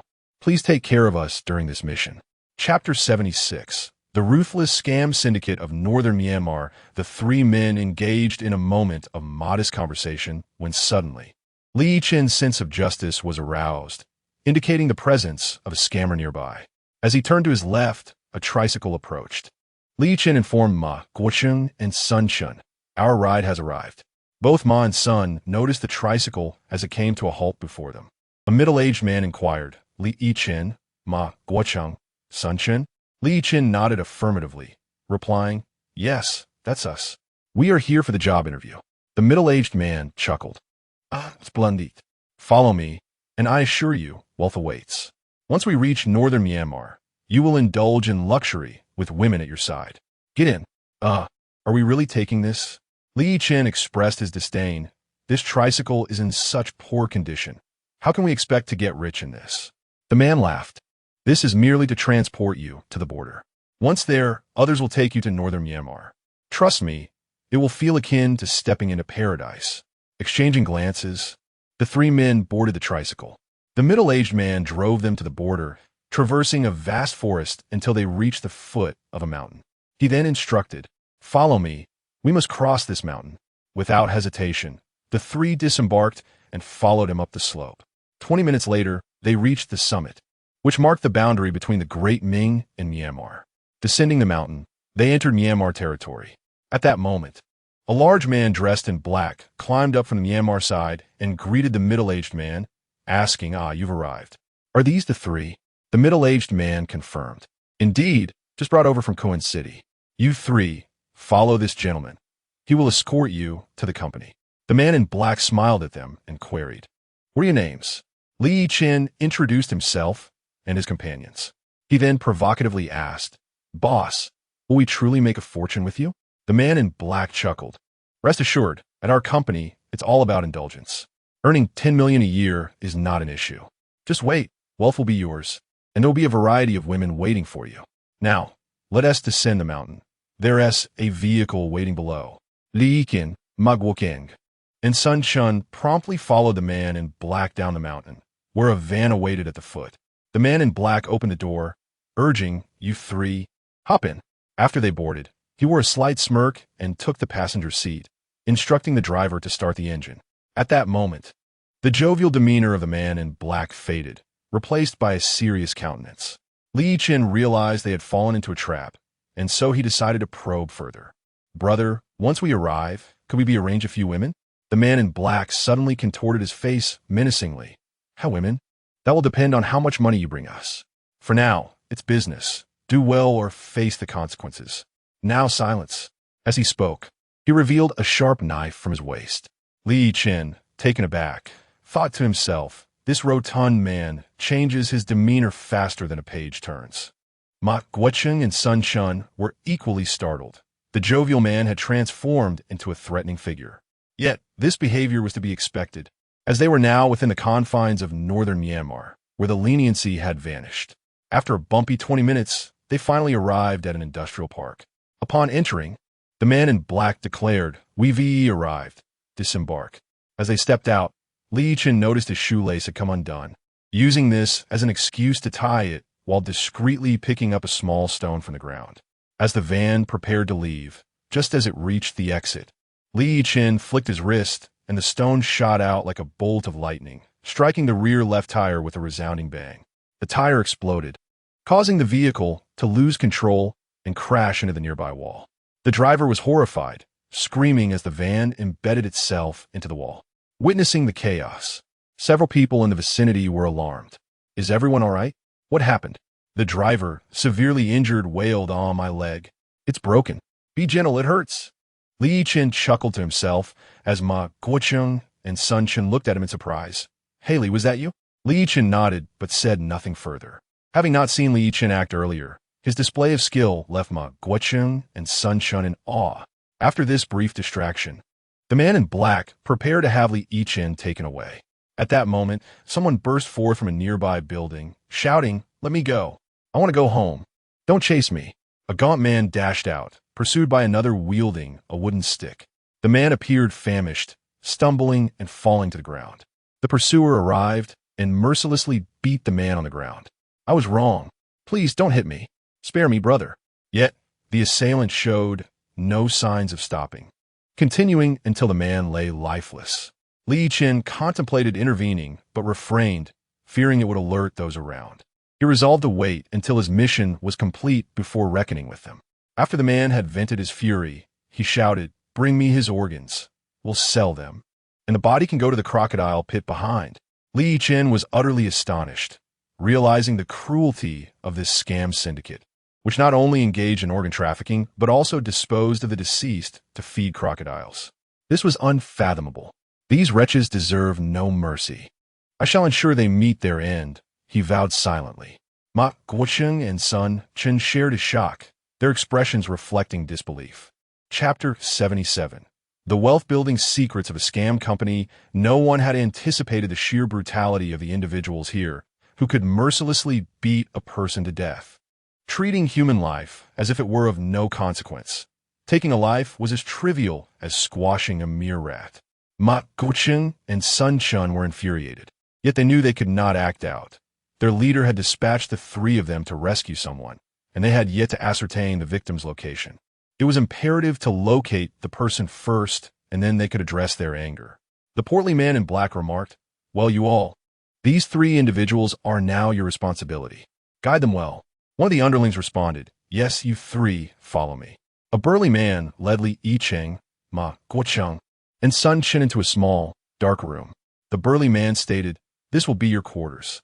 To help you acclimate quickly, you must study diligently over the next 3 days. After that, you will commence your work. Someone will bring your meals, and for bathroom breaks, there's a passageway over there." With that, the burly man tossed 3 booklets onto the table and left. Li Yicheng picked one up and noticed the bold letters on the cover, "Secrets to Wealth." The sight of those words piqued their curiosity. Secrets to Wealth? Is there really such a guide? They mused. Well, let us open it up and find out. Eagerly, the three opened their respective booklets, only to discover that instead of wealth-building secrets, the contents were solely instructions on how to make scam phone calls. Ma Guocheng spat in disdain. "I thought it would contain genuine secrets to wealth, but it's merely a manual for deceit." Sun Chen interjected, "Ah, you fail to grasp the essence. This is precisely what they consider their path to riches. It may not seem right to you, but to them, it is. To ensure the smooth execution of their tasks. We must learn this well." Li Yicheng nodded in agreement. Sun Chen is correct. We should study thoroughly. Knowing both ourselves and our adversaries will lead to assured victory. Thus, they diligently perused the materials. 3 days later, the burly man opened the door and announced, "You three must be nearly ready. Today marks the beginning of your work. You two, take these individuals away." 2 underlings emerged from behind the burly man and escorted Ma Guocheng and Sun Chun to different locations. Li Yicheng inquired, "What about me?" The burly man replied, "You're coming with me." Li Yicheng followed the burly man out of the dark room and into a grand building within the estate. On the 2nd floor, they entered an expansive office where the incessant ringing of phones filled the air. The burly man knocked on the door and led Li Yicheng inside, announcing, "Lu Ge, I brought him." A figure emerged from the manager's office. Li Yicheng recognized him as the man who had brutally killed someone with a stick upon his arrival. "Lu Ge, this individual is yours now." Lu Ge nodded, and the burly man exited. Lu Ge turned to Li Yicheng and asked, "You must be Li Yicheng, correct?" Li Yicheng affirmat, maintaining a composed demeanor, his gaze unwavering. Unlike others who would immediately avert their eyes from Lu Ge, Li Yicheng met his stare, leaving Lu Ge taken aback. "Hey kid, you're bold. Not afraid, huh? Good, go ahead. That spot over there is your workstation." Li Yicheng settled into his chair. The office housed over 20 individuals, all previously engaged in phone calls. Upon Li Yicheng and Appo's entrance, they turned to observe. Lu Ge, infuriated, barked, "What are you all staring at? Get back to your calls. If anyone fails to make a sale today, I'll personally ensure they regret it." The employees quickly averted their gazes and resumed their calls, all of whom had been deceived from various corners of the globe. They had endured brutal beatings here, with no one daring to resist.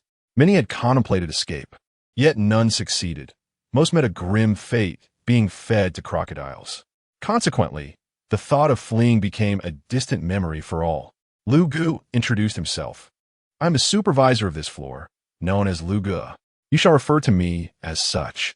Li Yicheng, here's a phone directory. Follow the numbers listed to make your calls.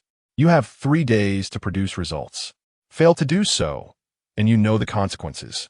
For an average person, this would be a terrifying ultimatum. However, Li Yicheng was different. He was not intimidated by threats. The surrounding individuals watched the unfolding drama, undoubtedly thinking that this newcomer was in for a rough time. Li Yicheng smiled slightly and remarked, "So, Lu Ge, it's just phone calls, right? You appear quite fearsome. Don't you ever smile? Let us see a smile from you." Lu Ge had never encountered such a newcomer. Typically, they trembled in fear. This one, however, remained calm and even jested. Did this lad truly not understand the gravity of his situation? "Hey kid, you're getting a bit too cheeky with me. I suggest you drop the bravado and focus on your calls. Remember, you only have 3 days, and you know what will happen if you don't produce results. Li Yicheng picked up the phone and grinned. All right, just a phone call. I'll make one right now. You watch. Instead of dialing from the directory provided by Lu Gu, Li Yicheng pressed a number of his choosing, connecting directly to Chun Jiaxing's mobile. Chun Jiaxing, taken aback by the unfamiliar number, answered promptly, "Hello, who is this?" Li Yicheng cheerfully responded, "Ha, director, it's me, Xiao Li. How are you? Just so, you know, I'm calling you from a scam company. Don't worry, I'll be back soon." Beep, beep, beep. Li Yicheng ended the call, leaving Chun Jiaxing bewildered. What just happened? He wondered aloud. His superior, Sun Ihu, inquired, "Old Chun, who is that on the phone? You look shocked. Is something wrong?" Chun Jiaxing replied, "No, it was that Li Yicheng. He just told me he was calling from a scam company." Lu Gu, standing beside Li Yicheng, was equally astonished. "Wait, you just called the police station?" Li Yicheng nodded, chuckling. "Huh, figured it out, huh? Just teasing you. Don't be alarmed." Lu Gu's temper flared. "Damn it, kid. Behave yourself. If you don't get serious about your calls," with a swift crack of the whip he held, Lu Gu barked, "I'll make sure you learn your lesson." Li Yicheng replied, all right, I'll get to it." Chapter 78. Standing before them was an extraordinary individual. The onlookers, engrossed in their phone conversations, were utterly astonished by the unfolding scene. Goodness, what audacity this newcomer possesses, daring to mock Brother Lu. One exclaimed. Who knows? Perhaps this lad is simply courting disaster, another speculated. Just wait, he'll surely face repercussions soon, a third added. Indeed, Brother Lu is not to be trifled with. Someone else remarked, let us just enjoy the spectacle. They all thought, eager for entertainment. However, Li Yichen was far from the coward they presumed him to be. Had it been anyone else, they might have followed the anticipated path of submission. But Li Yichen was no ordinary person. He was extraordinary, and an extraordinary individual would never allow himself to be subdued. All right, I shall make a call, he declared, picking up the phone and dialing a number from Brother Lu's contact list. On the other end, an elderly man answered. With a grin, Li Yichen said, Greetings, sir. I represent a scam company. If you wire me 100,000 yuan, I shall send you a box of eggs. Rest assured, you heard me correctly. I am indeed from a scam company. All you need to do is... The line abruptly disconnected as Brother Lu seized the phone from Li Yichen's grasp. Furious. Are you deliberately seeking trouble? Brother Lu roared, his anger palpable. Li Yichen understood that in such an environment, one could not afford to be lenient. The people here were bullies who preyed on the weak. Thus, one must be even more ruthless. With a sharp clap of his hands, Li Yichen stood from his seat. Hey punk, I spared you earlier out of respect, but if you continue to act up in my presence, do you believe I won't slap you? Brother Lu was taken aback. Newcomers typically cowered and feared his wrath, yet this one not only stood his ground, but dared to retort. Damn it, I'll wipe the floor with you. He bellowed, raising a whip to strike. In a swift motion, Li Yichen caught the whip midair. Brother Lu froze, attempting to wrest it from Li Yichen and Oppo's grip, yet his efforts were futile. Let go, do you hear me? He stammered. Li Yichen sneered. Let me make it clear. Do not refer to yourself as I in my presence, understood? With a resounding kick, he struck Brother Lu in the abdomen, sending him crashing against the wall before collapsing to the ground. So, do you wish to continue? Li Yichen taunted. Brother Lu writhed in agony, having fractured 2 ribs. The onlookers were dumbfounded. My goodness, is this lad truly that formidable? He even dares to strike Brother Lu. What in the world? Brother Lu seems utterly powerless. The crowd was filled with astonishment. They were accustomed to witnessing Brother Lu as the aggressor, yet today they beheld him on the receiving end of a beating. Li Yichen was not about to let Brother Lu off the hook so easily. This man had countless lives on his conscience. He could not simply walk away. Grasping the whip, he approached Brother Lu, delivering merciless blows. Let us see how arrogant you can be now. The whip cracked thunderously, and soon Brother Lu and Oppo's body was a bloody mess. Please stop. I beg you, it hurts, he cried, desperately attempting to rise, only to kneel before Li Yichen, repeatedly bowing his head in supplication, pleading for mercy. Li Yichen had resolved to end him right there. A man like him was not worth sparing. Just as he was about to deliver the final blow, a thunderous voice interrupted, startling everyone. Stop! Li Yichen paused, looking towards the entrance where a burly figure, accompanied by 4 muscular men, strode in. Brother Lu, upon seeing this newcomer, scrambled over. Old Wang, you must help me. This brat is out of control, defying orders and assaulting me. Look at what he has done. Just moments ago, Brother Liu had been begging for mercy, but now he sought vengeance, urging Old Wang to eliminate Li Yichen. Old Wang, the head of security for the scam syndicate, stood tall and imposing. His four companions were not merely security, but enforcers. Upon witnessing someone daring to disrupt their territory, Old Wang's fury ignited. You dare cause chaos here? You're asking for death. He thundered. Get rid of him. He commanded. The four enforcers swiftly drew daggers from their belts and charged at Li Yichen. The spectators were filled with dread for Li Yichen and Appo's as fate. This is it. Wang Xiong is notorious for his ruthlessness. No one wishes to cross him, they murmured. Indeed, this lad has sealed his doom. Almost everyone believed Li Yichen's fate was sealed, including Wang Xiong himself. His henchmen were masters of deadly combat, trained in lethal techniques, and with daggers in hand, it seemed impossible for Li Yichen to escape unscathed. However, they failed to realize that standing before them was an extraordinary individual, not just an ordinary man. As the four enforcers charged forward, Li Yichen, with a mere thought, summoned 2 flying knives from his arsenal. With a swift flick, he hurled them towards his assailants. The blades struck their marks, embedding themselves in the wrists of 2 men, eliciting cries of pain. They collapsed, incapacitated. Li Yichen then launched 2 more knives, which pierced the feet of the remaining 2, pinning them to the ground. The 4 muscular men were left utterly dumbfounded. In their previous violent encounters, they had never sustained injuries. They had always dominated. What had gone wrong today? Wang Xiong stood in stunned silence. Goodness, have we encountered a formidable opponent today? Chapter 79. The undercover becomes the supervisor Li Yichen, with 4 flying daggers. Dispatched 4 individuals so swiftly that none could discern the origin of his blades.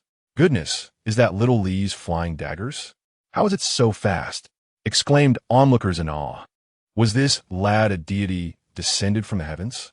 Just moments ago, I thought he was doomed, yet those 4 could not even approach him. Could it be that I was hallucinating? How could he be this formidable? The crowd buzzed with astonishment, unable to fathom Li Yichen and Appo's prowess. Wang Xiong and Lu Gu were left utterly flabbergasted, nearly succumbing to shock. Who exactly are you? Wang Xiong stammered. With a smile, Li Yichen replied, I am here to seek wealth. Did you not claim that joining you would lead to great fortune? Where is it? Wang Xiong retorted, we no longer require your services. You ought to leave. Leave? To where? I have yet to acquire my fortune. I shall not depart. Li Yichen firmly declined Wang Xiong and Appo's suggestion, prompting envy among those present. Why would he not seize such a splendid opportunity to escape? Brother, we wish we could leave, but it's not possible, another echoed. Yes, brother. You should hurry and leave. Otherwise, regret will be your companion. Seeing Li Yichen and Appo's refusal to depart, Wang Xiong warned, listen here, do not disrespect my hospitality. Many would leap at the chance to leave, and I am offering it to you. Do not be ungrateful. Li Yichen, cracking his knuckles, replied provocatively, I shall embrace your disdain. I choose to be ungrateful. What will you do about it? Come at me. Wang Xiong, seething with rage, yet powerless, realized that his 4 henchmen lay defeated and that he was no match for Li Yichen. With a begrudging tone, he inquired, what do you intend to do? Lighting a cigarette, Li Yichen stated, it is quite simple. I wish to meet your boss. Take me to him. Wang Xiong, taken aback by Li Yichen and Appo's audacity, acquiesced. Very well. Follow me. He understood that he could not manage this situation and would have to defer to his superior. Li Yichen followed Wang Xiong to the boss's office, where Wang instructed him to wait outside briefly while he reported in. Li Yichen readily agreed, urging him to be swift. Inside, the boss, a young fugitive from Minghua who had established a scam operation in northern Myanmar, was puzzled by Wang's sudden appearance. Why aren't you patrolling? What brings you here? The boss queried.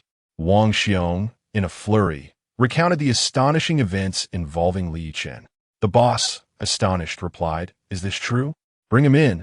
I wish to meet him. Once Wang Xiong exited, the boss retrieved a gun from his drawer, placing it ominously on the table in case things escalated. Upon Wang Xiong's return, Li Yichen asked. What did he say? Wang Xiong replied, the boss wishes to see you. You may enter. Upon entering, Li Yichen observed a man in his 40s seated behind a desk, a gun resting upon it. Are you the boss? He inquired. The boss nodded, confirming, indeed, I am the owner of this company. You're the one causing a ruckus. Li Yichen. Taking a seat opposite the boss, Li Yichen nonchalantly picked up a cigarette from the desk, lit it, and smiled. That is correct, but you mischaracterize my actions. I am here to reprimand your subordinates for their arrogance. That Lu Gu, he is not suited to be a supervisor. Let me take his place. What do you say? The boss was momentarily taken aback. You wish to be the supervisor? Li Yichen exhaled a smoke ring. What? Is there an issue with that? Am I unfit for the role? Not at all. If that is your desire, then you may assume the position. However, do not cause any trouble, otherwise. I shall not be lenient, the boss warned, fiddling with the gun. In a flash, Li Yichen snatched the gun from the boss's hands before he could react. What do you intend to do? The boss stammered. Without hesitation, Li Yichen fired a shot, the bullet grazing the boss's ear and embedding itself into the wall behind him. The boss, terrified, thought, is this fellow truly so reckless as to fire without warning? Li Yichen chuckled. This is quite the firearm. Mind if I borrow it for a few days? Wait, what are you doing? Haha, relax, boss. I'm merely jesting. This old piece. I would accept it, even if you offered it to me. He tossed the gun back on the table and prepared to leave. Hold on. Is there anything else? Here, your badge. It signifies your new role. The boss handed him a badge inscribed with the word supervisor. Li Yichen accepted it with a smile, affixing it to his attire. Well, is there anything else? No, nothing at all. All right then. I shall take my leave. Should you require anything, do not hesitate to call for me. With that, Li Yichen exited the boss's office, leaving the boss drenched in sweat, still reeling from the earlier encounter. Returning to the previous office, Li Yichen found Lu Gu transformed, wearing a broad grin. Li Gu, you're back. Pointing to his new badge, Li Yichen proclaimed, observe closely. From this moment forth, I am the supervisor here, and you'll be a mere employee. Your first task is to make 300 phone calls. Fail to complete it, and I shall not be merciful. What? Why the surprise? Get going. Yes, I shall begin immediately. Lu Gu hurriedly took his seat, but before he could start, Li Yichen delivered a resounding slap across his face. Dazed, Lu Gu looked at him, only to receive another sharp slap. What are you staring at? Get on the phone and stop dawdling. Chapter 80. Never show weakness. Lu Gu picked up the phone, ready to make the call. He had been thoroughly intimidated by Li Yichen, fearing that if he hesitated, he might receive another beating. Thus, he immediately dialed. Li Yichen declared, in the past, you were known as Lu Gu. From now on, you shall be called Lu Xiaodi. Listen up, everyone. From this point forward, when you see him, call him Lu Xiaodi. If he refuses, let me know, and I shall deal with him. The crowd erupted in laughter. However, many were puzzled. It seemed that a simple beating of Lu Gu could lead to a promotion. They contemplated whether they could also achieve the same by similarly confronting Lu Gu. Yet, soon they realized they lacked the courage. Had they possessed such boldness, they would have beaten Lu Gu themselves before Li Yichen could arrive. Nevertheless, it was evident that they were unable to do so. Whenever Lu Gu became angry, the people in the room were too terrified to move, let alone confront him. It was a relief simply not to be on the receiving end of his wrath. Lu Gu attempted to make the call, but there was no answer. Li Yichen grew frustrated and slapped him 3 times across the face. How are you making the call? Why isn't anyone picking up? Lu Gu found himself at a loss for words. Li Gu, it's not my fault if they don't answer. I can't possibly know why they aren't picking up. With a series of slaps, Li Yichen struck him 4 more times. Within moments, Lu Gu had endured a barrage of blows, losing several teeth and his face swelling. Woo! Li Gu, please stop. It's all my fault. Talking back, were you? How dare you? Slap. Are you still talking back? And no, I dare not. I will never talk back again. That and oppose. That's more like it. Continue. Yes. Li Yichen had Lu Gu thoroughly subdued. The once arrogant Lu Gu had vanished. Li Yichen chocolate. All right, everyone, stop making calls. Play on your phones, watch some videos, and pass the time. The crowd was stunned. Li Gu, are you serious? We can play on our phones without worry? Li Yichen replied with a smile. Of course, go ahead. As the day passed quickly, that evening, Li Yichen returned to the dormitory, where Ma Guocheng and Sun Chun had also arrived. Upon seeing them, Li Yichen was taken aback. What happened to your faces? Both Ma Guocheng and Sun Chun bore bruises, clearly the result of a beating. Ma Guocheng lamented, "Don't even mention it. I was beaten by a supervisor." "What? A supervisor beat you?" Li Yichen exclaimed, in surprise. "What about you, old son?" Sun Chun replied, "Same here. I was also beaten by a supervisor. If it weren't an amp, oppos, T for the task, I would have retaliated against that punk. I must say, he hit hard." Li Yichen burst into laughter as Ma Guocheng and Sun Chun exchanged curious glances. "What? You weren't beaten?" "I was," Li Yichen said calmly. "That can't be right. How come your face ISN into amp, oppos, T bruised? You were also beaten."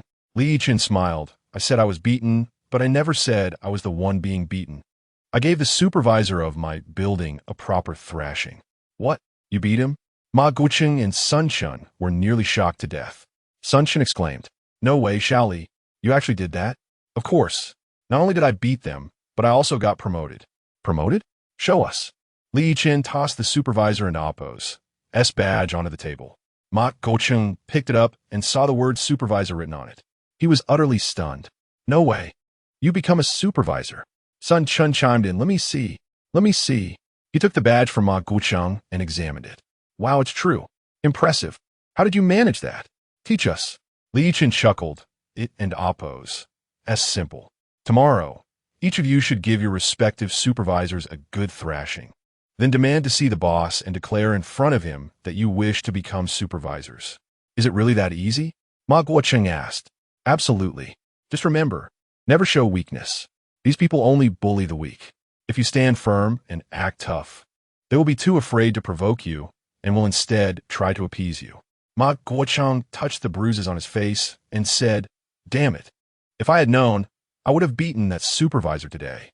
You have no idea. He whipped me with a riding crop. I refrained from retaliating to keep my cover. But the more he hit, the more he enjoyed it. Just look at my injuries. Tomorrow, I will definitely give that punk a proper beating." Sun Chun added, "Old Ma, I'm in the same boat. That supervisor was ruthless with the whip. He won't know what hit him tomorrow."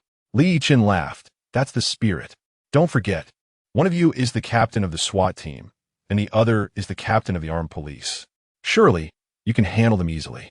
You can in Oppos. T just take a beating like that without retaliation."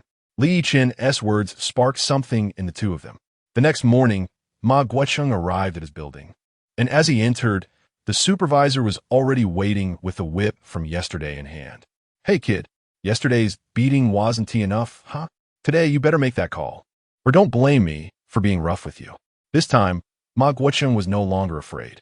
As the captain of the SWAT team, his combat skills were top-notch, trained in lethal techniques. While he might not match Li Yichen's prowess, dealing with these fraudsters was child's play. "Come here," Ma Guocheng calmly gestured to the supervisor. The supervisor was momentarily stunned. "What? You're calling me? Are you deaf? I'm talking to you. Come over here." Everyone in the room was shocked. How had the man who had been beaten just the day before suddenly found his courage overnight? What was going on? The supervisor, bewildered, responded, "Oh, you dare to speak to me like that? Have you forgotten how I dealt with you yesterday? Kid, I think you're asking for a beating." Ma Guocheng replied coldly. "Oh, go ahead, try it." Chapter 81. Tonight's operation, hey, you little brat, refusing a toast and opting for punishment instead. Of course, I have to teach you a lesson. The supervisor raised his whip, ready to strike, but Ma Guocheng suddenly lifted his right hand, firmly grasping the whip, and with a powerful tug, he snatched it away, causing the supervisor to stumble back. The supervisor nearly lost his balance. Without the whip in hand, he instantly felt a loss of confidence. He had not anticipated that the person he had brutally beaten just the day before would possess such strength today. It seemed a confrontation was inevitable. In a swift motion, he drew a dagger, glaring menacingly at Ma Guocheng. "You little punk, are you trying to rebel?"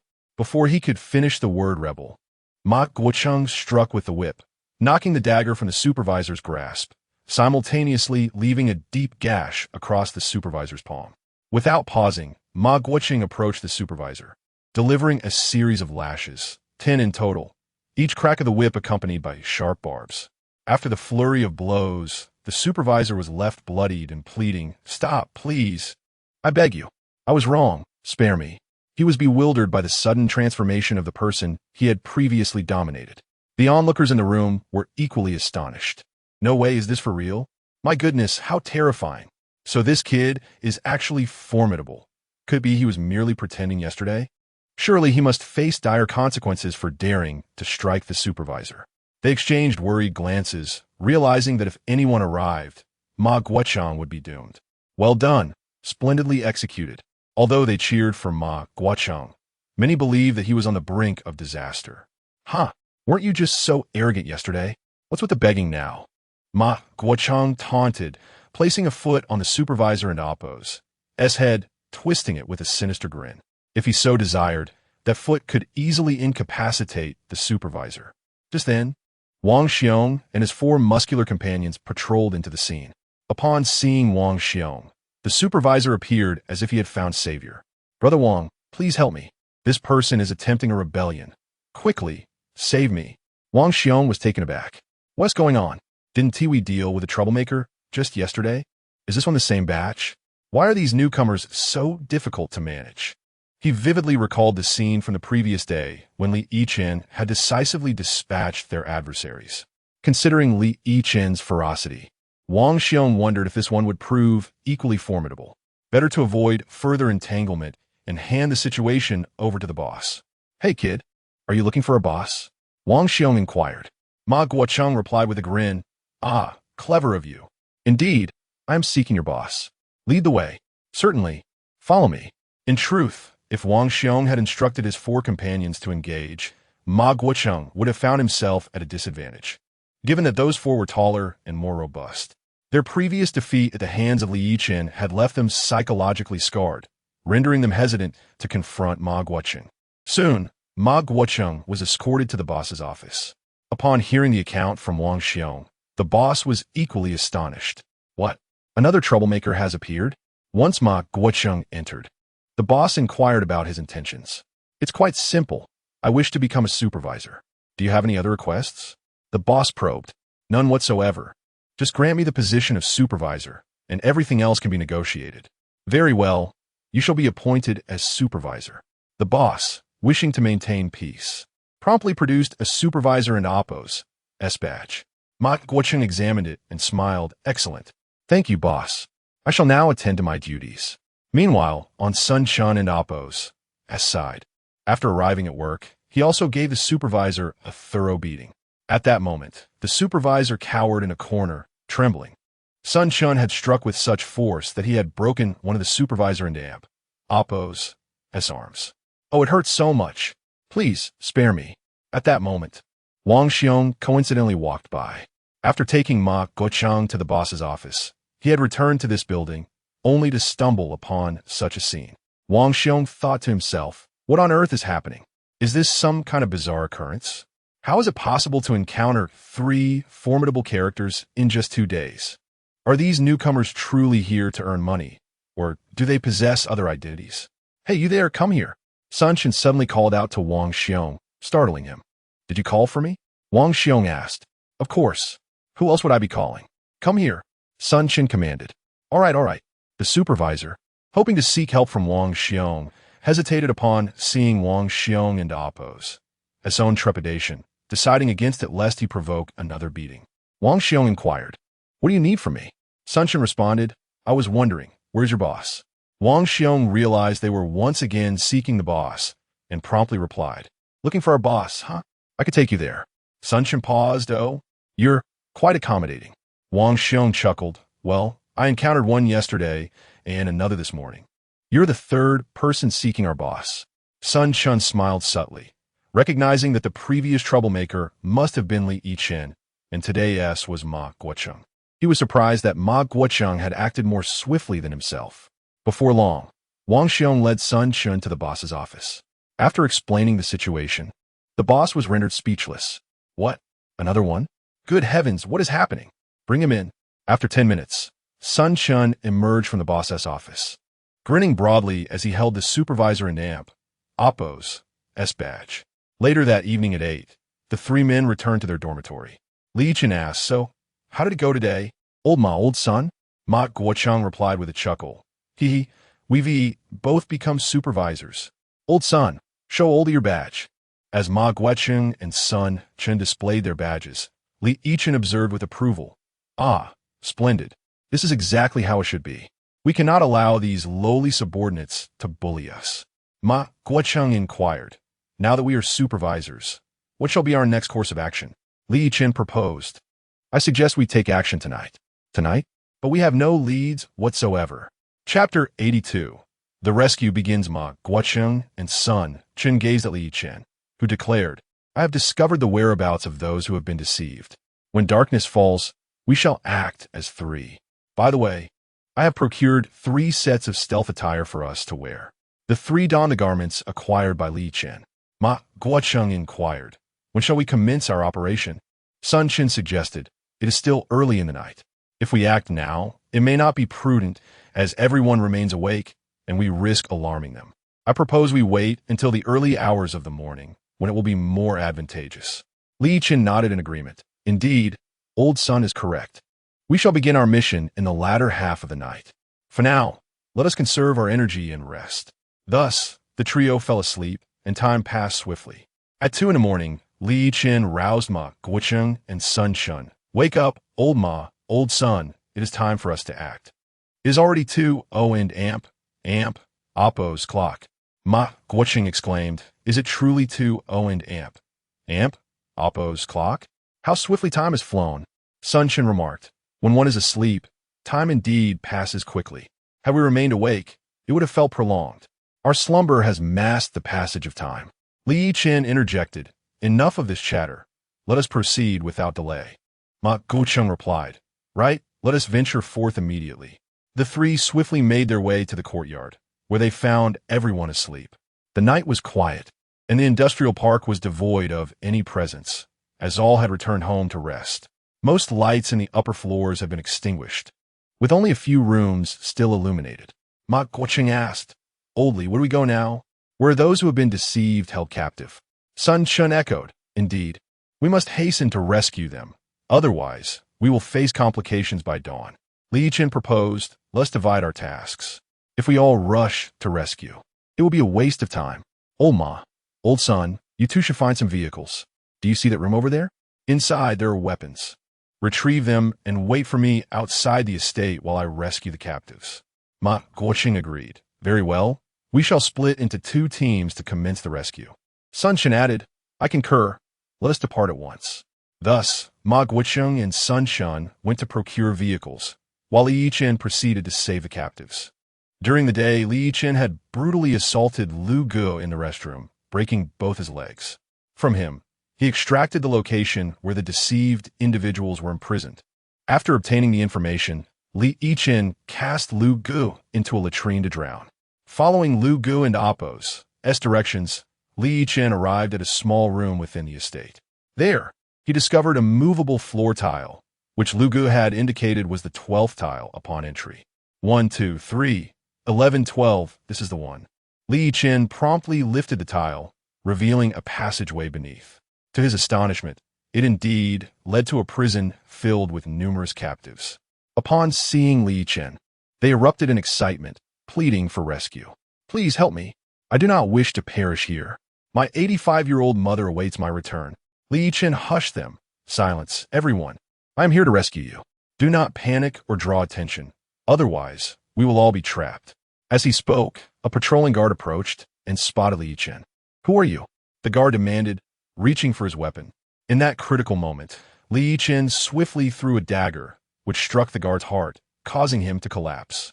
Seizing the opportunity, Li Yichen retrieved the keys from the fallen guard into Oppo's waist, and unlocked the prison door. Listen closely, do not panic. Exit one by one and proceed towards the main door. A vehicle awaits to take you to safety.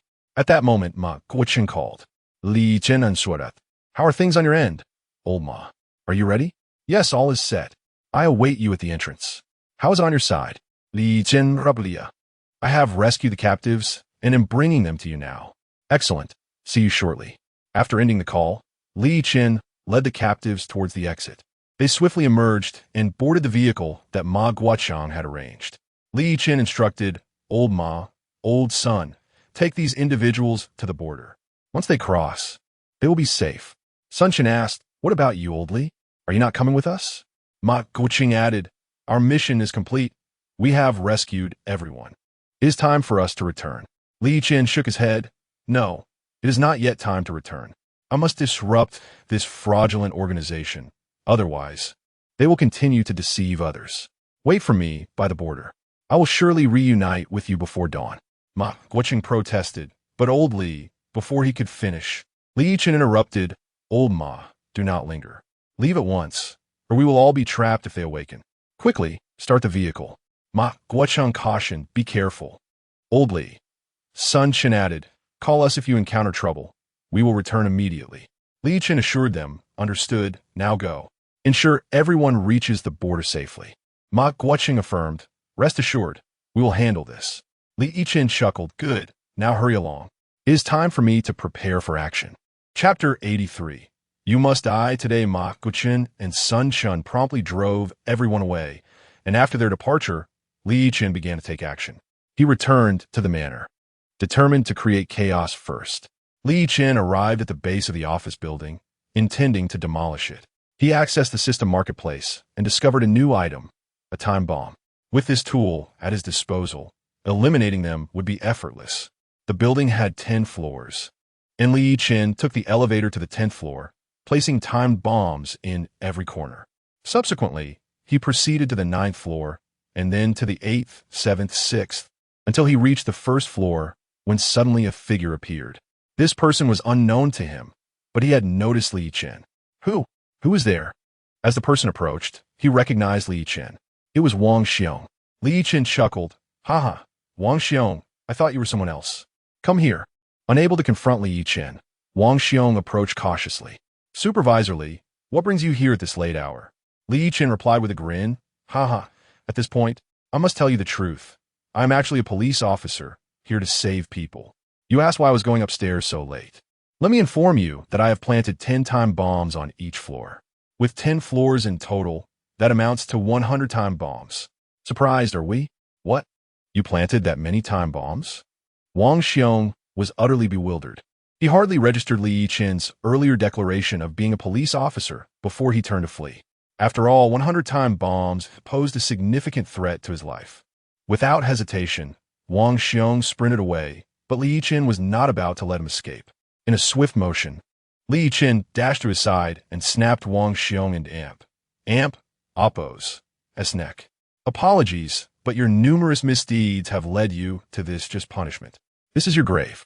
With that, Li Yichen dashed out of the building and pressed the button. In the next moment, a cacophony of explosions erupted. Boom, boom, boom.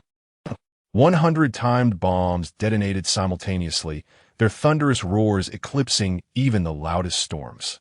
Many residents in nearby buildings, previously in the depths of slumber, were abruptly awakened by the deafening noise. They peered out to witness the inferno engulfing the office structure, now rendered unrecognizable by the blasts. Confusion erupted among the onlookers. What has happened? How could this occur? Goodness, was that an explosion? Of course it was. Did you not see that half the building has been blown apart? Quickly, we must extinguish the flames. Otherwise, the entire industrial park will be consumed. Do we notify the boss? We need to report this immediately. Yes, I will go inform him. The leader of the fraud syndicate, accustomed to sleeping with headphones, remained oblivious to the external chaos until several subordinates burst through the door. Boss, wake up. It's an emergency. What the hell? Have you all lost your minds? What time is it? Why did you barge in without knocking? One subordinate replied, Boss, we did knock. But you couldn't and Amp, Oppos, hear us with those headphones on. Oh, right, I forgot about that. What do you want? Boss and Amp, Oppos. That's not just any time. It's bright outside. And they're in Oppos. Has a strange burnt smell. The raging flames illuminated the sky, leading some to mistakenly believe it was dawn. Boss at an Oppos, es bad.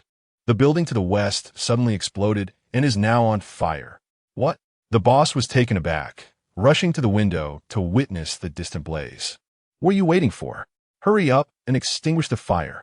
His subordinate scrambled. Yes, we're on it. Boss, the fire is too intense. We may not be able to put it out. Damn it. Regardless of the method, we must extinguish this fire. Do you understand? Go now. Yes, yes, we're going. The subordinates hurried away, but despite their frantic efforts, the flames continued to rage uncontrollably. The boss was infuriated. Who did this? Could it be a rival? Are other fraud companies involved? It shouldn't be. There's no animosity between us. So who could it be? Suddenly, a burst of laughter echoed behind him. It was Yichen. Boss, stop pondering. It was I who did this. The boss was astonished to see Yichen. You? Why would you do this? Was it because of a lowly position? Just tell me, and I can promote you to deputy manager. Yichen chuckled. Such words are futile. I wouldn't covet your position even if offered. I'm a police officer. My purpose here is to eliminate you. What did you say? You're a police officer? The boss's eyes widened in disbelief, unable to process the revelation. You're not deceiving me, are you? You truly are a police officer? Yichen laughed heartily. Why would I deceive you? I am indeed a police officer. Here's my identification. Yichen presented his credentials, and upon seeing them, the boss realized the truth. What do you intend to do? The boss was on the brink of collapse, realizing he had summoned a formidable adversary. Given a second chance, he would never again deceive newcomers. Yichen replied, it and oppose. It's quite simple. I came to eliminate you. Wait, do you mean you intend to kill me? Yichen smiled faintly. Indeed, I mean to end your life. Is there a problem?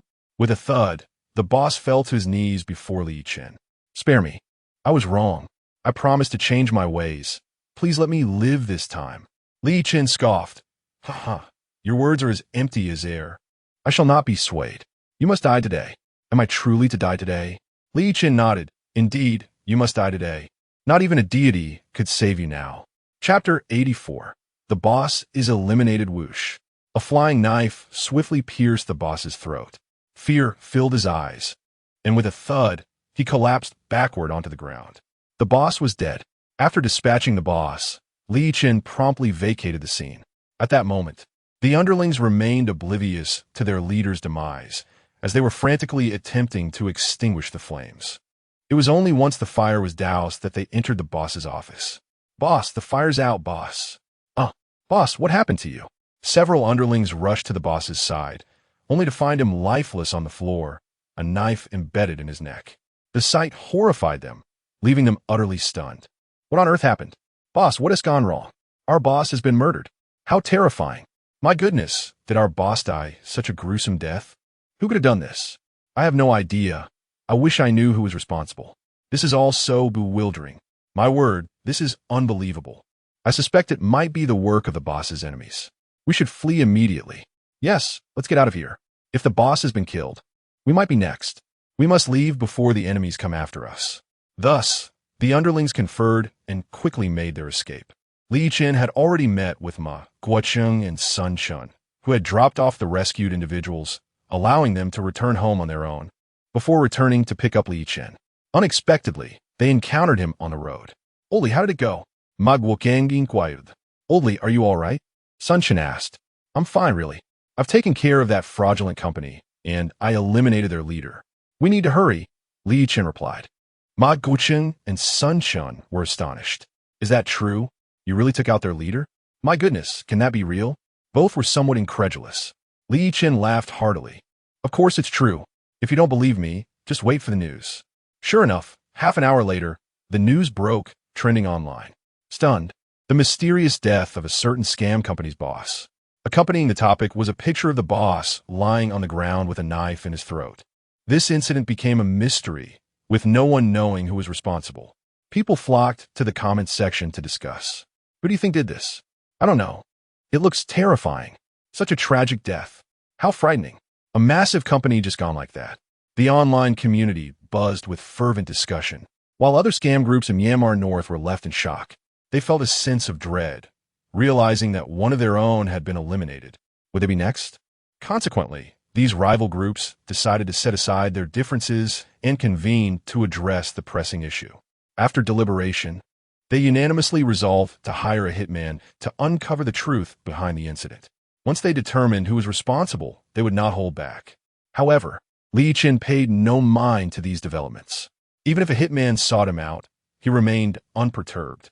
As dealing with such individuals was straightforward, one simply needed to be more ruthless than they were. Upon returning to the country, Li Yichen made his way to Zibo City and reported to the municipal leadership, specifically to Li Chang'an. Li Chang'an was surprised at how quickly Li Yichen had returned. Director Li, I am here to report that I have completed the task you assigned me. Li Chang'an nodded in approval. Well done. I've already seen it trending online. How'd it go? You weren't harmed, were you? Li Yichen chuckled. Not at all, Director Li. I'm as safe as can be. They couldn't touch me. Li Shenjim Loga, Uxilin. Return to your station. We'll hold a commendation ceremony in 3 days. Understood. Li Yichen returned to Luzhuang Police Station, where Chief Chun Jiaxing and Instructor Chen Yihu were smoking in the courtyard. Suddenly, Chen Yihu sputa Li Yichen upruaking. Hey, old Chun, look. ISNT that, little Li. Chun Jiaxing squinted and replied, You're right. It really is little Li. How did he return so quickly? As Li Yichen drew near, he saluted both men. Chief, Instructor, greetings. What are you up to? Chun Jiaxing remarked, You're back so soon? Yes, I wrapped things up over there and came straight back, Li Yichen explained. How'd it go? It went well. I blew up their headquarters and took out their boss. What? Both Chun Jiaxing and Chun Yihu were left speechless. The incident that had been trending was indeed his doing. They had just seen the news on their phones and hadn't connected the dots until Li Yichen confirmed it himself. Chun Jiaxing excitedly patted Li Yichen on the shoulder, saying, Wow, little Li, you're impressive. I never expected you could achieve this. Li Yichen smiled. Thank you for your guidance, Chief. Without your support, I wouldn't be where I am today. Chun Jiaxing chuckled. You're quite the charmer now. As word spread of Li Yichen's return, the officers at the station gathered around him in admiration. Brother Li, is it true? Did you really do it? You're incredible. Brother Li, you single-handedly took down a scam group. Amazing. Li Yichen's remarkable achievement garnered widespread praise and admiration. Meanwhile, as everyone celebrated, Li Chang'an faced a pressing dilemma that left him at a loss for words. Leader, this matter requires careful consideration. Chapter 85. Promoted beyond expectations after concluding a phone call with the provincial leadership, Li Changjin fell into a deep contemplation. The leaders had requested that he facilitate a position adjustment for Li Yichen, as such a talent should not be confined to a grassroots police station. It was evident that Li Yichen's position must be elevated. However, the question lingered, how to accomplish this? 3 days later, Li Changjin devised a plan. He summoned Li Yichen to the municipal bureau office with a single call. Upon his arrival, Li Changjin remarked, Young Li, you have performed remarkably.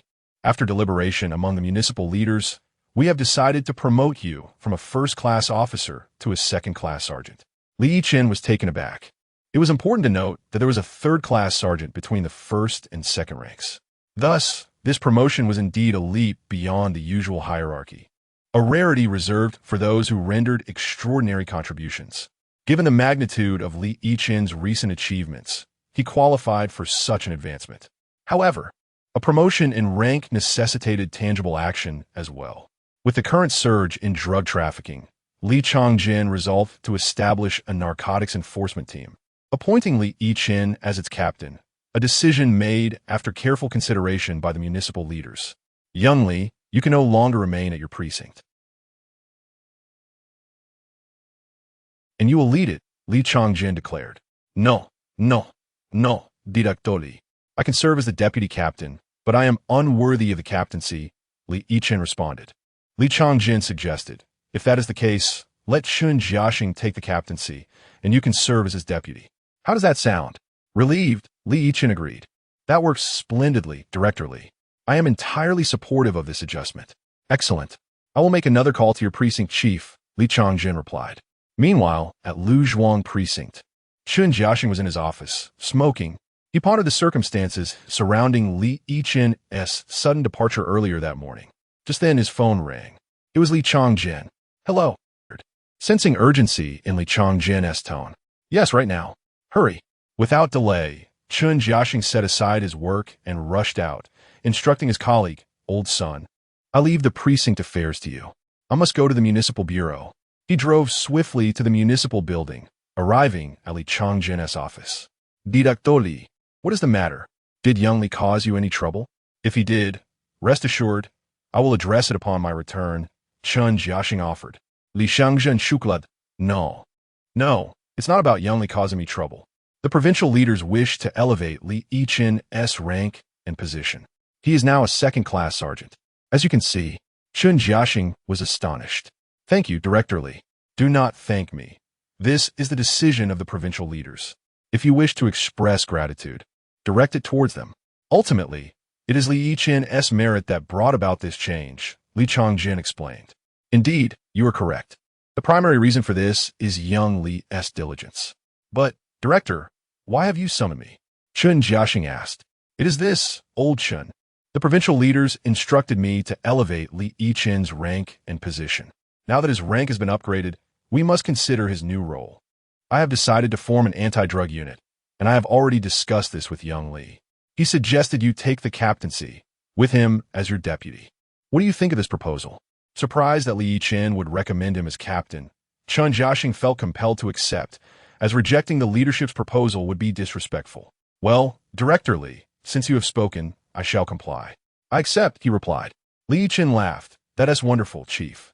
Now we can work together again. Li Shangzhen Bruklaimat. Since you have both agreed, I hereby announce the establishment of the anti-drug unit.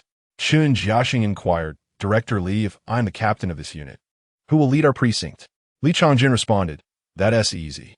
Since you are the captain, let your instructor, Sun Yihu, take over the precinct. I believe he is capable. What do you think, old Chen? Very well. If that is the case, let us proceed with this decision. Director Li, will you inform him, or shall I? I will notify him at the appropriate time.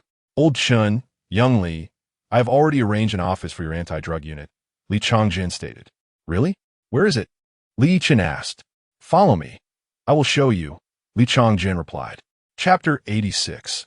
The drug dealer faces a prodigy. Li Changgung's office was situated on the 8th floor, from where he could gaze out at a small courtyard nearby. Pointing towards it, he said, Do you see that little courtyard down there? That will be the office of the anti-drug team. As for your team members, you are free to recruit from within the police force. Chun Jiaxing and Li Yichen followed Li Changgung and Amp. Oppo's gesture and indeed spotted the small courtyard. Chun Jiaxing remarked, Wow, Director Li, you truly are impressive. You've even secured an office for us. This will save us a lot of trouble. Li Tangjin Shuklat. This is Landia Nuting. You two must work diligently. Recently, drug dealers have been quite rampant, and you need to hit the ground running. Additionally, I will send someone to deliver the computers you need shortly. Just recruit 10 team members for now, and I will have them post a recruitment notice on the official police website. Old Chun, the leadership has high expectations for you. You must not disappoint them and aim to achieve results in the shortest time possible. Understood? Chun Jiaxing assured, Rest assured, Director Li, we will certainly give our all. Li Yichen added, Yes, Director, you can count on me. With me here, no drug dealer will escape. Li Tangjin Baby, Lily. Since you have said so, I shall undoubtedly trust you. I have great faith in your abilities. Now, if there is nothing else, you both should head down to the courtyard and start organizing. Understood. Chun Jiaxing and Li Yichen promptly made their way to the adjacent courtyard. Once they left, Li Changgung immediately notified his secretary to send over a dozen computers. Upon arriving in the courtyard, they found it modest in size, containing 4 rooms, ample for office work. However, there was no place to detain suspects. Chun Jiaxing mused that for the time being, they likely wouldn't be apprehending anyone, and they could address that issue when the time came. Before long, personnel from the Municipal Bureau delivered the computers. Captain Chun, we have brought your computers. Where should we place them? Chun Jiaxing replied, Come, place them in the room, and please help us set them up. With the computers ready, they could commence their work. Half an hour later, the computers were assembled. Chun Jiaxing and Li Yichen occupied one office, while the other 2 would be designated for future staff. At this moment, Li Yichen sat alone in the courtyard, holding a stool and lighting a cigarette, his brow furrowed in contemplation. However, he was not truly pondering. He had opened the system panel to enhance the Justice Radar. With the upgraded Justice Radar, it can now identify specific criminals. This meant that if Li Yichen input the name of a drug dealer, the radar would exclusively detect drug dealers. Conversely, inputting human traffickers would yield results solely for them. Now equipped with the upgraded radar, Li Yichen promptly activated it and entered the information of a drug dealer. After all, as the newly appointed deputy captain of the anti-drug team, his immediate priority was apprehending drug dealers. Other criminals could be set aside for the moment. According to recent intelligence, drug trafficking and usage had surged dramatically by tenfold compared to before. Thus, as soon as Li Yichen activated the justice radar, it emitted an alert indicating the presence of a drug dealer nearby. Captain Shun, the computers are all set up. Chen Jiaxing called out. Come here. Let me explain how we should proceed with our work. However, Li Yichen's focus was solely on the drug dealer. Captain, hold on a moment. I need to apprehend someone first. I'll be back shortly. Huh? Chen Jiaxing was caught off guard as Li Yichen dashed out. What's going on? Did that kid really spot a drug dealer so quickly? No way. The anti-drug team has only been established for half an hour. Are we already in action? Chen Jiaxing glanced at the data on the computer, contemplating that with Li Yichen and Oppo's prowess, studying the details seemed futile. He decided to light a cigarette and wait for Li Yichen's return. After exiting the anti-drug team's premises, Li Yichen made his way to a public restroom near the botanical garden, following the radar's indication that a drug dealer was inside. Upon entering, he found a stall door firmly shut. While an ordinary person might assume someone was merely using the restroom, Li Yichen was no ordinary individual. He was equipped with extraordinary abilities, leaving the drug dealer with no chance of escape. Seizing the stall door handle, he yanked it open with force, revealing a young drug dealer, no more than 20, with green hair, caught in the act of using drugs. Startled by the sudden intrusion, the dealer, who had been mid-use, was taken aback. Li Yichen swiftly struck him 4 times across the face, leaving the dealer dazed. Why are you hitting me? The dealer stammered. Li Yichen replied with a smirk. Oh, you should know the reason. Now, tell me, what were you doing in here? Panic set in for the dealer as he realized Li Yichen was a police officer. Officer, I wasn't doing anything, I swear. Li Yichen chuckled. You think your acting skills are impressive? I've been watching you for quite some time. Now come along quietly. Expecting compliance, Li Yichen was suddenly met with an unexpected turn of events. The dealer produced a bone knife from his backpack and lunged at Li Yichen. Given the proximity, most would have been unable to evade such an attack. Yet the dealer faced an extraordinary opponent. To Li Yichen, the dealer and Oppo's movements appeared to unfold in slow motion, granting him ample time to react. With remarkable speed, Li Yichen pinched the blade between his fingers, leaving the dealer utterly stunned. What? You caught my knife with your fingers? This is absurd. Who are you? Li Yichen laughed heartily. What else could I be? As I mentioned earlier, I and Oppo's am here to apprehend you. Chapter 87. It is time to showcase true skill. Ha ha. Are you bewildered? Is your mind buzzing? Ha ha ha. Young man, having encountered me today, there is no escape for you. Do you understand? The drug dealer did not anticipate meeting such a formidable opponent today. He attempted to wrest the knife from Li Yichen's grasp, but the sheer strength of Li Yichen was overwhelming. No matter how hard the dealer exerted himself, the knife remained steadfast. The dealer was astounded, thinking, my goodness, how can someone possess such strength? It's impossible, absolutely impossible. There are plenty of impossible things in this world. With a swift motion, Li Yichen delivered a powerful kick, sending the drug dealer flying. In one fluid action, he hurled the knife, which pierced the dealer's right leg, causing him excruciating pain. The dealer cried out, it hurts so much. I've been stabbed in the leg. I am dying. Boo-hoo. Li Yichen approached, delivering several resounding slaps, exclaiming, shut up. The dealer immediately fell silent, covering his mouth tightly with his hands, terrified that any sound might provoke further violence from Li Yichen. Li Yichen contemplated taking him to the narcotics team, but there was no facility to detain criminals. What to do? After a moment's thought, he decided to head to the city police station first, intending to inquire about the most suitable location for holding the dealer. Thus, Li Yichen escorted the dealer to the city police station. However, to his dismay, Li Chang'an was unexpectedly absent. The secretary suggested, why don't you wait here for a while? Li Yichen mused that since he had no pressing matters, waiting briefly would be acceptable. Very well, I shall wait, he replied. The secretary added, if anything arises, just call for me. I'll be busy for now. Li Yichen responded, all right, go ahead. I'll summon you if needed. Once the secretary departed, the The justice radar suddenly activated, alerting Li Yichen to a group of drug dealers. Following the radar's guidance, he discerned that there were 3 criminals involved this time. With no alternative, he promptly rendered the first dealer unconscious with a swift slap. Following the radar and Oppo's indications, he made his way to a nearby residential complex, where the 3 dealers were located on the 3rd floor of a specific building. Without delay, Li Yichen dashed up the stairs. However, he did not rush inside immediately. Instead, he pressed his ear to the door, listening to the conversation within. The 3 dealers inside were oblivious to the fact that they were being watched. They had just procured a batch of highly potent drugs. "Hey, brothers, let us see how good this new stash is," one exclaimed. "Sure, after you, big brother," another replied, excitement evident in his voice. The leader, wearing a white tank top, produced a straw and took a hit, instantly transported to a euphoric state. "It's fantastic. Come on, you two, don't just stand there, give it a try," he urged. "Yes, big brother." The 2 eager underlings complied, each producing a straw to indulge themselves. Just as they reached the height of their high, a loud crash reverberated as the door was forcefully kicked open. Bang!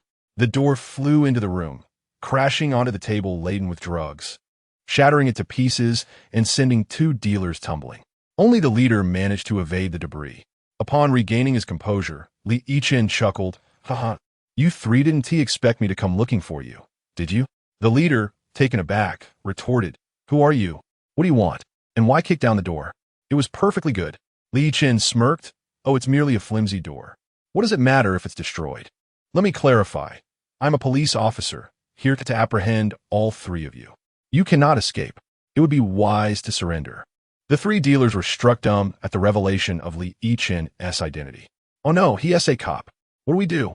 One panicked. "Let us run," another suggested. The leader, however, declared, "Running is futile. We should eliminate him and then escape." "What do you think?" "Agreed, big brother," the others nodded in unison. Thus, each dealer brandished a gun, aiming it at Li Yichen. The leader laughed menacingly. "You shouldn't have come looking for us. This is a grave mistake. And it's unfortunate that you're so young, destined to die by my hand." As they brandished their firearms, Li Yichen remained unfazed, chuckling, "Huh, you're quite amusing. Do you truly believe that possessing guns will ensure your victory over me? That is simply impossible. I am not an ordinary individual. I am extraordinary, the chosen one." The leader scoffed, "You're just playing games, talking about being extraordinary. Have you lost your mind? Are you frightened?" Li Yichen laughed. "You're mistaken. I am not frightened. If anything, I could instill fear in you. You have guns? Feel free to use them. Otherwise, your bluster is meaningless." "Oh, you're quite audacious." Even at the brink of death, the leader sneered, though his confidence wavered. After all, they held 3 firearms, and typically, opponents would cower in fear at the sight. Yet, this individual showed no sign of trepidation, which was indeed perplexing. "Big brother, something isn't right. According to the script, he should be begging for mercy by now," one dealer remarked. "Yes, big brother, he appears completely unafraid. What's going on?" Another wondered. The leader retorted, "Humph, he must be stunned. Just shoot him without hesitation." Bang, bang, bang. All 3 fired simultaneously, bullets hurtling toward Li Yichen. Observing the incoming projectiles, Li Yichen grinned. "Ah, it is time to demonstrate true skill. Allow me to show you my prowess." To him, the bullets seemed to travel in slow motion, making it effortless for him to evade their trajectory. Chapter 88. A promising start, the 3 drug traffickers were utterly astounded. They could not fathom that there existed individuals in this world capable of catching bullets with their bare hands. It was simply inconceivable. How could such a phenomenon occur in reality? This felt like a scene from a science fiction film, something only portrayed in cinematic narratives. Little did they realize that they themselves were merely characters penned by an author, their fates intricately woven into the narrative. Having strayed from the main point, the 3 traffickers were left speechless as they witnessed Li Yichen effortlessly grasp a bullet. "Oui, ta souple," Li Yichen exclaimed. "Ah, how do you like that? Even with your firearms, you are no match for me." In a swift motion, Li Yichen hurled the bullet he had caught into the air. Whoosh, whoosh, whoosh. The bullets whistled through the air with a sound that signified their incredible speed. surpassing even that of the bullets fired from the guns moments earlier. Indeed, they traveled at double the velocity. The three traffickers were left in shock, unable to comprehend the sheer prowess of Yichen. This was nothing short of a glitch in reality, as if he were wielding hacks. With a series of sharp sounds, 3 bullets struck the thighs of the traffickers, eliciting anguished cries. Uh, uh, uh. They were defeated, collapsing to the ground, struggling to rise. The absurdity of the situation was overwhelming. They had guns yet were unable to kill their adversary. Devoid of a weapon, had turned their own bullets against them, rendering them incapacitated. Yichen approached them, delivering a flurry of resounding slaps that knocked them unconscious. He then hoisted their limp bodies and prepared to return to the police station. Meanwhile, at the police station, Li Changjin had returned and noticed the traffickers in the yard. He called for his secretary, inquiring, "Secretary, what is the situation with this individual? Do you know?" The secretary replied, "This person is a drug trafficker, brought back by Yichen just moments ago." "Really? Are you saying that this trafficker was apprehended by Yichen?" The secretary nodded affirmatively. Indeed, it was Yichen who captured him. Li Changjin was taken aback. "Remarkable. The narcotics team has only just been established, and yet we already have our first catch. Yichen's efficiency is astonishing." He then asked, "Where's Yichen? Where has he gone?" The secretary shook his head. "I'm not sure. Perhaps he stepped out." "Very well. When he returns, have him come to my office," Li Changjin instructed. Just as he was about to ascend the stairs, Yichen arrived, carrying 3 individuals on his shoulders. Upon seeing Li Changjin, he called out directly, "Wait a moment, please." Hearing Yichen's voice, Li Changjin turned to see him bearing the 3 traffickers. He was once again astonished. "Goodness, Yichen, what is this? Why are you carrying 3 people?" With a chuckle, Yichen rubbed, "Ha. Director Li, do not be alarmed. I have captured 3 more drug traffickers and brought them back." Li Changjin's jaw dropped in disbelief. "Wait, you mean to say you apprehended 3 more traffickers?" "Yes, indeed. I had no place to put them, so I brought them here. Our narcotics team lacks extra space." Yichen explained. "Li Changjin loga farati, splanit. Let us keep them here for now. I'll call your team leader over shortly." He immediately dialed Chun Jiaxing, saying, "Hello, Chun, stop what you and Oppo's redoing and come to the police station yard right away." "Sure thing, Director Li. I'll be there shortly," Chun replied, puzzled as to why he was summoned. Could it be that Yichen had made another mistake? Regardless, he decided to investigate. The narcotics team's yard was adjacent to the police station, and Chun Jiaxing arrived in just 2 minutes. Upon arrival, he was greeted by the sight of 4 drug traffickers on the ground and Yichen nearby. "Director Li, what is going on here?" he asked, bewildered. Li Changjin responded with a laugh. "Ha ha ha. Chun, these are the 4 drug traffickers captured by Yichen. They've been placed here." Chun Jiaxing initially thought that Li Changjin was reprimanding Yichen for bringing traffickers to the police station yard, as it was not appropriate to keep them there. He quickly interjected, "Oh dear, my apologies, Director Li. I'll have Yichen take them away immediately." "Yichen, hurry and relocate them. This is the police station yard, and it's not suitable to leave them here. Get them to the narcotics team next door." No, Chun. You've misunderstood my intent," Li Changjin clarified. "I'm not asking you to move them. My suggestion is that we keep the captured traffickers here for public viewing, allowing passersby to observe, whether they're drug dealers or users. It serves as a warning to all." Chun Jiaxing replied, "Very well, Director Li. Your idea is sound. We shall proceed as you suggest." "Excellent work, everyone. You've done remarkably. The narcotics team has only just been inaugurated, yet you've already captured 4 traffickers. Let us keep up the momentum." Li Shangzhen encouragea. "Rest assured, Director Li, we will exert our utmost effort," Chun Jiaxing affirmed. Yichen added, "Indeed, as the captain said, we will strive diligently to uncover and apprehend traffickers. You can count on us, Director Li." "Very well. If that is the case, you may return to your duties. I have some matters to attend to," Li Changjin concluded. "Understood, Director Li," they replied in unison. Afterward, Chun Jiaxing and Yichen departed, heading back to the narcotics team. Once there, Chun Jiaxing remarked, "Ha ha ha. Yichen, it seems you are the star of the show. We've only just opened our doors, and you've already made a significant impact. My recruitment notice will surely attract a multitude of applicants. Though the selection process would occur internally among the police, resumes would still be required for consideration, and interviews will be necessary. As anticipated, once the recruitment information was posted on the police headquarters forum, phone calls began pouring in from eager applicants. Chapter 89. How could an extraordinary individual be intimidated? The following day, the number of applicants for the police position was exceedingly high, with many drawn specifically by the reputation of Yichen. His remarkable abilities had become the stuff of legend, and those who aligned themselves with him felt assured that their achievements would be plentiful. However, the narcotics team had no need for so many new recruits. According to the established plan, only 10 individuals were to be selected. Consequently, Yichen conducted a thorough evaluation and ultimately chose 10 candidates, leaving the remainder disheartened. The fortunate 10 were elated. "Hooray! I've been selected," one exclaimed. "At last, I can work alongside my idol." Another chimed in. "Indeed, I've admired Yichen for a long time," echoed a third, their excitement palpable. Clearing his throat, Yichen addressed the group. "Everyone, please settle down. Your vice captain, Yichen, has gone out to apprehend suspects, so your immediate task is to interrogate the prisoners." The previous night, Yichen had returned with a dozen drug traffickers, and after organizing the tasks, the team sprang into action, commencing the interrogations. Meanwhile, Yichen had entered a building. Just moments earlier, his justice radar had alerted him to the presence of 3 drug dealers on the 8th floor.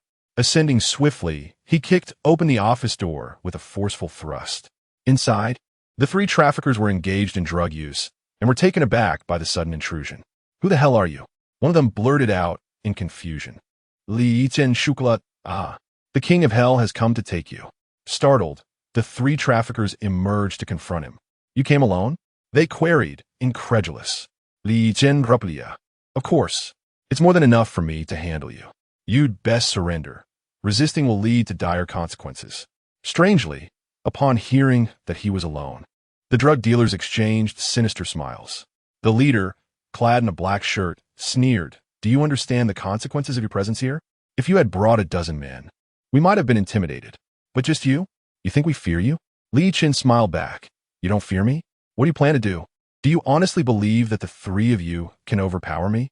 If that is your thought, you are gravely mistaken." The man in black laughed. "What if we have guns?" With that, each trafficker drew a handgun, aiming it squarely at Yichen. The leader taunted, "What now? We have 3 guns trained on you. Do you have anything to say? Kneel and beg for mercy, and perhaps I might consider letting you go. Otherwise, next year on this day will be your memorial." Yichen responded calmly. "I wager your guns are devoid of ammunition." "What did you just say? You think my gun is empty? Ridiculous. I loaded it this morning," the trafficker retorted. Yichen laughed. "Oh, I assure you, in oppose, as truly empty. Feel free to check." He was engaging in a psychological battle, aiming to dismantle their confidence. The other 2 traffickers whispered among themselves, "Hey, something isn't right. Why isn't he scared? Normally, people would be terrified at the sight of our guns, right? He seems unfazed. Is he merely pretending? Or perhaps he has been stunned into silence." The man in black sneered. "Have you lost your wits? You must be utterly terrified to be this calm." Yichen interjected. "Enough of this banter. If you're brave enough, fire your weapons. If you hesitate, I will take action." The 3 traffickers remained bewildered. He doesn't seem scared at all," one murmured. The man in black warned, "Don't push us. If you leave now, we'll forget this ever happened. But if you persist, we will shoot." In truth, the traffickers were reluctant to fire their weapons, aware that it would attract unwanted attention in the building. They hoped to intimidate Yichen into fleeing, allowing them to escape to another city. Had they encountered someone less formidable, they might have succeeded, but alas, they faced the extraordinary Yichen, an individual who simply could not be cowed. "Listen closely," Yichen declared. "If you're going to shoot, do it now. Otherwise, I'll be the one taking action, and you won't even get a chance to fire." The man in black growled, "Very well. Don't say we didn't warn you. Brothers, fire." The trio unleashed a hail of bullets, aiming to transform Yichen into a mere target. Under normal circumstances, such a barrage would be lethal, yet they could not touch him. Yichen's reflexes were astonishingly swift. To him, The bullets seemed to travel at a snail and amp, oppose, pace. He deftly dodged the onslaught, his movements graceful and fluid, and with a swift motion, he caught the 3 bullets in his hand. Chapter 90, Too Many Captives. Nearly overwhelmed upon witnessing Yichen effortlessly grasp a bullet with his bare hands, the 3 drug dealers stood utterly dumbfounded. How is this even possible? Such a thing cannot exist in our world. Indeed, disbelief clouded my vision as well. The absurdity of the situation was beyond comprehension. To capture 3 bullets with merely 2 hands is a notion so preposterous that anyone who witnessed it would be left in shock. After all, how could a human being possibly intercept a bullet? It is an inconceivable feat, achievable only by a machine. Yet here in reality, this extraordinary event transpired with Yichen at its center. Why was Yichen capable of such a feat? The answer lies in the fact that he is a person endowed with extraordinary abilities. He is bound to a system that includes an item known as the mighty spinach pill. With just one of these pills, Yichen could enhance his physical prowess by a staggering factor of 1,000. This meant that every aspect of his physical capabilities, reflexes, agility, eyesight, jumping ability, and raw strength were amplified 1,000-fold. Consequently, the speed of the bullets appeared agonizingly slow to him, akin to the crawl of a snail, rendering the task of intercepting them as effortless as a gentle reach. Initially astonished by the system's tremendous power, Yichen reveled in the thought that no criminal could ever evade him again. With the system and Oppo's assistance, no adversary could hope to match him. The 3 drug dealers, still reeling from their shock, had yet to regain their composure when Yichen casually discarded the bullets he had caught. With a swift motion, the bullets soared forth, striking the 3 men faster than the bullets they had previously fired, even exceeding their speed by several folds. Before they could react, each found themselves shot. I and Oppos, V been hit. One cried out, followed by the others echoing their agony. It hurt so much. They lamented in disarray, their pain evident as they struggled to articulate their suffering. This is unbearable. I might as well be dead, they exclaimed, their words becoming increasingly incoherent. Yichen chuckled heartily. Are you 3 feeling a bit dazed? Did you think you could oppose me? If you had cooperated, you wouldn't have had to endure this pain. Besides, I wasn't even armed, so what you experienced wasn't being shot. It was merely being struck by bullets, do you understand? Afterward, Yichen escorted the 3 drug dealers back to the narcotics task force. Upon arrival, he was greeted by the team in the courtyard. Captain, the team is all here, Chen Jiaxing exclaimed. Indeed. Now that everyone is gathered, let us get to work. Did you achieve anything during your outing? Yichen replied, yes, I captured 3 drug dealers. Behold, these are them. Chen Jiaxing burst into laughter. Wonderful. Everyone put down your tasks and come over here. As word spread of Yichen's return, the team gathered to witness the man they had only seen in photographs. Chen Jiaxing introduced him. Everyone, this is our vice captain, Yichen. In unison, the team greeted him. Hello, vice captain. Yichen responded warmly. Hello, everyone. Now, there is no need to linger. Go back to your duties. I brought back 3 drug dealers for interrogation. Once the team resumed their work, Yichen told the captain, I must head out again. I spotted 2 more drug dealers just as I returned. Chen Jiaxing replied, Really? You found 2 more? Good, go ahead, but be quick. Understood, captain. I'll be off. Yichen affirmat. Soon after, he successfully apprehended the 2 additional drug dealers. Over the subsequent week, Yichen captured a total of 129 drug dealers, overwhelming the narcotics task force. Chen Jiaxing remarked, Hold on, Li. You can't go out again. Not for a while. Our team is already overflowing. We can barely accommodate everyone. Your primary task now is to rest in the courtyard, understood? All right, then I shall take a break, Yichen acquiesced. He procured a lounge chair from somewhere and reclined in the courtyard, enjoying a moment of leisure while puffing on a cigarette. At that moment, the city bureau chief, Li Changjian, arrived. Observing Yichen lounging, he inquired, Ali, what is going on? Why are you resting? Yichen explained, Sir, we're nearly at capacity here due to the numerous criminals I've apprehended recently. The captain suggested I take a breather. Just then, Chen Jiaxing emerged from his office. Ah, Director Li, you've come. Li Changjin asked. Li mentioned that you've captured so many criminals that you're close to overflowing. Shun Jiaxing confirmed, indeed. I thought it best for Li to take a couple of days off. Once we've interrogated the current captives, we can send him back out. Li Changjin laughed, haha. Excellent. You all are doing remarkably well. I have come to inform you that a nationwide anti-drug campaign has been initiated. Chapter 91. Is the innocent girl a drug dealer? Every locality has established anti-drug squads, and the leaders of our mountain province have initiated a campaign within a 10-day period. The team that apprehends the most drug traffickers will be declared the winner, with a substantial monetary reward awaiting the victor. Upon hearing this, Chun Jiaxing was filled with excitement. He was determined to secure that top spot. Ha ha ha. Director Li, does this activity commence today? Li Changgang affirmed, indeed it begins today. How many have you apprehended so far? Nearly 200, Chun Jiaxing replied. Li Changgang chuckled. I am confident that our Ji City anti-drug squad will claim first place. What do you say? Do you have confidence, Xiaoli? If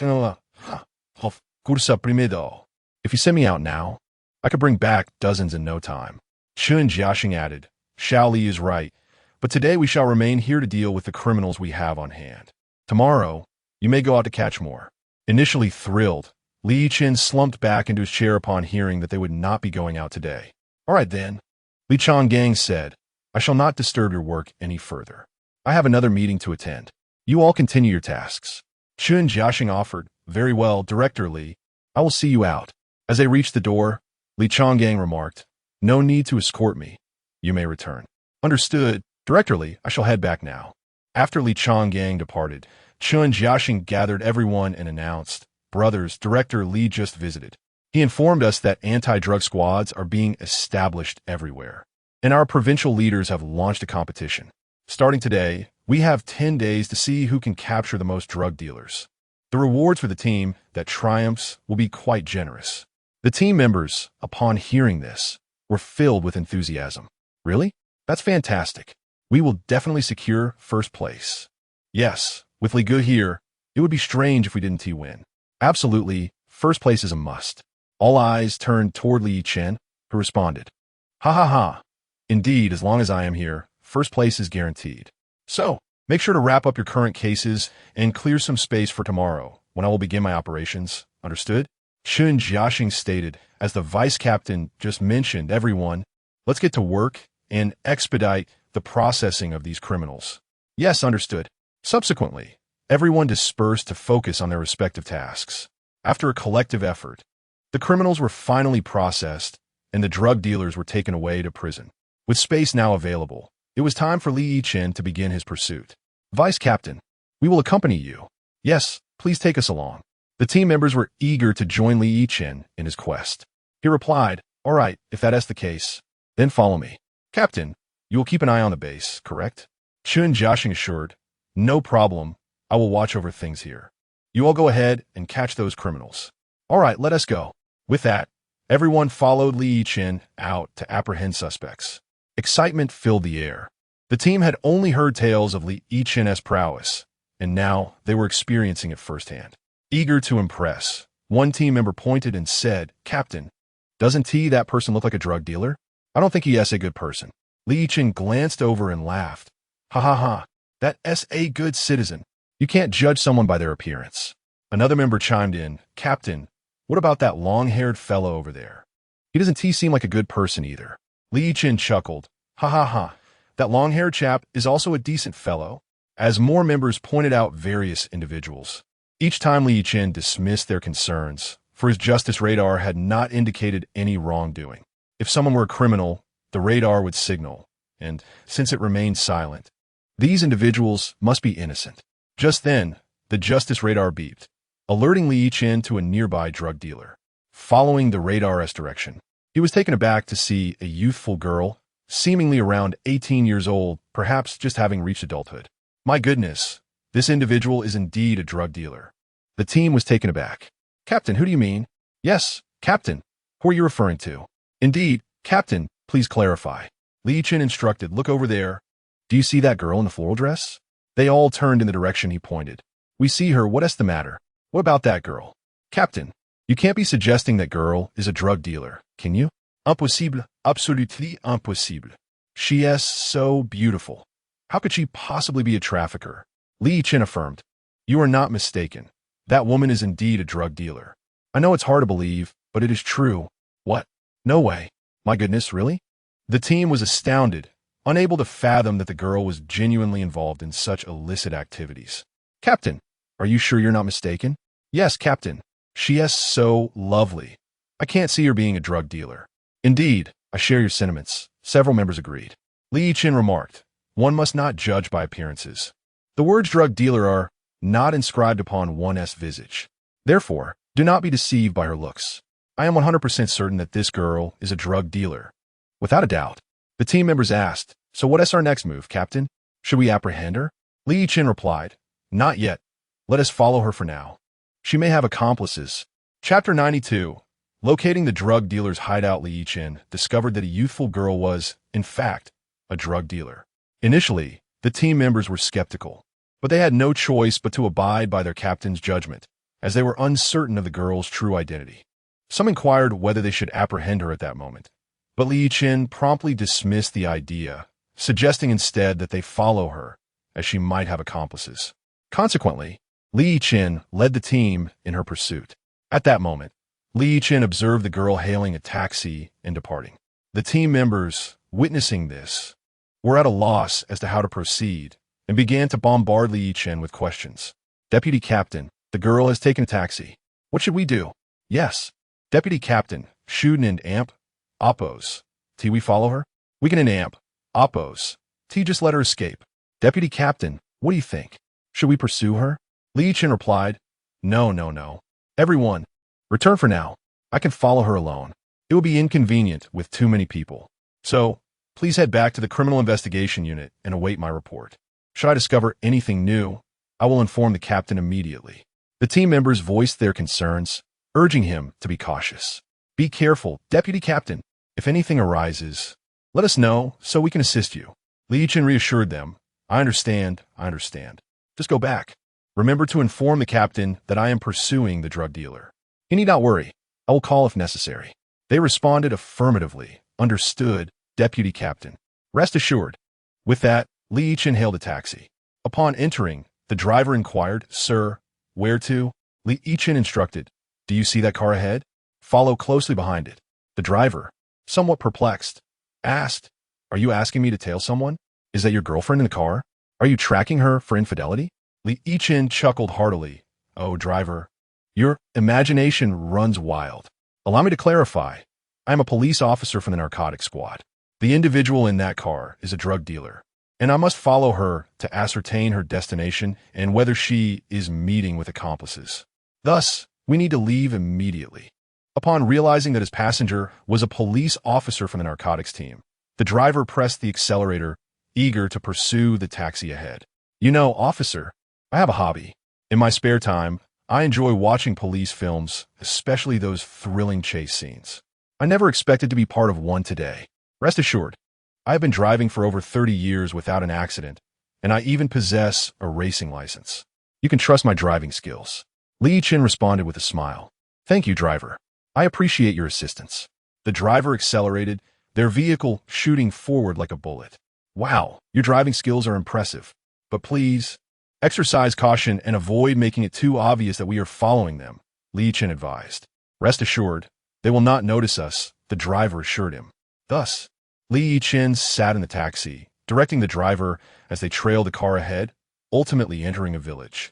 The female drug dealer exited the vehicle, and Yichen followed suit, settling the fare before stepping out. The driver called out, Officer, if you have more pursuits like this, remember to reach out to me. I'll help you chase for free. Yichen laughed, absolutely. I will keep you in mind for future operations. After bidding farewell, he suddenly realized that the female drug dealer had vanished without a trace. The village was riddled with narrow paths, and he had no idea which route she had taken. For an ordinary person, such a situation would be disheartening, as it would be challenging to locate someone once they had slipped away. However, Yichen was no ordinary individual. He possessed unique abilities. Even if the drug dealer had evaded him, he was confident he could track her down. Did you think you could escape? If I let you slip away, it would render my abilities useless. I made a promise, and my system will not allow me to fail. He activated the justice radar, which enveloped the entire village. The radar indicated a small courtyard 300 meters to the south, where 4 black dots, representing for criminals, were located. Yichen smiled faintly and made his way to the courtyard, where the 4 drug dealers were gathered. Instead of rushing in, he crouched by the entrance to listen. Just then, another black dot appeared on the radar, indicating someone approaching from outside. Recognizing this individual as yet another accomplice, Yichen swiftly concealed himself. Moments later, a man arrived, knocked on the door, and was greeted by the very girl Yichen had been trailing. He had successfully located the drug dealers and Oppo's hideout. Yichen decided to wait outside and contact his captain to request backup. He promptly dialed Chun Jiaxing. Meanwhile, back at the precinct, the team members had returned. Chun Jiaxing, puzzled, asked, "Why are you all back? Where and Amp?" Oppo's, Yichen. A team member replied, "Captain, the deputy captain went to pursue a drug dealer." Chapter 93. A unified strike captain. Weren't we supposed to be out on patrol? Guess what happened? The deputy captain discovered an innocent young girl and claimed she was a drug dealer, but none of us believed him. Indeed, we were skeptical. Then that girl hailed a taxi and left. Upon seeing her departure, the deputy captain insisted we must pursue her.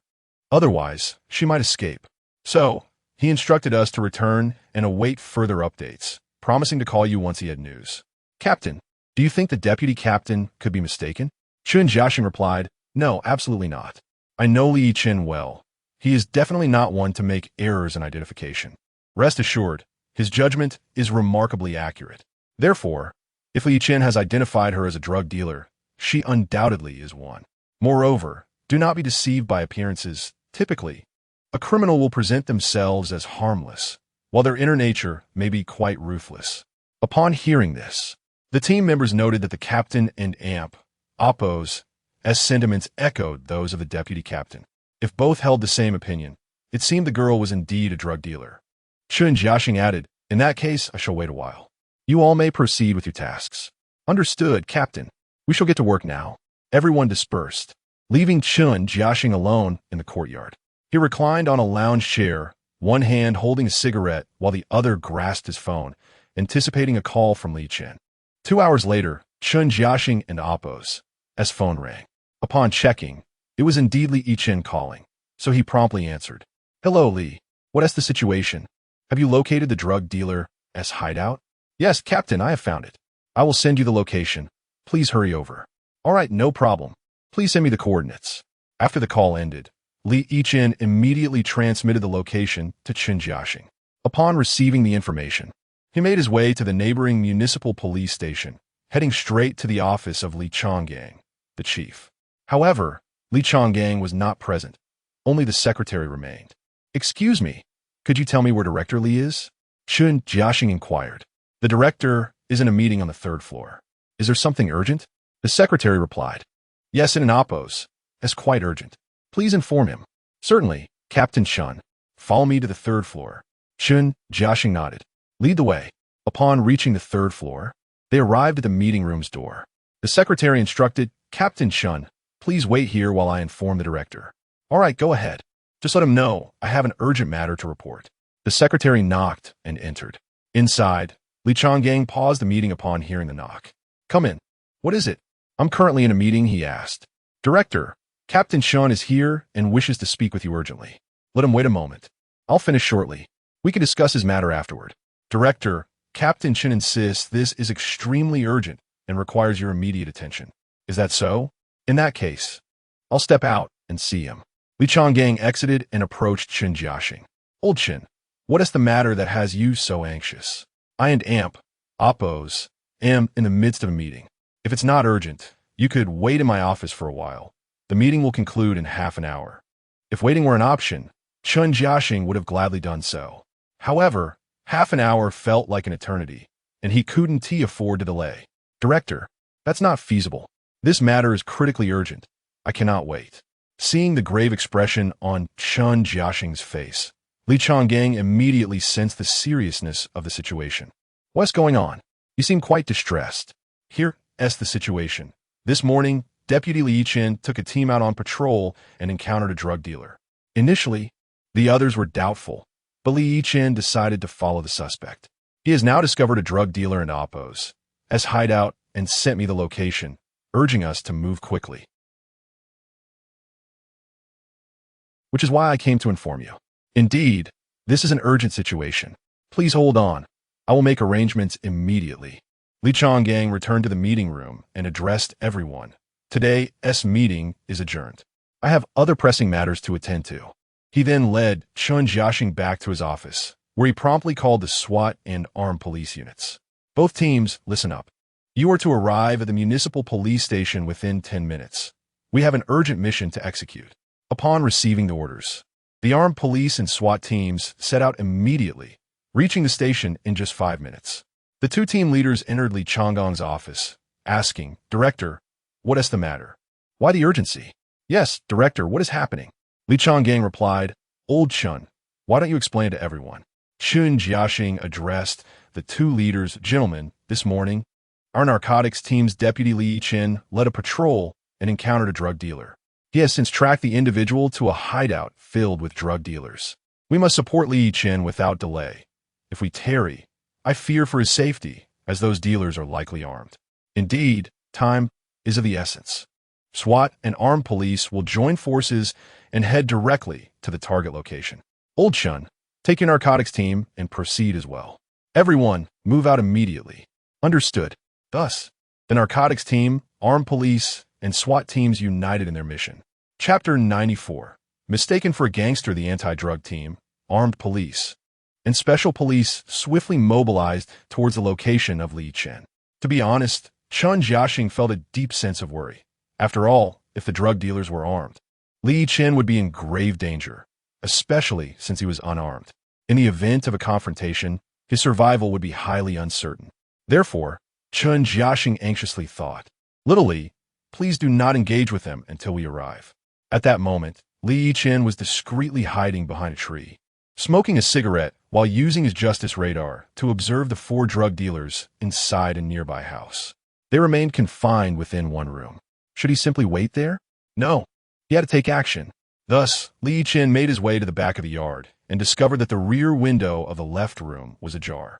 Inside, he spotted a table bearing a sizable bag of white powder that resembled flour. Could that be drugs? He pondered. He needed to remove the narcotics. Noticing the 4 drug dealers were still inside the adjacent room, Li Yichen leaped silently through the window into the house. Approaching the table, he found a large bag of powder to be quite substantial, yet not beyond his capability. He secured the bag and hoisted it onto his shoulder, preparing to make his escape. Just then, he abruptly noticed one of the drug dealers approaching. "This is bad. They are coming," he thought. He quickly made his way to the window, intending to flee through it. At that moment, the door swung open and a figure entered, immediately spotting Li Yichen with the bag. The man was taken aback, momentarily frozen, before asking, "Who are you? What are you doing here?" Li Yichen replied with a smirk, "Can't you tell? I'm here to take your drugs." The man then noticed the table was empty. "Hey kid, let go of that," he shouted, pulling out a gun and firing at Li Yichen. Bang! With remarkable speed, Li Yichen dove through the window, just in time, avoiding the bullet. Once outside, he dashed into a narrow alley. Upon hearing the gunfire, the other 3 drug dealers rushed over. "What happened?" The leader inquired. "Boss, the drugs have been stolen." A subordinate exclaimed. "What? The drugs were stolen?" The leader responded with a slap to the subordinate's face. "What are you standing around for? Hurry up and chase him." "Yes, yes." The 3 drug dealers immediately grabbed their guns and bolted outside, while the leader also drew his handgun, cursing under his breath. "Who dares to steal from me? They must be tired of living." Meanwhile, Li Yichen found refuge in an abandoned house and set down the drugs. Although he was unarmed, he had throwing knives and was clad in a bulletproof vest, rendering him fearless. After placing the drugs down, he utilized his justice radar to observe 4 dark figures rapidly approaching. Soon, he could hear the drug dealers shouting, "Hey kid, we see you. You better hand over the goods, or we will shoot you dead." "Boss, that kid ran into the yard." Another shouted, "What should we do? It seems he doesn't have a gun. I think we can just rush in and grab him," one suggested. The leader in Appos' eyes gleamed with excitement. "What? No gun. Then why wait? Let's go. The three drug dealer henchmen dashed towards Li Yichen's hideout. Suddenly, a sharp sound pierced the air as a knife found its mark in one dealer's throat. Ah, you! Thud! The dealer collapsed lifelessly. The remaining two were left in shock, witnessing their comrade fall without warning. They glanced at their leader, who was equally stunned, as none had seen the knife and Oppo's trajectory until it struck. The leader stammered, "No, it's impossible. It was too fast. I couldn't see a thing."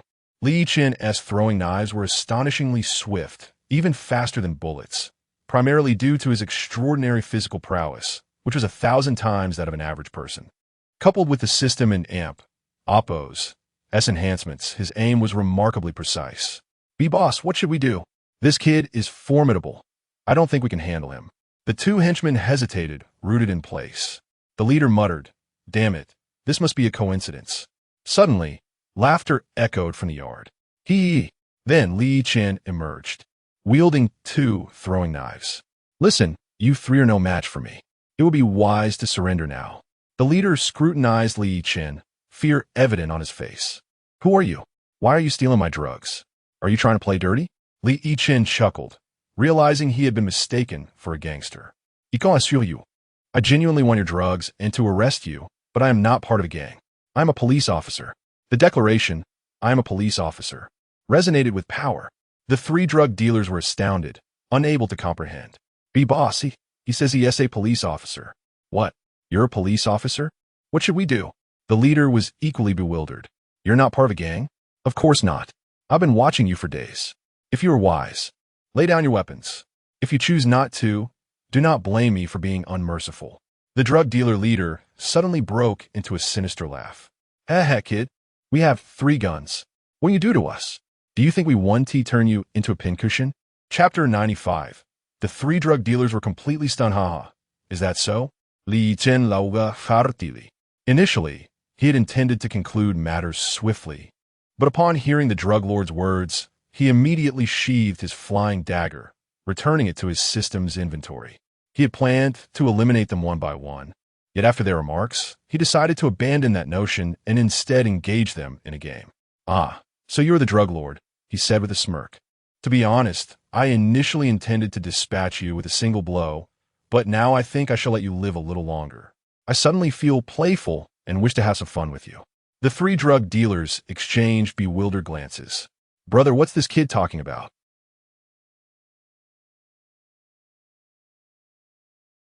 How could this brat show no fear? Such a scenario would terrify anyone, yet this young man remained unfazed. Curiosity piqued. The drug lord wondered what trick Li Yichen had up his sleeve. "What did you just say? You want to play with us? You got some nerve. With 3 guns pointed at you, I'm curious to see what you can possibly do." He laughed. Li Yichen responded with a grin. "How about we make a wager?" The drug lord raised an eyebrow. "A wager? What do you propose?" "Quite simply, let's bet on whether I can catch your bullets." "What? Catch our bullets?" The drug lord erupted in laughter. "Did you all hear that? This kid claims he can catch our bullets." His 2 accomplices joined in the laughter, mocking him. "He is utterly delusional. This is too much. He must be terrified of our guns." The drug lord chuckled. "Perhaps he is." Li Yichen inquired, "So, will you take the bet?" "Sure, why not? It's clearly a game in our favor. How do you want to wager?" The drug lord replied, "If I catch the bullets you fire, you must come with me and accept the punishment you deserve. But if I fail, I will let you go. Deal?" "Agreed." "You're definitely going to lose." The drug lord laughed confidently. Li Yichen replied with a calm smile, "Who knows who will win? Will you shoot alone, or will all 3 of you fire at once?" "Oh, you want us to shoot together?" "I can handle this alone," the drug lord asserted. "Are you ready?" "If so, I'm about to pull the trigger," he taunted. "Before you shoot, let me suggest you all fire together. That way, your odds of winning are slightly better. Shooting alone gives you no chance at all." The drug lord retorted, "You certainly know how to talk big. Enough chatter. Let us see the gun." Bang!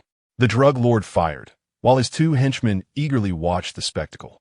"Ha ha! This kid is overestimating himself. He is definitely going to get shot." However, in the next moment, they witnessed a shocking scene that nearly left them speechless. Li Yichen waved his right hand lightly and, astonishingly, caught the bullet. The drug lord was dumbfounded. "No way. This is impossible. How could this happen? With a laugh, Li Yichen tossed the bullet to the ground and said, "See, I told you, if you three had fired together, you might have had a chance. Shooting alone? Not a chance." The two henchmen were rendered nearly speechless. "BB brother, what is happening?" The drug lord, realizing he had lost and was now obligated to follow Li Yichen, attempted to wriggle out of it. "That doesn't count. We need to shoot together." Li Yichen chuckled. "I knew you would try to backtrack. Fine, I'll give you another chance. But this time, you must truly cherish it. All three of you fire together." The drug lord whispered to his two henchmen, "Listen, we're going to empty our guns. I refuse to believe that a dozen bullets fired simultaneously can be caught by him." "Yes, brother, let us do it," they agreed, smirking, convinced that this time the kid was doomed. "All right, kid," the drug lord sneered, "we're ready. Are you prepared? This time, you're definitely going to die." Li Yichen smiled. "Is that so? I've been ready. If you're prepared, just fire. I'm eager to see how you plan to ensure my demise." With a glance exchanged among them, the three fired simultaneously. Bang, bang, bang. Bullets rained down upon Li Yichen like a storm. The drug dealers shouted, "Ha ha, kid. You're finished. This time next year will be your Memorial Day." Yet, in the next moment, their laughter ceased abruptly, and all were left in stunned silence. No, no, no. This can't be happening. How is this possible? Why is this happening? What on earth is going on? The three drug dealers were utterly shocked. Just moments ago, as bullets flew towards Li Yichen, he waved his hands and caught every single one of them. "Ha ha, how do you like that? You three have lost again. Are you not going to come back with me?" The three exchanged bewildered looks, their guns now empty. Was this truly how it ended? Suddenly, the drug lord shouted, "Hey, you two, if we don't run now, when will we?" With that, he took off, and his two henchmen hurried after him.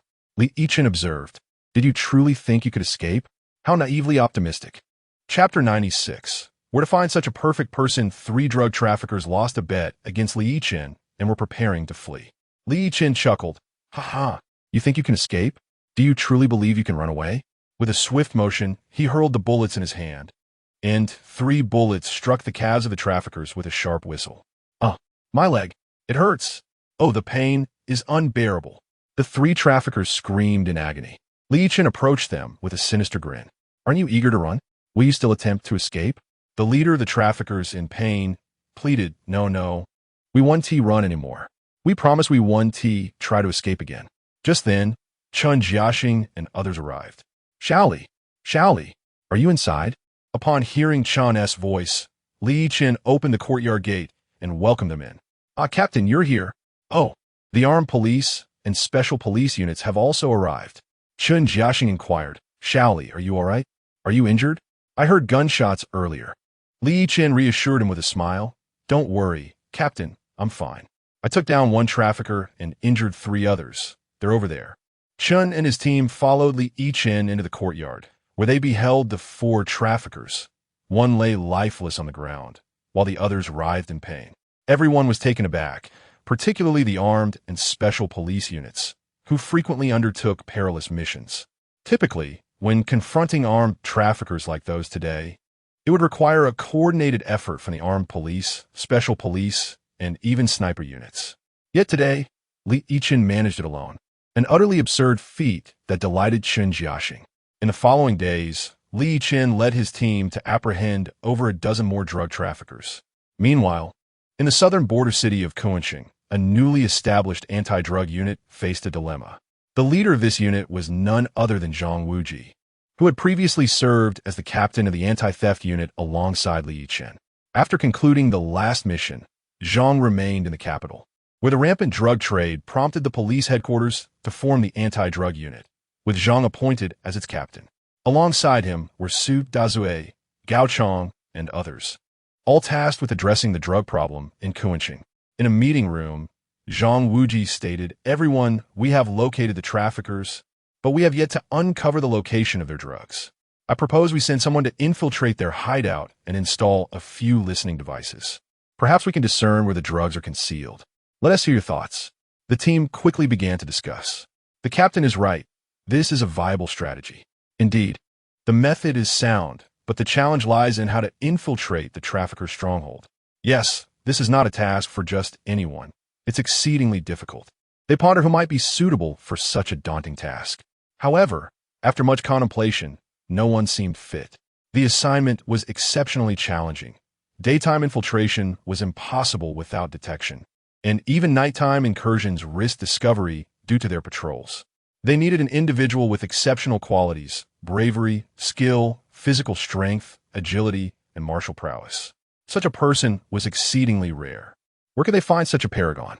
Zhang Wuji took a puff from his cigarette and suddenly spoke. I have it. I know a suitable candidate who would be perfect for this job. Everyone turned to him, inquiring, Captain, who do you mean? Yes, Captain.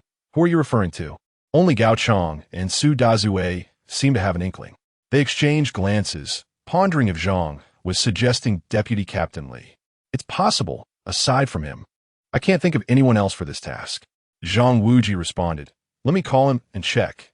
You all wait for a moment. He retrieved his phone and dialed a number he hadn't contacted in quite some time. Meanwhile, Li Yichen lounged in a sun chair, basking in the warmth. The recent surge in drug traffickers had left his team overwhelmed. Just then, the bureau chief, Li Changjin, approached. Ah, Xiao Li, taking a break, are we? Li Yichen replied. Indeed, Chief Li. There are simply too many arrests. They are swamped, and I must rest, or we won't have room for more detainees. Suddenly, Li Yichen's phone rang. He quickly checked the caller ID and recognized an old friend. Hello, long time no see. Yes, of course. I will be delighted to go. I'll be there shortly. After hanging up, he turned to Li Changjin. Chief, I need to head to Kunqing for a mission. The captain of the anti-drug unit just called. He said he would inform the headquarters to transfer me.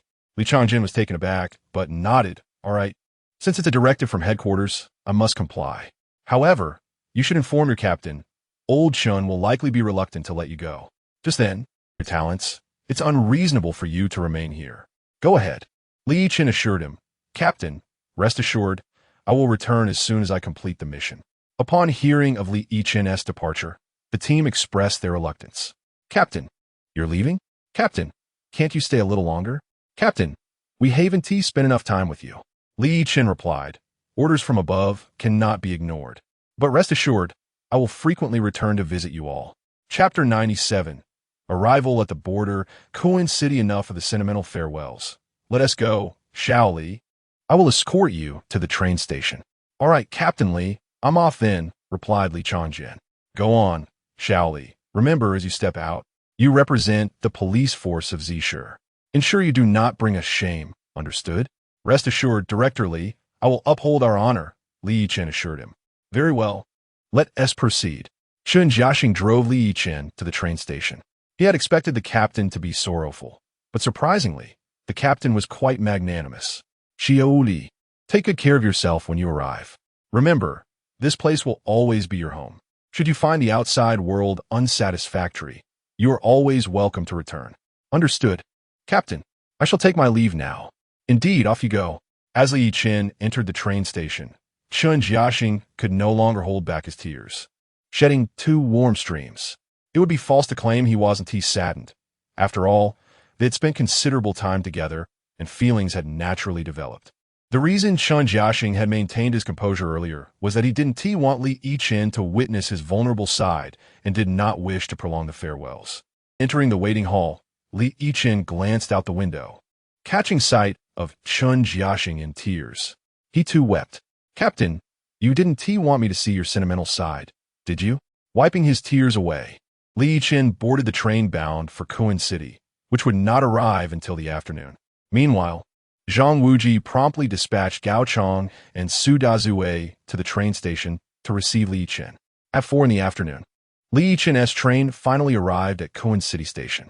As he stepped out, he immediately spotted Gao Chong and Su Dazue. Hey, ISNT that Gao Chong and Su Dazue? What brings you two here? Li Yichen called out. Gao Chong and Su Dazue, who had been smoking under a tree, turned upon hearing Li Yichen's voice and approached him.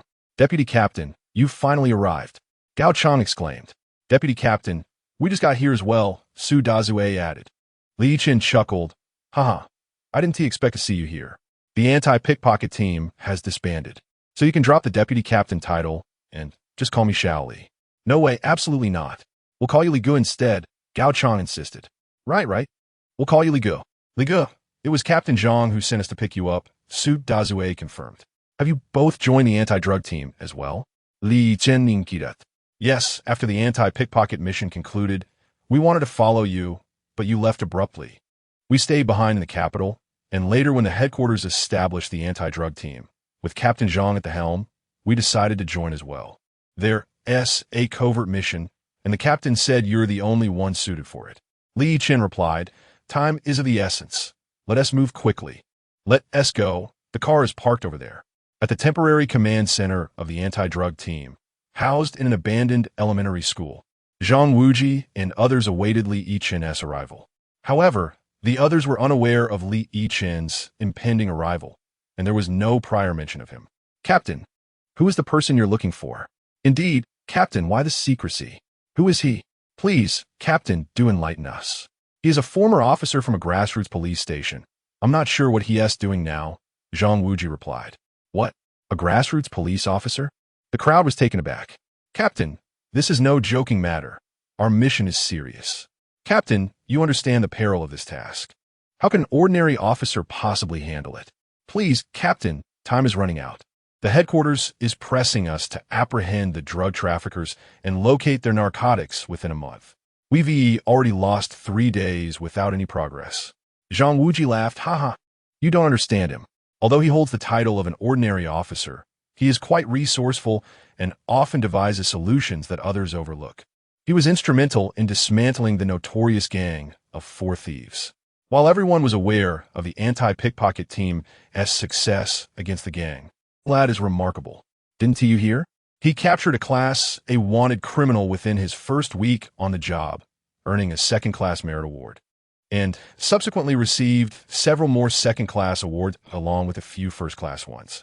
He truly possesses significant talent. The group was even more astounded by Zhang Wuji's words. What? Such accomplishments at such a young age? It seems he genuinely has exceptional skills.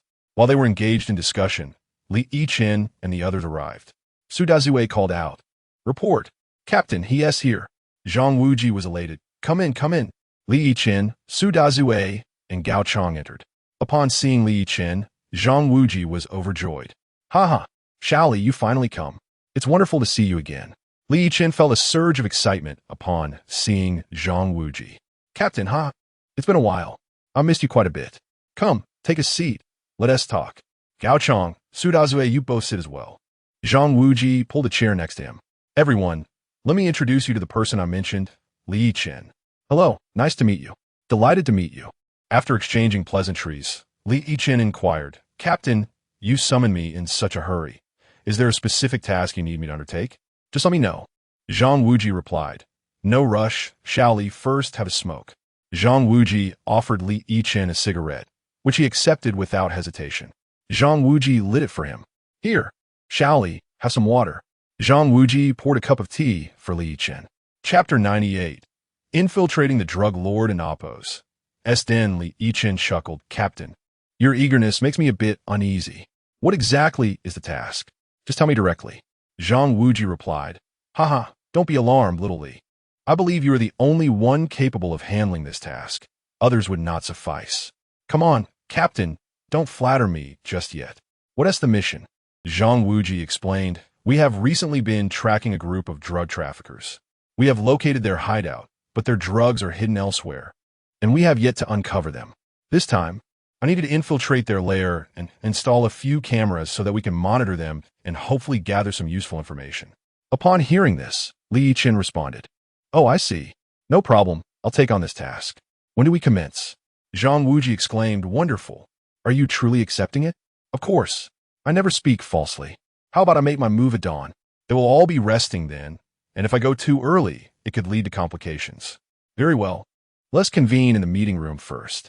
With that, Zhang Wuji led Li Yichen to the meeting room, announcing everyone I just spoke with little Li, and he has agreed to undertake this mission starting at dawn. Everyone was astonished, fully aware of the daunting nature of the task. Only someone with great courage could accept such a dangerous assignment, especially one that involved delving into the drug lord and Oppos, den, where failure could lead to dire consequences. However, seeing Li Yichen and Oppos' calm demeanor assured them of his bravery. Li Yichen declared, I have made my decision to execute this task. Simply await my good news. Captain, we should use the smallest cameras possible. Rest assured. Old son, take little Li to the equipment room to select the necessary gear. Zhang Wuji instructed. All right, little Li. Follow me, old Zhang said. Upon entering the equipment room, Li Yichen was taken aback by the sheer volume of gear available. Wow, there is so much equipment here. Is this all necessary? Old Zhang replied. These are all cutting-edge tools. Choose whatever you find suitable, but I recommend this type of camera. As he spoke, Old Zhang picked up a camera the size of a green bean, stating, This is our latest model, extremely high definition and compact, perfect for discreet filming.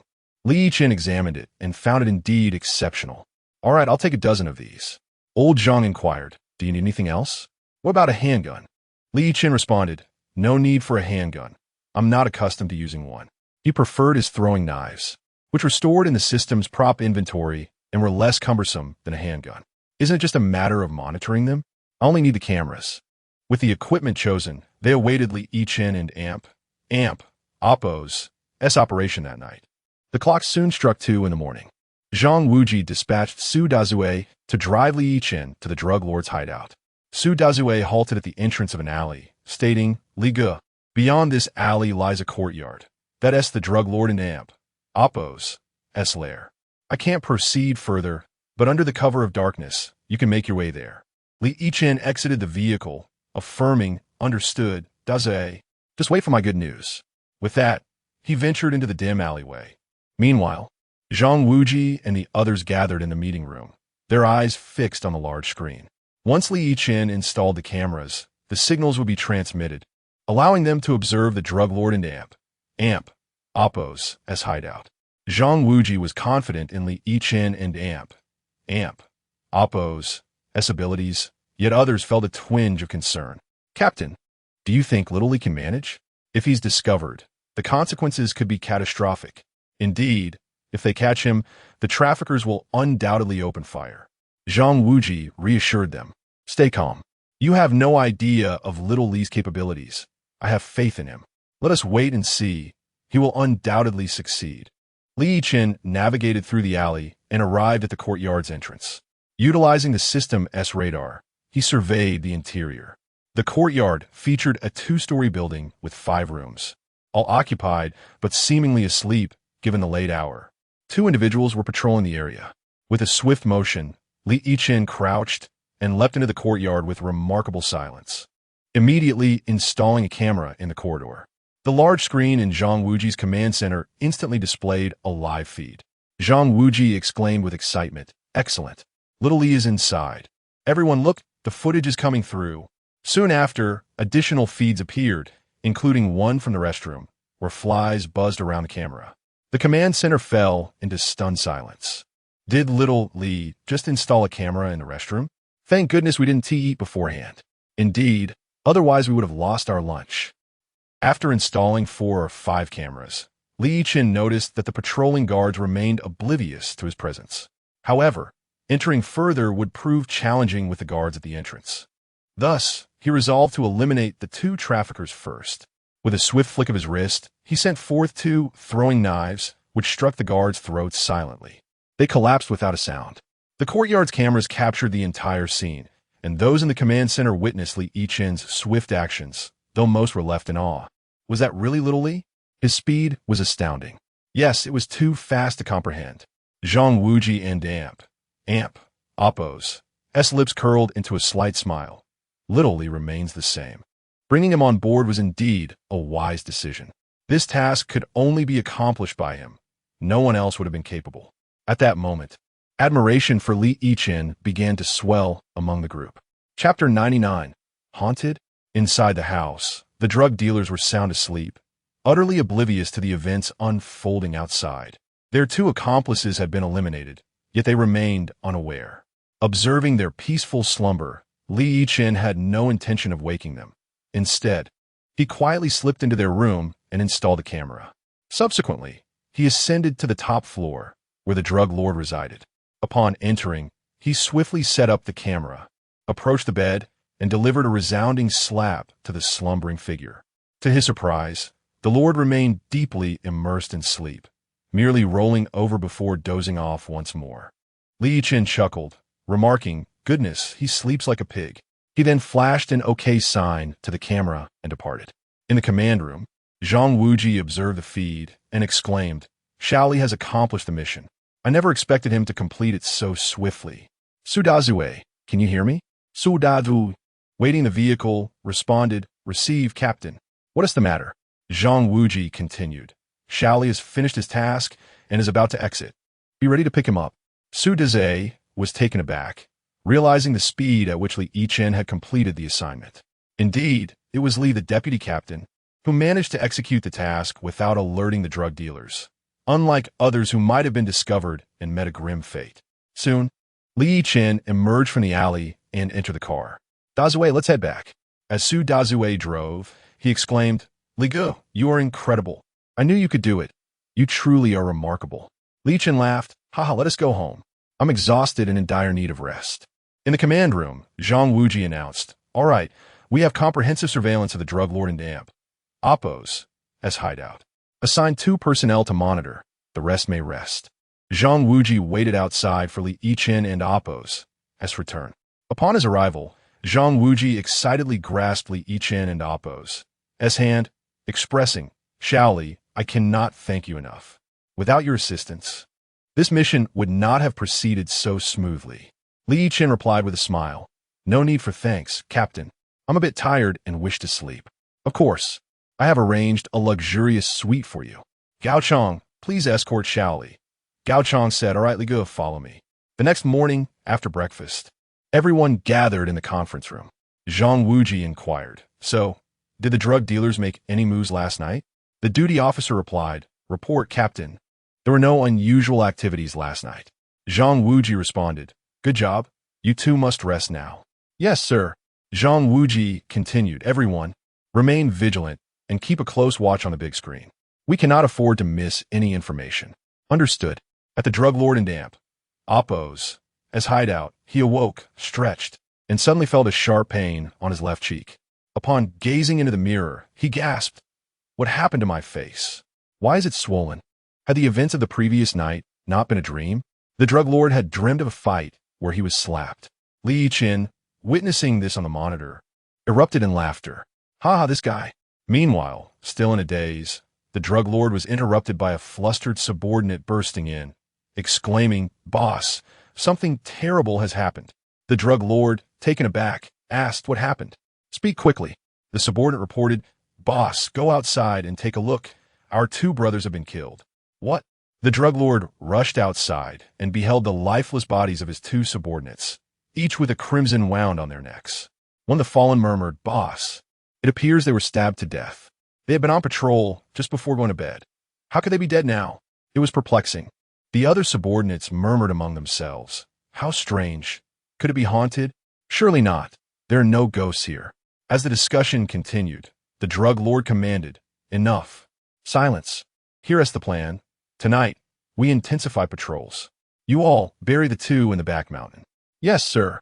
The subordinates immediately dragged the bodies to the back mountain to bury them. In the command room, Zhang Wuji instructed everyone, "Pay close attention. Monitor them closely and listen carefully to their conversations. We must not miss any valuable information. Perhaps we can glean intelligence about the drugs from their discussions, so stay alert." "Yes, sir." However, as the day wore on, no useful information surfaced. Zhang Wuji asked, "Well, did we gather anything useful today?" "No, Captain, they only discussed women. No mention of drugs." As a result, they would continue listening through the night. Zhang Wuji organized the shifts, ensuring 2 personnel monitored each night. Another day passed without any new intelligence. Li Yichen suggested, "Captain, we cannot continue like this. I have a plan. I will find one of their subordinates and ask them directly." Zhang Wuji inquired, "Is that feasible, Shaoli?" Li Yichen assured him, "Absolutely, you could trust me, Captain." At midnight, Li Yichen set out once more for the drug lord's hideout. This time, both inside and outside, guards were patrolling. 2 subordinates conversed as they patrolled. "Hey, don't you think it's odd how our 2 brothers died?" "Indeed, it's quite strange. We don't even know how it happened." One speculated, "Could it be haunted?" The other dismissed, "Impossible. How can ghosts exist in this world?" The first continued, you might not know, but the back mountain of our compound is a graveyard. It's said that it holds the remains of wronged souls. Really? Is that true? I am scared. Please don't frighten me. Seriously. Never mind. I just remembered I need to use the restroom. You keep patrolling. I'll be over there. The subordinate then ventured into a nearby thicket, not genuinely needing to relieve himself, but rather to smoke a cigarette. After finishing a smoke, he suddenly heard a noise from behind and tensed up. Who was there? Yichen leapt out from the bushes, making a ghostly face. Ah! The subordinate, believing he had encountered a spirit, screamed and fainted immediately. Yichen quickly hoisted him over his shoulder and made a hasty exit. In the distance, another subordinate, having heard the commotion, called out, Hey Lao Qian, are you done with the restroom? He called out twice, yet there was no response. The young man grew anxious and, grasping his firearm, ventured into the thicket. Old Qian, where have you gone? Come out quickly. Stop messing around. Can you hear me? Hurry up and show yourself. However, the silence enveloped him. Regardless of how loudly he shouted, the only sounds were those of insects buzzing around. What on earth is happening? Has he truly vanished? The thought of the nearby graveyard sent a wave of terror through him. Goodness, could it be that a ghost has taken him? No, I must report this immediately. The young man dashed into the courtyard, exclaiming in distress, This is bad. This is terrible. Something has happened. Old Qian is missing. The patrolling guard were taken aback. What? Old Qian is missing? No way. Wasn't he with you on patrol? Yes, how could he be missing? What in the world is going on? The young man replied, It's likely that a spirit has taken him. There's a graveyard behind our courtyard, you know? Not many are aware of its presence. At this revelation, fear gripped everyone present. Goodness, is this for real? Chapter 100. Quite terrifying, behind them lies a graveyard? My goodness, how frightening. This is truly alarming. Could it be that it is haunted? This is rather absurd. Do ghosts really exist in this world? Why am I so skeptical? I cannot believe it either. I should promptly report this to the boss. Yes, let me inform the boss right away. Several underlings quickly approached the drug lord's chamber. Boss, something's wrong. Lao Qian has gone missing. The drug lord, roused from slumber by their report, immediately inquired, What did you say? Boss, Lao Qian has disappeared. He was patrolling with me. What? Lao Qian is missing? Come in and elaborate. Yes, boss. The underling entered the room, and the drug lord questioned, You were patrolling together. How could he go missing? Did you not see him? The underling replied, Boss, here's the thing. We were patrolling together, but then Lao Qian needed to use the restroom. So he went behind some bushes. After waiting for a while, I called for him, but there was no response. I had no choice but to investigate, and ultimately, I could not find him anywhere. I searched everywhere, but Lao Qian was nowhere to be found. The drug lord furrowed his brow. How strange. Such an occurrence is indeed peculiar.